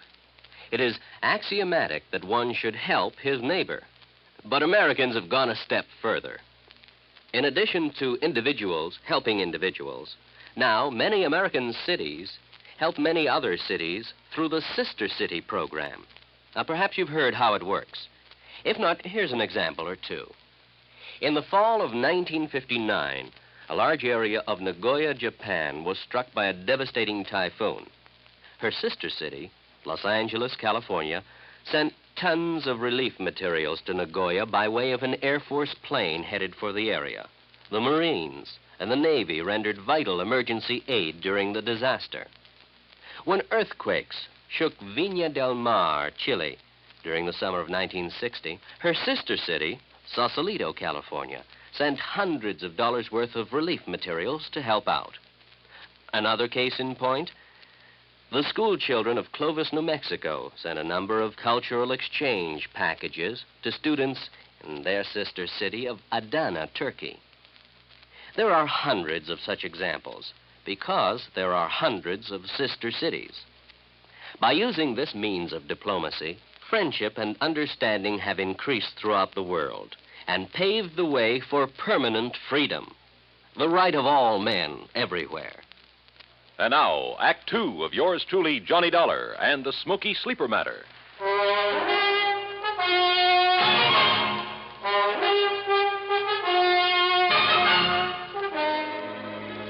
From the looks of things, the case was practically over.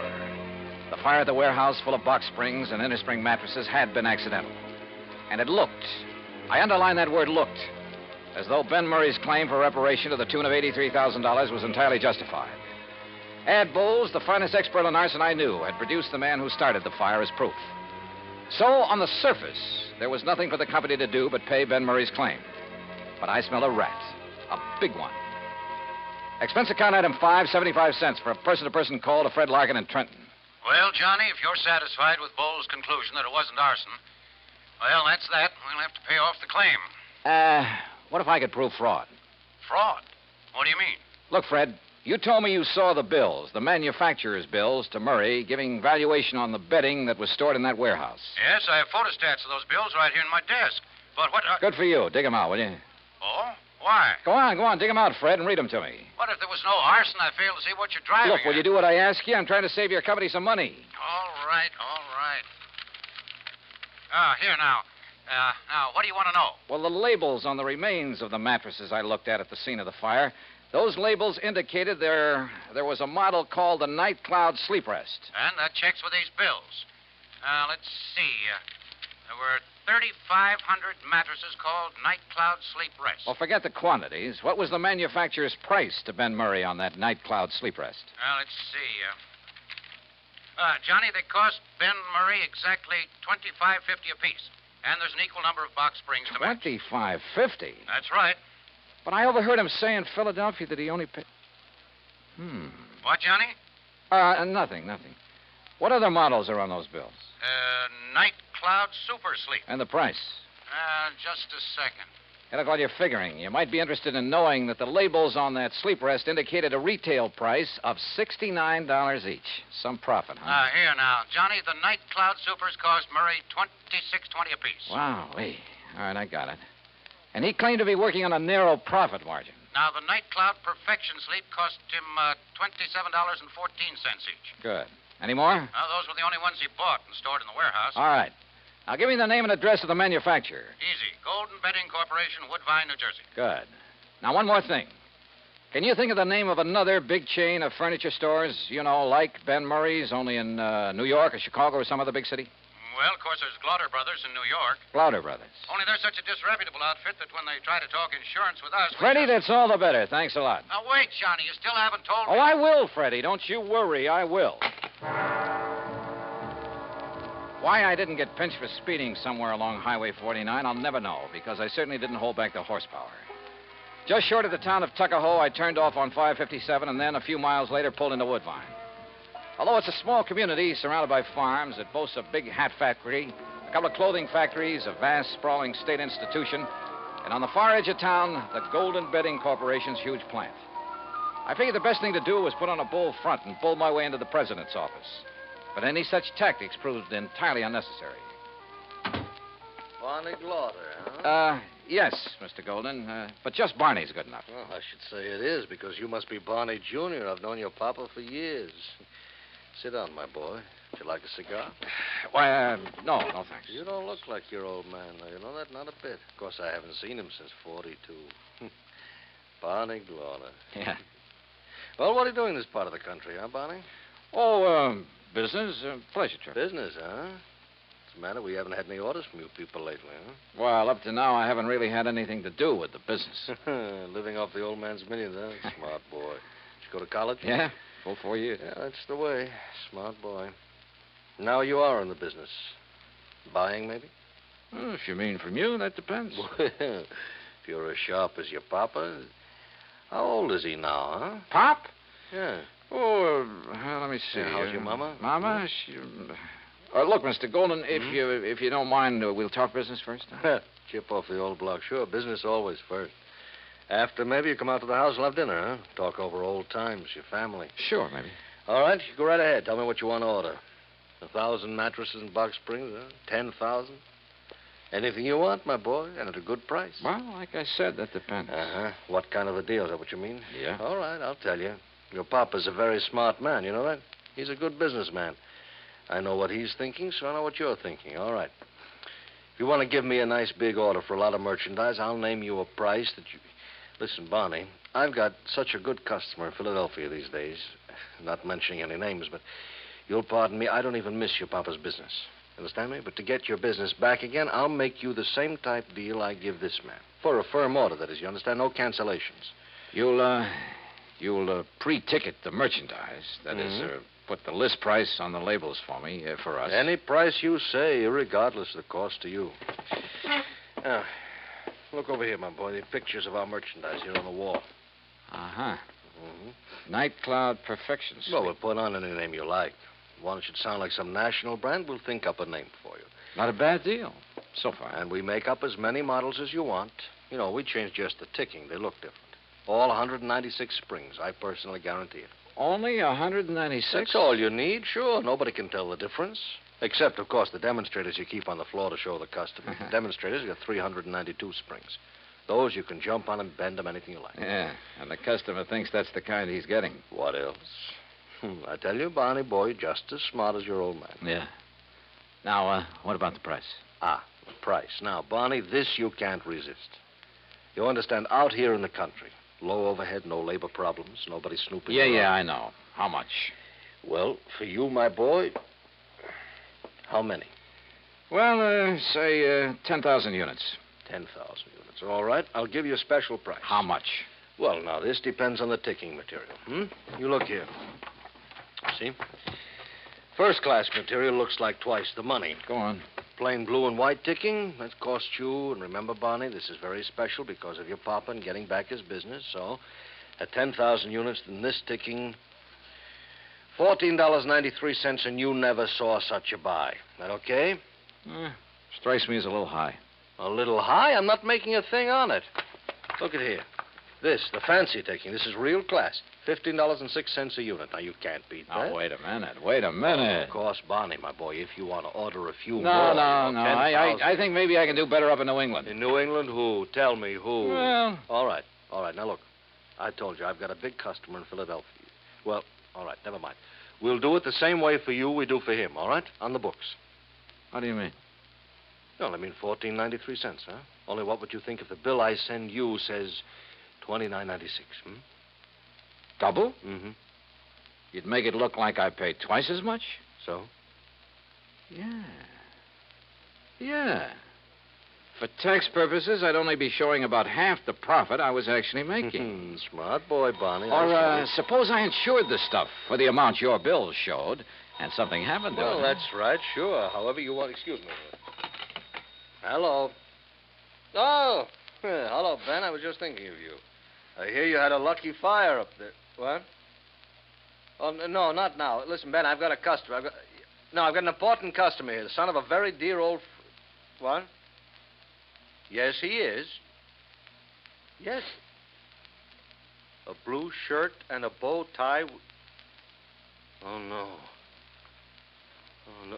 Ben, I'll call you back. Mr. Dollar? That's right. Johnny Dollar. In person, Mr. From the Goldman. insurance... Oh, no. Oh, no. Too bad Ben Murray's call interrupted our conversation. Oh, what have I That was a very interesting lot of facts you gave me, and I strongly suspect it'll not only put Murray out of business, but you too. And a lot of people you've been dealing with. Now, Dollar. Brother, I hate to think of what the Better Business Bureau will do when they get hold of these facts. To say nothing of the Federal Trade Commission. Dollar, listen to But me. I have a notion it'll help to clear up one of the dirtiest chip rackets in years. There's no need Even to the go on with- long-suffering public understands this sort of shady operation when it's brought to their No, attention. it's not at all. As for the decent, If you legitimate national understand- firms you've been practically Now, stealing listen to me, from... Dollar, will you please listen a minute? Yeah, go ahead. Business has been good. I've made a lot of money. Oh, now, wait a Maybe minute, will you you? could use a little bit. You know, we'll call it the commission, huh? Say $10,000. In cash, it wouldn't show. Golden, I wouldn't even spit on that kind of money. Oh, I could maybe persuade you. You couldn't persuade me to have any part of it. Brother, you've had it coming for a long, long time. And believe me, I'm going to see that you get it. Understand? Yes, Dollar, you make it... I understand. I understand you, too. You dirty crook. You faker. You liar. You cheating, dirty, conniving, chiseling liar. You ruined me, you hear? You ruined me. Yes, Fred? I'm afraid that your nice client, Ben Murray, based his insurance claim on a lot of values that didn't exist. On the hiked up prices. Hiked up to cheat you and the income tax boys. And if that is an outright fraud, I'll eat my shirt. So you can just forget about paying that claim or any part of it. And I hope that you and the company will take whatever legal steps are necessary to put these guys out of business. Expense account total, including incidentals and the trip back to Hartford, $130.49. And cheap at half the price. Yours truly, Johnny Dollar.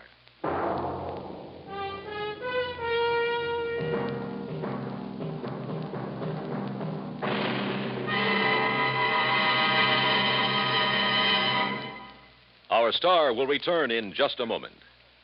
Our flag now numbers 50 stars, and behind each star there stands yet another flag representing one of the 50 states. Kansas' state flag is dark blue, and in the center is the state's seal, surmounted by a large sunflower, the official state flower. The seal reflects the history of Kansas, the train of ox wagons going west, for most of the great roads passed through Kansas. An Indian is depicted chasing a herd of buffalo, recalling the words of the official state song, "Oh, give me a home where the buffalo roam." For this truly was the home of the buffalo and Indian. The East is represented by a rising sun, and the promise of future prosperity is indicated by the steamboat on the river and the farmer plowing the field. Above a mountain range are 34 stars, for Kansas was the 34th state admitted to the Union. Over all is the state motto, Ad astra per aspera, to the stars through difficulties. Kansas state flag, the flag of the 34th state to enter the Union, was adopted on March 23rd, 1927. Now, here's our star to tell you about next week's story. Next week, the case of a girl who was willing to kill for money she didn't need. Join us, won't you? Yours truly, Johnny Dollar.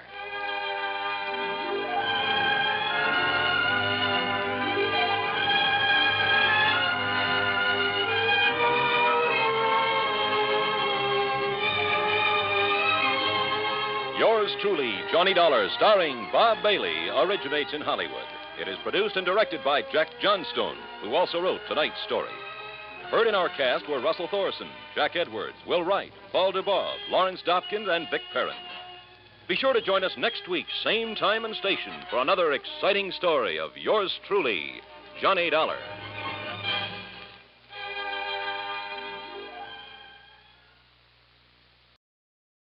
the Greater Southwest Insurance Company office in Kingman, Arizona. The following is an account of expenses incurred during my investigation of the Red Rock matter. Expense account item 1, $1.70 for a telegram to Jake Kessler giving him my flight time. Item 2, $169 even, plane fare and incidentals, Hartford to New York to Las Vegas, Nevada. Early the next morning, then, Jake was there at the Vegas airport waiting for me. Tall, angular, well-tanned, wearing jeans, a denim shirt, high-heeled boots, and a broad-brimmed hat. Well, he looked like he should have been riding a range pony instead of a car. We headed east on 95 through Boulder City, then south toward Kingman, Arizona. All right, now, Johnny, now that we got the how-to-dos over with, I better tell you why I called you out here. Hey, you said something about a murder, Jake. We'll know for sure when we get down to Kingman. Now, back in '52, Johnny, a couple of boys named Ralph Garrett and Jerry Bisbee were doing quite a bit of prospecting around these parts. Gold? Gold, silver, copper, anything they could find. Well, how they ever joined up together, nobody could rightly understand it. Yeah, why do you say that? Well, Ralph was okay. Not much money, but a nice wife, home, family. But Jerry Bisbee, well, the town had been hoping he'd go somewhere else for years. Ah, I see. Anyhow, one day they set out to pound the rocks up near the town of Chloride over near Mount Tipton. A month or so later, though, Jerry Bisbee came back to Kingman alone. Oh?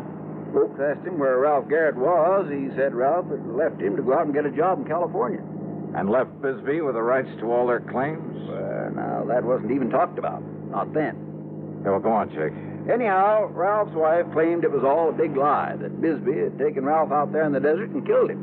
But why? Why did she think that? Claimed Ralph almost hadn't gone on that particular trip, that he'd gotten suspicious of Bisbee, that he was scared of him, and that Ralph wouldn't have just up and left her like that. Well, did she tell this to the police? Sure did. So they looked around all over the state, even notified the boys over in California, but nobody couldn't find a sign of Ralph. I see.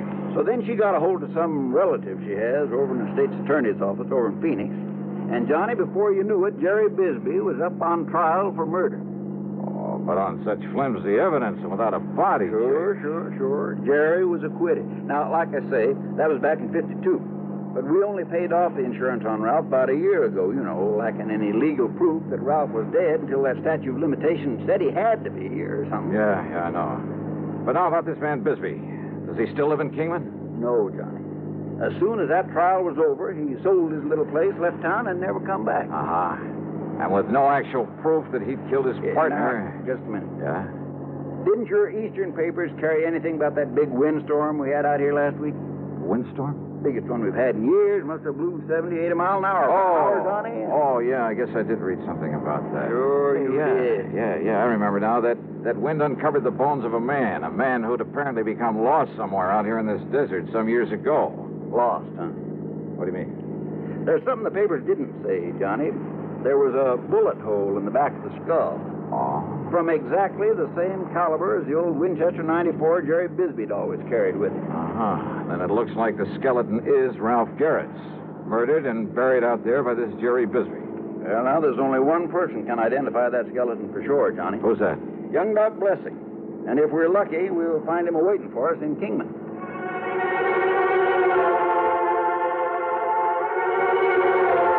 Well, that was all Jake had to say about the matter until we could talk to Dr. Blessing. When we got to Jake's office there in Kingman, we found a note in the door from Dr. Blessing asking us to wait for him. So we sat there and waited. And then he came here and... Rat the dang flies. Think out here in this nice, clean desert air, they wouldn't... There you are. Oh, I won't be able to hear out of this here for a week. Yeah, I thought you were trying to knock your head off there for a minute. I almost did. But you were saying that young Doc Blessing took over his father's practice out here. Yeah, a couple of years ago. And that included all the records his pa had always kept, complete records of every case he'd ever handled. Notes, prescriptions, x-rays, everything. Boxes, crates, cartons of them, Johnny. And that's what young Doc's looking into right now, all those old records. Why, Jake? Because he had a vague remembrance that one time, a long while ago, his pa...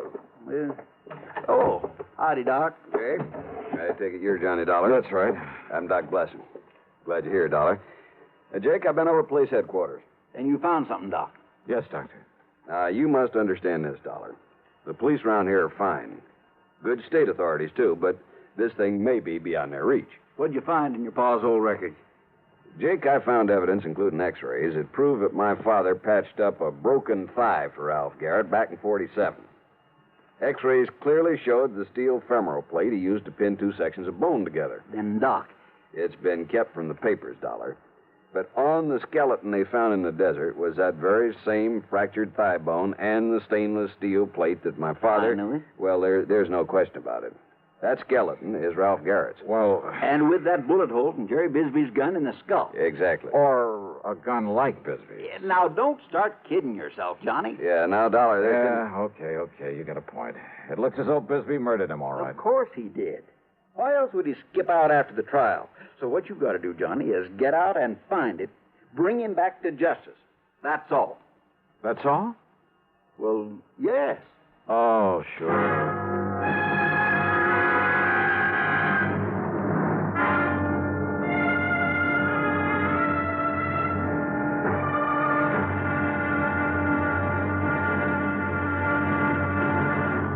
Next time you refresh, enjoy a frosty, ice-cold Pepsi-Cola. Sociability, Charlie. All right, Kay, how's this? Pepsi is light, refreshes without filling. You like to refresh? Have a Pepsi right now. Well, offer it to everybody, Charlie. I will. Enjoy Pepsi at the fountain. It's delicious at home, too. Have one at lunch or with a snack. Charlie. At the beach or at dinner. Wherever you go, wherever you're thirsty, Pepsi is there. It's here, too, in our Be Sociable song. Be sociable, look smart, keep up to date with Pepsi. Drink light, refreshing Pepsi. Stay young and debonair. Be sociable, have a Pepsi. For the weekend, have plenty of Pepsi around. Pick up an extra carton today.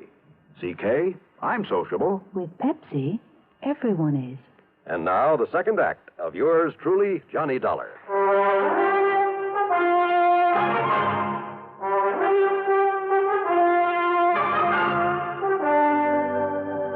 Now, Jake, you say that right after his trial, Bisbee left town. And no forwarding address, and I don't need to tell you nobody's seen hide nor hair of him since. Well, what happened to the rights to the mining claims? Sold them out, didn't he, Doc? That's correct. Did he get much money for them? No. And, of course, he had to share and share alike with Ralph's widow. Hey, Doc, you say you just saw the police. Yeah, Dollar, and of course they're certain, too, that Bisbee murdered Ralph Garrett. On the strength of the evidence I was able to provide for him. Any idea how they plan to proceed? Yeah, I assume they've notified the state police and that they'll put out bulletins all over the country. All of which will take time, of course. Yeah, in other words, they have no idea whatsoever where Jerry Bisbee might be by now. Well, after all, Johnny, after all these years. Yeah. Bisbee may have gone anywhere after he left here, and since he alone had knowledge of his guilt at that time. Yeah. So all I have to do is perform a slight miracle and... Hey, wait, you say that he was a prospector while he was living here in Kingman. That's right. Well, what else did he do? Well, he kind of worked some of the mines now and then, enough to keep him in food and clothes and tobacco's all. And liquor, of course.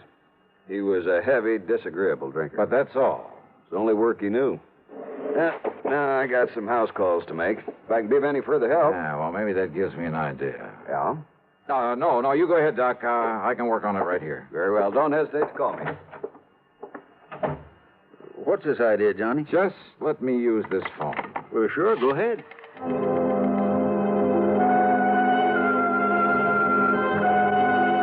My first call was to the Bureau of Mines in Washington. I practically had to have them check me out with the FBI before they'd give me the information I wanted. But finally, in the course of running up a $27 phone bill, that's adding 3 on the expense account. Yes, Mr. Dollar, I've located a listing of mining claims in the name of Jerry Bisbee. Then he's still prospecting. The list begins with 1944. All claims up to 1952 were in Arizona. Yeah. Would you like me to read them to you? No, thanks. What I'm interested in is recent claims, and I've got a suspicion they won't be in Arizona. Let me see now. Yes, you're quite right. Yeah? Within the past few years, he's apparently been doing some prospecting in the state of Nevada. Where? Well, in several rather widely separate... Well, of course, the office in Carson City could give you more up-to-date information than we have. Yeah, you're right. I'll call him. Thanks very much. Progress? Yeah, Jake. It looks like maybe we're getting somewhere. I knew you would, Johnny.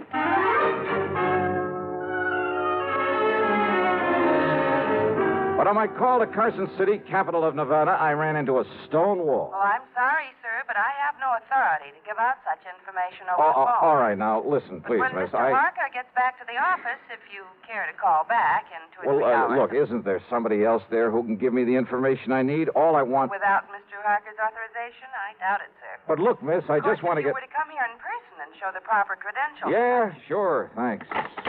What's the matter with him up there, Johnny? Oh, I don't know. Jake. Yeah? Is there anybody around here who owns a plane? An airplane? Well? Well, there's young Kenny McManus has a little single... Then come on, let's find him and see if he'd like to fly a charter job.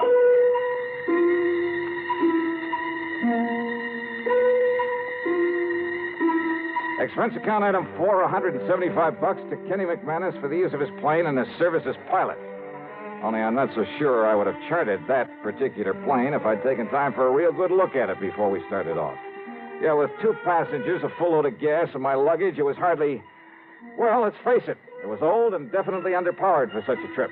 We missed the tops of several mountains by only inches along the way. But somehow, shortly after noon, we landed in the Nevada capital. Item 5, $1 to one of the lads at the hangar for a ride into the local bureau representative. Mr. Harker was somewhat reticent until I mentioned one word. What was that, Mr. Dollar? Murder, Mr. Harker. I want this man Bisbee for murder. I see. And I'm certain I can be of help to you. And now, thanks to Mr. Harker's cooperation, I finally really got on Jerry Bisbee's trail. Item 6, $50, deposit on a rental car, and I headed due east. I headed for the lively old ghost town of Virginia City. I didn't know I was also heading into one of the most dangerous situations in my whole career.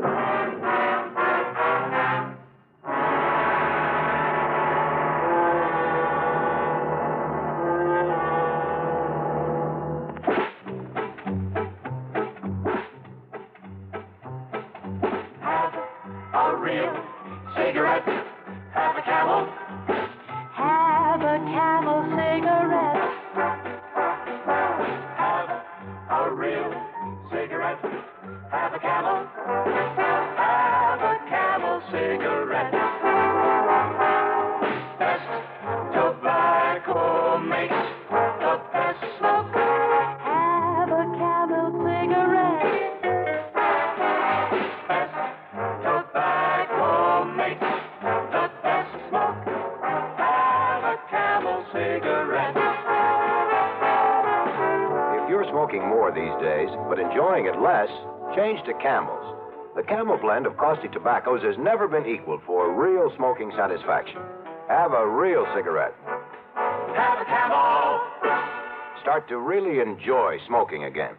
Now back to yours truly, Johnny Dollar and the Red Rock Matter.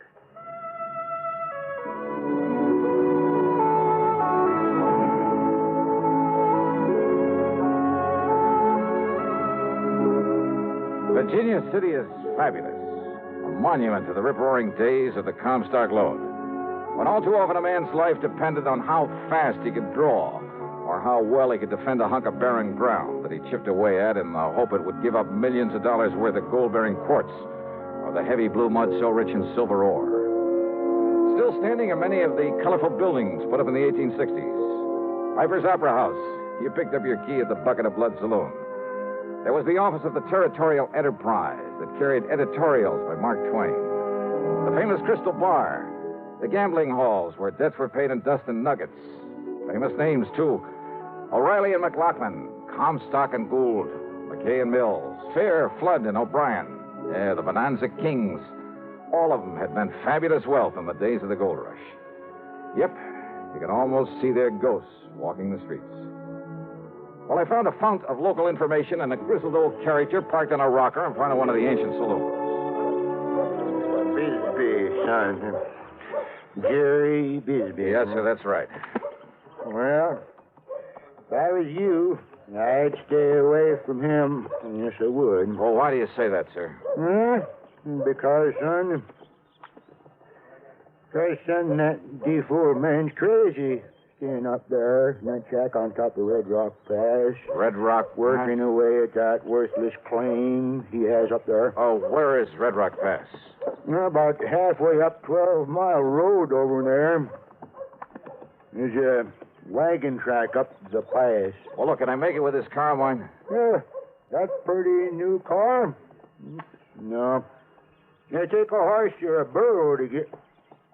Yeah, but you ain't going up to see that crazy Bisbee. Why not? Well? Whoa, he'd catch you anywhere near that mine of his. Then he'd shoot you first and find out who you was after. Yeah, well, I'll have to take that chance. Oh, no, you... Thanks a lot, old-timer. At Martin's stable, I had to shell out a $100 deposit when they learned I was going up into Red Rock Pass. And again, I got a warning about running into Bisbee. But I made sure my gun was free in the holster and set out for the pass. It was after 3 when I left the 12-mile road and nearly sundown by the time I reached the top of the pass. And there I found Jerry Bisbee's weathered old shack, but no sign of Bisbee himself. Bisbee! Jerry Bisbee! And then I saw the trail leading to the little mine on the face of a cliff. So I started over toward it, walking around the huge red boulders in my path, scattered about as though some giant hand many centuries ago. Whoops! That's fair enough. Bisbee! Get back on that horse and get out of here. Sorry, but I gotta talk to you. You see this here gun? Oh, I see it all right. Shoot the eye out in the snake with it. Besides, I know why you come here. Do you? Because maybe... they found Ralph Garrett's bones down to the desert. That's right. But you won't take me in third. Don't be too sure of that. Talk up, boy. Come, I don't hear very good. I said I'm gonna take you in for murder. Talk up, I said. Besides, you got no right to take me in. Wrong, Bisbee. You hear me? I say you're wrong. Wrong, am I? Didn't they try me once for murdering? Didn't they let me free? So what? That doesn't mean I want... So you and anybody else ought to know they can't try a man twice for the same thing. Holy smoke, he's right. Them fools down there, they let me off. So now there's nothing you or anybody else can do about it. So get out. I said get out of here. A well-aimed shot kicked up the sand in front of me. I ducked behind a pile of boulders and crouched there, waiting to see what he'd do next. Then I heard it from a sort of hole under one of the rocks. A rattlesnake, almost at my feet. Slowly, carefully, I pulled out my gun. I took aim and... Hey, there were others in there. There must have been a nest of them. No use, boy. I'm coming over there to get you. Yeah, well, listen. I'm going to kill you. There was another rock to my left, a boulder that maybe I could reach without his seeing me. And the sound of the rappers at my feet wasn't exactly friendly. So I bent down low and made a dash for it. Brother, that time I could practically taste the lead. It's no good, boy. You're not so smart. Because from where you are now, you ain't got no place to go. Not without me having a shot at you, having a shot at you. So I got you cornered, boy. Yeah, he was right. He knew it, and I know it. Through a narrow cleft in the rock in front of me, too narrow even to push the barrel of my pistol, I could see him advancing slowly toward the pile of boulders where I'd left the nest of rattlers. But if he was so deaf, he'd never hear them. Oh, Bisbee. Hey, Bisbee, listen to me. Talk up. You got anything to say? Stay away from that pile of rocks. I'm going to kill you. Hey, look, I said stay away from that pile of rocks. I'm going to kill you dead. Unless you throw out your gun and come out here with your hands up over your head. Come on out of there. Yeah. Okay. I'll do it. What you say? I said yes. Here, look. Here's my gun. You coming out like I told you? Yes, look. With my hands up. I was going to fool you. What? Because I'm going to kill you anyway. The same as I did Ralph Garrett. Bisbee. Hey, Bisbee, wait. Stay away from those rocks. If you got another gun hit on you, it'll do you no good. Bisbee! Things happened fast. He jumped backward into the protection of the rock pile, and he raised and aimed his gun to shoot me down. But a sudden movement among the angry nest of rattlesnakes. No! Rattlesnakes! No! Many of them! No!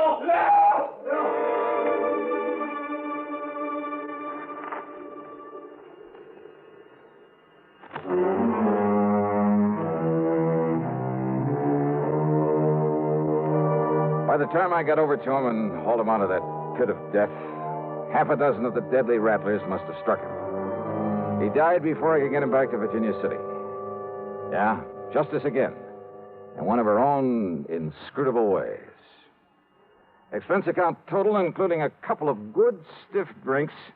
Then the trip on back to Hartford, $496.25. Yours truly, Johnny Dollar.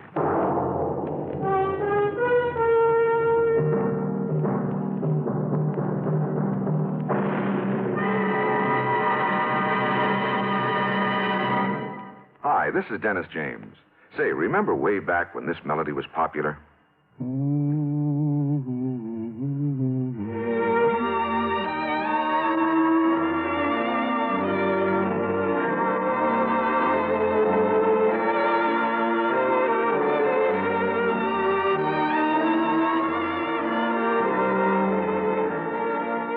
There's something very special about a long-time favorite, isn't there? Well, folks feel the same way about one of Kellogg's favorites, Kellogg's All Brand. Going on 41 years now, it's been America's most popular good food way to fight irregularity from lack of bulk. Because it's whole brand, Kellogg's All Brand gentles away irregularity safely and reliably. And because it's deep toasted for extra crispness, it never gets mushy in milk. There's only one All Brand, Kellogg's All Brand. That's ALL-BRAN. Kellogg's All Brand. Now, here's our star to tell you about next week's story. Well, next week, the canned canary matter. You heard it right.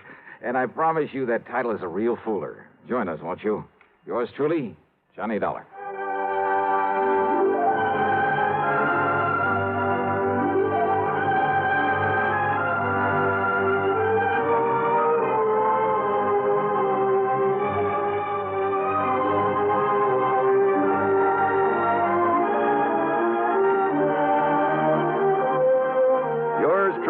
Johnny Dollar, starring Bob Bailey, originates in Hollywood and is written, produced, and directed by Jack Johnstone.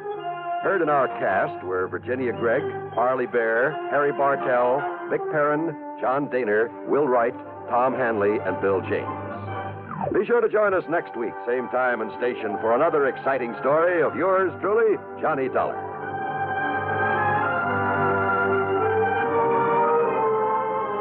This is John Wall speaking. Suspense follows on the CBS Radio Network. You know, Dooley, I've been reading up on hypnosis. Come here and let me try it on you. I'm an officer of the law and don't approve of making a man divulge his secrets. However, I'll stand by in case there's criminology involved. I just want to clear up some of his problems, Officer Suggs. But I haven't got any problems. I'm the soul of contentment. Maybe that's your trouble. You're too contented. Lie down, Dooley. You're going to sleep. I feel so good. He's under my influence. Now, little tyke, get up. Go straight to the beer of your choice. Astounding. He's heading for Utica Club. 'Cause Utica Club will still take the trouble to age beer the natural way. Utica Club, you see. He's got no problem. He's a happy, well-adjusted beer mug. Brewed by the West End Brewing Company of Utica, New York. You're tuned to WROW Radio in Albany, New York. Time, 5:30. From Hollywood, it's time now for... Johnny Dollar. George Reed here. Well, hi, George. Haven't heard from you in a long time. Skip the formalities, Johnny. I have a problem. You and everybody else. $25,000 problem, possibly $50,000. Double indemnity clause, huh? Right. Who's insured? Name is Mercedes Crabtree. Crabtree? Elderly woman, lives out in Montana. Uh-huh. And how long has the policy been in effect? Almost 30 years. And you're crying because you have to pay it off? Well, that's it, Johnny. We aren't sure. What? A few days ago, somebody took a shot at her. They missed. But, Yeah? well, last night, she disappeared.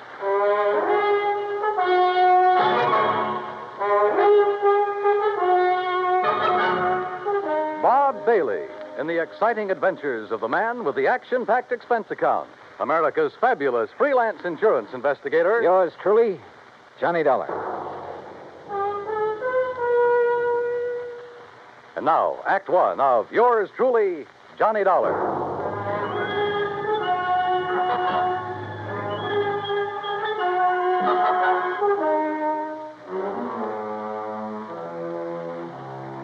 Expense account submitted by Special Investigator Johnny Dollar to Floyd's of England, American Branch Office, Hartford, Connecticut. Following is an account of expenses incurred during my investigation of the Silver Bell matter, spelled B-E-double-L-E. Expense account item 185 cents, taxi from my apartment to George Reed's office. He was on his feet waiting for me. His suit looked like he'd slept in it. Close the door, Johnny. Yeah, sure. Johnny, I'm not going to mince words with you. This one's important, not only to me, but to Floyd. Oh, how come? Because Mrs. Crabtree was one of our first American clients, and because Murdoch Morton sold her that policy. Murdoch Morton? Who that?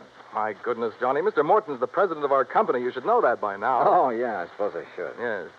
Well, at the time Mr. Morton sold her the policy, he and Mrs. Crabtree became very close friends. And where was Mr. Crabtree while all this was going on? He'd been killed in an accident in his mine 6 months before.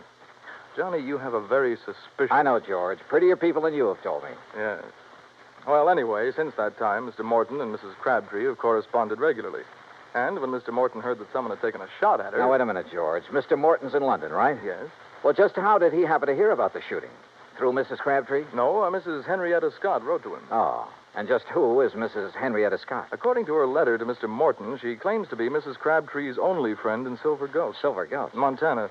It's where Mrs. Crabtree's lived for over half a century, and it's where Mr. Morton wants you to go immediately. Oh. When did Mrs. Crabtree disappear? Well, we received a telegram from Mrs. Scott early this morning. She was supposed to have dinner with Mrs. Crabtree last night and got up to her house, but it was empty. Well, she waited until midnight, checked again this morning, then wired us. Who's the beneficiary on that life policy, George? Doesn't mean a thing. No? Why not? Well, only a couple of people know the policy exists. Also, the beneficiary happens to be Mrs. Crabtree's favorite charity. Good luck, Johnny. Oh, thanks, pal. I'm going to need it. Expense account item 2, $178, air transportation to Butte, Montana. Item 3, $14.90, bus fare, Butte to Silver Gulch. Like George had said, it wasn't much of a town. I checked into the Silver Queen Hotel, rented a battered Model T, and drove out to the home of Mrs. Henrietta Scott.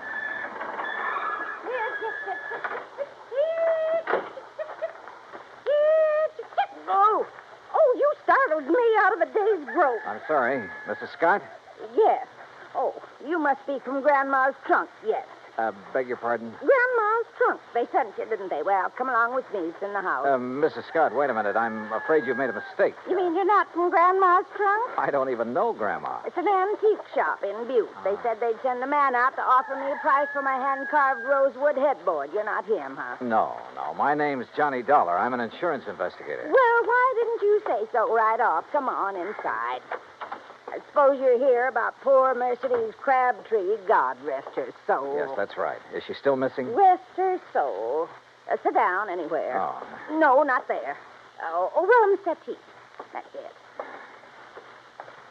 You comfortable now? Fine, thanks. The sheriff and a couple of men who work for Charlie Greenpaw were out looking for her most of yesterday. They're at it again today, but they won't find her. Leastwise alive. Well, can you think of anyone who might have reason to kill her? Well, now that's hard to say. Most people in this town right now, they ain't got no use for her. They say she's stopping progress. Now, just what do you mean by stopping progress? Well, Charlie Greenpaw's busy getting some of the old buildings fixed up so they're livable again. He's planning on turning the whole town into a tourist attraction. Uh-huh. Well, Mercedes, she won't hold still for it. She won't let him set foot on any of her land. Won't sell none of it, neither. Does she own very much of the property around here? Little more than half of Main Street. And the thing that Charlie wants most, the Silver Bell. The Silver Bell? Richest silver mine in Nevada. Leastways, it was once. George Crabtree discovered it. Yes, when well, the now- vein ran out, he was killed trying to find it again. After that, the mine was closed. Mrs. Scott. Of course, the town closed down when the mine did. Mrs. Scott, were you with Mrs. Crabtree the day someone tried to shoot her? No. She was walking up toward her mine, alone. Thought it was just a stray bullet. Just where is this mine? Oh, you can see it from the window right behind you. It's about halfway up the hill yonder. Here, you come over here and take... Well, I'll be first cousin to a stink bug. Why, what is it? Up there on that hill going toward the mine. It's Charlie Greenpaw and Slim Richards, the sheriff's deputy. Now, I wonder if they think she's down inside that mine. A few minutes later, I caught up with Greenpaw and Richards. They'd stopped near a large, newly painted no trespassing sign about 20 yards from the mine's entrance. I introduced myself. Mr. Dollar, you see that sign says no trespassing? Yeah? Well, folks around here take the signs Mrs. Crabtree had put up mighty seriously. That right, Slim? Sure is. You mean you're not going in there, Greenpaw? Well, now, we didn't say we weren't going in. We just thought we'd better consider it before we did anything hasty. But she could be dying in there. Providing she's in there. Right, Mr. Greenbaugh? That's right, Slim. Now, Dollar, you want to go on in? Why, there's nothing to stop you. No, sir. Not a thing. I left daylight behind as I followed the narrow tunnel deep into the side of the hill. About 50 yards down, the tunnel branched off in two different directions. I stopped for a moment, then took the one to the right. I hadn't gone 10 feet when it happened. Holy jump.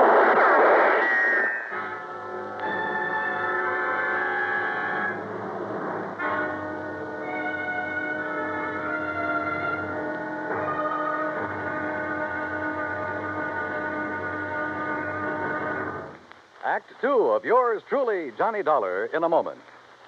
It is a rare event when a young man decides to leave civilization behind and hide himself away in the steaming jungle, just so he can help his fellow humans in a remote corner of the world. The late Dr. Tom Dooley did just that when he left the United States to help the sick and starving jungle people in the little kingdom of Laos in Southeast Asia. Dr. Dooley's story is well known to nearly everyone. And all over the world, people talk of his little jungle hospital on stilts. That's where he treated the dread diseases of the jungle and trained native medical technicians so that they might help their own people. Dr. Dooley wrote and lectured to many people so that the work of his medical assistance program, Medico, might go on. It was not easy for someone so young and so talented to give up the bright lights of the city and plant himself down in an unknown jungle just for the purpose of helping unfortunate people he didn't even know. But through Medico, Dr. Tom Dooley wanted to help people. He wanted to help people to help themselves. Today, the work of Medico is going forward in a number of countries besides Laos. Young men are being sent to the United States to be schooled in medicine with the idea of returning to their own countries to help their own people. Hundreds of thousands of dollars worth of medical supplies have been donated by American businessmen and pharmaceutical companies. Today, Dr. Tom Dooley's work is being continued for him. It is helping to create better understanding. It is an injection of the spirit of freedom. The right of all men everywhere. And now, Act 2 of yours truly, Johnny Dollar and the Silver Bell Matter.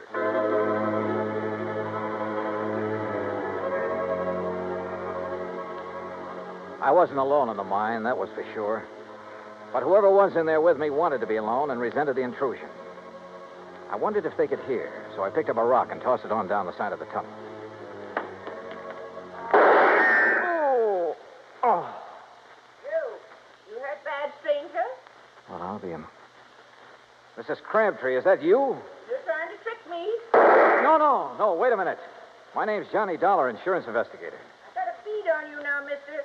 So don't you move till you can prove what you're saying. Oh, no, I don't intend to. What are you doing in my mind? Looking for you. Your friend, Mr. Morton, is worried about you.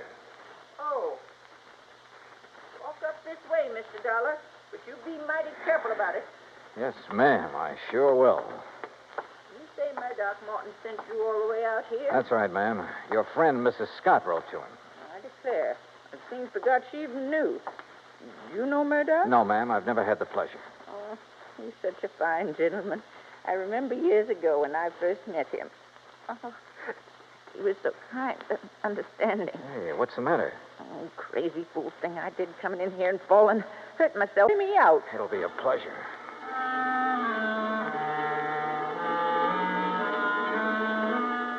She couldn't have weighed more than 80 pounds, 6-shooter and all. I carried her out of the mine and down the hill to her cabin. I had just finished making her as comfortable as I could when Mrs. Scott arrived. Oh, dear. Oh, you poor old dear thing. You ever hear such thick garbage, Mr. Dollar? Woman, stop looking like you buried me yesterday and run and get the doctor to take care of my ankle. Your ankle? Well, what's the matter with it? Well, it's busted. Ooh. Now, why do you think Mr. Dollar had to carry me? Oh, dear. Is there a doctor in Silver Gulch? Doc Weaver, he's pretty old, Oh, but he's he's... doctored me for almost 40 years. Go get him, Henrietta, before I get mad at you for tattling to Miss Morton. Yes, dear, yes. Yes, I'll do it. I'll do it right now. Now then, Mr. Dollar, you come over and sit by me.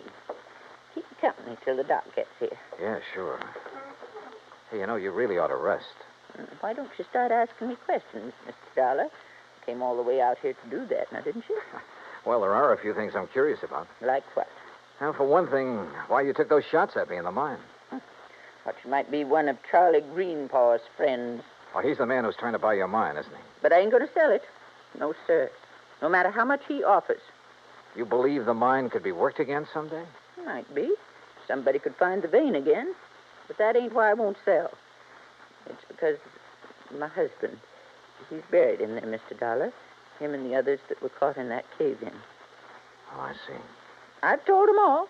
If they step one foot on my property, I'm going to shoot first and ask questions later. Aren't you afraid someone might shoot back one of these days? Oh, haven't so far. That's not what Mrs. Scott told us. I know what she told her, and she's mistaken. Why, that bullet missed me by a good 2 feet. You don't think it could have been a warning? No, I don't. People in these parts, if they wanted to frighten me, there are better ways of doing it than that. Well, if that's so, I sure hope they don't try any of them.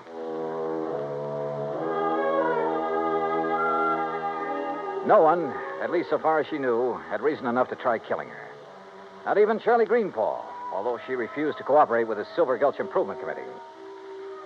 I waited until Mrs. Scott returned with the doctor, then left and drove back to my hotel. I had finished supper and was heading toward my room when someone called me. Oh, Mr. Dollar. Yeah? Oh, Mr. Greenpaw, I was just thinking about you. That's so? Yeah. I was wondering why you hadn't thought to take a look in the Silver Bell mine when you first heard that Mrs. Crabtree was missing. Well, to tell the truth, I'd left the search up to the sheriff until today. Then this morning, Isabel, that's my wife, she said if something did happen to Mrs. Crabtree, it'd sure look like I did it. Good thing you listened, because she was right. Yes, I know. Say, Dollar, I hear Mrs. Crabtree's taking quite a shine to you. Oh, where'd you hear that? Doc Weaver said that's all she talked about.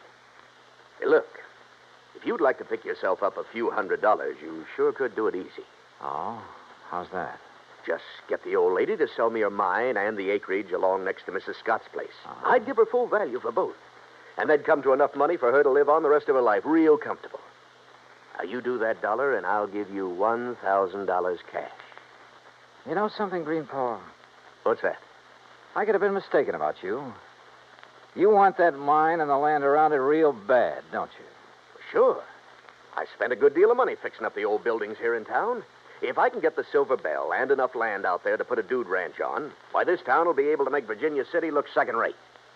Now, what do you say? I don't know. I'll relay your proposition to Mrs. Crabtree. The rest is... What's all the excitement out there? Well, it sounds like... Miss Greenpaw! What is it, Slim? What's going on? Fire! Miss Crabtree's cabin. It's blazing like fury.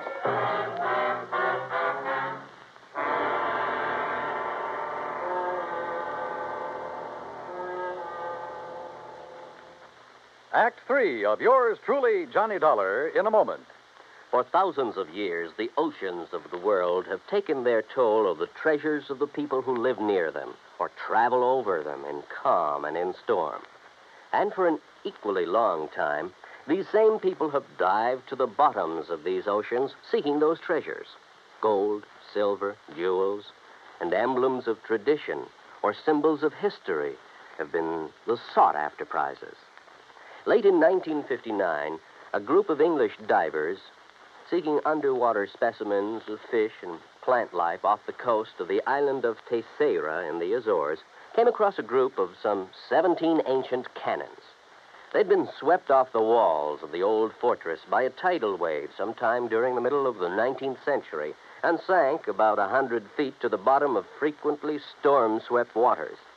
News of the discovery was relayed to the Portuguese government, which gave permission for the raising of the relics. American skin divers stationed at the Air Force Base on Terceira volunteered to do the job on off-duty hours. In cooperation with the Portuguese Museum, The men made a few exploratory dives to determine the situation. Then the salvage work began. After cleaning the cannons, some made of brass, others of bronze, it was discovered that they had been forged in England, France, and Portugal more than 110 years before. Now the shiny symbols of history are on view in a Portuguese museum. The Portuguese people are happy because of an unselfish American gesture that brought back to them their symbols of the defense of freedom, the right of all men everywhere. And now, Act 3 of yours truly, Johnny Dollar and the Silver Bell Matter.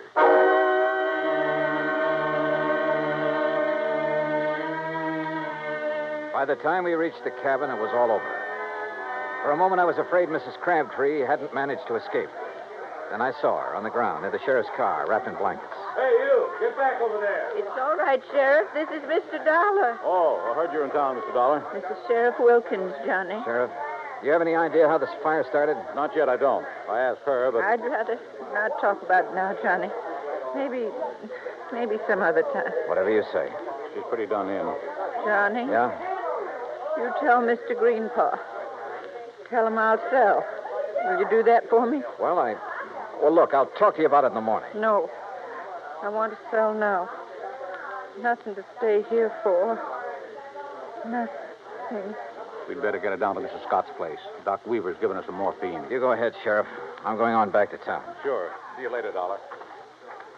Oh, Mr. Dollar, is she going to be all right? Yeah, I think so. Greenpaw, do you have a map of this area, including all the land you're planning on buying? Not on me. It's down at the office. You want to see it tonight? Yeah, I sure do.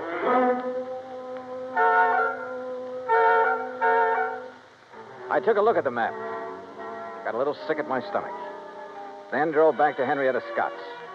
There was a light on in the front room, so I got out of the car and walked up to the door.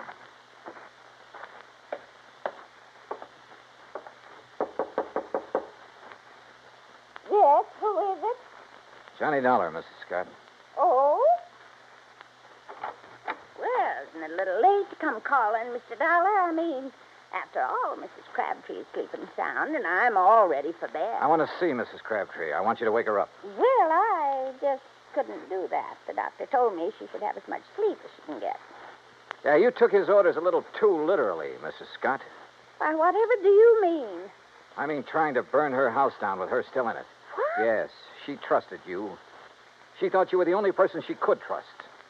Then when she found out different, she decided to sell her land and get away from here. Why, that's a pack of the biggest lies I ever did hear. Now, what reason would I have for wanting to hurt the poor old dear? Money. Money? You own most of the land adjoining the Crabtree property, including that around the Silver Bell. Greenpaw wouldn't buy your land unless he could buy Mrs. Crabtree's. When she refused to sell, you decided to see that property changed hands the hard way. If that's so, why would I be so concerned about her? Now, why would I write Mr. Morton telling him she'd been shot at and then wiring when she disappeared? Why? To protect yourself. You purposely missed her that day. You had to set up your alibi. You've got no proof. No, you're right. I haven't. But Mrs. Crabtree has. She knows who and what started that fire in the cabin. Now, get out of my way. No. Oh. Mrs. Crabtree. Mrs. Crabtree.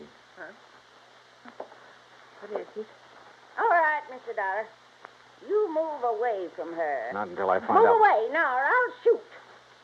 Oh, well, when you put it that way, Mrs. Scott, I'll have to. You were right about me missing her on purpose.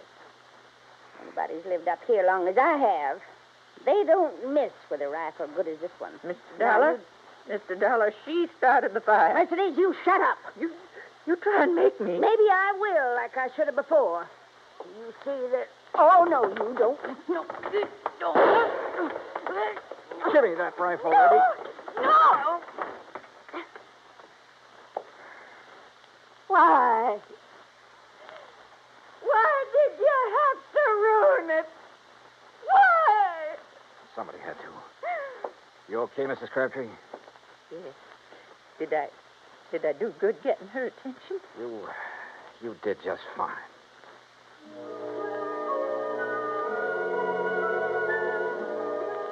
I was ready to leave Silver Gulch the next day. But I stayed over for another week, waiting for a little English gentleman by the name of Murdoch Morton to arrive and claim his bride. Yeah, just about everybody in Montana came to Mrs. Crabtree, pardon me, Mrs. Morton's wedding. Everybody, that is, but her old friend, Mrs. Henrietta Scott. Expense account total, $317.10. Yours truly, Johnny Dollar.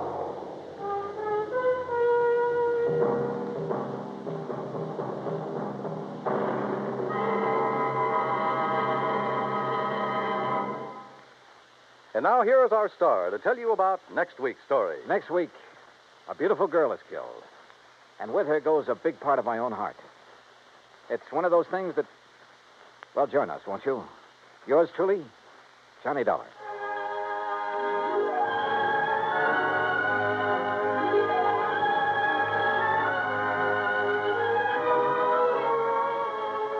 Yours truly, Johnny Dollar, starring Bob Bailey, originates in Hollywood.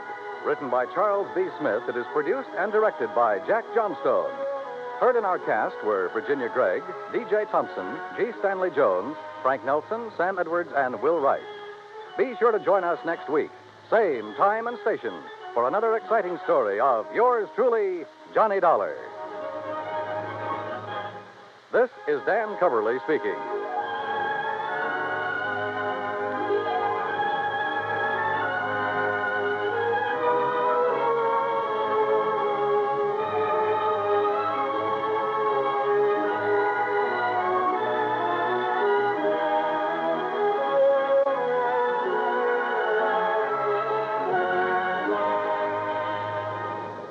This is the United States Armed Forces Radio and Television Service.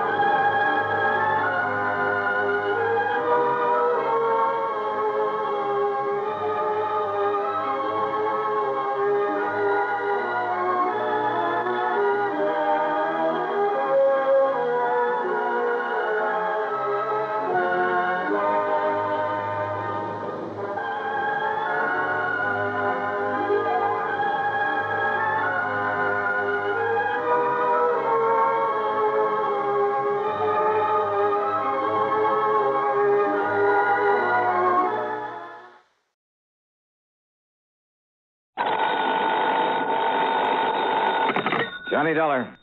This is George. Who? George, I said. George Reed, Floyd's of England? Floyd's of England, huh? What? That's the big insurance company sent you out to nail down Felix Kane. That's right, but now who are you Yeah, on? that was a couple of months ago. All right, what about it? Any mind telling me who you That are? insurance company must have paid you a lot of money for that job, Dollar. Not only for clearing up the robbery, but for nailing Felix Kane. Maybe, maybe not. But you still haven't told me who you are. Maybe even gave you a nice big bonus, huh? Because when it was all over, Felix was dead. Who are you? George who? That's killing for money, isn't it? And remember, it was Felix's girl, that little redhead, here in New York? You had somebody trick her into telling you where to find him. So now she's doing a stretch because she was in with him. So? And remember when you tagged Felix here in New York? He fell on top of his own gun, killed himself. Isn't that the way you said it happened? Now, you listen to me, mister. Yeah, that's what you said. That's what you said then. Who are you? And nobody could prove otherwise. Because nobody else was there. All right, look. Now, you listen So now to me. what I say now is you were pretty lucky then. You didn't know how lucky you were. That's all? Yeah. You see, the only reason you got away with that was because Felix's brother wasn't there. Because he was on the lam. He was out on the West Coast when it happened. Kane's brother, huh? Yeah, they were awful close, Felix and his brother. All their life. Ever since they were kids. You didn't know that, huh? Keep talking. Somebody did something to one of them. The other one helped him out. Or got even for him. All their life, Dollar. Go on. So now that Felix is dead, You ought to know what that means. Because it means the other one is going to get even for him. That means get even with you. With you and anybody else. All right, you. Now, wait just a minute. Oh, you're wising up now. Yeah, I think I am. George, huh? Yeah, that's right, Dollar. My name is George. George Kane. Felix's brother.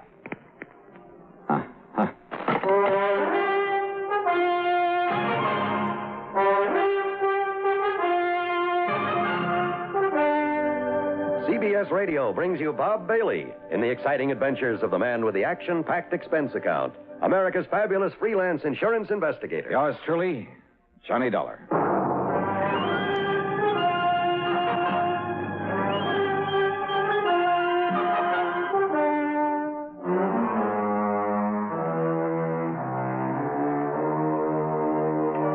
Expense account submitted by Special Investigator Johnny Dollar to Floyd's of England, North American office, Hartford, Connecticut. Following is an account of expenses incurred during my investigation of the Killer Kin matter.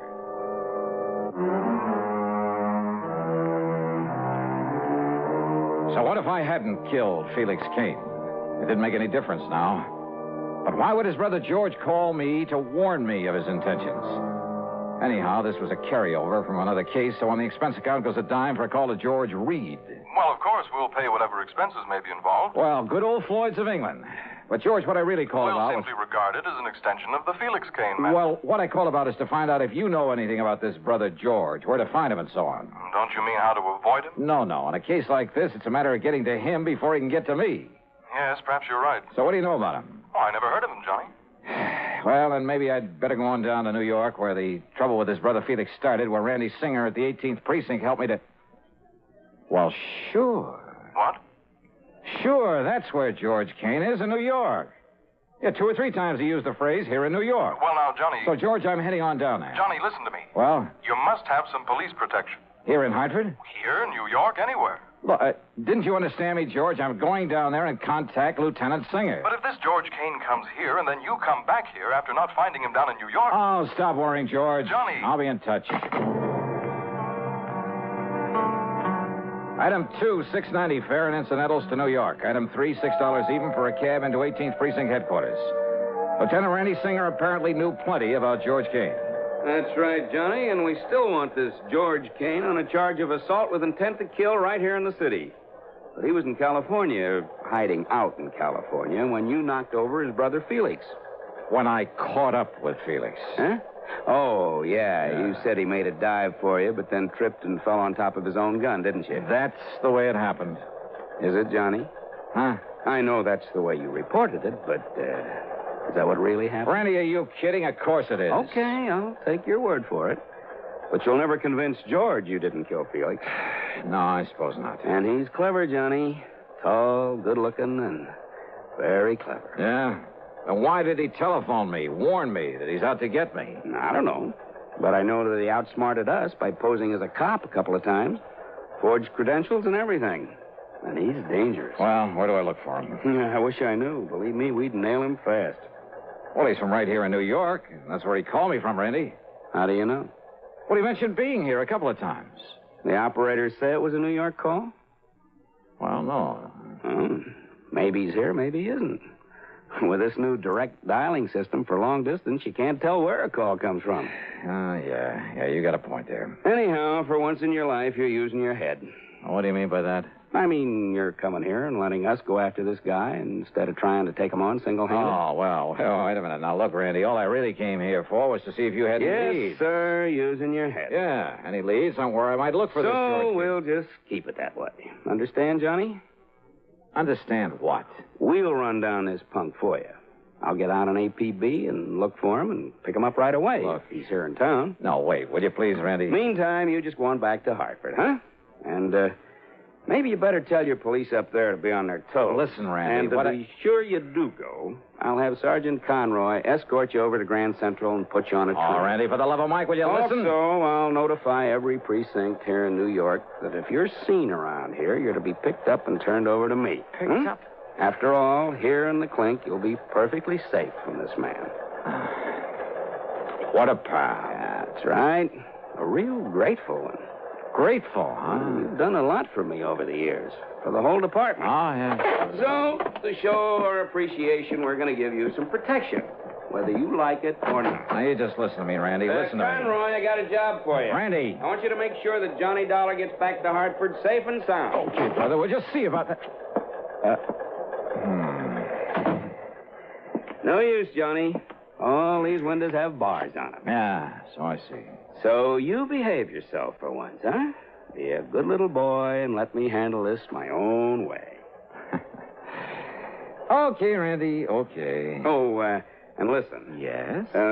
Sergeant Conroy is quite a fan of yours. Oh? So you can tell him all about some of your wild adventures on the way home. Thanks, pal.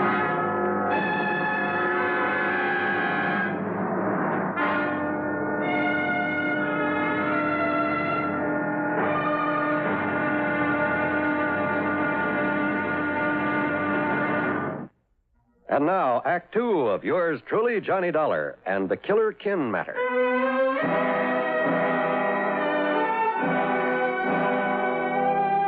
Sergeant Conroy not only drove me over to Grand Central Station, but insisted on riding all the way to Hartford with me, even to my apartment, at my expense. That's item 3, 1255, train fares and taxi. And what if it is a little irregular, Mr. Dollar, me coming up here to Connecticut?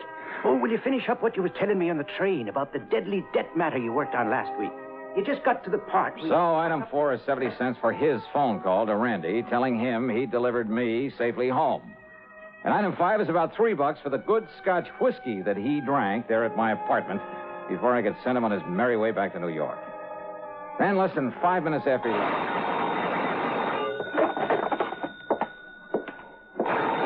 Johnny Dollar. Dollar, if you think those New York cops are going to be of any help, you're wrong. George Kane. That's right. Neither those cops or anybody else is going to do you any good. You killed my brother, so I'm going to kill you. Kane? And you remember what I said about you or anybody else? Now, you listen, you're wasting your time. Or what I meant about anybody else? You're scarce, Stefan. All right, Georgie boy. Whether Randy Singer likes it or not, I'm heading back to New York to get your picture, your description from him. And if I have to comb that city by myself, street by street, Hello. Well, it's about time, honey. Huh? This is Betty. Betty Lewis, the girl you're going to marry one of these days. Yeah, I know. You mean you are going to marry me? I mean, I knew it was you. Spoiled sport. Well, hi, dear. What was that? What? Just noisy line, I guess. Oh, well, listen, I've been trying to call you all afternoon. Where have you been? Oh, just out on some business, honey. I'm sorry. Well, as long as you weren't out with some other ravishing beauty, I'll forgive you. Fat chance of that. Honest? You mean that? You know darn well I wouldn't go out with anybody but you. Or Grace, or Mariana, or Barbara. Maybe Jean. I might go out with her. Stop that, you rascal. Okay. Now, what can I do for you, Miss Lewis? What can you do for me? Don't tell me you've forgotten our date for tonight. Our date? Oh, darling, why don't you ever think of something besides those crazy insurance investigations all the time, huh? Think only of you, huh? Yes. Now, listen, about our date for tonight here in New York. In New York? Yeah, that's right, for dinner in the theater, remember? Holy. Well? Oh, well, sure I do. Oh, but didn't you say you were going to be staying with some girlfriend all week and you'd let me know who and where to meet you down there? That's right. That's what I've been trying to call you for. Okay, then. I'm staying with Nancy Spaulding, remember her? Sure. And her address is 1624 McDougal Alley. 1624. One of those cute little apartment buildings down here in Greenwich Village. Wait a minute. You hear that again? Huh? Nothing, I guess. Yeah, okay, dear. I'll put on my Sunday best, grab the first plane or train, whichever will get me there first. Good. Only what, Johnny? Well, don't be surprised if we have ourselves a kind of police escort. Now, what kind of a gag are you cooking up? You and that Lieutenant Singer friend of yours? Maybe. Well, come running, dear. I'll be waiting for you. Yeah. Bye, hon.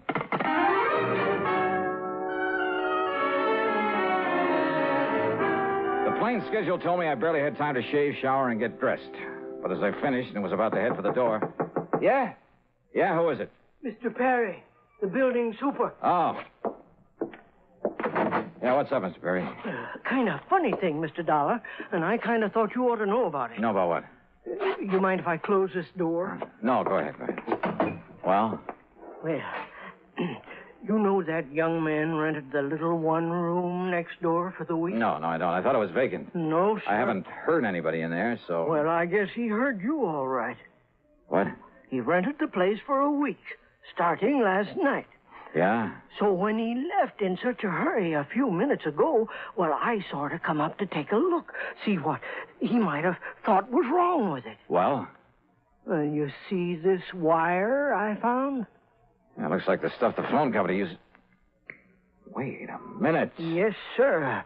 It was sticking out of the wall just opposite to where your phone wires go in on this side. Sure, my line was tapped. Yeah, sure looks like It was some kind of device so he could ring me. And this man has left? Yes, sir. Maybe 20, 25 minutes ago. Who was he? What was his name? Well, he give his name as John Jones. Oh, sure. Like he was just sort of making it up. Oh, what did he look like? Well, I'd say about your height, Mr. Dollar, and... keep talking, Mr. Perry, while I make this call. Well, his hair was darker than yours, and he had a little thin kind of mustache. The call was to Randy Singer for a description of George Kane. And yes, it tallied with the one Mr. Perry gave me of the man who tapped my phone line, who just left in such a hurry. I told Randy I was heading back to New York, whether he liked it or not, that I barely had time to make a plane, that I'd call him when I got to the apartment in McDougal Alley and tell him all. Maybe even break down and ask for his help.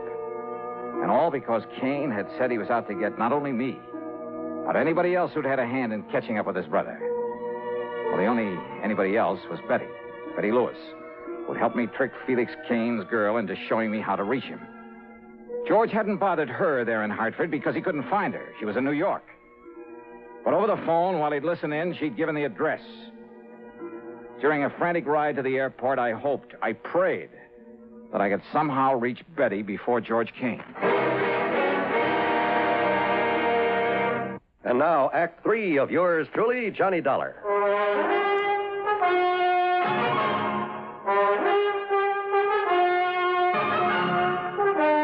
Expense account item 5, $20 even for a plane to New York and a cab to the little apartment in McDougal Alley. I tore on up to Nancy Spaulding's apartment on the second floor. Yes, who is it? Johnny Dollar. Oh, just a second, Johnny, while I slip on a robe or something. Is Betty there? Betty? Are you kidding? What? You and your practical joke. What do you mean, Nancy? Come on, let me in, huh? Well, just a second. Wait till I get presentable. Oh, come on. You see, I got in the shower after Betty left. Betty's gone? Nancy! Well, sure, Johnny. That's why I didn't expect to see you here. Gone where? With whom? With that handsome detective friend of yours you sent over to get her. Oh, no. About my size, black hair, mustache? That's right. Nancy. Gee, why couldn't you have arranged a double date so I could trace Nancy, along with him? That man's a killer. He's almost as pretty as you are and almost... What? What did you say? That was no detective. That was George Kane. He's a killer. But Johnny, Betty thought that... Well, you told her on the phone. I know. Okay, Nancy, now listen carefully. Where did he say he was going to take her? Well, to meet you, Johnny. Where? Oh, dear, I don't know. Oh. Well, they went down and took a cab. I watched them go from the front window. Well, did you... please, think carefully, Nancy. Which way did they go? East on McDougal. Good. What kind of a cab was it? Did you by any chance get a look at the license or the driver? Yes, I did. It was Tommy. Tommy who? You know, the cabbie who always parks in the cab stand out front this time of night. Good. Wait a minute, Johnny, maybe. What? Yes, look. He's come back to the stand again. Okay, Nancy. Now keep this door locked. Don't open it for anybody but me or the police, and I mean the real police. Johnny!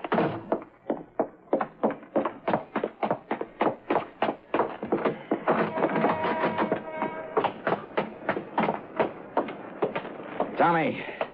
Is your name Tommy? That's right. Where's to, mister? Okay, listen. A little while ago, you picked up a man and a girl here. You mean that good-looking doll staying with Miss Nancy up on the second floor? That's right, yes. That's right, I did. Her and the good-looking guy, I think I heard him say he was a plainclothes man. Okay. Do you remember where you took them? Why, sure, mister. You see, we have to keep a record of... Get going, Tommy. Get going. Take me to where you took them. Yes, sir. It's a kind of funny place for a couple of good-looking people Get going, please, huh? Yes, sir.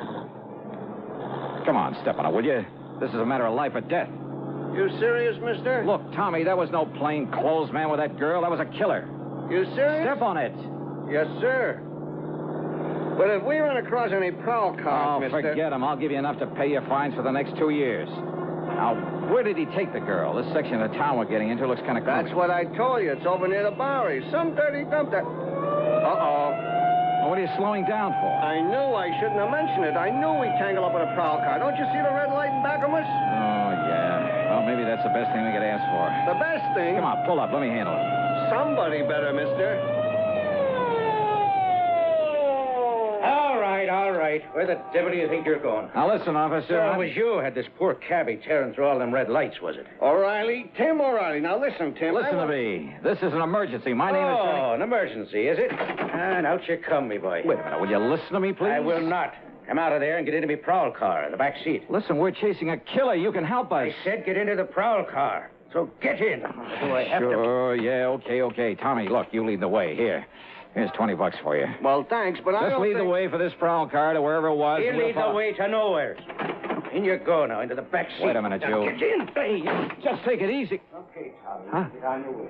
Right, O'Reilly. Oh, no. Yeah, I knew that had to be you, Johnny. Randy. I mean, charging into that cab there on McDougal Alley and heading this way. We had quite a job catching up. Okay, now, Randy, listen. Now, just calm down and take it easy, Johnny. Will you listen to me? No, because everything is under control.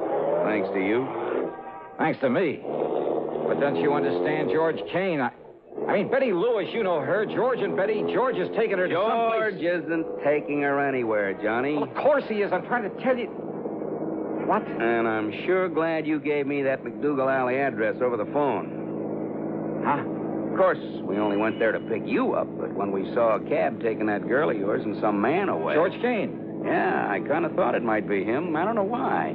And... So when we trailed that cab over to some dingy rooming house over on... Well, anyway, when they got out, we got a good look at him. You caught him. That's right. By the time we get to the station house, he'll be in the clink, and the light of your gay young life will be there waiting for you. She's, quite a doll, Johnny.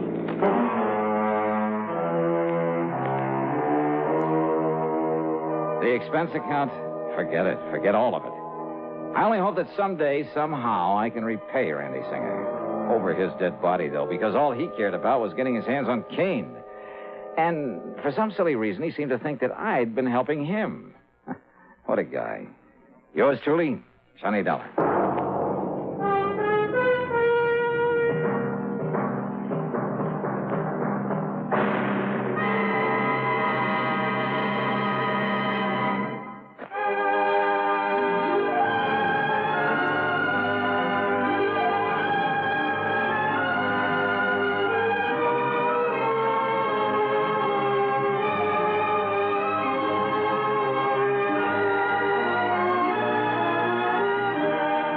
Yours truly, Johnny Dollar, starring Bob Bailey, originates in Hollywood and is written, produced, and directed by Jack Johnstone. Heard in our cast were Virginia Gregg, James McCallion, G. Stanley Jones, Herb Vigran, Jack Moyles, Junius Matthews, Lillian Bayef, and Paul Duboff. Be sure to join us next week, same time and station, for another exciting story of yours truly, Johnny Dollar.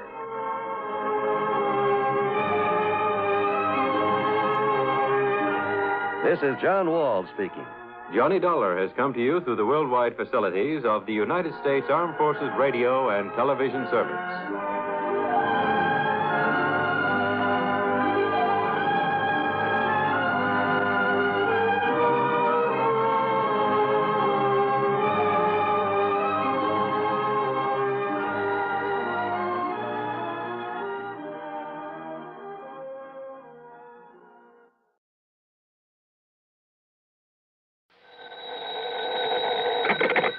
Johnny Dollar. Hi, Mr. Dollar. Hi, yourself. Who's that? You know, Jimmy. Jimmy? Sure, up here in East North Weldon. East North what? And I saved up the money for this long-distance call for my newspapers. Use my own money, because it's very, very important. Oh, well, I'm sure it is. But now you haven't told me Jimmy who. Jimmy Carter. You remember the artist. Artist? I helped you solve that case about the crook you were looking for up here. Remember? Oh, sure, in East North Weldon, Massachusetts. Yes, sir. Well, what are you calling about, Jimmy? I can help you solve another case, Mr. Dollar. Can you? What kind? Well, it's murder. What? Yes, sir. Murder.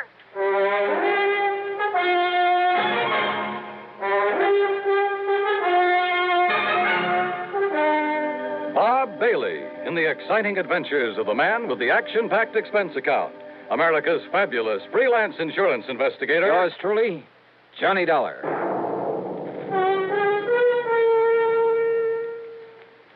The station to which you're listening right now is an affiliate of the CBS radio network. That fact makes several important differences in the kind of radio service you receive whenever your dial is set here. Take the matter of news. Over this station, you hear frequent reports gathered by the foremost broadcast news organization, CBS News. Reports supplemented by the perspective commentary of such distinguished newsmen as Edward R. Murrow, Lowell Thomas, and Eric Severide. In addition, of course, this station provides you with late local news so that you may keep up with what's happening in your community. You hear top dramatic programs, comedy, variety, and music to fit your every mood.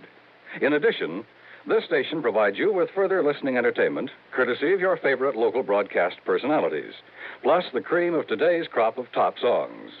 Well-balanced, highly listenable broadcast fare can come to you only through teamwork, the kind of teamwork made possible by the combined resources of CBS Radio and this station. And now, Act One of yours truly, Johnny Dollar.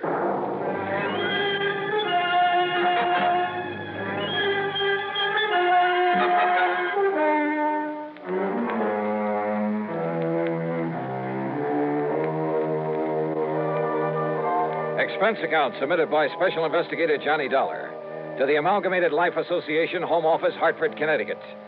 Following is an account of expenses incurred during my investigation of the Jimmy Carter matter. It was only last fall that I'd gone to the sleepy little town of East North Weldon up in Massachusetts to run down a heavily bearded man who'd stolen some money a while back from a furniture plant. It was little Jimmy Carter who'd really solved the case for me by drawing some hair and a beard on a poster. A poster of the bald-headed, clean-shaven mayor had shown him up as he looked before as the criminal. Sure, I remember Jimmy Carter. Well, yes, sir. That's why I'm spending my own money to make this long-distance telephone call from the telephone booth here in the drugstore. Because if you come right up here right away, I can help you solve a murder. Whose, Jimmy? But if that murderer ever finds out that I know who he is, well, that's why I think you better come up here right away. Yeah, Jimmy... See, everybody around here, and even his own insurance company, too, they all thought he just had an accident. His name was Mr. Andrew Parkinson. Parkinson, I see. I'm talking kind of fast because I used up all my money in this telephone, but Mr. Dollar, I saw this other man throw him off that bridge. Did he know you saw him? Oh, I don't see how he could help it, but he didn't do anything about it, so, well, maybe he didn't see me after all. All right, what's the name of this other man, the killer? Well, his name is... I'm sorry, sir, but your 3 minutes are up. What? But, gee, there's all the money I have. I'm sorry. Operator. Okay, I'll hang up then. The name, Jimmy. Goodbye, Mr. Dollar. Will you hurry up and come? The name of the killer. Goodbye, sir. No, reverse the charges. Jimmy. Operator. Operator.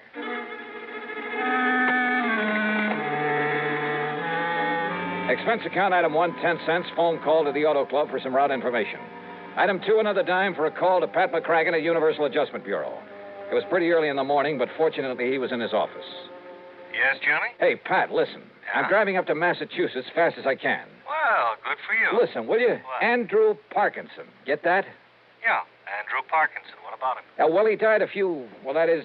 He what? He died, and, well, it was supposed to be an accident, but Well, anyhow, he's dead. Johnny, easy. What's this all about? I want to know who his insurance company is. You're a clearinghouse for that sort of information. That's right. Well, will you see if they have a representative or an office up in East North Weldon, Mass? East North Weldon? That's right. It's just east of North Weldon. Oh, no. You know, up north of Fitchburg. Oh, that place I have heard of. Well, somebody in that company called it accidental. But listen, I have reason to think it wasn't. What? So if I can contact whoever it is up there, and listen, Pat, there may be a kid's life at stake. Johnny, this is about as confusing as anything. Yeah, I know. I'm sorry. Just get me the name of the company that insured the life of Andrew Parkinson. Well, whatever you say. Good. But it may take a couple of hours. Okay, just get it for me. I'll call you when I get up there.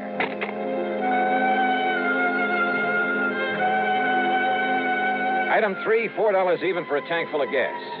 By the time I got to Fitchburg, it was a little after noon, thanks to a slight argument with a highway policeman along the way. I made another phone call. Item 4, 55 cents. Pat McCracken. Did you find out that insurance company for me? Johnny? That's right. Ah, yes. It's one of the smaller outfits, Johnny. Does a lot of rural business.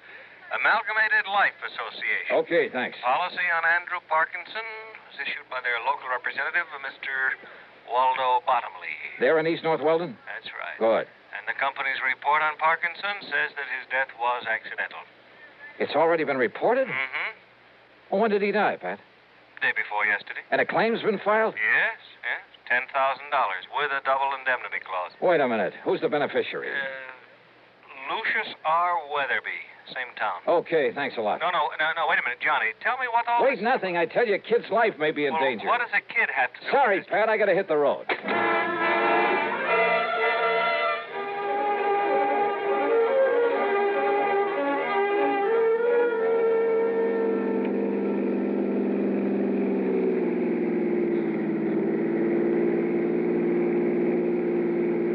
It was after 2 p.m. when I finally pulled up in front of the combination drugstore and mercantile at the one business corner in the village of East North Weldon. One of the local citizenry, looking slightly under the weather, sat on the rickety porch of the store, hacking away at a stick of wood with an old pocket knife. Howdy. Hiya. You happen to have a little drink about you, sir? No, but listen, where's the little boy who usually sells newspapers around here? Eh? His name is Jimmy Carter. Yeah, that's right, sir. Jimmy Carter. Well, have you seen him? Do you know where he is? Seen him this morning. But he's not around here now. Nope. Do you know where I can find him? Nope. Do you know where he lives, where his home is? Yeah. Well, where? Up the street. Oh, sure. What street? Spruce. North Spruce. And the number? 18. Okay, thanks. Listen, my name is Johnny Dollar. If you see him, please tell him I'm looking for him. Johnny Dollar, eh? Yeah. You got the price of a drink on you? Some other time. Just be sure and tell him. Yeah.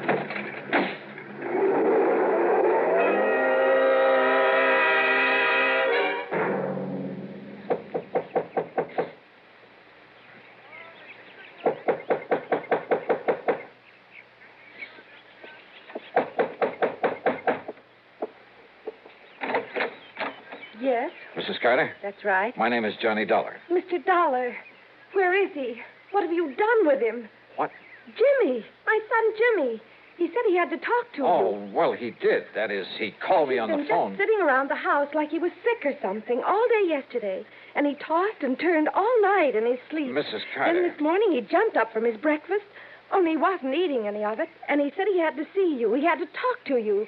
He said he'd be right back. All right, now but listen. that was early this morning. So when he didn't come back, I went to the school, but he wasn't there. So I went down to the corner where he picks up his papers every noon from the bus. But he hadn't been there. You're sure? The papers, the bundle of papers, they were all still there. Now, listen, Mrs. And he Carter. hasn't come back here. Something's happened to him, Mr. Dollar. Something's happened to Jimmy.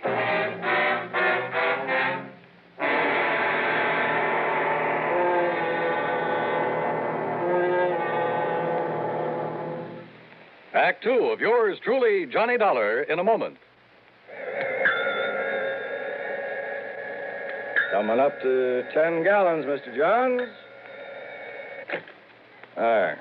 To check your oil filter and air filter might pay you $1,000. How's that? Well, haven't you heard about Fram's big silver treasure hunt? Oh, yes. Heard something about it over my car radio this morning. What's it all about? Well, a regular filter check is so important that Fram Corporation is paying $60,000 to get car owners to check their filters now. $60,000 in cash? Yeah, this is Fram's silver anniversary.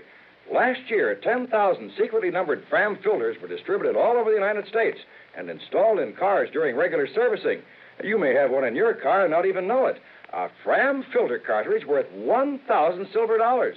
And if you do, I get $1,000 too. Well, what are we waiting for? Let's check those filters now. Hurry, folks. You could win up to $1,000 in cash. Join the big Fram treasure hunt.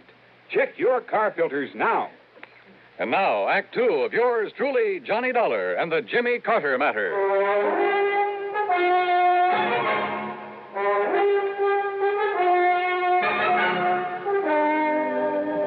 Jimmy Carter, the cute little kid who'd helped me solve an embezzlement case up in the small New England town with the unlikely name of East North Weldon, who'd call me on the phone to report a murder. But when I got there, Jimmy was gone, disappeared. Jimmy said he was going to talk to you, Mr. Dollar. But that was early this morning, and he hasn't come back. What did you do with him, Mr. Dollar? Where is he? Well, I haven't seen him, Mrs. Carter. But he that Well, he was going to... he telephoned to me down in Hartford, asked me to come up here and see him because he asked me to come up and see him. He idolized you, Mr. Dollar, ever since you were up here last fall. And when he said he had to talk to you, I thought you were already in town again. But I wonder what he was so anxious to see you about. Oh, well... And he's been acting very strangely the last day or two. Ever since poor old Mr. Parkinson fell off the bridge and was killed the other night. How well did he know this man, Parkinson? Oh, as well as he knew everybody in town, Mr.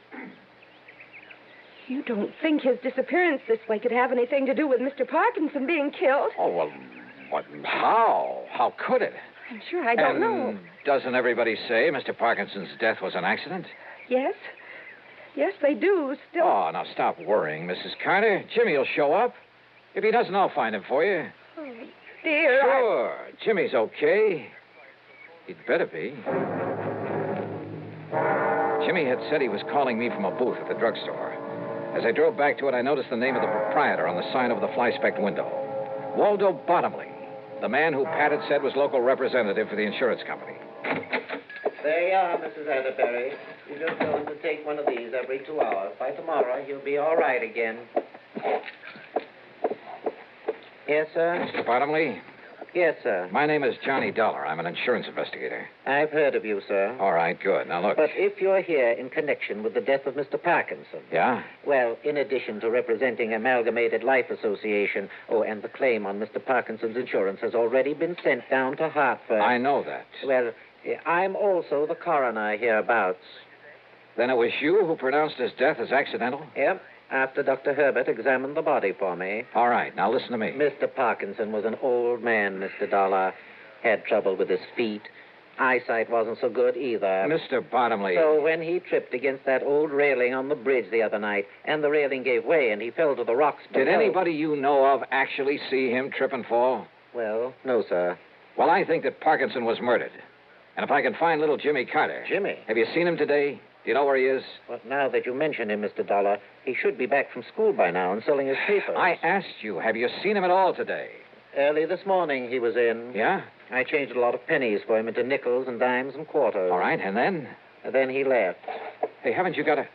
Isn't there a phone booth here in the store? Booth is out the door, Mr. Dollar, around the side of the building. Then you wouldn't have seen him if Jimmy went out there to make a phone call. Only one might have seen him is old Lucius Weatherby. Lucius Weatherby? The town drunk. Wait a minute. You talking about that old character sitting out front? Oh, I've asked him not to sit there in his condition, but now that he's... Well, you see, Lucius is the beneficiary. Yeah, wait a minute. Lucius Weatherby is the beneficiary of Parkinson's insurance. Yep, as I was about to say. No wonder he wouldn't tell me anything about Jimmy. What's that, sir? So he killed Parkinson to collect the insurance. Jimmy saw him. And what was that? Bottomley, I have a few questions I'd like to ask that Lucius Weatherby. Now, wait, sir. Yeah? If you expect old Lucius to remember anything... You bet I do. Plenty. Then you'd best take along this bottle of medicinal brandy. What? Yes, sir. That'll be $3.75. Well, break it over his head. Yeah, but you don't understand. No? He can't remember a thing unless he's had a little... Mr. Dollar!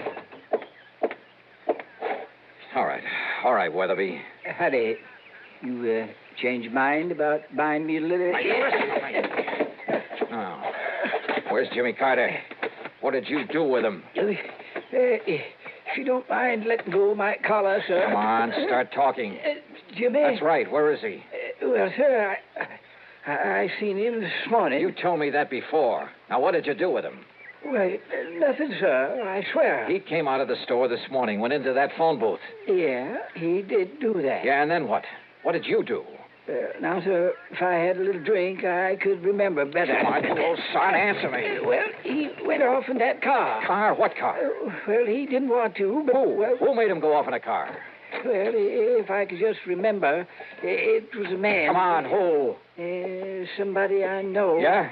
I'm sure I could remember if I had a little drink. Now, you listen to me, you lying... He's telling you the truth, Mr. Dollar. Oh, sure he is. Yes, sir. But if you give him a bit of this medicinal brandy to refresh his memory, truly... Okay, let me have it. That'll be $3.75, if you please. Okay, here. I'll get you the change. Don't bother. Because if this doesn't bring the truth out of him, so help me, I'll... Act 3 of yours truly, Johnny Dollar, in a moment.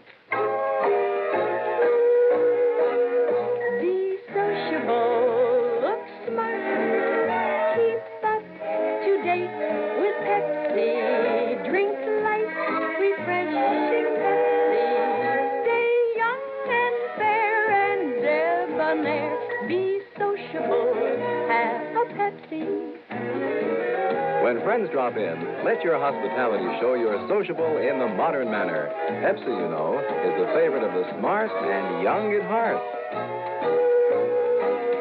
Be sociable, smart, keep up to date with Pepsi. Drink light, refreshing Pepsi. Stay young and fair and debonair. Be sociable, have a Pepsi. Have you tried a Pepsi lately?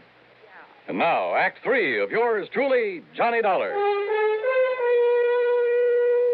The town drunk, who could only remember things with a drink under his belt. If you ask me, that's a lot of hooey. Nonetheless, item 5, $3.75 for the bottle of what the local druggists call medicinal brandy. Old Lucius Weatherby started lapping it up. Mighty fine, sir. Mighty fine. All right, now listen. You listen to me. I'd better let him have a little more, Mr. Dollar, if he's to remember properly. Yeah, a little more. Oh, and here's your change from the Lucius, $5. you say that when Jimmy walked out of the phone booth, he drove away with somebody. Yeah. Against his will. Yeah. Your change, Mr. Dollar. Forced little Jimmy right in his car. Who forced him? Well, now let me see. His name was, Yeah? Oh, you know him, bottomly. Think, Lucius. Think hard. Come on. Yeah. Now listen, you old son. I want to... Harvey. Huh? It was Harvey. Harvey who? Bottomly, you know everybody. Harvey Willman? Harvey Willman, yeah. Who is he? Well, he's not one of our more respected people, Mr. Dollar. Respected. Yeah? And come to think of it, I believe he was a distant relative of Mr. Parkinson. What does he do? Where does he live? He does nothing, really. He was always trying to beg money from Mr. Parkinson. Never got it, though. Anybody else? I ask you, where can I find him? Where does he live? Winterwind. That's right. On the old farm out on Winter Avenue. You can tell it by all the new machinery out front. Okay, I'll see you later. Oh, your change, Mr. Dollar.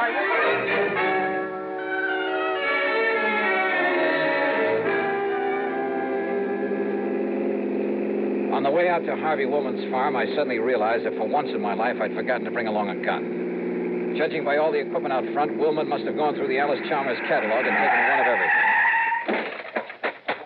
But the farmhouse was nothing but a one-story clapboard shack. Half hidden at the back of it was a beat-up old sedan.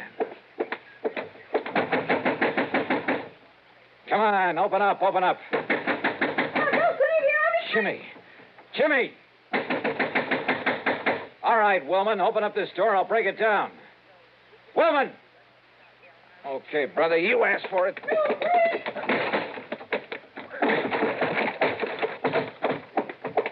Hey, Jimmy.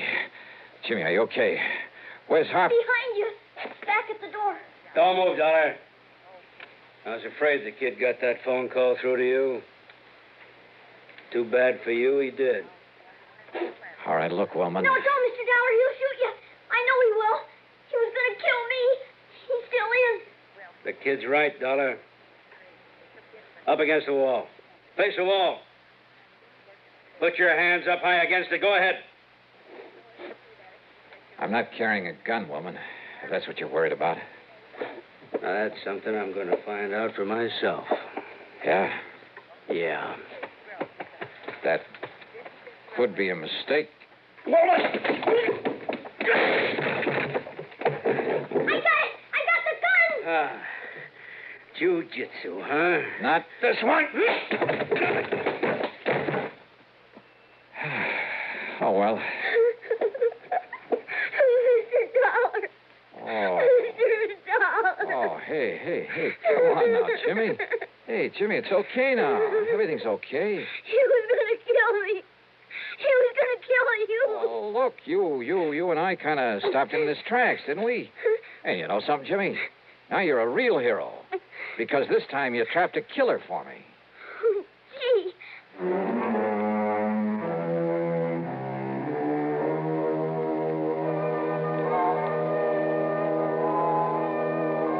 Item 6, $48.50 for a new sports jacket without holes in it. Yeah, Harvey Woolman had managed to get off that one shot. Item 7, $61 even, a brand new bike for Jimmy. Why? Because he saved the company from having to pay double indemnity. Expense account total, including mileage on my car, $117. Unless you'd like to tack on a little extra fee. Yours truly, Johnny Dollar.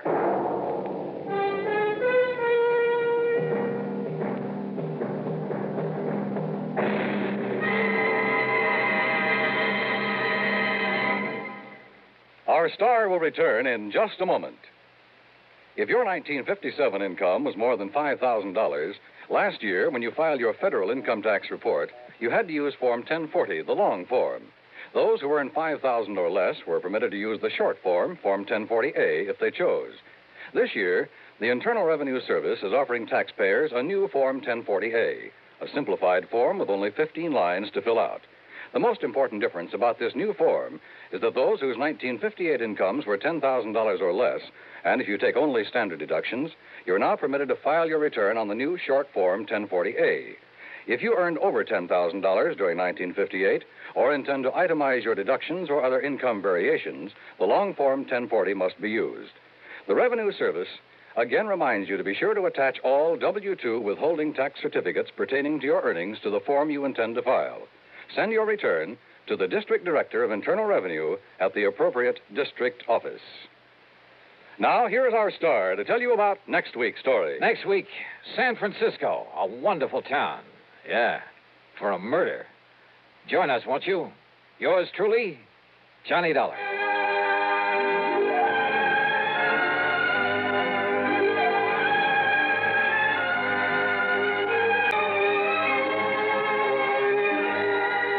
Yours truly, Johnny Dollar, starring Bob Bailey, originates in Hollywood and is written, produced, and directed by Jack Johnstone. Heard in our cast were Virginia Gregg, Dick Beals, Larry Dobkin, Forrest Lewis, Edgar Barrier, and Jack Crucian.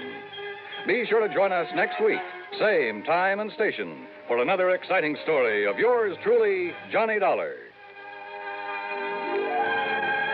This is Dan Coverly speaking. A father goes to extremes to protect a demented son as suspense follows next on the CBS Radio Network. WROW, Albany, New York. Everything is going at Henry S. Mantel's in Latham. Everything must be gone by Tuesday night. Going.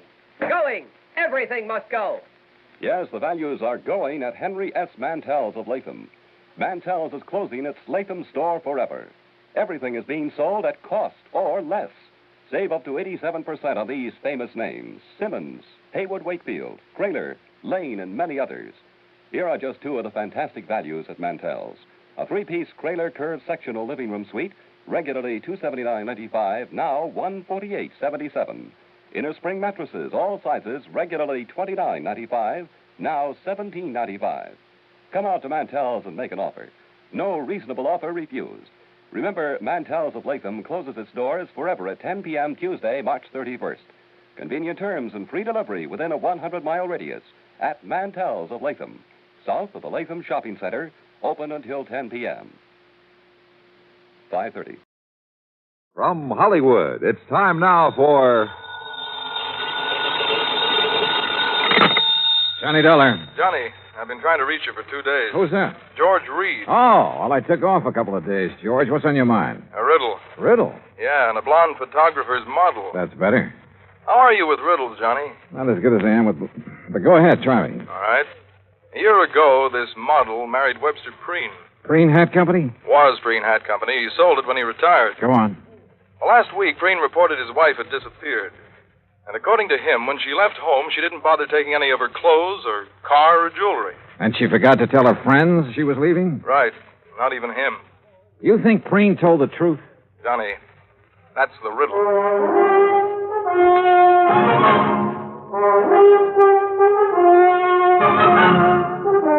Bob Bailey in the exciting adventures of the man with the action-packed expense account, America's fabulous freelance insurance investigator. Yours truly, Johnny Dollar.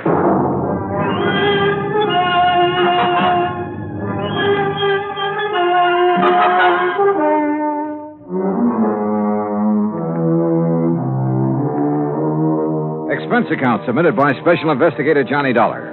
To Floyd's of England, American Branch Office, 443 North 15th Street, Hartford, Connecticut. The following is an account of expenses incurred during my investigation of the Mad Hatter matter. Expense account item 1, 85 cents, cab fare from my apartment to George Reed's office. He was seated behind his desk, his lily white nose buried in a copy of Playmate magazine. He didn't look up until I was halfway across the room. Huh? Oh, Johnny, come in. Hiya, George. What you reading? I was just taking a look at Bridget Randall. Or Mrs. Preen, I suppose I should call her. Yeah, let's see. Here. Very nice. She look familiar to you? Oh, George, you're flattering me. No, really. She should. Oh, why? Well, up until she married Preen, she was a very popular model. Figures. Is that a pun? No. Anyhow, her picture was in everything from the Police Gazette to the Ladies' Home Journal. And after she married him? She retired.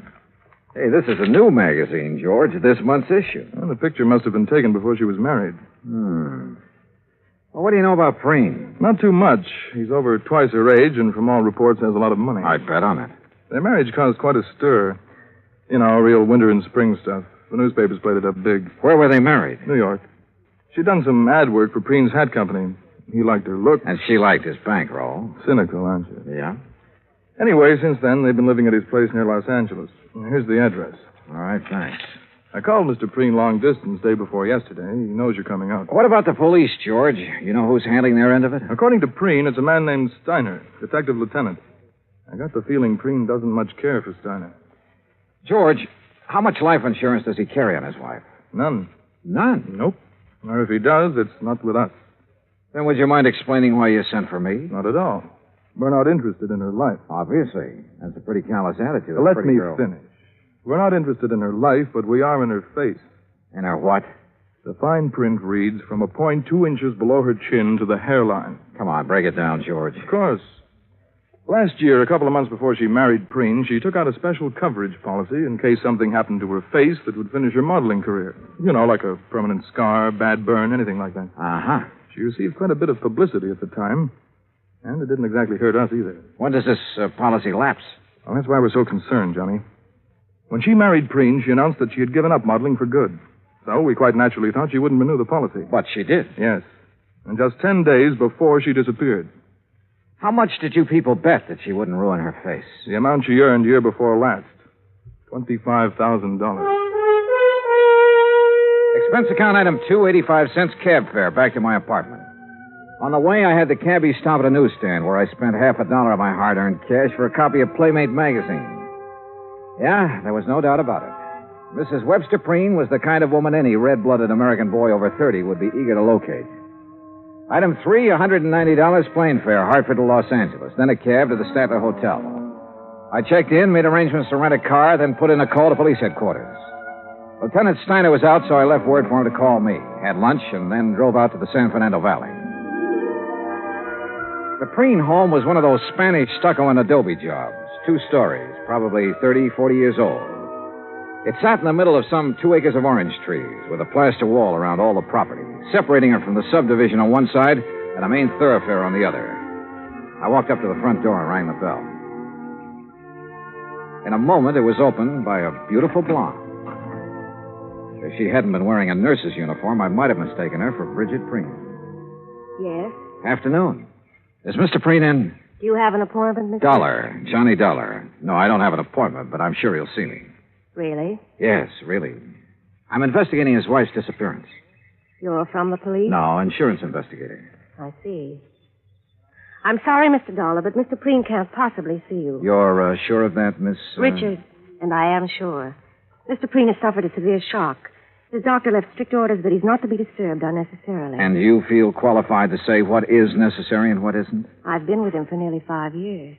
Well, answer me this, Miss Richards. Do you think Mr. Preen's health would improve if somebody happened to find his wife? What? I mean, they haven't found her, have they? You haven't answered my question. You want my honest opinion, Mr. Dollar? Helen, who is it? Who's out there with you? Excuse me. No one important. It's Johnny Dollar, Mr. Preen. Now, just a minute. Mr. Dollar, come in. Come in. Have him come to the orchid room, Helen. Yes, sir. Well, I hope you enjoy steam baths, Mr. Dollar. Steam bath? What do you mean? Follow me. You'll find out.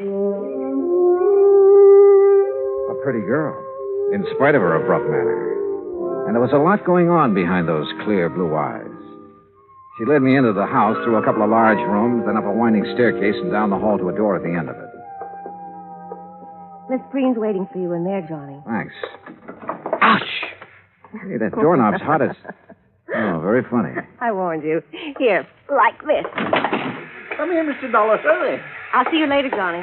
Close the door. Close it. I don't want it to cool off in here. Well, you look surprised. Well, I didn't expect to meet you in a hothouse, Mr. Preen. Well, I'm sorry if you're uncomfortable, but orchids must have plenty of heat and moisture. Now, me, I love it. I didn't used to, but since I am at the age where a man is nothing but stick and dried parchment, you can take off your jacket if you like, Mr. Dollar. Thanks. Do you know anything about orchids? Well, only that they're expensive. Aren't all beautiful things? Sit down, sir. Any place that's clean. We can talk while I do this. You know what I'm doing. I haven't the least idea. What the bees would normally do, that is, if these plants were in their native environment. Pollination? Yes, sir. Would you mind handing me those tweezers? Yes. Thank you. Hey, how many plants do you have here? More than 200, Mr. Dollar. 36 different varieties. Oh, beautiful. Oh, yes. Lovely, delicate creatures. Mr. Dollar, do you think you'd be able to find her? Well, I'm going to try. I'd appreciate it. I have so very few things left these days. Did you notice the orange trees when you drove in? Well, yes. When I bought this house, the land on both sides was nothing but orange groves. Beautiful orange trees. Green, growing things as far as the eye could see. And now it's a housing project. Yes, well, Mr. Preen, I understand you aren't entirely satisfied with the efforts the police are making to find your wife. And you understand correctly. They have done nothing but ask me the same asinine questions over and over again. Have you talked to them? No, sir. I felt that I should see you first, get all the information you have. I will cooperate with you all the way, Mr. Dollar. All right. When exactly did she disappear? Just 10 days ago. She'd come down from our place up at Lake Arrowhead, where she'd spent Saturday and Sunday. Uh-huh. We had planned on going up together that weekend, but I developed a cold. Oh? The evening she returned, I retired earlier than usual, and then when I awoke about 11:30 that night, she wasn't in her room. I called to her, searched the grounds, then waited up. But she never came home. I see. Was anyone else in the building that evening? No. We were alone. Rather, I was. Any sign of a injury to her face, blood, anything like that? Nothing. Uh-huh. Do you remember if she made any remark earlier? Anything that had given you some indication as to whether she planned to go out? She had no plans. She was tired from the drive home, had already put cream on her face and her hair up in curlers. But... Yes? Well, she did say something about wanting to go back to Arrowhead the next day. And you're positive she didn't that night? Mr. Dollar, my wife is a very beautiful woman and an extremely vain woman. She would never leave this house with her hair in such a state. Oh? And even if it were brushed, she wouldn't leave on an overnight trip without taking along a complete wardrobe. All right. What do you think has happened to her? I don't know what to think. If I did, I wouldn't have gone to the police. A few minutes later, I left the lonely old man with his orchids and started toward the stairs. I was about halfway down when I suddenly felt as though I'd forgotten something. Only I was sure I hadn't. Still, something was wrong about this setup. I was trying to figure out what it was when Miss Richards called me. Johnny? Yeah. I'm in here. Better put your jacket on. You'll catch cold. Yeah, well, you better let me worry about that, huh, nurse? Helen, Johnny. I'm sorry I was so rude. But I thought you were just another detective who was going to upset Mr. Preen. Well, now, what makes you think I didn't? Because he didn't shout at you. Does he usually shout at detectives? He ripped into Lieutenant Steiner yesterday morning. Oh? You know why? Well, the police have a crazy idea that Mrs. Preen's body could be buried somewhere on the grounds or Upstairs in the hothouse bed. Well, how do you know that? Well, they've been after him, trying to get his permission to dig. If they were really serious about it, they wouldn't need his permission. They'd get a warrant. Johnny, you don't believe Mr. Preen killed his wife, do you? At this moment, I have no reason to. Well, everyone knows what a kind and gentle person he is. What about Mrs. Preen, Helen? Well? I hate her. Why? You, care for him? I don't like that. All right, sorry. He's a fine man, a gentleman. There aren't many left. No, I guess not. He called Mrs. Preen extremely vain. Would you go along with that description? It was made for her. Suppose something had happened to her that night. Suppose, well, something that scarred or burned her face. What do you think she'd do? If she lost her beauty, she'd kill herself. Even if she threw away $25,000 by doing it? I know about that policy, but even if it was doubled, she'd still do it. Why? Because she wouldn't have the nerve to face her friends? Friends. Bridget Preen never had any friends. But that isn't what happened to her. What did? I don't know, but I'm sure she's dead. Why? Why, Helen? Johnny, please. Tell me. Now, come on. I know you have a good reason for saying that. Now, let's have it. All right. Come over here. I put them away in this drawer. See? What are they? Caps. What? Plastic dental caps. Actresses, models wear them over their teeth to give a perfect appearance. Bridget wouldn't leave a bedroom without them. Where did you get them? I found them on the floor of the garage 2 days after she disappeared.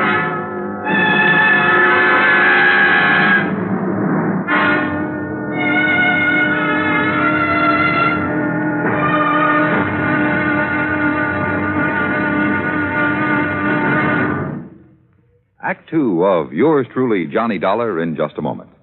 Democracy. What does it mean to the farmer? How can democracy benefit the farmer better than any other form of government? These are easy questions to answer because the facts are there. Only in a democracy can the farmer get the most aid from his government, own his own land, produce, and equipment, and still earn a standard of living that is comparable to workers in the manufacturing industries. That's because the people in a democracy tell their elected representatives they want it that way. Government subsidy, free enterprise, open markets, and the will to work and better himself enables the farmer in a democracy, such as the United States of America, to produce one of the world's finest diets. Scientific agricultural advancement and democratic government are the reasons why this can happen. This is a part of democracy. But whether it functions in agriculture or some other form of endeavor, democracy gives mankind its finest legacy of freedom. Now, Act two of yours truly, Johnny Dollar, and the Mad Hatter Matter.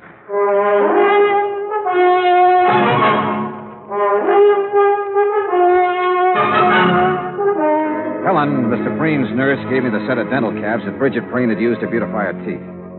And after telling her not to mention them to anyone, I drove back to my hotel in Los Angeles.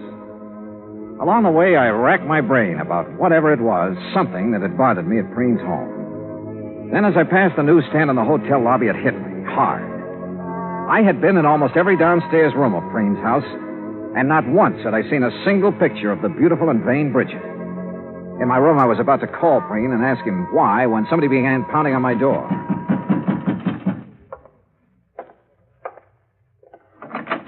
Well, Dollar, we seem to have had a hard time making connections, didn't we? I'm Steiner. Oh, how are you, Lieutenant? Fine, just fine. And I think I've got our little case all sewed up. That's so? Yep. You mind if I rest? No, go right ahead. Thank you. See, we've been checking back on Miss Preen's activities for the past few weeks. Uh-huh.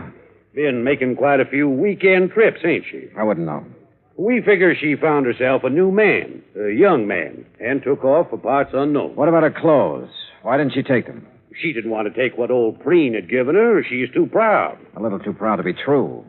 She had enough things paid for out of her own money to last a good many years. Oh, now, Dollar, you guys let your imagination run away with you. Now, you look at this realistic. Here's a girl in her 20s married to a man who's content to sit home and wait for the golden chariot. And maybe she's content to sit there with him at first, but it ain't normal she should for long. Yeah? You locate anyone who's seen her out with another man? Nope. Tried to. That's the thing that's still stuck in my craw. Well, I don't think you will. Why not? Because she was smart, a smart woman. If she had had a boyfriend, and I'm not disagreeing with you on that score, she was very discreet about it. Mr. Dollar, I'm not sure you were aware of it, but each time you mentioned Mrs. Preen, you referred to her in the past tense. Why? Oh, no. Don't tell me I fell for the oldest trick in the business. Come on, Dollar. Stop playing games and answer me. Oh, you should talk about playing games, Steiner. Sorry, but I wanted to throw you off guard. Oh, you did, pal. You did. What did you learn bird-dogging around today, Dollar? Nothing, Steiner. Nothing. Look, really. you either let me have all the information you've received today, or tonight you'll be on your way back to Hartford. Now, which is it? Okay. Preen's nurse, Miss Richards, found these on the floor of the garage 2 days after Mrs. Preen disappeared. You know what they are, I suppose. They don't have to be Mrs. Preen's. Take a look at this chart, Dollar. We got it from her dentist last week. Now look at the caps. Okay. What are you going to do? What do you think?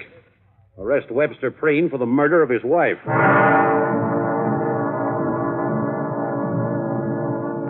I told Steiner he could never get an indictment. The teeth caps definitely belonged to Bridget, but they were found in her own garage. She could have dropped them any time during that evening she came home from Arrowhead. And I reminded him of Preen's position in the community, his money, how well he was liked, everything.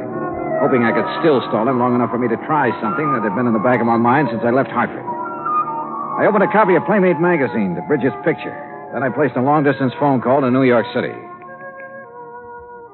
We're ready with your call to Mr. Howard, Mr. Dollar. Okay, thank you, operator. Go ahead, please. Hello? Hello, Mr. Howard. This is Johnny Dollar, insurance investigator. Yes, Dollar? A client of ours has her picture in the current issue of your Playmate magazine. Oh, yes. Lovely girls, Mr. Howard, her name is Bridget Preen. Bridget Preen? Or Randall. Bridget Randall. Oh, yes, I know her very well. Well, where is she? We aren't sure yet. Mr. Howard, I've got to know when that picture was made and the address of the photographer who shot it. Have you got that? Yes, you just hold on.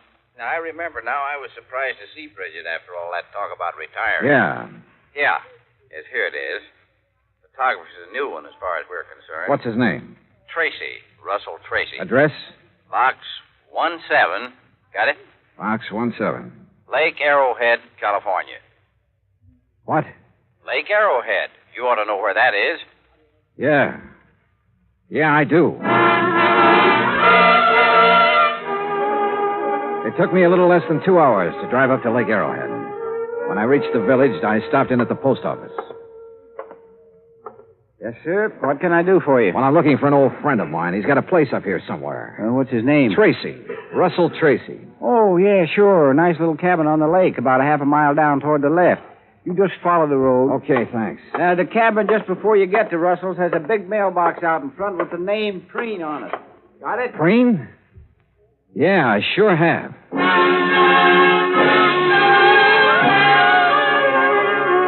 I was there in 5 minutes.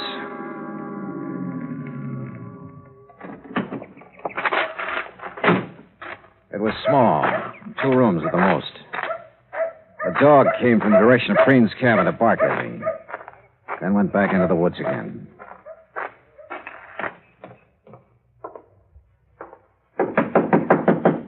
Yeah. Russell Tracy? Yeah.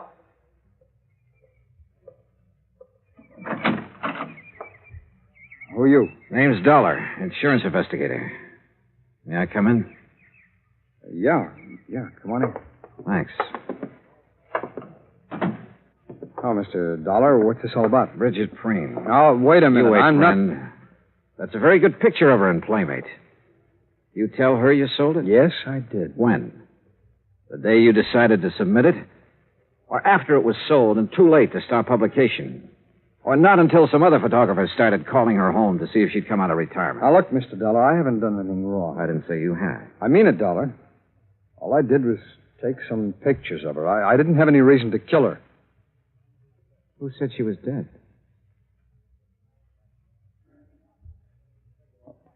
All right, Dollar, sit down. I'll give you the whole story, at least all I know of it. Yeah, go ahead. Bridget liked modeling. She liked it better than anything else, I guess. And when she found out I was a photographer, well, Well, she was over here most of the time. What about the day she disappeared? I'm getting to it. I'd needed some money a few weeks before that. I needed it bad. I had a run-in with the law in Texas a couple of years back. I haven't been able to hold on to a good job since. Go on. Well, I had this one shot of her, and I knew it was right, so I sent it in without her knowing about it. When did she find out? Well, like you said, photographers called her house. Her husband answered one of them. You ever meet her husband? Yeah, a couple of times when he was up here. He knew you were a photographer? He's been trying hard to get back at me for taking that shot of his wife. How do you mean? There's a dry well out in the back, about 20 yards from the fence line. After he killed Bridget. He killed? Yeah. Yeah, because the next morning I was out with my dog and we found her face down in the well. I guess he figured the sheriff would find her before I did, and figure I did it. How do I know you didn't? If I had, I wouldn't have dropped her in my own well, would I? Besides, why? All right, she's still there.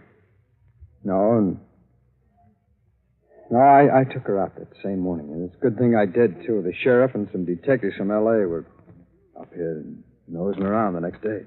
Why would Preen want to kill her, Tracy? All right, don't ask why, but Bridget was in love with me. The night she went back to L.A., she was going to tell him. I guess that, on top of the picture, was just too much for him to take. Dolly, you believe me, don't you? Why didn't you report this to the sheriff? I've got a record, Dollar, and Preen's got more money than he knows what to do with. Besides, there's no proof of what I've just said. It'd be his word against mine, and you know who'd come out on top. Where's her body now? I'll take it if you want. Yeah. Bring your camera. My camera? And plenty of film. Don't ask me why I trusted him. I couldn't answer. Except, like he said, he didn't have any reason for killing Bridget. He led me deep into the woods, into a clearing. And there, well, he'd done his best to make her comfortable.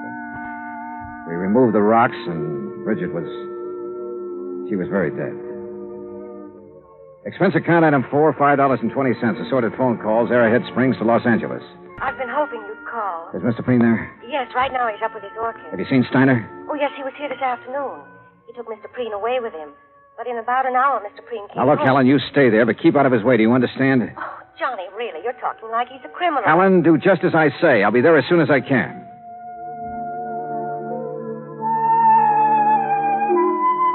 After seeing that Russell Tracy was safe and in the custody of Steiner, I took the freeway out to the San Fernando Valley. It was a little after 9:30 when I pulled into the Preen driveway. The porch lights were on, and Helen opened the door. Johnny, you look awful. You had dinner? No, not yet. Well, let me fix you something. No, please, Helen, no thanks. What's in the envelope? Nothing important. Where's Mr. Preen? Where do you suppose? Upstairs with his orchid. Would you mind if I went right Of up? course not, Johnny. You go ahead. When your dinner's ready, I'll call you. Yeah, okay, thanks. Careful of the doorknob. Yeah, I remember.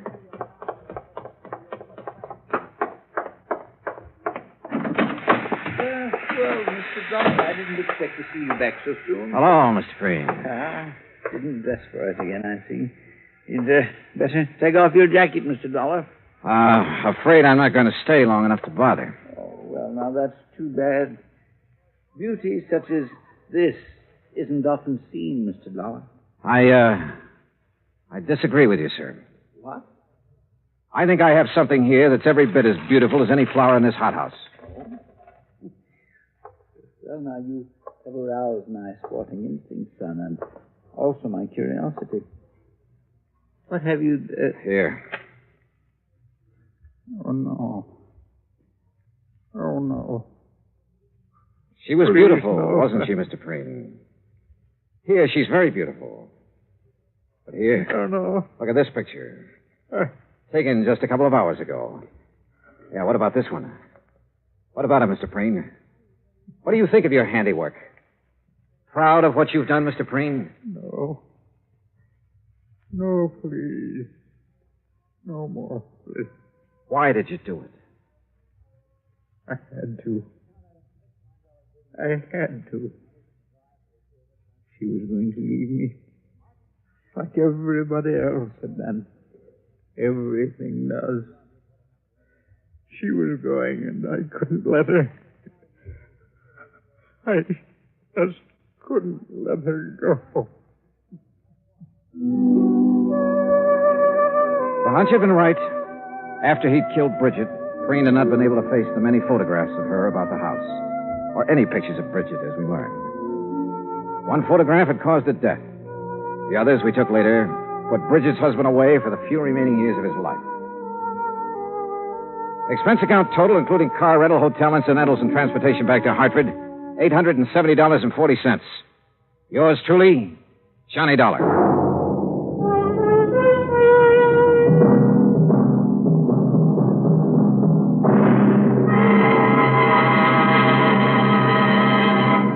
Now here is our star to tell you about next week's story. Next week, a fishing trip that could be very pleasant, except that one of the fishermen is death. Join us, won't you? Yours truly, Johnny Dollar.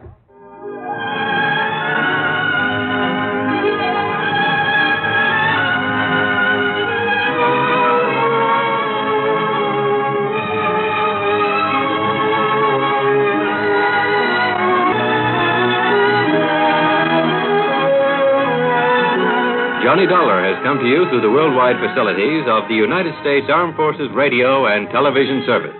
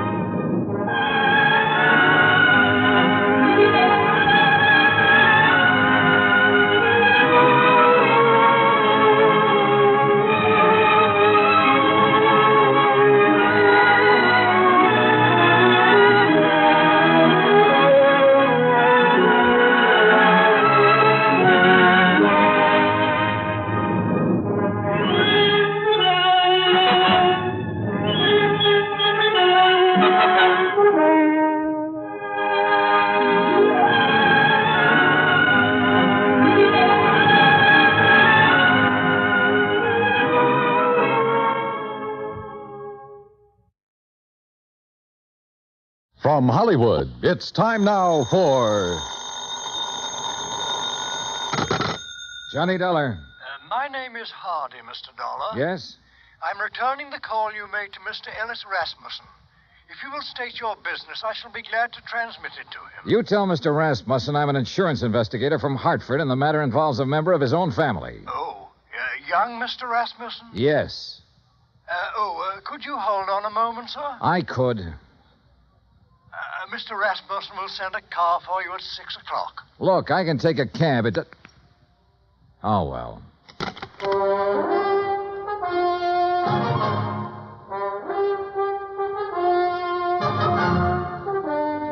Bob Bailey in the exciting adventures of the man with the action-packed expense account. America's fabulous freelance insurance investigator. Yours truly, Johnny Dollar.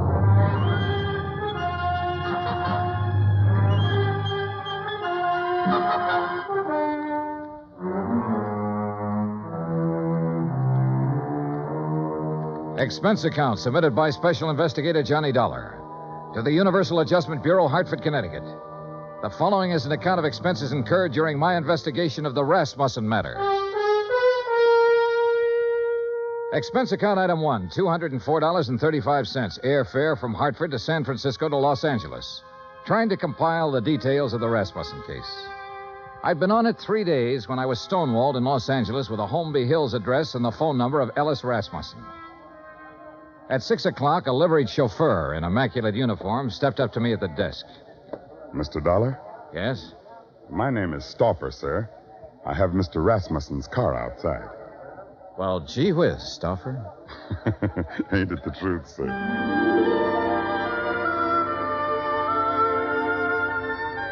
A few minutes later, when we turned into the lush green Holmby Hills section, I had a suspicion I was about to deal with a bona fide millionaire.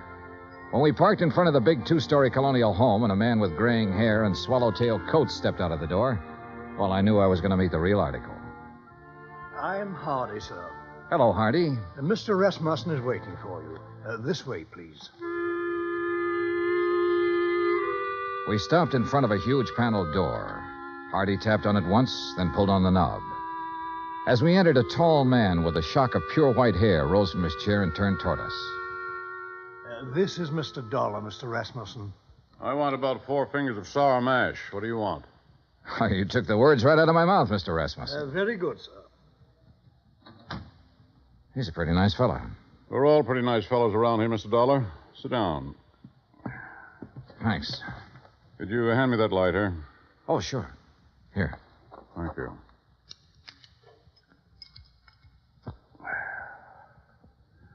What are you doing in Los Angeles? Why, federal underwriters of Hartford wrote a blanket policy for all Imperial Rubber Company employees. Your son was an executive with Imperial when he was killed in Malaya last spring. Federal owes his widow $25,000. I don't know where she is, Mr. Dollar. I see. I doubt if you do. Let me put it this way. I never met the young lady. Fred married her one night in Elko, Nevada. 2 days later, they were on their way to Malaya. 6 months there, and the development station was raided by guerrillas one night. And I suddenly no longer have a son. Have you eaten your dinner, Mr. Dollar? Oh, I wouldn't want to trouble you. Hardy, set a place for Mr. Dollar. Very good, sir. Well? Well, I thought she might phone me when she got back to the States. She never did. Never a letter, nothing. I'm old and sick, but I still want to see the girl my son married. It's not an easy thing to lose a son, Mr. Dollar. And I lost a good one. I lost the best son a man ever had. I'm sure you did, sir. To your son. To Fred. During dinner and afterward, over coffee and liqueurs, I listened to the story of Ellis Rasmussen's life. It came from the lips of an old man who was dying, but in whose eyes I could see reflected the memories of a brawling, bustling life that started in an Oklahoma oil field and moved to Alaska and Arabia and Africa. More and more during the talk, I began to know his lost son. For in everything the old man had to say about himself, I could sense an unmistakable reflection of his son. Finally, I thanked him and left. If I may say so, I do hope you'll call soon again, sir. Mr. Rasmussen enjoyed your visit very much. I haven't seen him so much like his old self since we received the terrible news of young Mr. Rasmussen's death. He must have been quite a man, Hardy. Young Fred Rasmussen. He was, sir. All of us miss him dreadfully. None of us ever met Mrs. Rasmussen, and we were most anxious to receive her, especially after young Mr. Fred's death. I imagine so. The car's all ready, Mr. Dollar. Good night, sir. Good night, Hardy.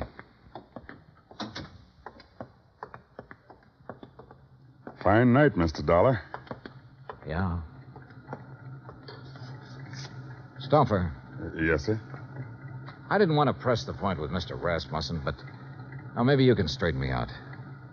Did he approve of his son's marriage? Let's put it this way, Mr. Dollar. Mr. Rasmussen approved of Mr. Fred. And if Mr. Fred got himself married, then Mr. Rasmussen approved of the girl. Between them two, they had that kind of understanding. Real people. Expense account item 2, $1.98. Telegram to Personnel Division, Imperial Rubber Company, requesting a copy of all information they might have on Laura Olson Rasmussen. Item 3, $6. One long-distance phone call to the Universal agent working the case in San Francisco. Mrs. Rasmussen left the Malaya Peninsula by boat from a town called Kosheti 3 days after the news of her husband's death. A week later, she booked plane passage in Hong Kong with Trans-Pacific Airlines. She changed planes in Honolulu. She cleared the Port Authority in San Francisco. From there on, we lost her. Get a list of all the passengers who were on that plane. Okay. Get someone checking the hotels in the Bay Area. She might have checked into one when she hit Frisco. Okay. Now listen, we're looking for a woman whose husband was brutally murdered about 2 weeks before she got back to the States. If she's anything like I think, she was probably about at the end of a rope. Now start asking questions at places where people like that go. Right. On Wednesday morning, I rented a car. That's item 4, $25, and made the rounds. First stop, Los Angeles Board of Education. By 4 o'clock in the afternoon, I had found 35 Laura Olsons who had attended public school in Los Angeles and were more or less in the proper age bracket. The next day, the folder arrived from Imperial Rubber Company. Among other things, it contained a passport picture and a complete description of Laura Olson Rasmussen.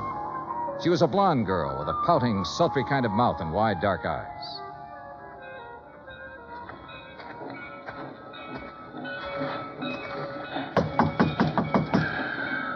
You down there. Yes? What do you want? I'm looking for Mrs. Frances Olson. Are you Mrs. Olson? I don't want to buy nothing. Do you have a daughter named Laura Olson? Are you a policeman? No, I'm an insurance investigator. I'm trying to locate Laura Olson Rasmussen. Well, how'd you get this address? What's that? A picture of her. I see.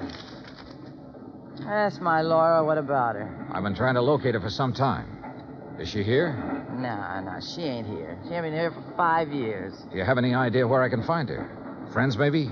Other relatives? You say her name's Rasmussen now? Yes, she married a man named Fred Rasmussen. Married? Well, ain't that just something? You didn't know your daughter had been married, Mrs. Olson? How would I know? How would I know anything about her?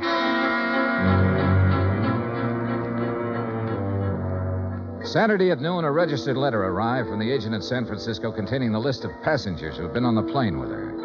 3 of the names were in the Los Angeles area, including a Mr. Oberlin who lived in Pasadena. Well, sure I remember her. Real pretty. We sat together all the way from Honolulu. What's up? We're trying to locate her, Mr. Oberlin. Did she happen to mention her plans when she returned to the States? Plans? You know, what hotel she might be staying at in San Francisco? Or if she was going on to another city? No, not her. You say that very emphatically. Yeah, I guess I do. You didn't have to show me a picture. You know, a guy always prays he'll meet someone like her on a plane, you know what I mean? Yeah, live it up. Yesterday's gone, she said tomorrow ain't here, and the only thing we got is today. Yeah, we had a swell time. You're sure about this? We were pretty chummy, pal, if you want the truth of it. Mr. Oberlin, did she mention anything about being in Malaya before she boarded that plane? Then she didn't tell you that her husband had been killed a week before. Killed? How? He was murdered by guerrillas in Malaya. Oh, no, she didn't mention that. She didn't mention that at all, Mr. Dollar.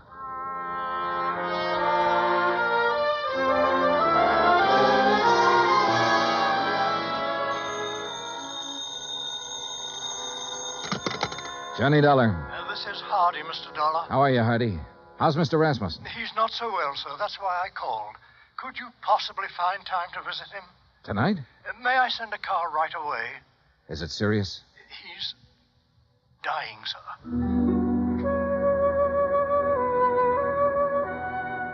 I knew why he wanted to see me. Have you located my daughter-in-law yet? No, I haven't located her, Mr. Rasmussen. But I know something about her. I know she drank whiskey and flirted with a fat salesman on an airplane all the way from Honolulu to San Francisco. I know her mother's a drunk. I know she didn't think enough of you or your son to contact you or anybody else when she got back. Mr. Rasmussen, it looks to me like your daughter-in-law is a first-class bum.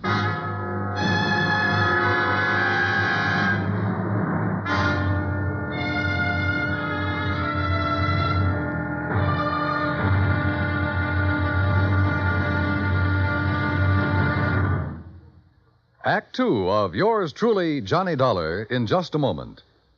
Our daily lives are sharply affected by world news. And for a complete roundup of the news every single weekday evening, just keep your dial on CBS Radio for the news broadcasts of our famous CBS newsmen, Edward R. Murrow and Lowell Thomas. Hear up-to-the-minute news with Edward R. Murrow and Lowell Thomas on CBS Radio. Now, Act Two of yours truly, Johnny Dollar, and the Rasmussen Matter.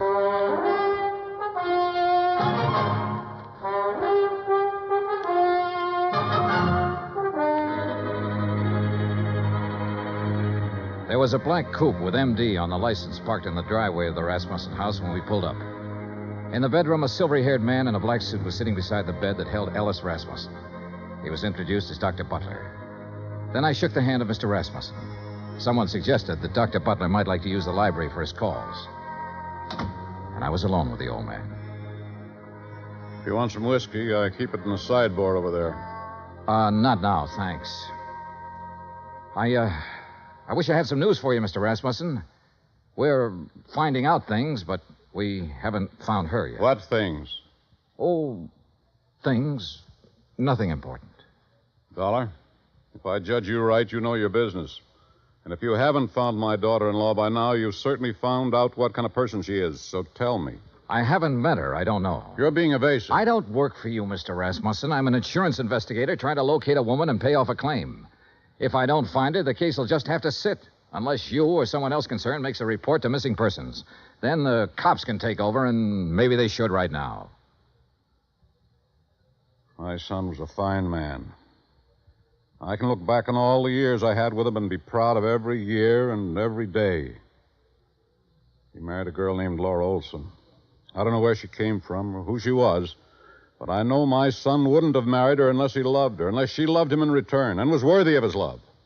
You know a lot, Mr. Rasmussen. Perhaps I should go to the police. No, don't do that. We'll find her, Mr. Rasmussen. We're getting it narrowed down. Well, I'd better leave now. As you say. Mr. Dollar. Yes, sir. I want to see her. Yes, sir. I'm sorry I talked to you the way I did.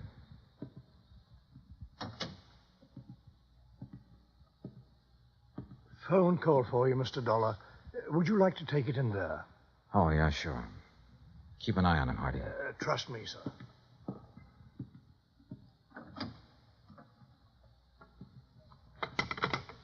Johnny Dollar. This is Officer Daly, Los Angeles Police. Oh, yeah. You the insurance guy looking for a Laura Olson Rasmussen? Yeah, have you got anything? We got her. Huh? She's here with the rest of the girls in the drunk tank.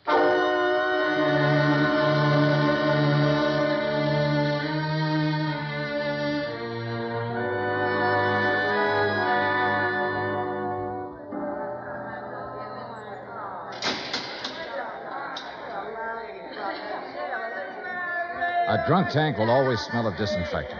This one was no different. There are no bunks, no chairs, no blankets, no nothing. So you stand or sit on a concrete floor and wait for something to happen. The legal period is 24 hours. You get rebooked or you get released. It all depends. What's the story on her, Dollar? I've got a check for $25,000 for her. Gee, insurance money? Yeah. Quiet! Quiet in there! All right, quiet down! You girls better learn to get along. Which one? Back there, sitting on the floor. Oh, good. What's the situation? If somebody comes up with bail, they can have her. Expense account item 7, $100 bail. While I was waiting around, Officer Daly broke open a file on her. A dozen aliases, a dozen charges, and one conviction for shoplifting. A career of petty thievery that began at the age of 16 and ran up into a 22nd year. Expense account item 8, $35 telegrams. I sent wires to all parties concerned, all parties except Ellis Rasmussen, ordering a stop on their activities since Laura Olson Rasmussen had been found.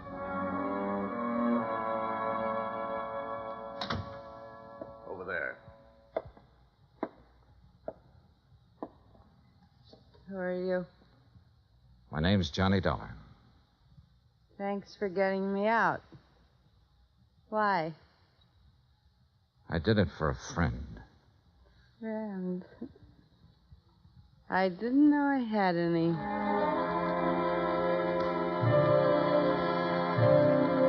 Expense account item 9, 20 cents, 2 cups of coffee. We had it in a diner across from the women's section of the main jail. I looked at Laura Olson Rasmussen while she drank the coffee. Looked at the blonde hair and the wide eyes and the pouting mouth.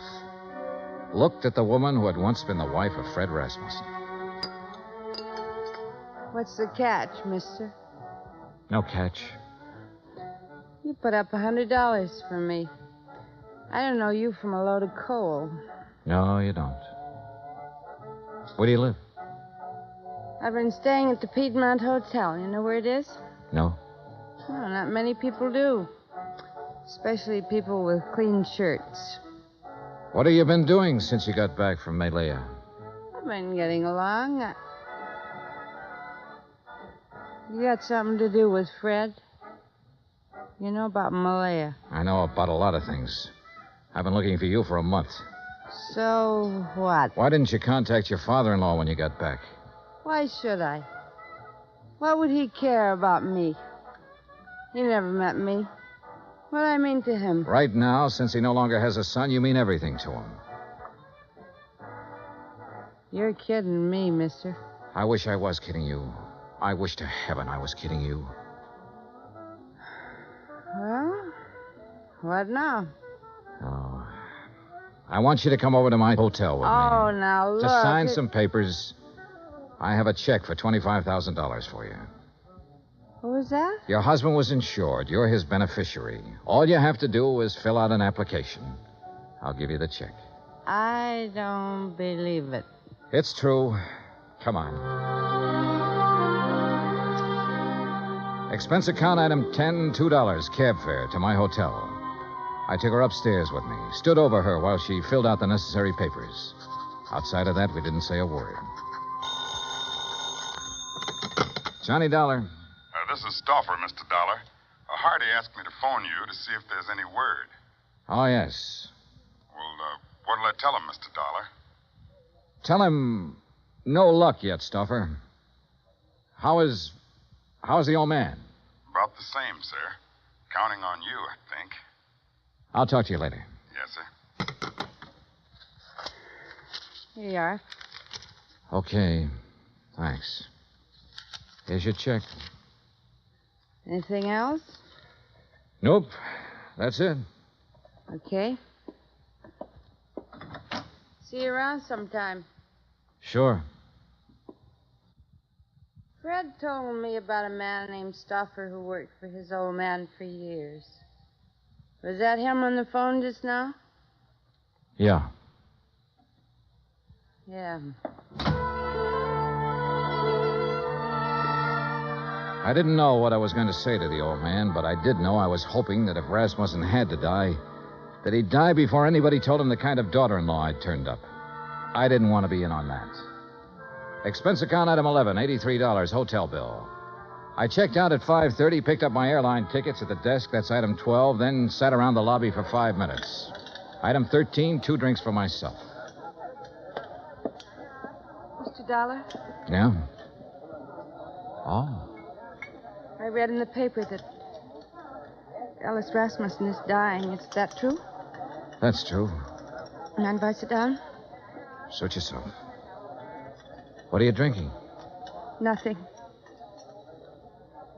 I know why you didn't tell them you found me, and I don't blame you. If Fred's dad is anything like Fred was, then I know how you felt. Finding me the way you did. Let's forget it, Mrs. Rasmussen, shall we? I'd like to meet Fred's father. So you want to meet him, huh? The human thing would have been to see him when you came back. But not a line, not a word. That old man in that house knows his son was really a man. And on that basis, he believes, without seeing you, that his son married a real woman. He had love and sympathy and help and devotion and all the things you don't seem to have any use for waiting for you in that house. Oh, never mind. I loved Fred. Loved him from the first minute I saw him. You know what I was doing when I saw him? I was serving cocktails in a place like this. He didn't ask me what kind of a family I came from, whether I was good or bad. He just put one of those big arms around me one night and said, "You're mine." He said that to me. He said it because he loved me. No one ever loved me. No one. But he did. I told him who I was and where I came from, and all he said was, "You're with me now."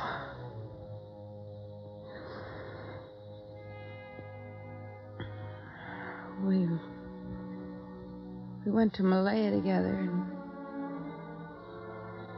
I never knew in all of my life what I knew then.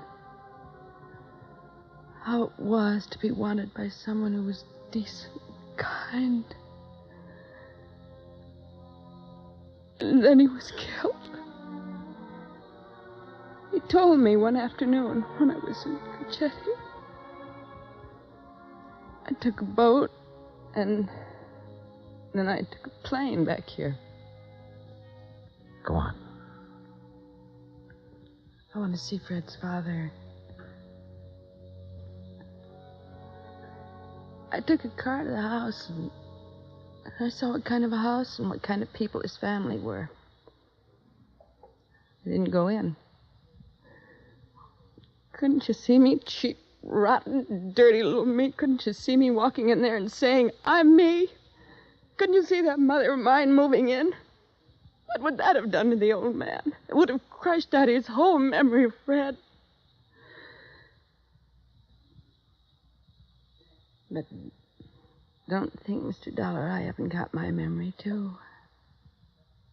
I didn't drink that away. I was loved by a man. And I loved him back.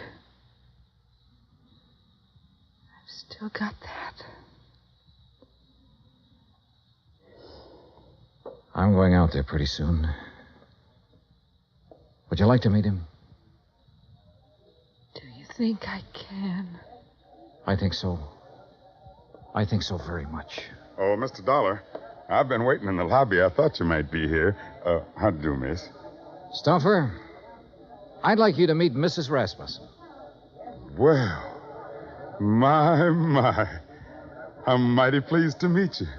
The boss will be mighty happy. She dried her eyes in the car. I didn't say much.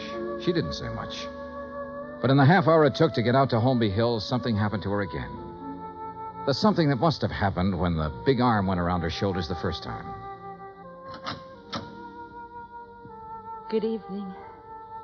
Mrs. Rasmussen, Hardy. How do you do, Mrs. Rasmussen? We're very happy to see you. Thank you, Hardy. Fred spoke of you often. That was kind of Fred. This way, please.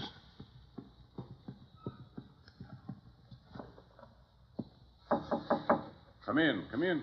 I think you can introduce Mrs. Rasmussen, Mr. Dollar. Ring if you need me, sir. I'm scared. Laura, if there ever was a man for you not to be scared of, it's that man in there. How can I tell him about myself? I've been in jail. I can't. Watch. Well, Mr. Dollar, come in. I've brought someone for you to meet, Mr. Rasmussen. Come here. You'd be my son's Laura. Yes, you're Laura. Hello. Yes. Oh, now, there. Here. Now, look. Us Rasmussens mustn't meet like this with tears. There's so much I have to tell you. No. There's nothing you have to tell me. What? Let me put my arm around you. There. Now, feel it? Mm-hmm. You're my daughter. Do you understand that? Yes. Oh, yes. Then that's all the explanations we need between us. Yes. Hardy. Yes, Mr. Rasmussen? Bring Mrs. Rasmussen some brandy, I think. And I'll have some sour mash. Mr. Dollar? Sure. Make mine sour mash, too, Hardy. Very good, sir.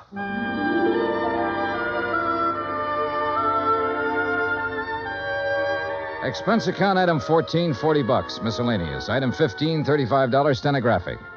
Expense account total, $1,965. Remarks? The old man's got a few weeks more. Laura's moving into the house with him to take care of him. She won't be telling him a lot of things about herself. She doesn't have to. You should have stood there like I did and seen that big arm go around her shoulder when he said, "You're my daughter." Yeah. Yours truly, Johnny Dollar.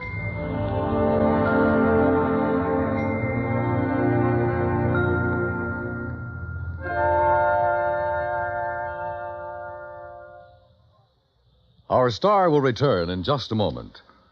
Folks abroad want to know more about us Americans, how we live, how we eat, what we do in our leisure time. You know something? You can help promote international goodwill by corresponding with someone abroad. For the name of a correspondent, write to Letters Abroad, 45 East 65th Street, New York. That's Letters Abroad, 45 East 65th Street, New York. Stay tuned for 5 minutes of CBS News to be followed over most of these same stations by the FBI in Peace and War. Now, here is our star to tell you about next week's story. Next week, one cute, tiny little mouse, that's right, mouse, almost scares a big insurance company out of business. Join us, won't you? Yours truly, Johnny Dollar.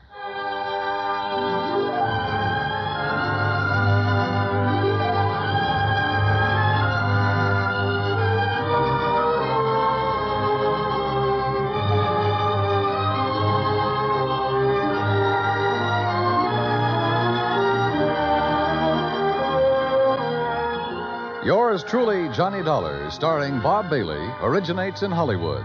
Written by John Dawson, it is produced and directed by Jack Johnstone. Heard in tonight's cast were Virginia Gregg, Gene Tatum, Eric Snowden, Roy Glenn, Will Wright, Frank Nelson, and Jack Crucian. Musical supervision is by Amerigo Marino. Be sure to join us next week, same time and station, for another exciting story of yours truly, Johnny Dollar. Dan Cubberly speaking.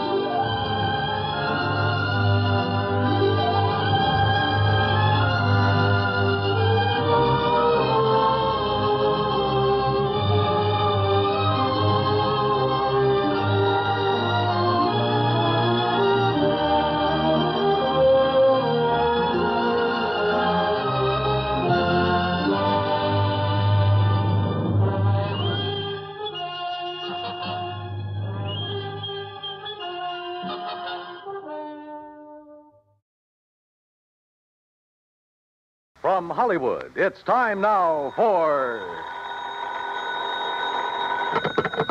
Johnny Dollar. Johnny, this is Byron Kay at Intercoastal Maritime and Life in Boston. Hello, boy. Remember Hurricane Audrey? Back in the latter part of June, sure. Must have hit your company pretty hard. Yes. But if anybody ever needed help, it was those people down in Louisiana and neighboring states. Yeah. So we've paid up the claims just as fast as they've come in. Except for one. Oh, what's that? One we received only a couple of days ago. Okay, bye. Give me the dope and I'll head for Louisiana on the first plane. Wrong direction, Johnny. Huh? Texas? No. Oklahoma? Arkansas? Buffalo, New York. What? And I think you'd better run over here and let me give you some facts. Yeah, I think I'd better.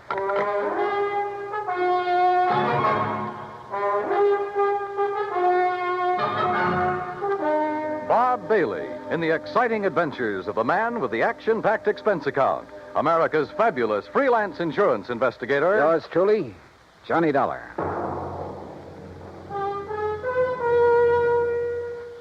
And now, Act One of Yours Truly, Johnny Dollar.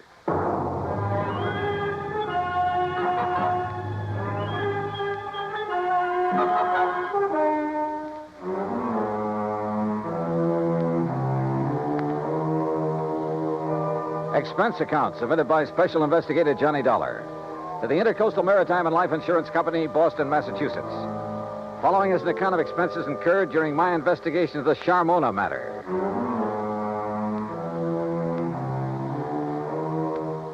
Expense account item 1, 1845. Plane fare and incidentals, Hartford to Boston, and a cab to Byron Kay's office in the Little Building. Glad to see you, Johnny. Hi. I'm glad you can take this on for me. Sit down. Okay, thanks. Ever hear of Charles Francis Keeley? Keeley? A very much reformed man, Johnny, who was apparently making a valiant try to live down some of the things he did earlier in his life. Like what? Well, he was I guess you'd call him a promoter, stock manipulator, that sort of thing. The point is, he made himself a lot of money a few years back until the authorities, the Securities Exchange Commission and so forth, put a stop to his fancy dealing. Sounds like a real nice guy. In any event, he had enough money by the time he quit to live pretty well. Nice home, beautiful wife, 62-foot cruiser, and that, by the way, is our biggest problem. Oh, I wish my biggest problem was a 62-foot cruiser. It is, Johnny. Now. Then tell me all. Yes. Early in June, he took his boat across Lake Erie to Detroit to have some work done on it at the Detroit Yacht Basin. Then, a couple of days before the end of the month, he started back for Buffalo. Oh, yeah, that hurricane was moving north about then, wasn't it? Yes, it was. And his failure to appear in Buffalo within a reasonable time didn't worry his wife a bit. Often before making that same trip, he'd stopped off in Cleveland to visit some of his old cronies. Uh-huh. But by July 20th, she began to get worried. She called the friends in Cleveland. They hadn't seen him. Then she called the Coast Guard. No word. A few days later, a couple of the life preservers from his boat washed up on the south shore of Erie near the little town of Lindsay. That enough for you, Johnny? How much insurance did he carry? On himself, $35,000. On the boat, $106,000. I see. Okay, bye. I'm on my way. Expense account item 2, transportation to Buffalo, where I signed in at the Statler Hotel. Item 3, $520 for dinner. Then taxi, that's item 4, to the Keeley home north of Delaware Park on Colvin Avenue. I don't know just what I'd expected Keeley's wife to look like. Suffice it to say, I was pleasantly surprised. She was young, tall, blonde, and beautiful, with eager, sparkling eyes and none of the signs of grief I'd anticipated. I don't know why you registered at the hotel, Johnny. May I call you, Johnny? Why, sure. Please call me Mona. May I pour you another drink? No, thanks. As I started to say, you could have stayed here.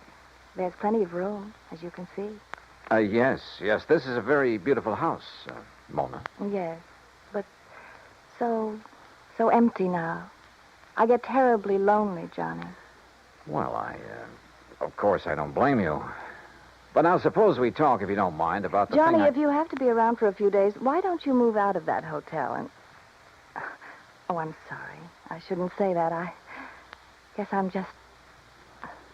sorry. It's all right. But I am lonely. Sure. Now, Mona, you realize this investigation is, it's just routine. Of course, Johnny. Now, as I understand, every effort has been made to find your husband. Of course. And to find the Charmona. Charmona? The cruiser. Oh, yes. It was a beautiful thing, Johnny. But now it's gone. And Paul. Paul? Yes. Paul Matthews was the pilot. Only he was more than that. He was very nice. Yeah. Well, now, as I... Oh, excuse me. Every time that phone rings, I hope it's some word, some news that perhaps... Well, you know. I'm not sure that I do. What? But by all means, answer it. Yes, excuse me. There was something distinctly wrong with this whole setup, that was for sure. The Coast Guard, yes. Yes, this is she. This is Mona Keeley. Perhaps Charles Keeley wasn't the only one in this family to arouse suspicion. What? Say that again. Especially now, with nearly $150,000 involved. Yes, well, how about Paul? I said, how about Paul? Then, when she finally finished with the phone call, came a couple of other surprises. Thank you. Johnny, he's all right. Huh? That was the Coast Guard. They found him. He's all right. Isn't it wonderful? That was the real surprise. Not what she said. Isn't it wonderful? Or even the way she said it. But something deep back in her eyes that gave her away, that told me beyond the shadow of a doubt that she was lying through her teeth.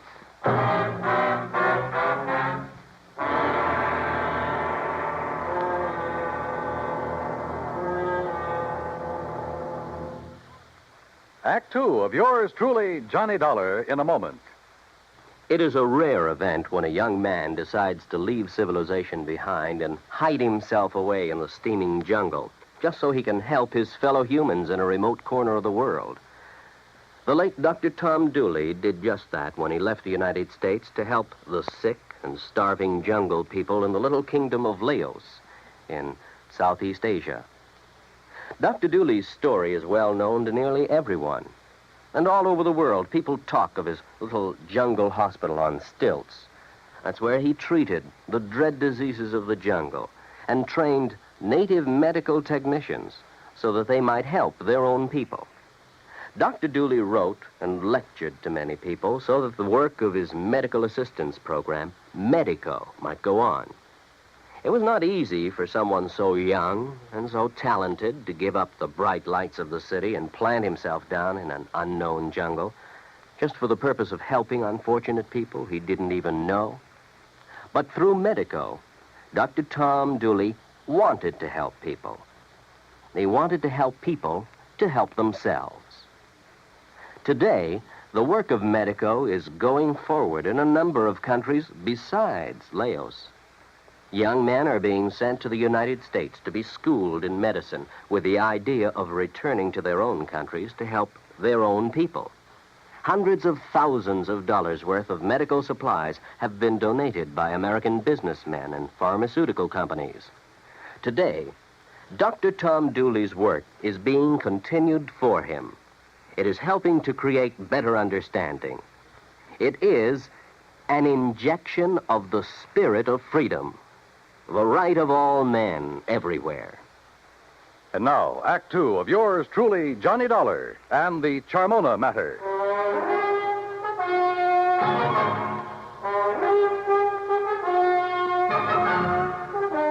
The news that her husband was still alive came as quite a surprise to Mona Keeley.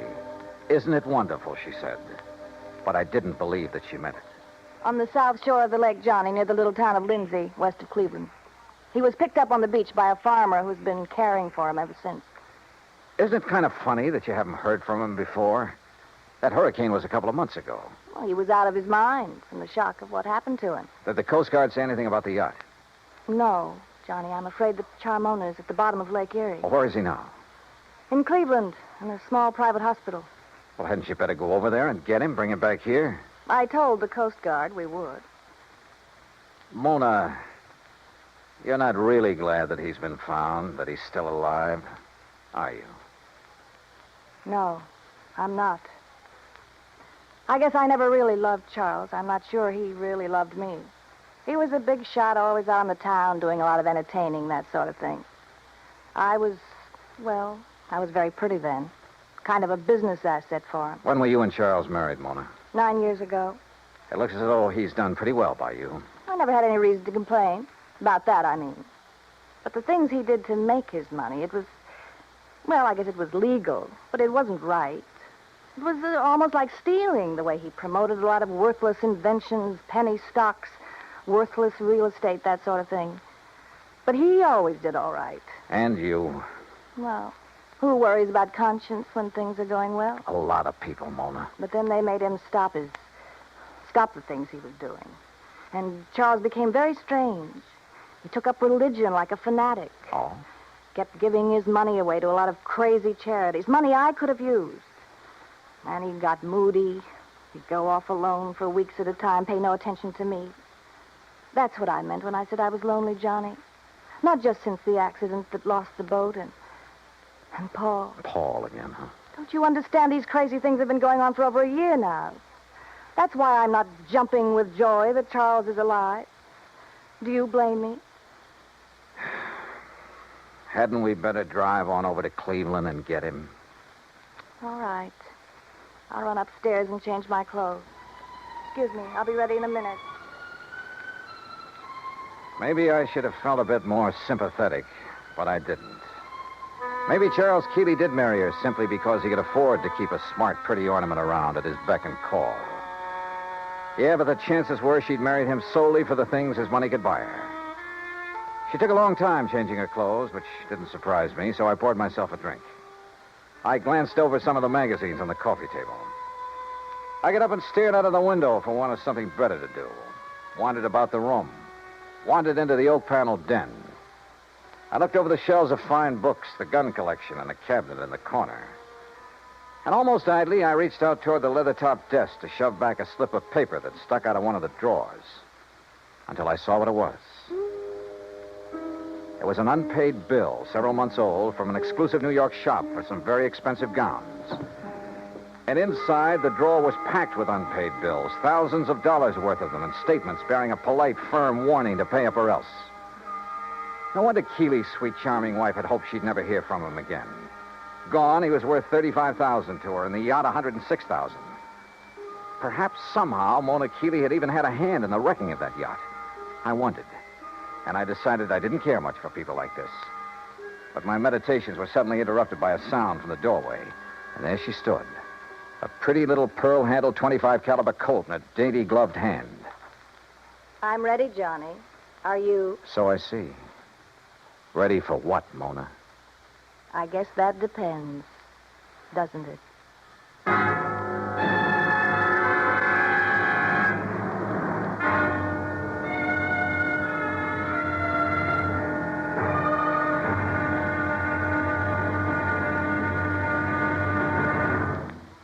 Act 3 of yours truly, Johnny Dollar, in a moment. Our flag now numbers 50 stars, and behind each star there stands yet another flag representing one of the 50 states. Wisconsin's state flag bears the state motto, Forward, and a likeness of the state mascot, the badger. The word badger was a nickname for the miners in southwest Wisconsin. During the mining boom just prior to 1830, the people who came from Illinois mined only during the good season and left during the bad. They were called suckers, just like the fish in the streams. But the busy Wisconsinites, with either too little time to leave or to build a house, moved into abandoned mine shafts to live as badgers. The Wisconsin banner pays tribute to these industrious natives. Wisconsin's state flag, the flag of the 30th state to enter the Union, was adopted on April 26, 1913. And now, Act 3 of yours truly, Johnny Dollar, and the Charmona matter. Mona Keeley stood there in the door of the den, a .25 caliber Colt in her hand.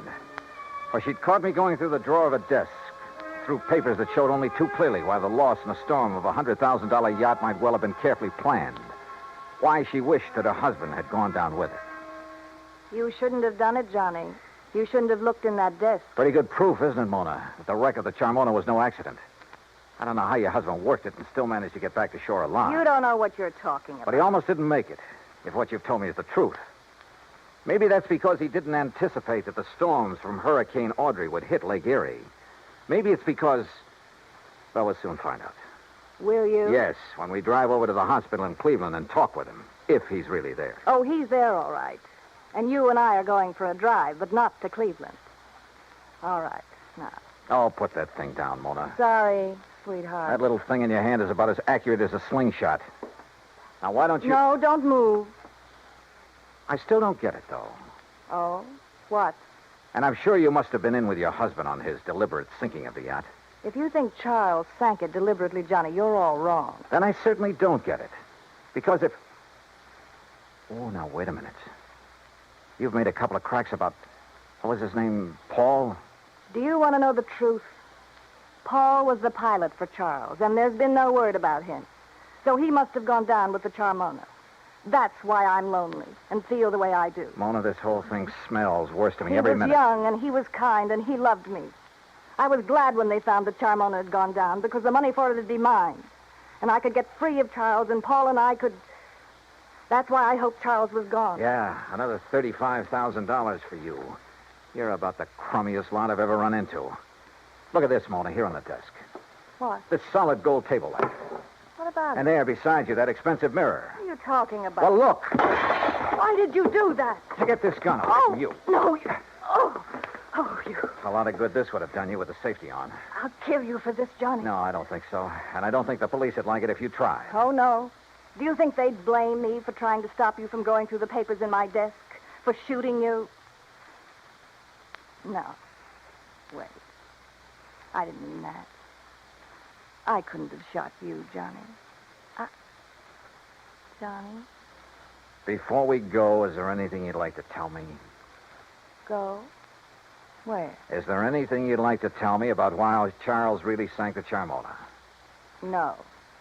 And I don't think you'll ever know how and why the Charmona went down. Want to bet? No, stay right there. Now I've got the gun, remember? Hello? What? Charlie? No. This is a friend of the family. Oh, well, this is Harry Nelson. You gave me a real start. I thought Charlie'd come back from his watery grave. He has, Mr. Nelson. What? Yes, he's in a Cleveland hospital. He's okay. Oh. Well, then I'll talk to him when he gets back. You see, I'm the man who was going to give him $98,000 for the Charmona when he got her back from Detroit. Oh? Oh, yeah, sure. But since the Coast Guard tells me she was a complete loss, well, naturally, I think I ought to have my deposit back. I'm sure you'll get it, Mr. Nelson. Yeah, okay, Mr. What did you say your name is? Bye. Who was that? Someone who threw some very interesting light on this whole matter. Come on. Where? Our little drive, remember? To Cleveland. During the 5-hour drive to Grace Hospital on the outskirts of Cleveland, I questioned her, using every trick I could, but she refused to talk.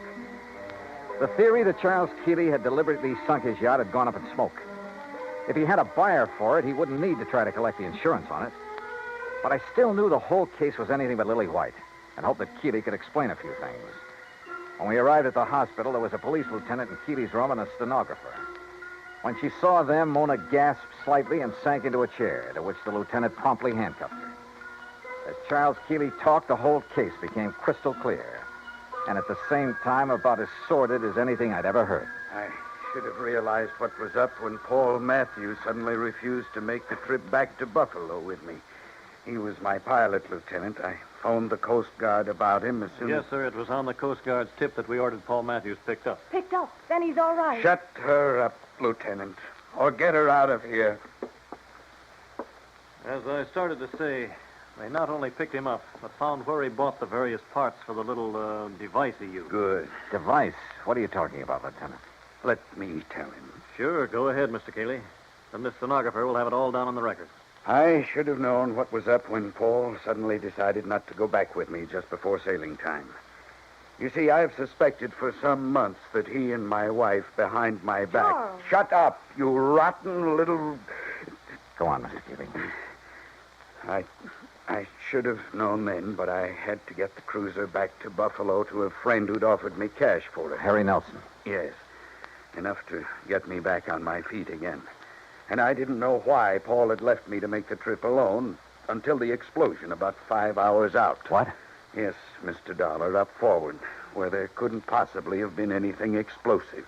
A bomb of some sort? What else, Dollar? It was luck, sheer luck, that I was sailing in close, that I'd put on a life preserver because of the storm. That was the tail end of the hurricane down south, you understand? Yes, and it was luck that she went down right off Palace Rock. Yeah, that's exactly where the Coast Guard divers found her early this morning.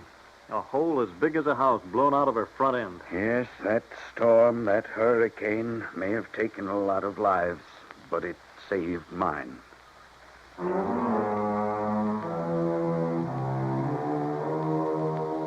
All I can say is I'm glad there are courts to take care of situations like this.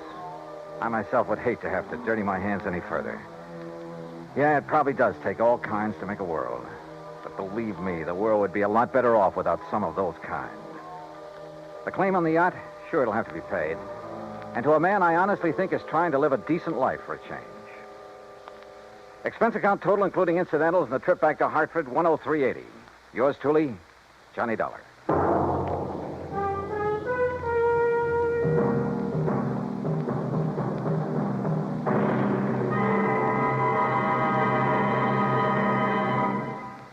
Our star will return in just a moment. An old English proverb states that a friend in need is a friend indeed. We've all heard it before, but how many of us have realized the full import of its meaning? When Jose Lara Valverde, an 8-year-old Spanish boy, was in need, he found out what real friendship could be. Stricken by a rare glandular disease, little Jose began to lose his fight for survival when his vital supply of drugs ran out. In a desperate call for help, an amateur radio operator named Conte broadcast a weak signal over the European airwaves. The plea was picked up by a ham operator, Hans Ketterle, in Germany, who relayed the urgent message to a nearby United States Air Force unit. The American airmen quickly dug up the only available drugs of the kind needed. They flew the Mercy package by jet to Madrid. From there, an ambulance screamed its urgent way 190 miles to Andújar, Jose's hometown. The medicine saved his life, but only temporarily. Another source had to be found, and it was, again, in Germany. The two rare drugs were again rushed by American jet fighter pilots, by helicopter, and by Air Force staff car through high winds and thunderstorms to the bedside of the stricken boy. The medicine was given to Jose, and again he responded. This same life and death drama was repeated elsewhere in Spain when men of the United States Air Force came to the rescue of another young Spanish boy in need of another rare drug. People-to-people giving is more than a program. It is an act of friendship. It is a fight for freedom, the right of all men, everywhere.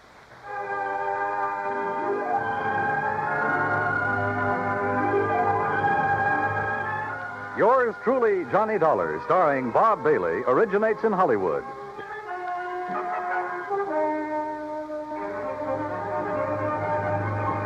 This is Dan Cubberly speaking.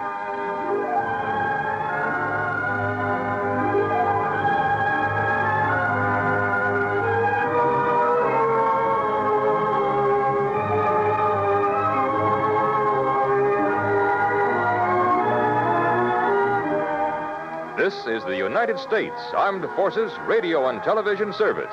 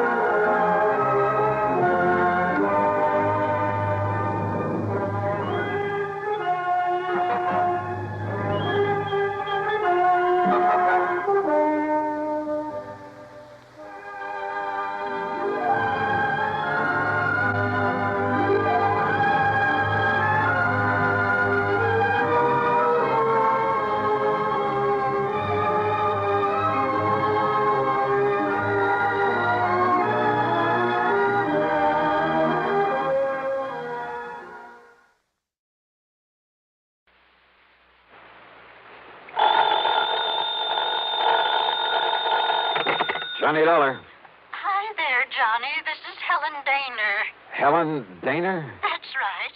I live out here in Morro Bay, California. I see. Insurance with one of the companies you represent, the Greater Southwest Insurance Company. Oh, yeah, I do a lot of work for them. But also, Johnny, do you mind if I call you Johnny? Well, no, not at all, Miss Daner. Or is it Mrs.? It's Miss. Or better still, just Helen.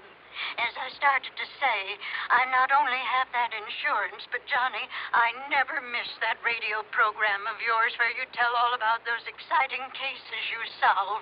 Sometimes I just don't see how you do it. Well, I hope you never find out about the ones I miss out on.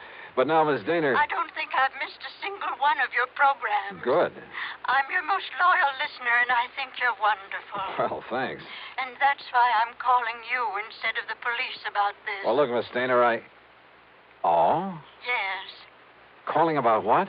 Johnny, if the police weren't able to nab them, isn't that what you say, nab them? Yeah, sure, but go on. Well, Johnny, these terrible people might suspect that I'm the one who told the police about them. What people, Miss Daner? And if that happened, well, I guess you can just imagine what they might do to me. Well, who are these people you're talking about, and just what is it they're up to? All right, Johnny. Now listen carefully. Yeah. Yes? Miss Daner? Hello? Hello? Hello?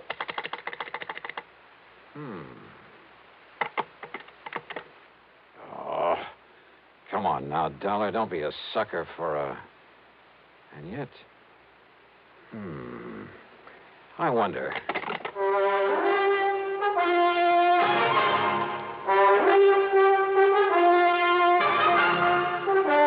Bob Bailey in the exciting adventures of the man with the action-packed expense account.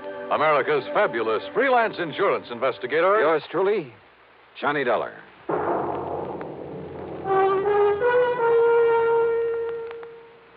Oh, Act One of yours truly, Johnny Dollar.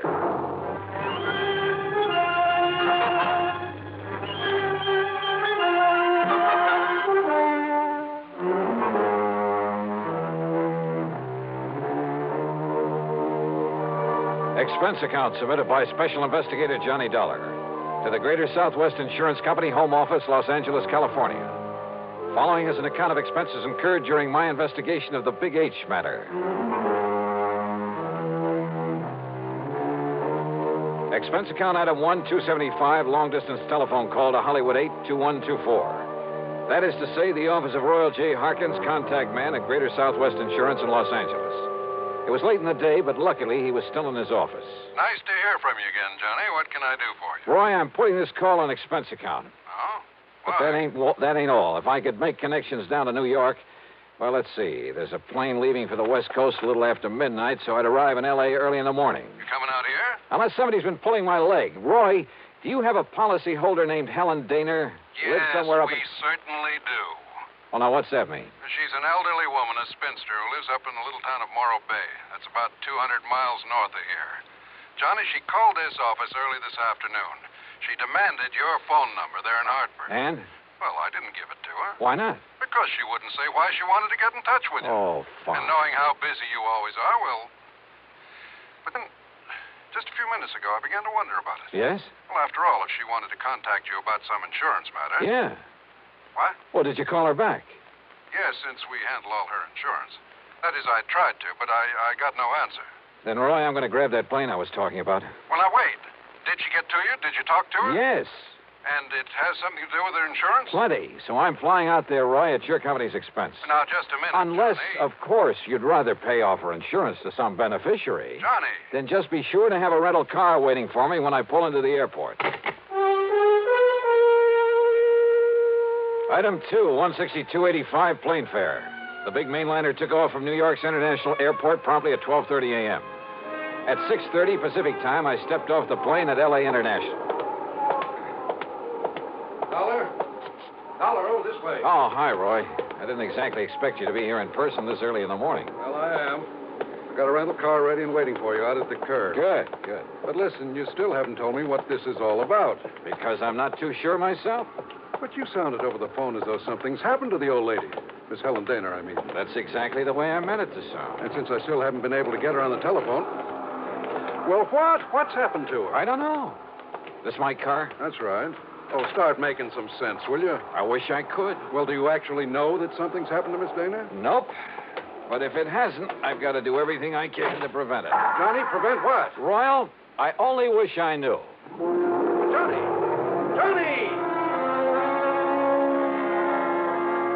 Thanks to an excellent highway and light traffic, I made good time through Santa Monica, then Santa Barbara, even past the famous Pismo Beach. It was just afternoon when I pulled into Morro Bay. When I stopped for gas, that's item 3, 420, I looked up Miss Helen Daner's address in the local phone book. It turned out to be a modest little frame house about half a mile south of Morro Rock on the landward side of the bay.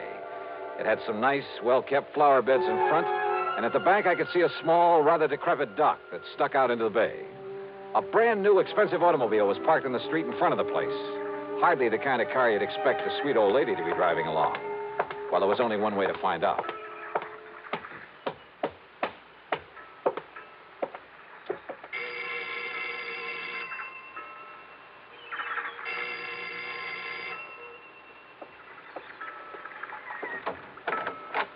Yes? Miss Helen Daner? No, I'm Bessie Daner, Helen's sister. And who are you, young man? Johnny Dollar. I'm from Hartford, Connecticut. Is your sister... Oh, yes. I've heard Helen speak of you. You're an old friend of hers, aren't you? Well, yes, I guess Won't you come in? Well, is she here, Miss Daner?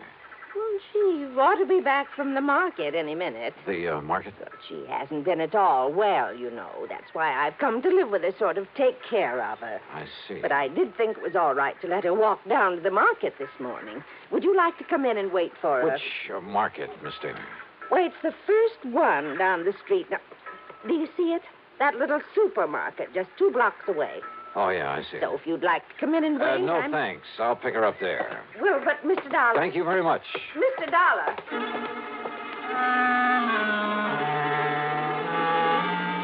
There was something very funny here, but I wasn't sure just what. Or maybe I'd just fallen for some gag on the part of a fan on my radio program who wanted to see her favorite hero in person. In any event, there was one sure way to find out, from Miss Helen Daner herself. And if she was still at the market. But as it turned out, I got that well-known kick in the face. Why, of course I know Miss Helen Nor well, sir. Then will you please point her out to me? Miss Helen Daner? That's right. Oh, but she isn't here, sir. Oh. Then perhaps she went to some other store. Most certainly not, sir. What? We deliver everything that she orders to her little house up the street. Well, that still doesn't prove Well, anything. you see, Miss Helen hasn't been out of that house for weeks, hasn't budged. You're sure of that? Why, of course I'm... Why, what's the matter, sir?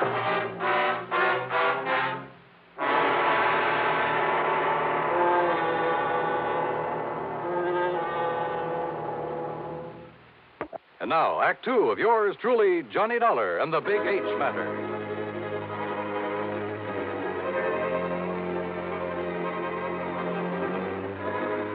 If old Miss Helen Daner, who telephoned me in Hartford, asked me to come out here to Morro Bay in California, if Miss Daner hadn't budged from her little house in weeks, why had her sister told me she was at the market? Could all this somehow tie in with the terrible people she tried to tell me about on the telephone? I jumped into my car and drove back to the little home on the bay.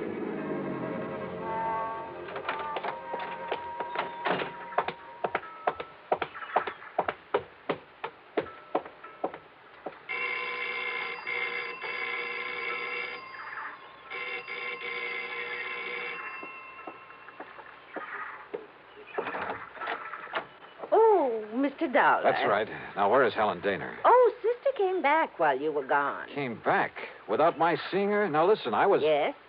Well, the manager of that market said she hasn't been out of this house for weeks. What? Oh, you must have gone to the supermarket. Well, where else? And just because she isn't shopping there anymore... Oh, now, look, Miss Daner, you told me... Won't you come in? I think she'll be terribly disappointed if you don't. You see, she's told me all about you now. In the couple of minutes I was away from here? An insurance investigator. I think it's awfully thrilling. But now come in and see her. I think she's been kind of expecting you. Yeah. And if you'd like to know what I think, Miss... Good Lord.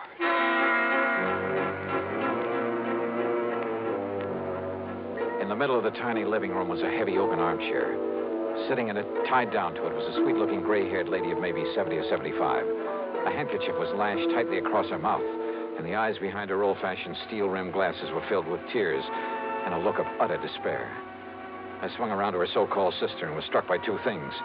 She seemed to have suddenly lost about 20 years. Her face wore an unpleasant smirk, and in her right hand was a .38 aimed at me. Don't move, Mr. Dollar. This gun is not only loaded, but cocked, and it has a hair trigger. Stand perfectly still, because it'll be right in the middle of your back. So, while I take away your gun... All right. Now, sit over there in that chair against the wall.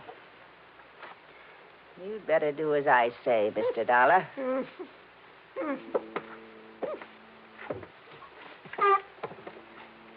Now, we may have to wait a little while, so get one thing straight.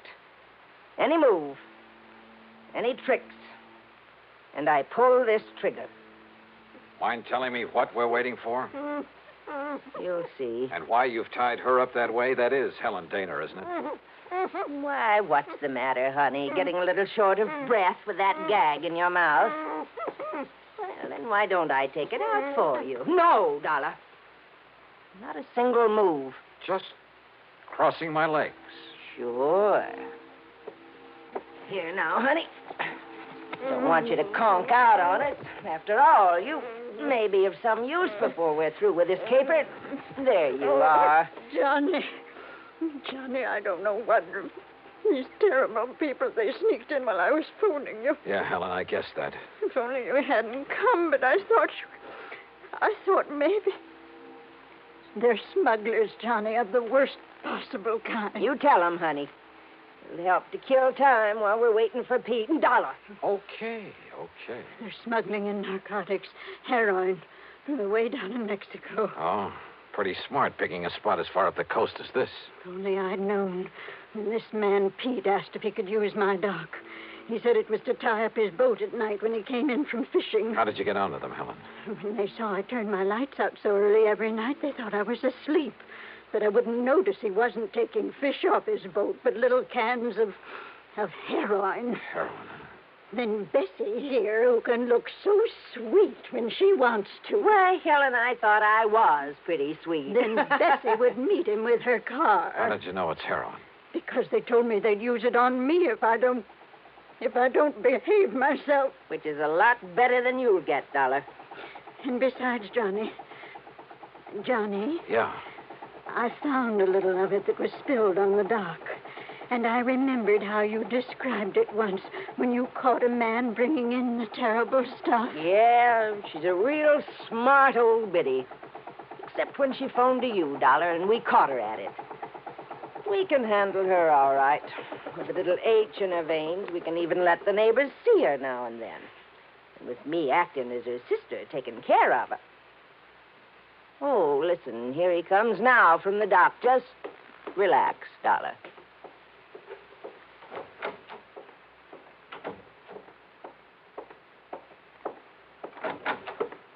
Well, what a charming little party. Johnny, this is... Nice work, Bessie. Dollar, huh? That's right. You want to take care of him, Pete? So you made the mistake of coming out here. Believe me, mister, it was a mistake. I said, are you going to take care of him? Why, of course, right away. We don't want him lying around here. Which is to say, Dollar, we're going to do something I haven't thought of since the old days in Chicago. You and I are going to take a little ride.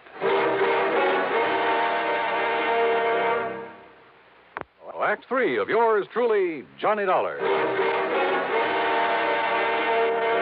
Take a little ride, huh? That's right. Chicago style. Exactly, Dollar. Oh, Johnny, don't you see what that means? He's going to take All her right, out. all right, honey. Just keep out of this. No, I won't. Pete's going to kill him. That's right. Now, shut up. Oh, now, just a Dollar. minute. Sit down. Bessie, be sure you keep the gun on him. Oh, don't worry, Pete. If I had a silencer, though, I'd get rid of him here and now. Has it occurred to you, Pete, that I may have left word with them that if I'm not heard from... Now, don't try to be cute, Dollar. Sure, it occurred to me. I dismissed it. For the simple reason that you couldn't possibly have had any reason to know what you were getting into out here. So forget it. What are you going to do with him, Pete? Well, whatever it is, it'll have to wait till after dark, when this one-horse town closes up for the night. Well, then what? Well, I've got to be sure that Dollar's body won't be found until No. Shut up. until we're through with this operation. That means a week or... Wait, I got it. What, Pete? Up on Cayucas Beach. Cayucas? Yeah, that little town 5 or 6 miles north of here.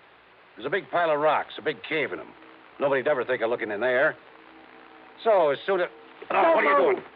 Just digging out a cigarette, if you don't mind.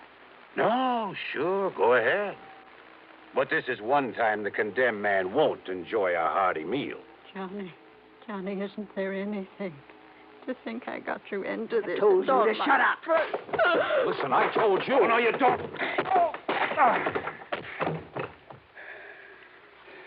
Finish him off, Pete. No. No, we'll wait for dark and do it right.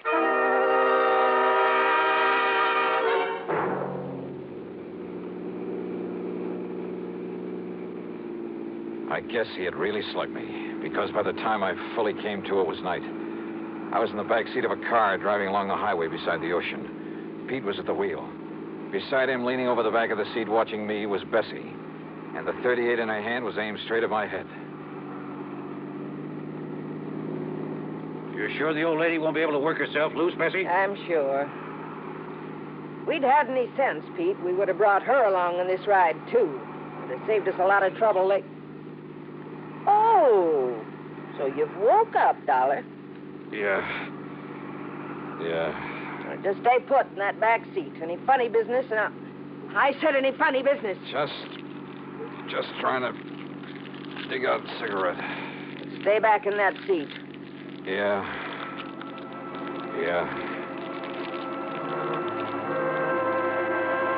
She didn't take her eyes off me for a second, or the gun either. As clumsily as possible, I struggled with a pack of cigarettes, rolling and squeezing it, and hoping the tobacco was plenty dry. Then, having apparently failed to pull out a cigarette, I turned the pack upside down over my hand. And yeah, the fine tobacco poured into it. I took a deep breath. What's the matter, Dollar? You need some help with that. Oh, no! No, my eyes! My eyes! Oh! Instinctively, she dropped the gun, put her hands to her eyes, now filled with tobacco dust. With what little strength I had, I picked up the gun and slammed it against the side of Pete's head.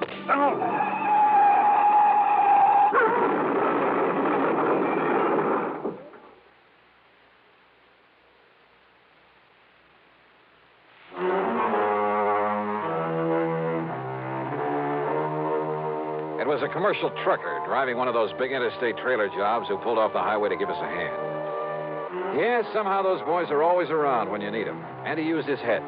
When he found my credentials in my pocket, he saw the whole picture in a flash. So he hailed down the first police car that came along and turned both Pete and Bessie over to them. Miss Helen Daner, bless her heart, the spunky little old character was tickled pink to be involved in the whole thing. Yeah, she just can't wait to go to court and testify against those two. Expense account total, including the trip back to Hartford, $447.45. Yours truly, Johnny Dollar.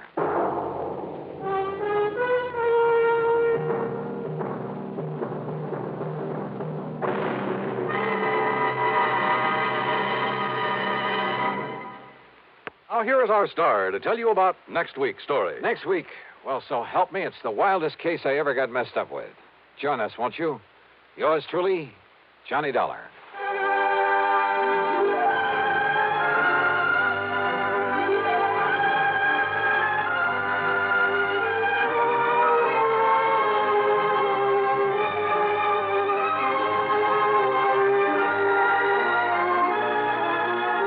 Yours truly, Johnny Dollar, starring Bob Bailey, originates in Hollywood and is written, produced, and directed by Jack Johnstone.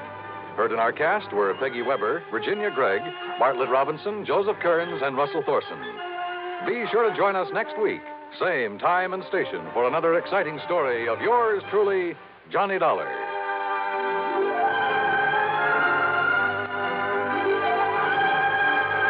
This is Dan Coverly speaking.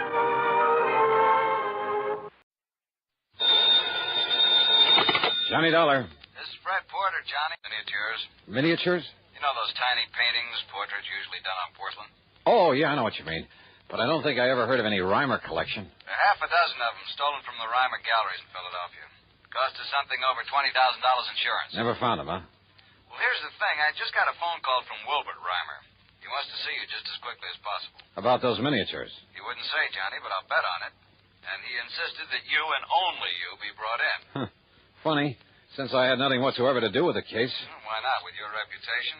But I thought you usually had a staff man Plus that took the care of. fact that our company investigator at that time was Jerry Pitcher. Jerry Pitcher? Yep. The one who was suspected of complicity in some of the cases he was supposed to be investigating? That's the one. Well, wasn't he suspect in that robbery? Yeah, but neither we nor the police could ever pin anything on him. All we could do was fire him and warn the other insurance companies to look out for him. Fred. Yeah? Any idea where Jerry Pitcher's operating now? Not the least. After the Reimer episode, he simply disappeared. There was talk of his having skipped the country, but nobody was sure of it. I wonder if Reimer suddenly got a lead on him. There's one way to find out. Okay, Freddie, I'll grab the first train.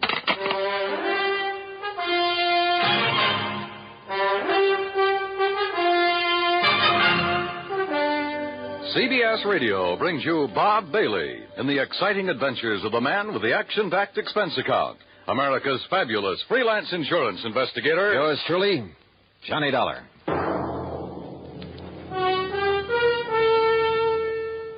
And now, Act One of yours truly, Johnny Dollar.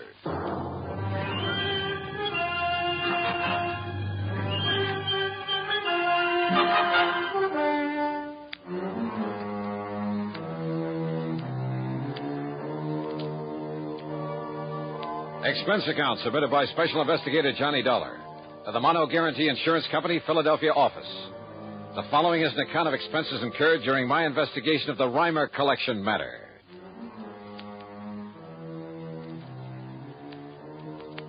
Expense account item 1, $8.25 train fare and incidentals, Hartford to Philadelphia, PA. Item 2, 70 cents for a taxi to the Reimer Galleries over on Walnut Street. Mr. Reimer turned out to be short, slightly gray, and very, very British. Let's go into my office, Mr. Dollar, where we can talk undisturbed. Yeah, sure, Mr. Reimer.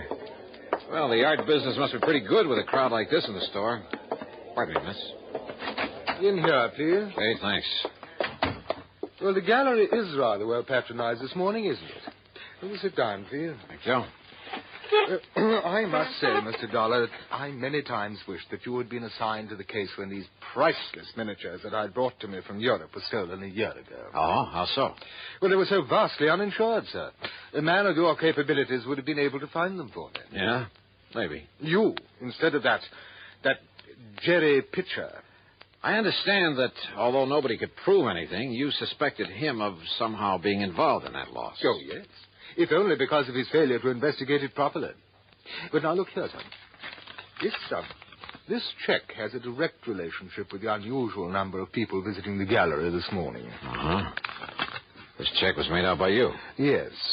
I intend to put it in the mails before the day is over. To the Mono Guarantee Insurance Company. $4,050? The exact amount I received for the loss of one of the miniatures, a genuine Pellegrini. But you collected something like $20,000 in all. On the 6 that were stolen, yes. But now, suddenly, and most mysteriously, the Pellegrini has been returned to me. What? And, of course, the people out there in the gallery, most of them connoisseurs, would be interested in seeing it again, wouldn't they? Yeah, I should think so.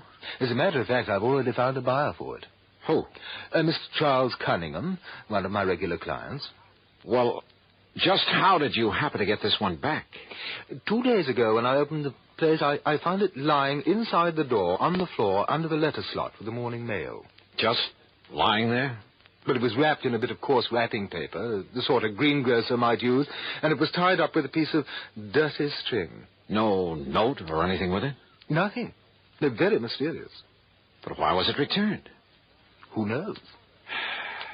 Would you call it a pretty well-known piece, one that might easily be recognized? Oh, definitely. And of course, there were pictures of it in the papers and of the others at the time that they were stolen. In other words, anybody having it stood a pretty good chance of being caught if he tried to sell it. But that does seem to be a logical conclusion, doesn't it? Yet there's always the black market. I mean, abroad, in Paris. A lot of fine art that was stolen during the war has suddenly shown up over there. Yes, and I understand that otherwise perfectly honest collectors haven't hesitated to purchase it. Things taken from the Louvre, from various museums in Germany, and... Hello, but Mr. Dollar, if the thief were caught smuggling the miniatures out of this country... Yeah, I know what you mean. But now, why return these to you? One of them, Mr. Dollar. Okay, one of them, but why? Well, there is, of course, one possibility. Yeah? Like what? If the thief himself were a connoisseur, one who would fully appreciate the value of the miniatures, well, I'm certain that he would never bring himself to simply destroy them. That is, after realizing that he couldn't very well dispose of them without being caught. So rather than destroy them, he decided to give up and return them to you? Well, it is a possibility, isn't it? But he returned only one of them. And, of course, this theory of yours rules out Jerry Pitcher. Well, yes. But it's puzzling, isn't it? Yeah. Wait now, the paper and the string you found wrapped around it. What? Where are they? I'd like to see them. Well? Oh, how utterly stupid of me. What do you mean? I'm afraid I threw them out with the trash, Mr. Dollar. It was taken away yesterday. Oh, great. You might have found fingerprints on them, mightn't you? Yeah, and they might have given us a lead on whoever stole those things in the first place. I'm terribly sorry. It was terribly stupid of me. My reason for sending them for you, I hoped that by finding who returned this one, you might find the rest of them. Sure. In which case, your insurance company, well, needless to say, I would gladly return all of the money they paid to me. Make them pretty happy, wouldn't it? But no. Yeah, they might even feel like handing me a nice big fat commission. Now I've destroyed the one possible clue. Well, there must be others, if I can dig them up. Oh, I hope so, Mr. Dollar. Or, of course, we could just sit here and wait for the other 5 to be returned to you. I presume you're jesting, sir. Yeah, I'm afraid so. Yes. So how will you proceed? Well, I'll tell you something, Mr. Reimer. Yes? Yes, Mr. Dollar? I haven't the least idea.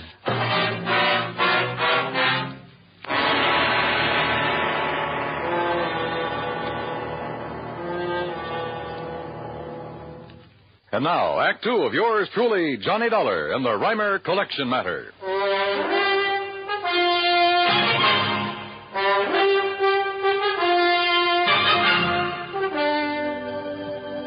Expense account item 2, 60 cents for a cab to Fred Porter's office at Mono Guarantee Insurance. And it was about the stolen miniatures that Mr. Reimer sent for you. And it was, Freddie. Over $20,000 worth, Johnny. Well, has he some idea now about who might have taken them? Fred, one of them, a Pellegrini, has just been returned to him. What? Yeah. Reimer's sending you a check in the amount your company paid him for that particular one. Well, who returned it to him? I don't know. He doesn't know. It was simply pushed through the letter slot in the door of the gallery. No clues, no nothing. Johnny, whoever returned it must have been the thief. Or someone who knows the thief has contact with him. So if you can find this person, whoever brought it back, we may be able to recover the other miniatures. Yeah. Did the police really do a job when they were stolen a year ago? Yes, and the only suspect was that so-called investigator we'd mistakenly assigned to Reimer because he seemed to know something about art. He was familiar with Reimer's place. That was Jerry Pitcher. That's right. But they couldn't prove a thing against him. And after all, it was only Reimer's theory that Jerry might have been mixed up in it. Why? I don't know. It may have been because of the sloppy way he handled his end of the investigation. And don't forget, it was about that time we learned that Pitcher's reputation wasn't all that it might have been. Have you got any idea where Jerry might be now? As I told you over the phone, Johnny, there was talk that he'd skipped the country. Reason in itself to be suspicious of him, if you ask me. I'll tell you this, Fred. If he did skip, and if he had those miniatures with him, the one place he might have gone to... Listen, mind if I use your phone? It's right beside you. Help yourself. Okay, thanks.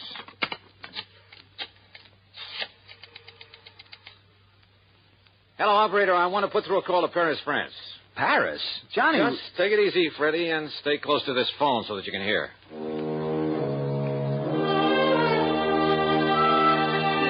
My call was to a strange little character whose name is de Marsac, but who calls himself a Chat Gris, the gray cat. His knowledge of the Paris underworld and everything that goes on in it is nothing short of fabulous. Yeah, because he himself is very much a part of it, of what goes on there. Not a single important work of art could ever hit the black market without his knowing about it. How oui, Monsieur Darling. This is your dearest friend, Le Chat Gris. Oldest and dearest friend, huh? But of course. Oh, sure. Now listen to Marsac. I want some information. Maybe you can give it to me. For a small fee, perhaps? Perhaps. Say, $1,000 American? $1,000? You're out of your mind. Oh, 500? Maybe a couple of hundred, if it's worth anything. Now, take it easy, Johnny. Let me handle this. Now listen to Marsac. Well, speak, monsieur. Well, I'm looking for a man named Jerry Pitcher. Ever see or hear of him? Jerry Pitcher? No, monsieur. You're sure? Yes, I'm sure. Then what about the Reimer collection of miniatures? Oui. Yeah, there's some tiny paintings on porcelain. Yeah, but of course, they were here on the black market. You get that? I sure did. Go on, Johnny. Monsieur? When, de Marsac? When did you see them? Well, it is important. You kidding? Of course it is. Then you will pay me, 400, perhaps? 200. Now when? Oh, me. Well, 3 years ago. 3 years ago? We when they purchased for the gallery there in the United States. Oh, well, that's a lot of help. But who brought them for the Reimer gallery? Who purchased them? Do you know? Well? Uh-huh. So that is the question. That's right. Well, then 300, perhaps? Oh, it's worth it, monsieur. Okay, 250. Now tell me who. Well, it was Monsieur Reimer himself. What? Reimer himself bought them there in the black market? Oui, monsieur. Ah, I see. Well, so perhaps it is really worth 400, monsieur? No, on second thought, de Marsac, I'm afraid it doesn't mean a thing. I'll mail you a check. Well, of course, the last time I saw it... What? What's that? Well? Okay, 400. Bien. It was 6 months ago, June. In June? Oui, June. At the shop of my very dear friend... Oh, that scoundrel, that terrible crook, Francois Dubesson, defense. But not for long. What do you mean? Because he could not sell them. They were what you call too hot. Huh? Because they were known to have been so recently stolen from the gallery there in America. Too hot, huh? So whoever had them brought them back here. Qu'est-ce que c'est, monsieur? All right, de Marsac. Who was that fence that Dubesson... who was he trying to sell them for? This man Pitcher? Oh, no, monsieur. I told you I never heard of him. Well, who then? Well, alas, I do not know. And with a clever man like Dubesson, well, perhaps for you, my oldest, my dearest friend, and it might take some time and expense. Then no bother, yet. Well, monsieur... Forget it. I'll send you a check.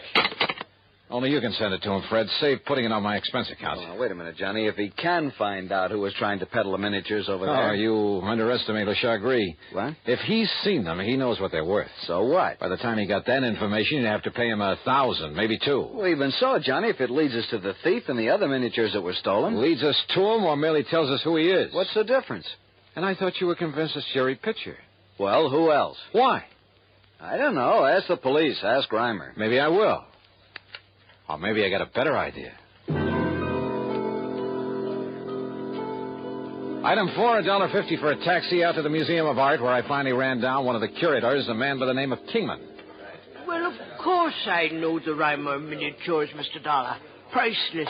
And such a shame that they've been lost to the world of art. Stolen. Yeah. Stolen by a fool. How do you mean, sir? Well, I mean the thief would never dare to try to sell them, but such well-known pieces, anyone, anywhere would recognize them, would see that he was brought to justice. Maybe. How much would you say those 6 little paintings are worth? About? 2 or 3 years ago, not very much. But now that their history is known, well, this often happens with works of art, Mr. Dollar. How much, Mr. Kingman? Well, somewhere, I would say, that is, if they're ever found. Yes? Somewhere in the neighborhood of $200,000. You're serious? Well, among them is a body, for instance, and a genuine Pellegrini, yes. A Pellegrini? Pellegrini the Elder. And one of our wealthy collectors, Mr. Charles Cunningham, would pay almost... Listen, do you know where I can find him? I believe I have his address and phone number in my office. Good. Come on. But why all this interest, Mr. Dollar? I'll tell you about it on the way to your office, Mr. Kingman. Item 5, 10 cents for a phone call, only to learn that Mr. Charles Cunningham was out of town for the day. So item 6, $14 even, is for a dinner, a room, and some breakfast at the Bellevue Stratford. Then early the next morning, item 7, another dime for another phone call. Insurance investigator, did you say? That's right, Mr. Cunningham. Well, what can I do for you, Mr. Dollar? Just answer one question, please. How much are you paying the Reimer Galleries for a Pellegrini miniature? You mean the one that was stolen a year ago that has been recently recovered? That's the one I mean. What's the price? Oh. Well, now, I'm afraid that's something... How much, sir? It was a private sale, Mr. Dollar, a confidential transaction, and... Well? I don't know whether you realize it or not, but only recently has the value of those miniatures become... Yeah, I know all about that. How much, Mr. Cunningham? Now, look Or here. would you rather be hauled in as accessory to a fraud? You mean the Pellegrini isn't genuine? Oh, it probably is. But you said I might be involved in a fraud. How much?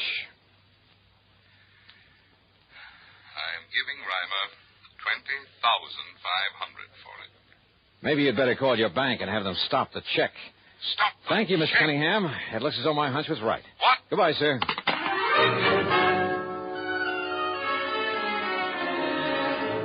Item 8, $1 for a taxi to Fred Porter's office. Item 9, another $1 for a cab for the 2 of us to the Reimer Galleries.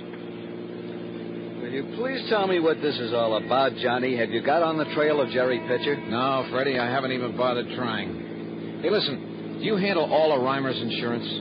When are his premiums due? Well, as a matter of fact, a rather large one, slightly overdue now. Oh. Why didn't you tell me that? What difference does it make? Well, if business were good for a man like that, wouldn't he keep up his insurance payments? Wonder how much else he owes. What are you getting at? Plenty. Looks like we've arrived, though. You know, you still haven't told me why we've come here to the gallery at the crack of dawn. Yeah, buddy. Now keep the change. Yeah, sure. See, Mr. Reimer's already opened shop. Johnny? Come on, Fred.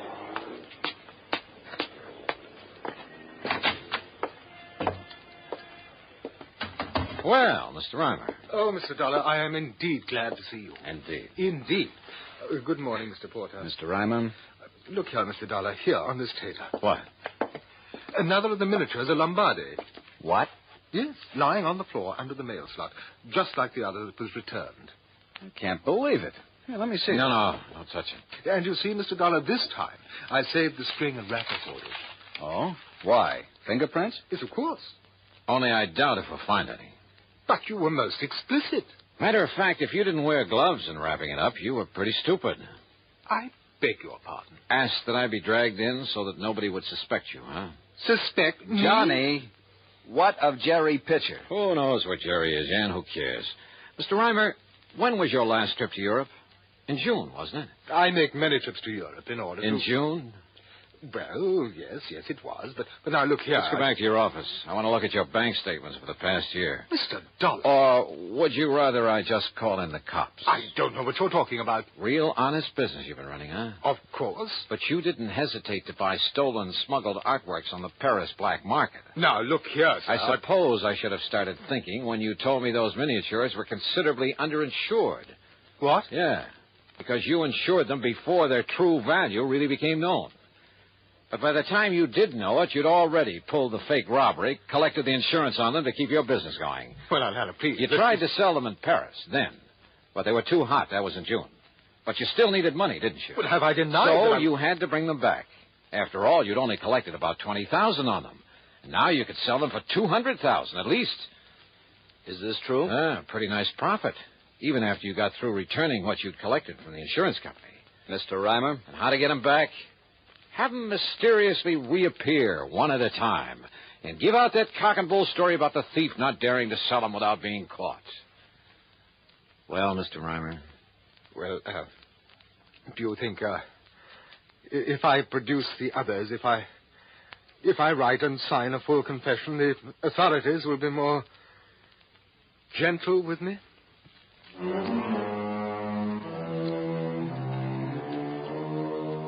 Son of a gun, why do they do it? Won't they ever learn? What's the matter with people, anyhow? Some people, that is. Oh, well, expense account total, including the trip back to Hartford, $35.50. And Freddie, don't forget, a nice fee on this one, as well as a check to La Chagrie over there in Paris. Yours truly, Johnny Dollar.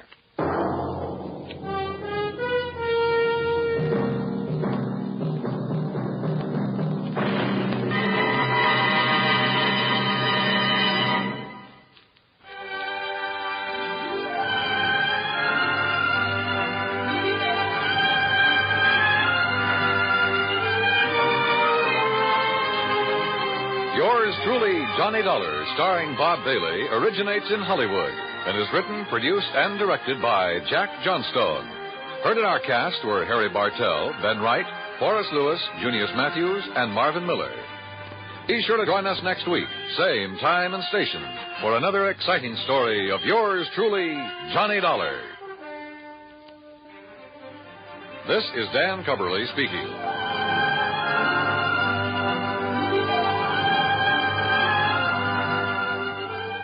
Johnny Dollar has come to you through the worldwide facilities of the United States Armed Forces Radio and Television Service.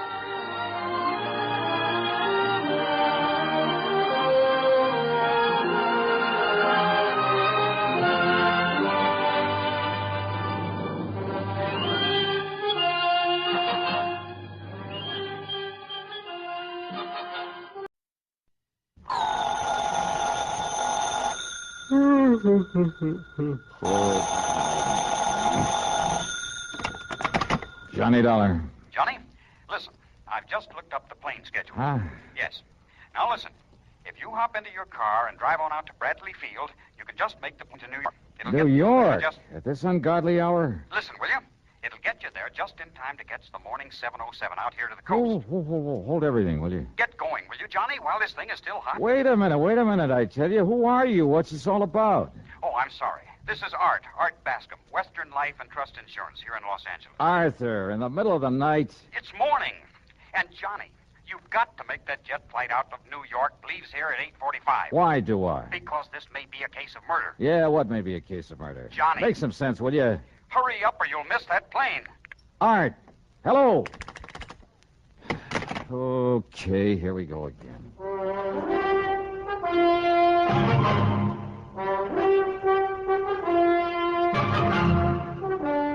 CBS Radio brings you Bob Bailey in the exciting adventures of the man with the action-packed expense account, America's fabulous freelance insurance investigator. Yours truly, Johnny Dollar.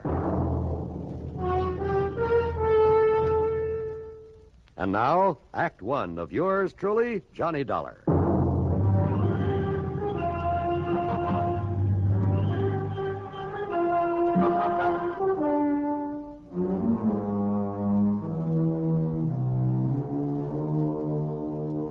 $1,000. to the Western Life and Trust Insurance Company, Los Angeles office. Following is an account of expenses incurred during my investigation of the fatal switch matter. Expense account item 1, $8 for the flight to New York. Item 2, $176.25, the jet flight to Los Angeles. It was shortly after 11 a.m. Pacific time when Art Bascom met me at the L.A. International Airport. We took off in his car and headed south. Balboa, Johnny. It's about 50 miles down the coast. Very successful. Based on Freebairn's exclusive rights to the patent on a radio control device. Issuing rights, that is. Uh-huh. Big government order, that sort of thing. I see. All right, now tell me what's happened. Well, Freebairn's partner, so to speak, is the man who invented this device, who owns the patent. A young bachelor by the name of Edgar Porter. And?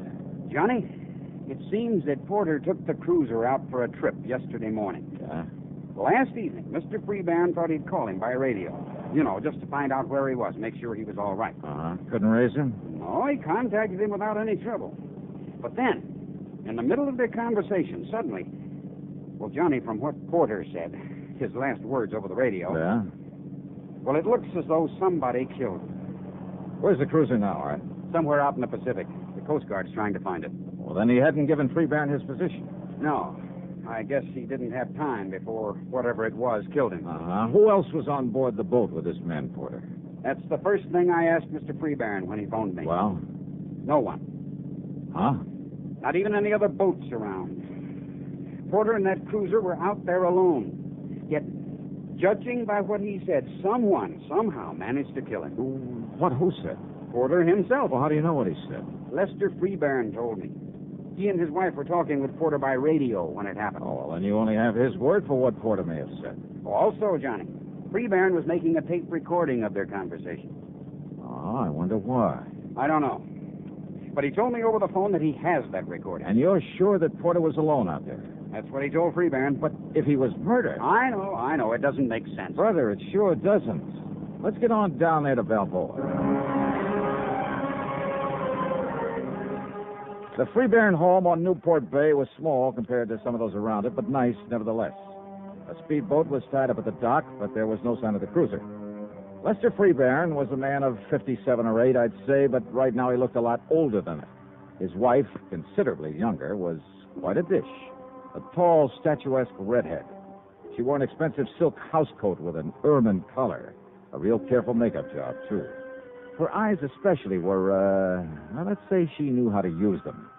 And Art Bascom had said that Edgar Porter was a young bachelor. Sit down, gentlemen. Sit down. Yeah, sure.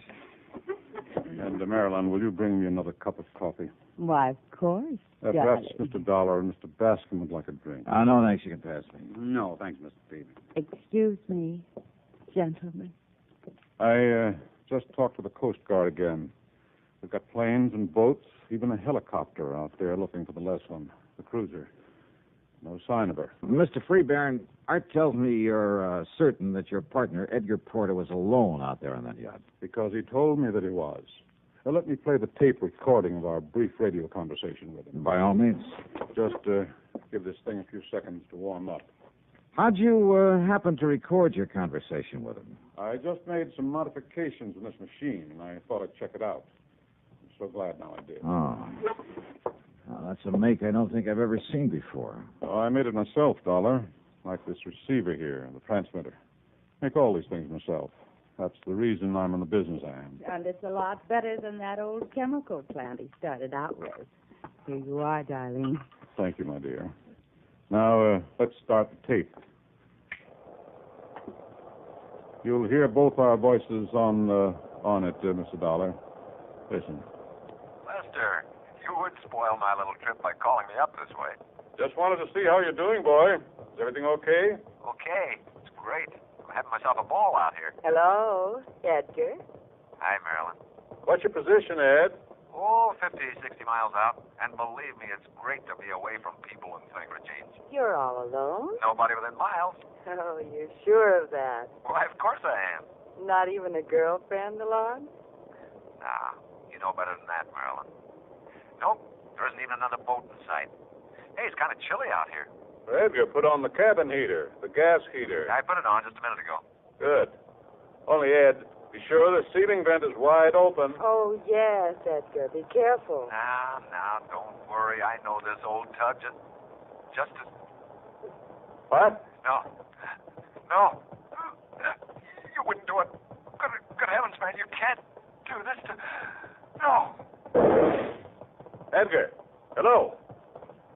Johnny, that was a pistol shot. Yeah, that's all there was to the recording? That's all, Dollar. We kept trying to call him back, but got no answer. But he said he was certain he was all alone. Yes. Well, Dollar? Impossible, huh? Impossible. Except for one thing. Yes? The fact it happened.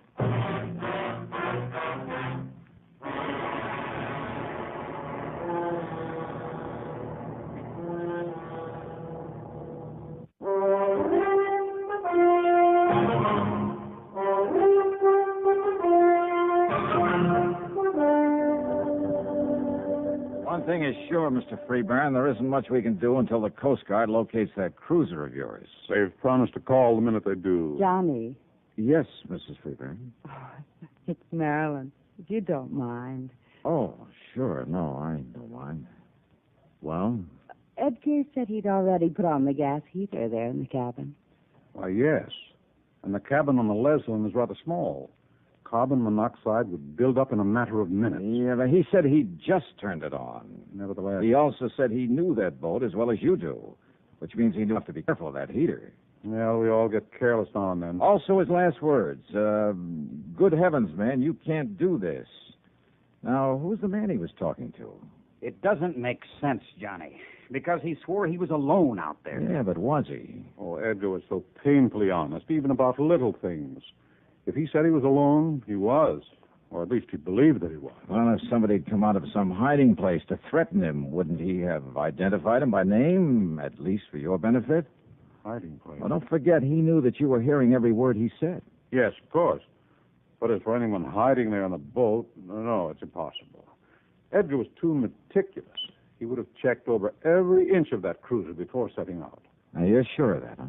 Oh, when we'd all planned to go out together, it used to drive us to near distraction, having to wait for Edgar to inspect every line, every locker, even the engine box, every nook and cranny.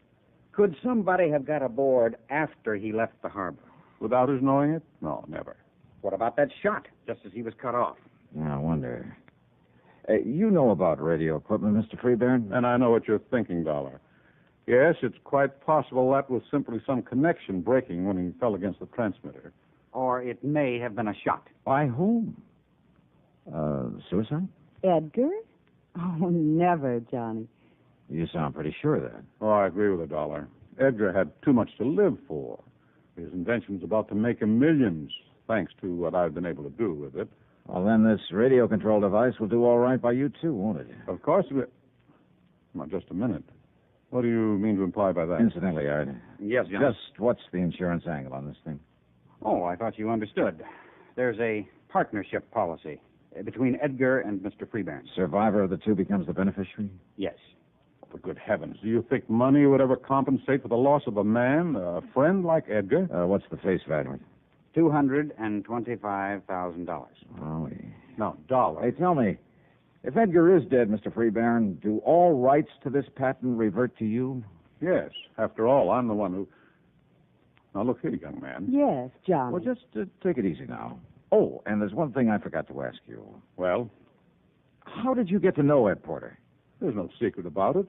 Marilyn met him at some yacht club affair, persuaded him to bring the radio control to me. Oh, and there's another thing I forgot to ask.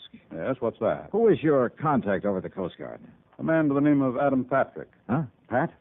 Why do you say it that way, Johnny? Well, he's an old friend of mine. Gave me a hand when I was out here on the Ellen Deer matter. Ellen Deer? Yeah, name of a big yacht that was being used for smuggling stuff up from Mexico, narcotics and stuff. Well, certainly you don't think our cruiser was being used for... I don't see the connection. All right, let me use your car. Of course, Johnny. Here are the keys. Good, thanks. Where are you going? Well, instead of waiting for Pat to call here, I think I'll run over and see him. I think you're right, Dollar. Why don't we all go on over there? We can get any news of the Leslin and Edgar firsthand. No, thanks. I'll go alone. May I ask why? Because I've suddenly got me a handful of ideas about this whole affair. Oh, Johnny? Like what? I never was very good at mathematics. Mathematics? If I can get there first, well, maybe I can add 2 and 2 together and somehow come up with 5. What? That is, if Edgar Porter was murdered.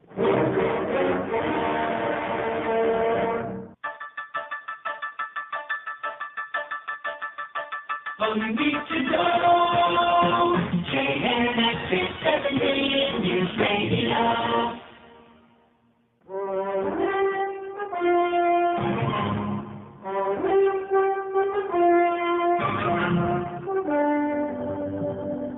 I tore on over Coast Guard quarters. Found my old pal, Adam Patrick, was just about to take off in a cutter. Okay, boys, cast off and let's get underway. Aye, sir. No, wait. Johnny! Hold everything, will you? Here I come. Johnny Dollar, who do you think you are, Superman? Hiya, Pat. I hope you're heading out to the Pleasant. Why, yes, one of our copters spotted her a few miles out. You mean you're working on this one, too? Yeah, kind of a thick one, isn't it? Sure is. Now, a man completely alone out there could be murdered. There couldn't possibly have been anyone with him. At least with old man Freeburn has been telling me the truth. Oh, I think he has, Pat. At least as far as he's gone. What do you mean by that? Well, does he know you've located the lesson? Sure. When I got word, I phoned him, then grabbed Dr. Wilson. See him up board there. Hey, wait a minute. You gave Freeburn the position of the lesson?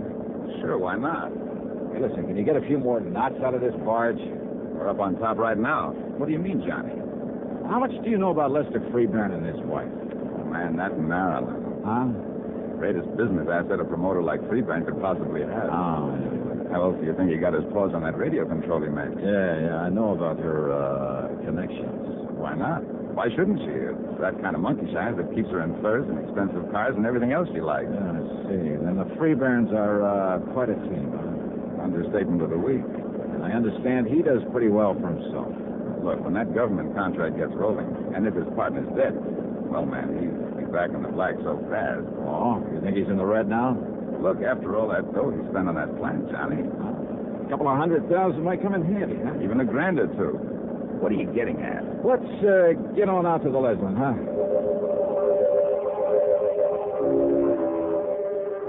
It took us something under an hour to reach the Leslin, where she drifted around on the calm sea untended. If he'd had her engines running, she might have got halfway across the Pacific before we found her. While the crew of the cutter were preparing to tow her into harbor, Pennon, the doctor, and we climbed aboard. I took a good, careful look around, and believe me, I found plenty. Edgar Porter was dead, all right. His body slumped over the radio set. Carbon monoxide, the doctor said. At least that's what my preliminary examination shows, Mr. Dollar. But then, before we could get her underway, sure enough, Lester Freeburn rolled up in his speedboat. We came aboard, joined us in the cabin, took a look at the body of Edgar Porter, and then... Then it was carbon monoxide poisoning. And I told them by radio to be sure that this vent was open. Too late, Mr. Freeburn. What, Mr. Dollar? Well, that fast little boat of yours didn't get you here soon enough. That vent was wide open. Yeah, the first thing I looked at. Well, then I don't understand. If it was carbon monoxide poisoning... Yes, John. Oh, sure it was. But not from this gas heater. You mean maybe some leak in the exhaust system? Not even that would have done it, Pat. This cabin door was wide open when we came aboard. Well, even so... Alive, Edgar was pretty valuable to you, Mr. Freeburn. Of course. As my partner with his invention. And your wife, with an eye for the dollar sign, roped him in very nicely for you. I guess he really had a case on her. I utterly failed to see... But Edgar dead would be even better, you thought. Oh, now, look No more need to share the profits on his invention. Are you trying to say I thought of killing him? This radio transmitter and receiver, some of your work? Of course. But before getting into electronics, you were a chemist, weren't you? So you'd know even better than I do how carbon monoxide can be produced from a little crystal of some kind. I forgot the name of it. But when it gets thoroughly heated... Look here, Dollar. Edgar was alone on this boat. Now, you look. The cord on his microphone is very short. So? He had to lean over the transmitter when he talked to you by radio. So what? That's one of the reasons you knew he fell against Spinetta when he keeled over. You mentioned it when you played back that tape for us. Well, I simply assumed... You knew he did. Even as you knew his head would be right over this grill work on top of the transmitter when he used the mic. Look through the grill, Pat. Yeah, Johnny. All right, that little coil on the back of the panel where nobody'd notice it. Yeah? A heating element that was turned on when the mic was turned on, see? There, you see, it's starting to glow, like a small coil on one of those electric heaters. And believe me, it had nothing to do with transmitting a signal. Dollar. Instead, it was used to heat up a crystal of that chemical I mentioned to produce a deadly concentrated dose of carbon monoxide. Johnny. Sure. Take a good look at that coil, and I'm sure you'll find traces of the chemical on it. Get the picture, Pat? Yeah, Johnny, I sure do. All he had to do was stay right there in his home and put in a call to Porter on the radio. That's right. To answer him, Porter turned on this transmitter. Then he leaned over to use the mic. That meant he was right on top of the coil with the chemical on it. The coil that was heating up, producing the gas that killed him. Oh, that dirty, diabolical. Well, Mr. Freebairn?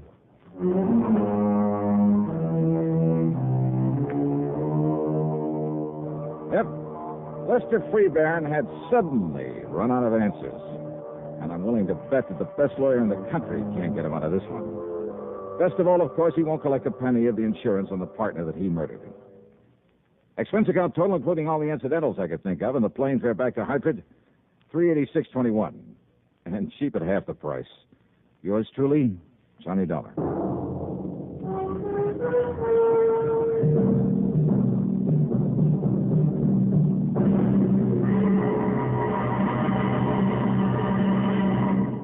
Now, here's our star to tell you about next week's program. Next week, well, one of the most clever, most ingenious crimes I've ever run into during my career as a special investigator. Motive and method are all too obvious. So are all the clues needed to solve the crime. Yet, a simple little device we're all familiar with is used to cover them up and apparently make them meaningless. Yeah, I'm talking about a device that we all use every day. There's probably one of them right there in that room with you, right beside you, waiting for you to pick it up and use it. Just be sure that you don't use it to cover up a murder. Instead, well, be sure to join us, won't you? Yours truly, Johnny Dollar.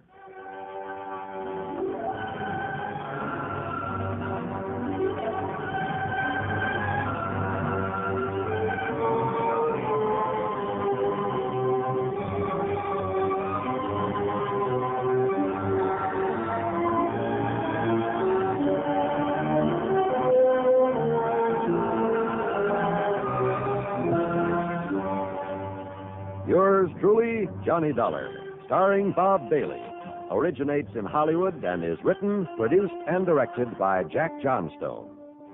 Heard in our cast were Virginia Gregg, Olin Soule, Sam Edwards, Will Wright, and Herschel Bernard.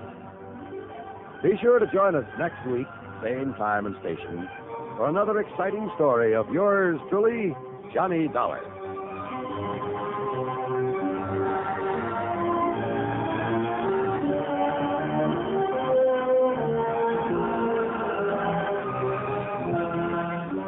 This is John Wall speaking.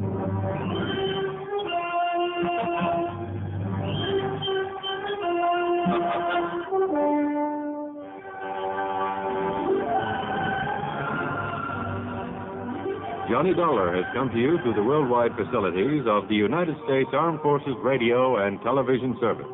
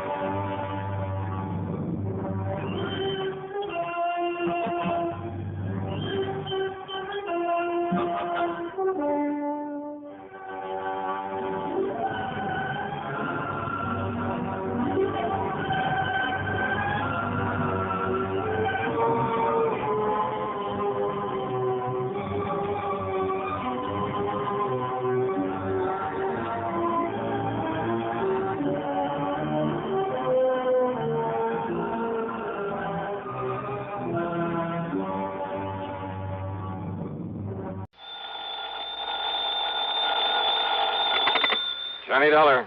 Earl Poorman, Johnny, down here in Sarasota. Earl, you're a dog. What? A couple of weeks ago, when you dragged me down there to Florida, I thought you were going to take me out in the Gulf for some of those kingfish. Well, now, Johnny, Instead, we ended up fishing a body out of the bayou. What, now, you don't think I planned that? No, I was only kidding. But if you're calling me about going down there for some fishing this time, well, are you? Well, maybe we can get out in the Gulf while you're down here. While I'm down there for what? To find out what's happened to a policyholder of ours. Uh-oh. Another one of those mysterious disappearance things? No. I want you to find out, if you can, whether it was suicide or murder. Oh. I'll grab the first plane I can.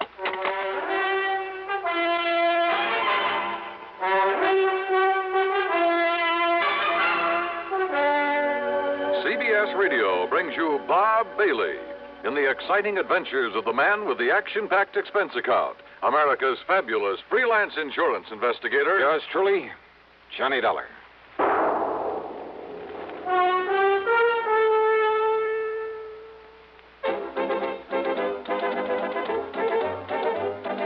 Winston tastes good like a cigarette should. Winston tastes good like a cigarette should. Winston gives you real flavor, full, rich tobacco flavor. Winston's easy drawing too. The flavor comes right through to you. Winston tastes good like a cigarette should. A modern filter? Sure, Winston has it. But that's only the beginning of a Winston. Up front, up where it really counts, Winston packs exclusive filter blend. Light, flavorful tobaccos, specially selected and specially processed for filter smoking. Filter blend. That's why it's fun to smoke Winston, America's best-selling filter cigarette. Winston tastes good like a cigarette should. And now, Act One of yours truly, Johnny Dollar.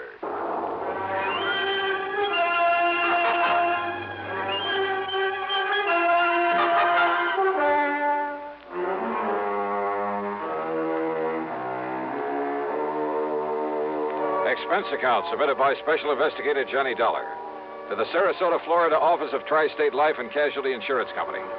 Following is an account of expenses incurred during my investigation of the Fancy Bridge Work matter.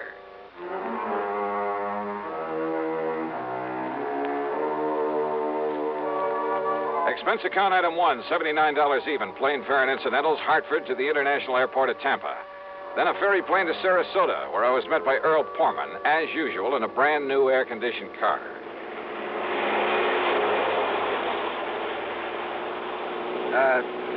You know something, Johnny?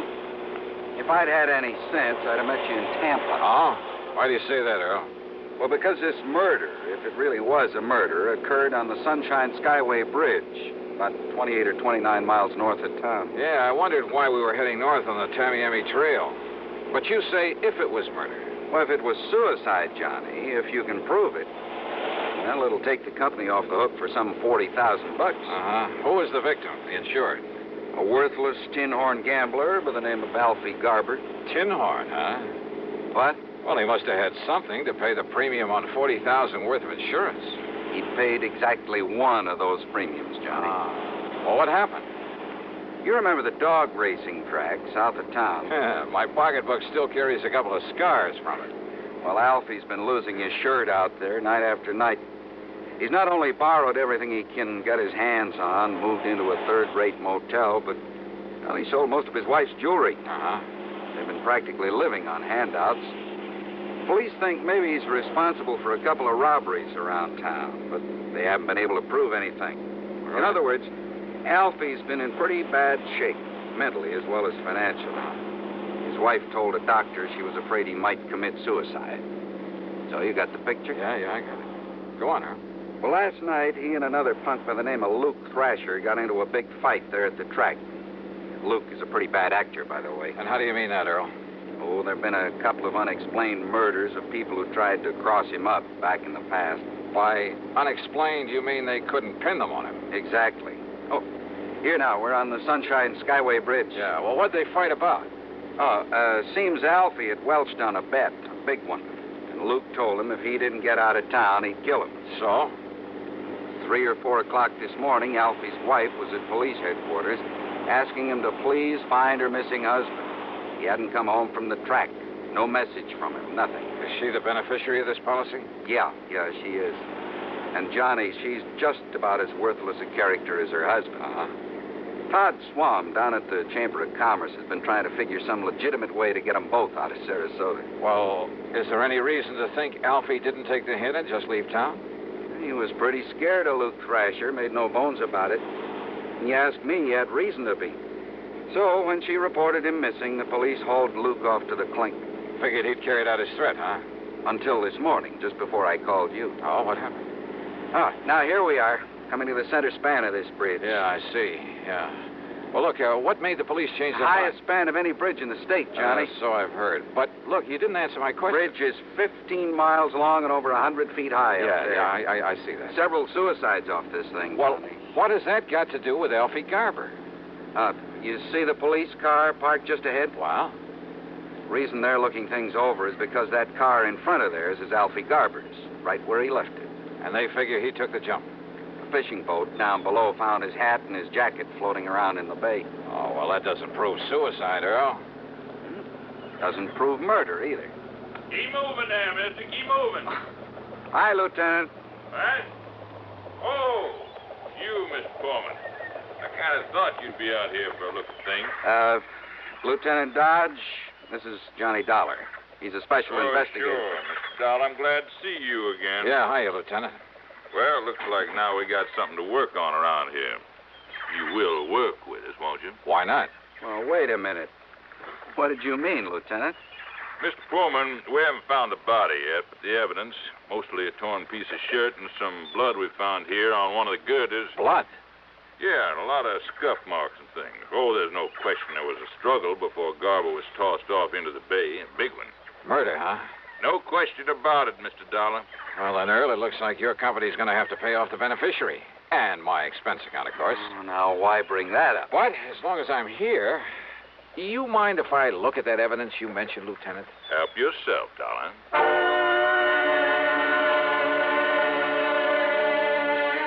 So I did. The marks of a struggle, the patches of blood on the girder, even the hat and the coat that had been recovered from the body. And I was inclined to agree with Lieutenant Dodge. That is until... Huh? What is it? Wait a minute. Let me see this jacket again. It's just an ordinary old tweed jacket, Dollar, and it's his all right. I checked it out with his wife. Yeah? Is she all broken up about him? Oh, not particularly. Luke Thrasher died, she might have been. I see. No bullet holes or tears in this thing. Well, so he must have taken it off before the struggle. But, what about this? What? Oh, why, that's just a feather from one of those seagulls that are flying around here all the time. Is it? Well, isn't it? Or is it a clue that Alfie Garber wasn't murdered after all? Huh? Yeah. Give a thought to that, Lieutenant. Now, just a minute, Dollar. How can this little feather prove that Alfie Garber wasn't murdered? Why, I didn't say a thing about proof, Lieutenant. Okay, you said clue. From a seagull, huh? What else? Well, what's the difference? Yes, what are you getting at, Johnny? Hey, Earl, does old Doc Crutcher still live up the street from you? Still does. Why? Now, wait a minute, Dollar. Yes, Lieutenant. You're going to work with me on this, huh? Absolutely. Then you mind telling me why this feather's got you all excited? Well, I'm not exactly sure yet. You mind if I scrape a little of the blood off this girder? I sure do. That blood will be wanted for identification, for comparison. You mean if you find Garber's body? We'll find it, all right. We have to drag the whole bay. Good luck. Now, Dollar... Hey, swing us around, Earl, and head us back to Sarasota. Come on, swing us around. A, U-turn in the middle of this bridge? Mr. Pullman's right, Dollar. Go right ahead, Earl. I'm sure the lieutenant will be glad to hold back the traffic for us. Whatever you say, John. Okay, make a U-turn. I'll hold things up for you. But, Dollar... Attaboy. But if I didn't like you, I didn't think you could help me with it. Holy...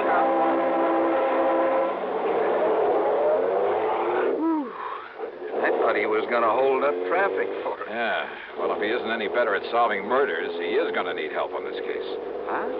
Well, I thought you didn't think it was murder. Of course, it's only a hunch, Earl. Because of that silly little feather you found? But if that came from a seagull, I'll eat my shirt. Look, will you please tell me what you're up to? After Dr. Crutcher looks over this sample of blood the lieutenant so kindly provided. Drive on, Earl.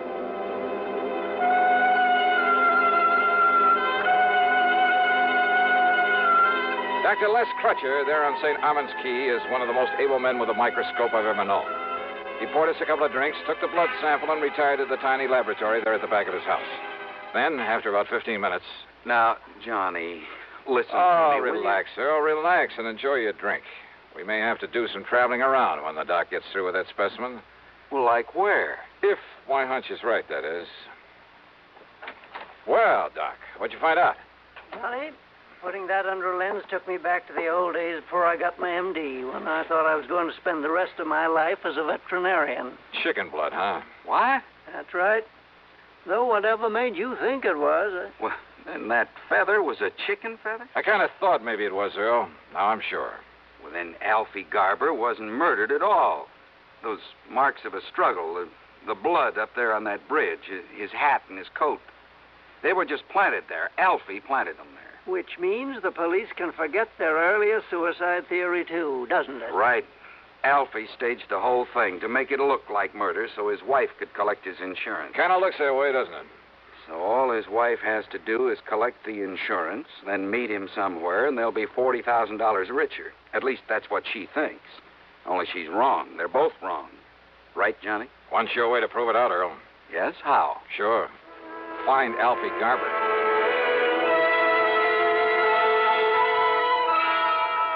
Sure. Easy, Lieutenant. Just find Alfie Garber. So we're right back where we started from. Yep. Only trouble is that by now he could be 1,000 miles away. Well, at least it takes that insurance company of yours off the hook. Yeah, I guess so. Kind of lets Luke Thrasher off the hook, too. Means his alibi really was airtight. His alibi? Yeah, Luke had witnesses to prove he was here in town at the time Alfie's car was left up on that bridge. I see. So I'd better arrange for Luke's release, I guess. Only hope he doesn't make trouble over being locked up. Well, now, those kinds seldom do, Lieutenant. They're usually smart enough to try to keep peace with you boys. He is a smart one, all right. Maybe if I butter him up a bit. Hey, look.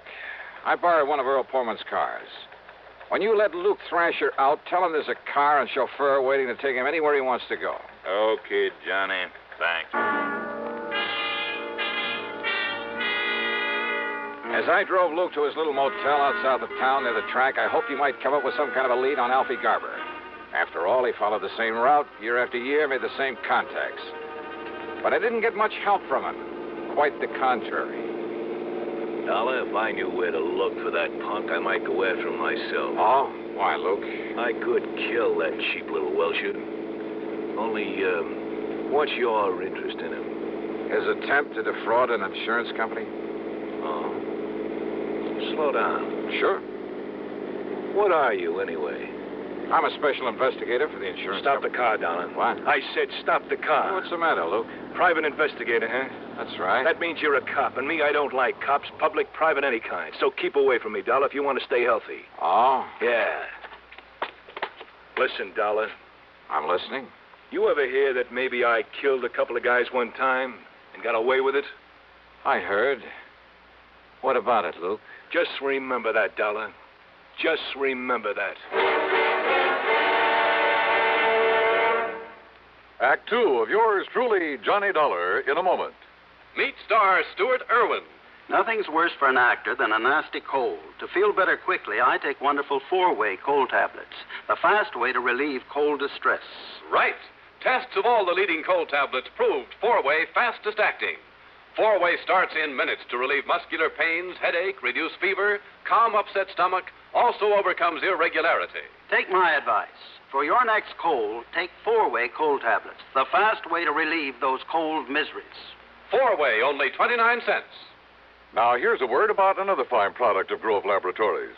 To get rid of embarrassing dandruff in 3 minutes, change to Fitch Dandruff Remover Shampoo.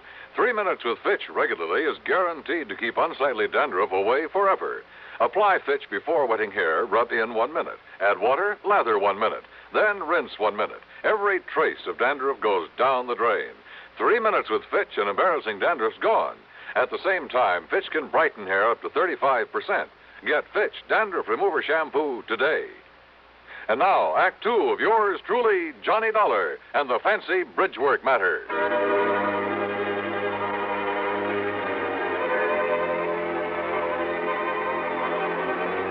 Hunches. Sometimes my salvation, sometimes the bane of my existence. It was a hunch that led to the discovery that all the evidence Alfie Garber had been murdered and thrown off the bridge, that all that evidence was trumped up, phony, obviously to mislead anyone looking for Alfie. And now I had a couple of hunches about Luke Thrasher. One, that his warning to stay out of his way was due to more than a simple hatred of cops. Two, well, this was a real wild one. But in spite of what he'd said, I had the distinct feeling he could somehow put me on Alfie Garber's trail. It was late by the time I got to Earl Portman's house on St. Armand's Key.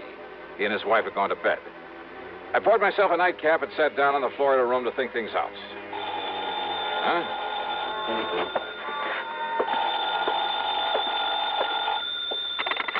Hello? Earl, is Johnny Dollar there with you? Who's that?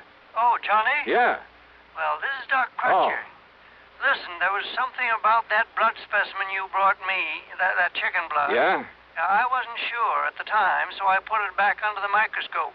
And I found traces in it of a trypanosomus virus. Very seldom found here in the South. So what about it, Doc? So I checked with some of the local vets to see if any of them knew whose poultry flock might have it around here. I thought such information might be of help to you. You were so right. And, Johnny, that chicken could only have come from the farm of Andrew Palucci out on Bee Ridge Road. Good for you, Doc. Mr. Palucci is about to have a late visitor.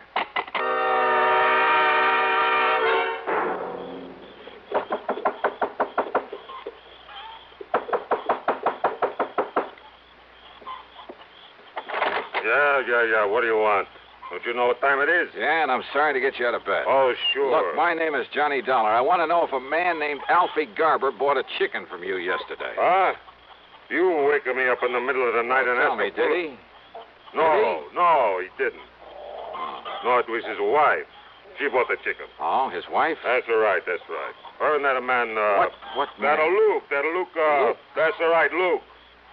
So what's your business you come around this way? Just don't worry about that. Don't worry, huh? You get me out of bed, you wake my chicken? Hey, look, I said I'm sorry. Oh, sure, wiser guy. Now, wait a minute. What do you I get ought to so... report you to the cops, you come around this way. Well, why don't you do just that? Good night, Mr. Palucci. You think I wouldn't? You wiser guy?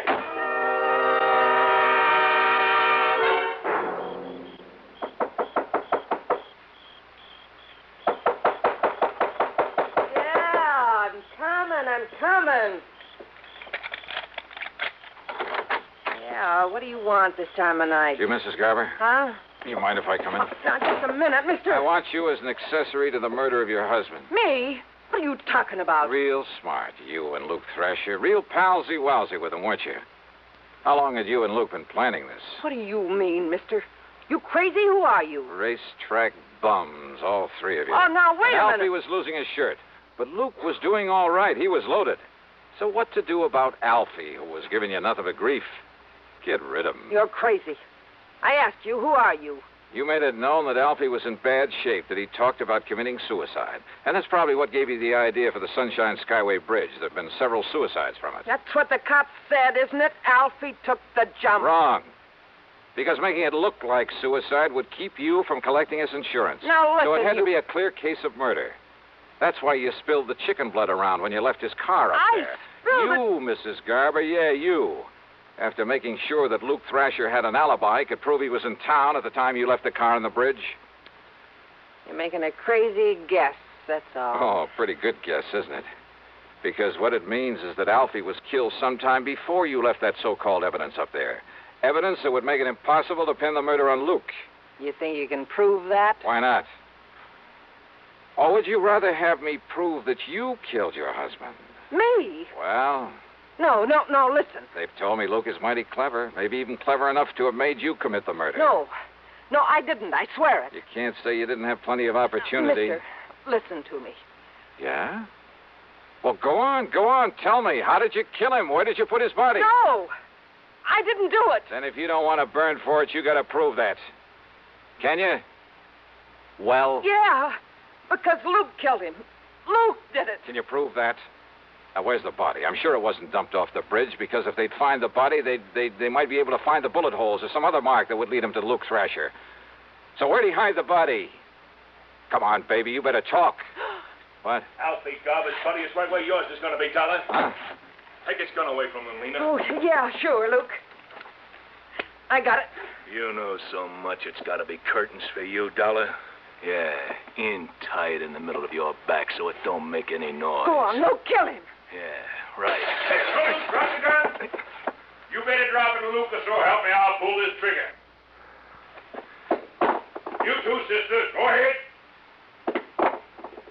All right, you want to pick him up, Johnny? Indeed I do, Lieutenant. Okay, now you two up against the wall. Hands up high and against the wall. That's the stuff, Johnny.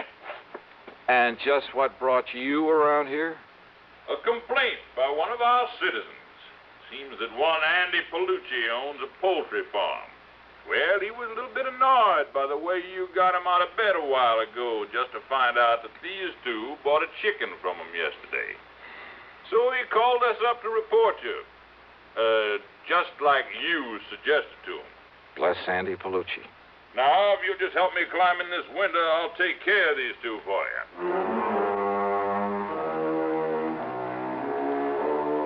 Luke Thrasher, in spite of all the pressure they put on him, still refused to talk. So it was Lena Garber who finally broke down and told the police where they could dig up Alfie's body. And yeah, the bullets in him came from the gun that Luke had held on me. So it's up to the courts. Expense account total, including the trip back to Hartford? Well, call it $200. And you know something?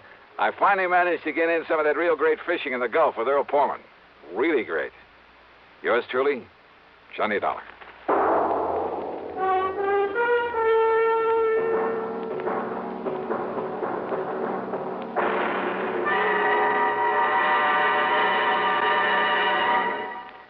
Our star will return in just a moment. Constipation is something people don't talk about much, but it can be a problem for anyone, even doctors. And when constipation occurs, it's interesting to see just what doctors consider important about a laxative they might use or recommend. Well, a majority of the doctors we heard from had this to say. A laxative should be effective, gentle, as close to natural acting as possible, and a medicine that can be used with complete confidence. Now, X-Lax has been popular with many doctors and millions of people over the years because pleasant-tasting chocolated X-Lax is effective. Overnight, it helps you toward your normal regularity. X-Lax is gentle. Next morning, it gives you the closest thing to natural action. And that's why many doctors and millions of people use X-Lax with complete confidence. X-Lax, the laxative that helps you toward your normal regularity gently, overnight. Is X-Lax in your medicine cabinet? Now, here is our star to tell you about next week's story. Next week, The Wrong Man Matter, a case with a real twist at the end of it. Join us, won't you? Yours truly, Johnny Dollar.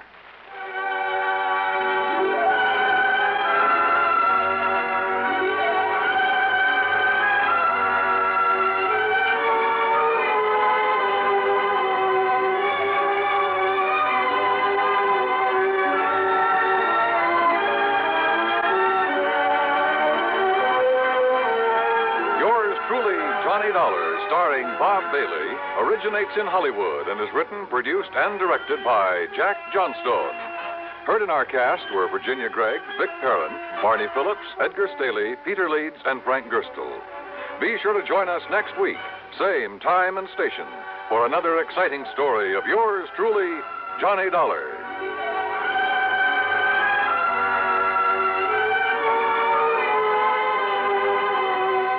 This is Dan Cumberly speaking. Suspense follows on the CBS Radio Network. As you smoke a Duke, you get a sense of ease and comfort that grows with every puff. Because new king-size Duke is king-size in the filter, where it matters most. Radio 59, WROW. You know, we're all not experts on suits or stoves or automobiles, so before spending any money, we find out what makes one good. Aren't schools much more important? Shouldn't we know what a good school is really like? A free new booklet helps you to do this important job. It's called Yardsticks for Public Schools, published by the National Citizens Council for Better Schools. It suggests ways of sizing up a school and of ensuring a better education for your children. Send a card today for your free copy. Write Yardsticks and your name and address on a card.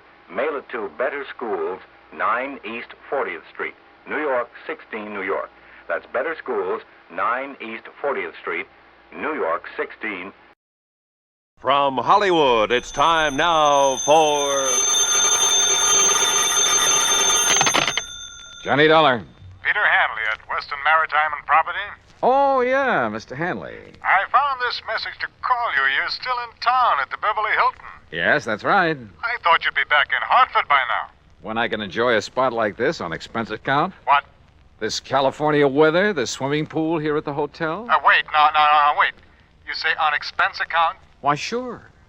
Dollar, you cleared up that matter for us. You proved conclusively that Randolph Merrill did not lose his yacht, that the explosion and the sinking were fake. That's right. And incidentally, as you anticipated, the yacht was found in a small Mexican seaport, all ready to be rebuilt and repainted to thoroughly disguise it. Good. Now, Mr. Hanley. Oh, by the way, in spite of his earlier vindictiveness, Merrill has decided to plead guilty and throw himself on the mercy of the court. Has he signed a confession? Well, no. Then I'll bet he changes his tune by the time he goes to trial. Oh? Sure, that's an old trick to slow things up, gain time.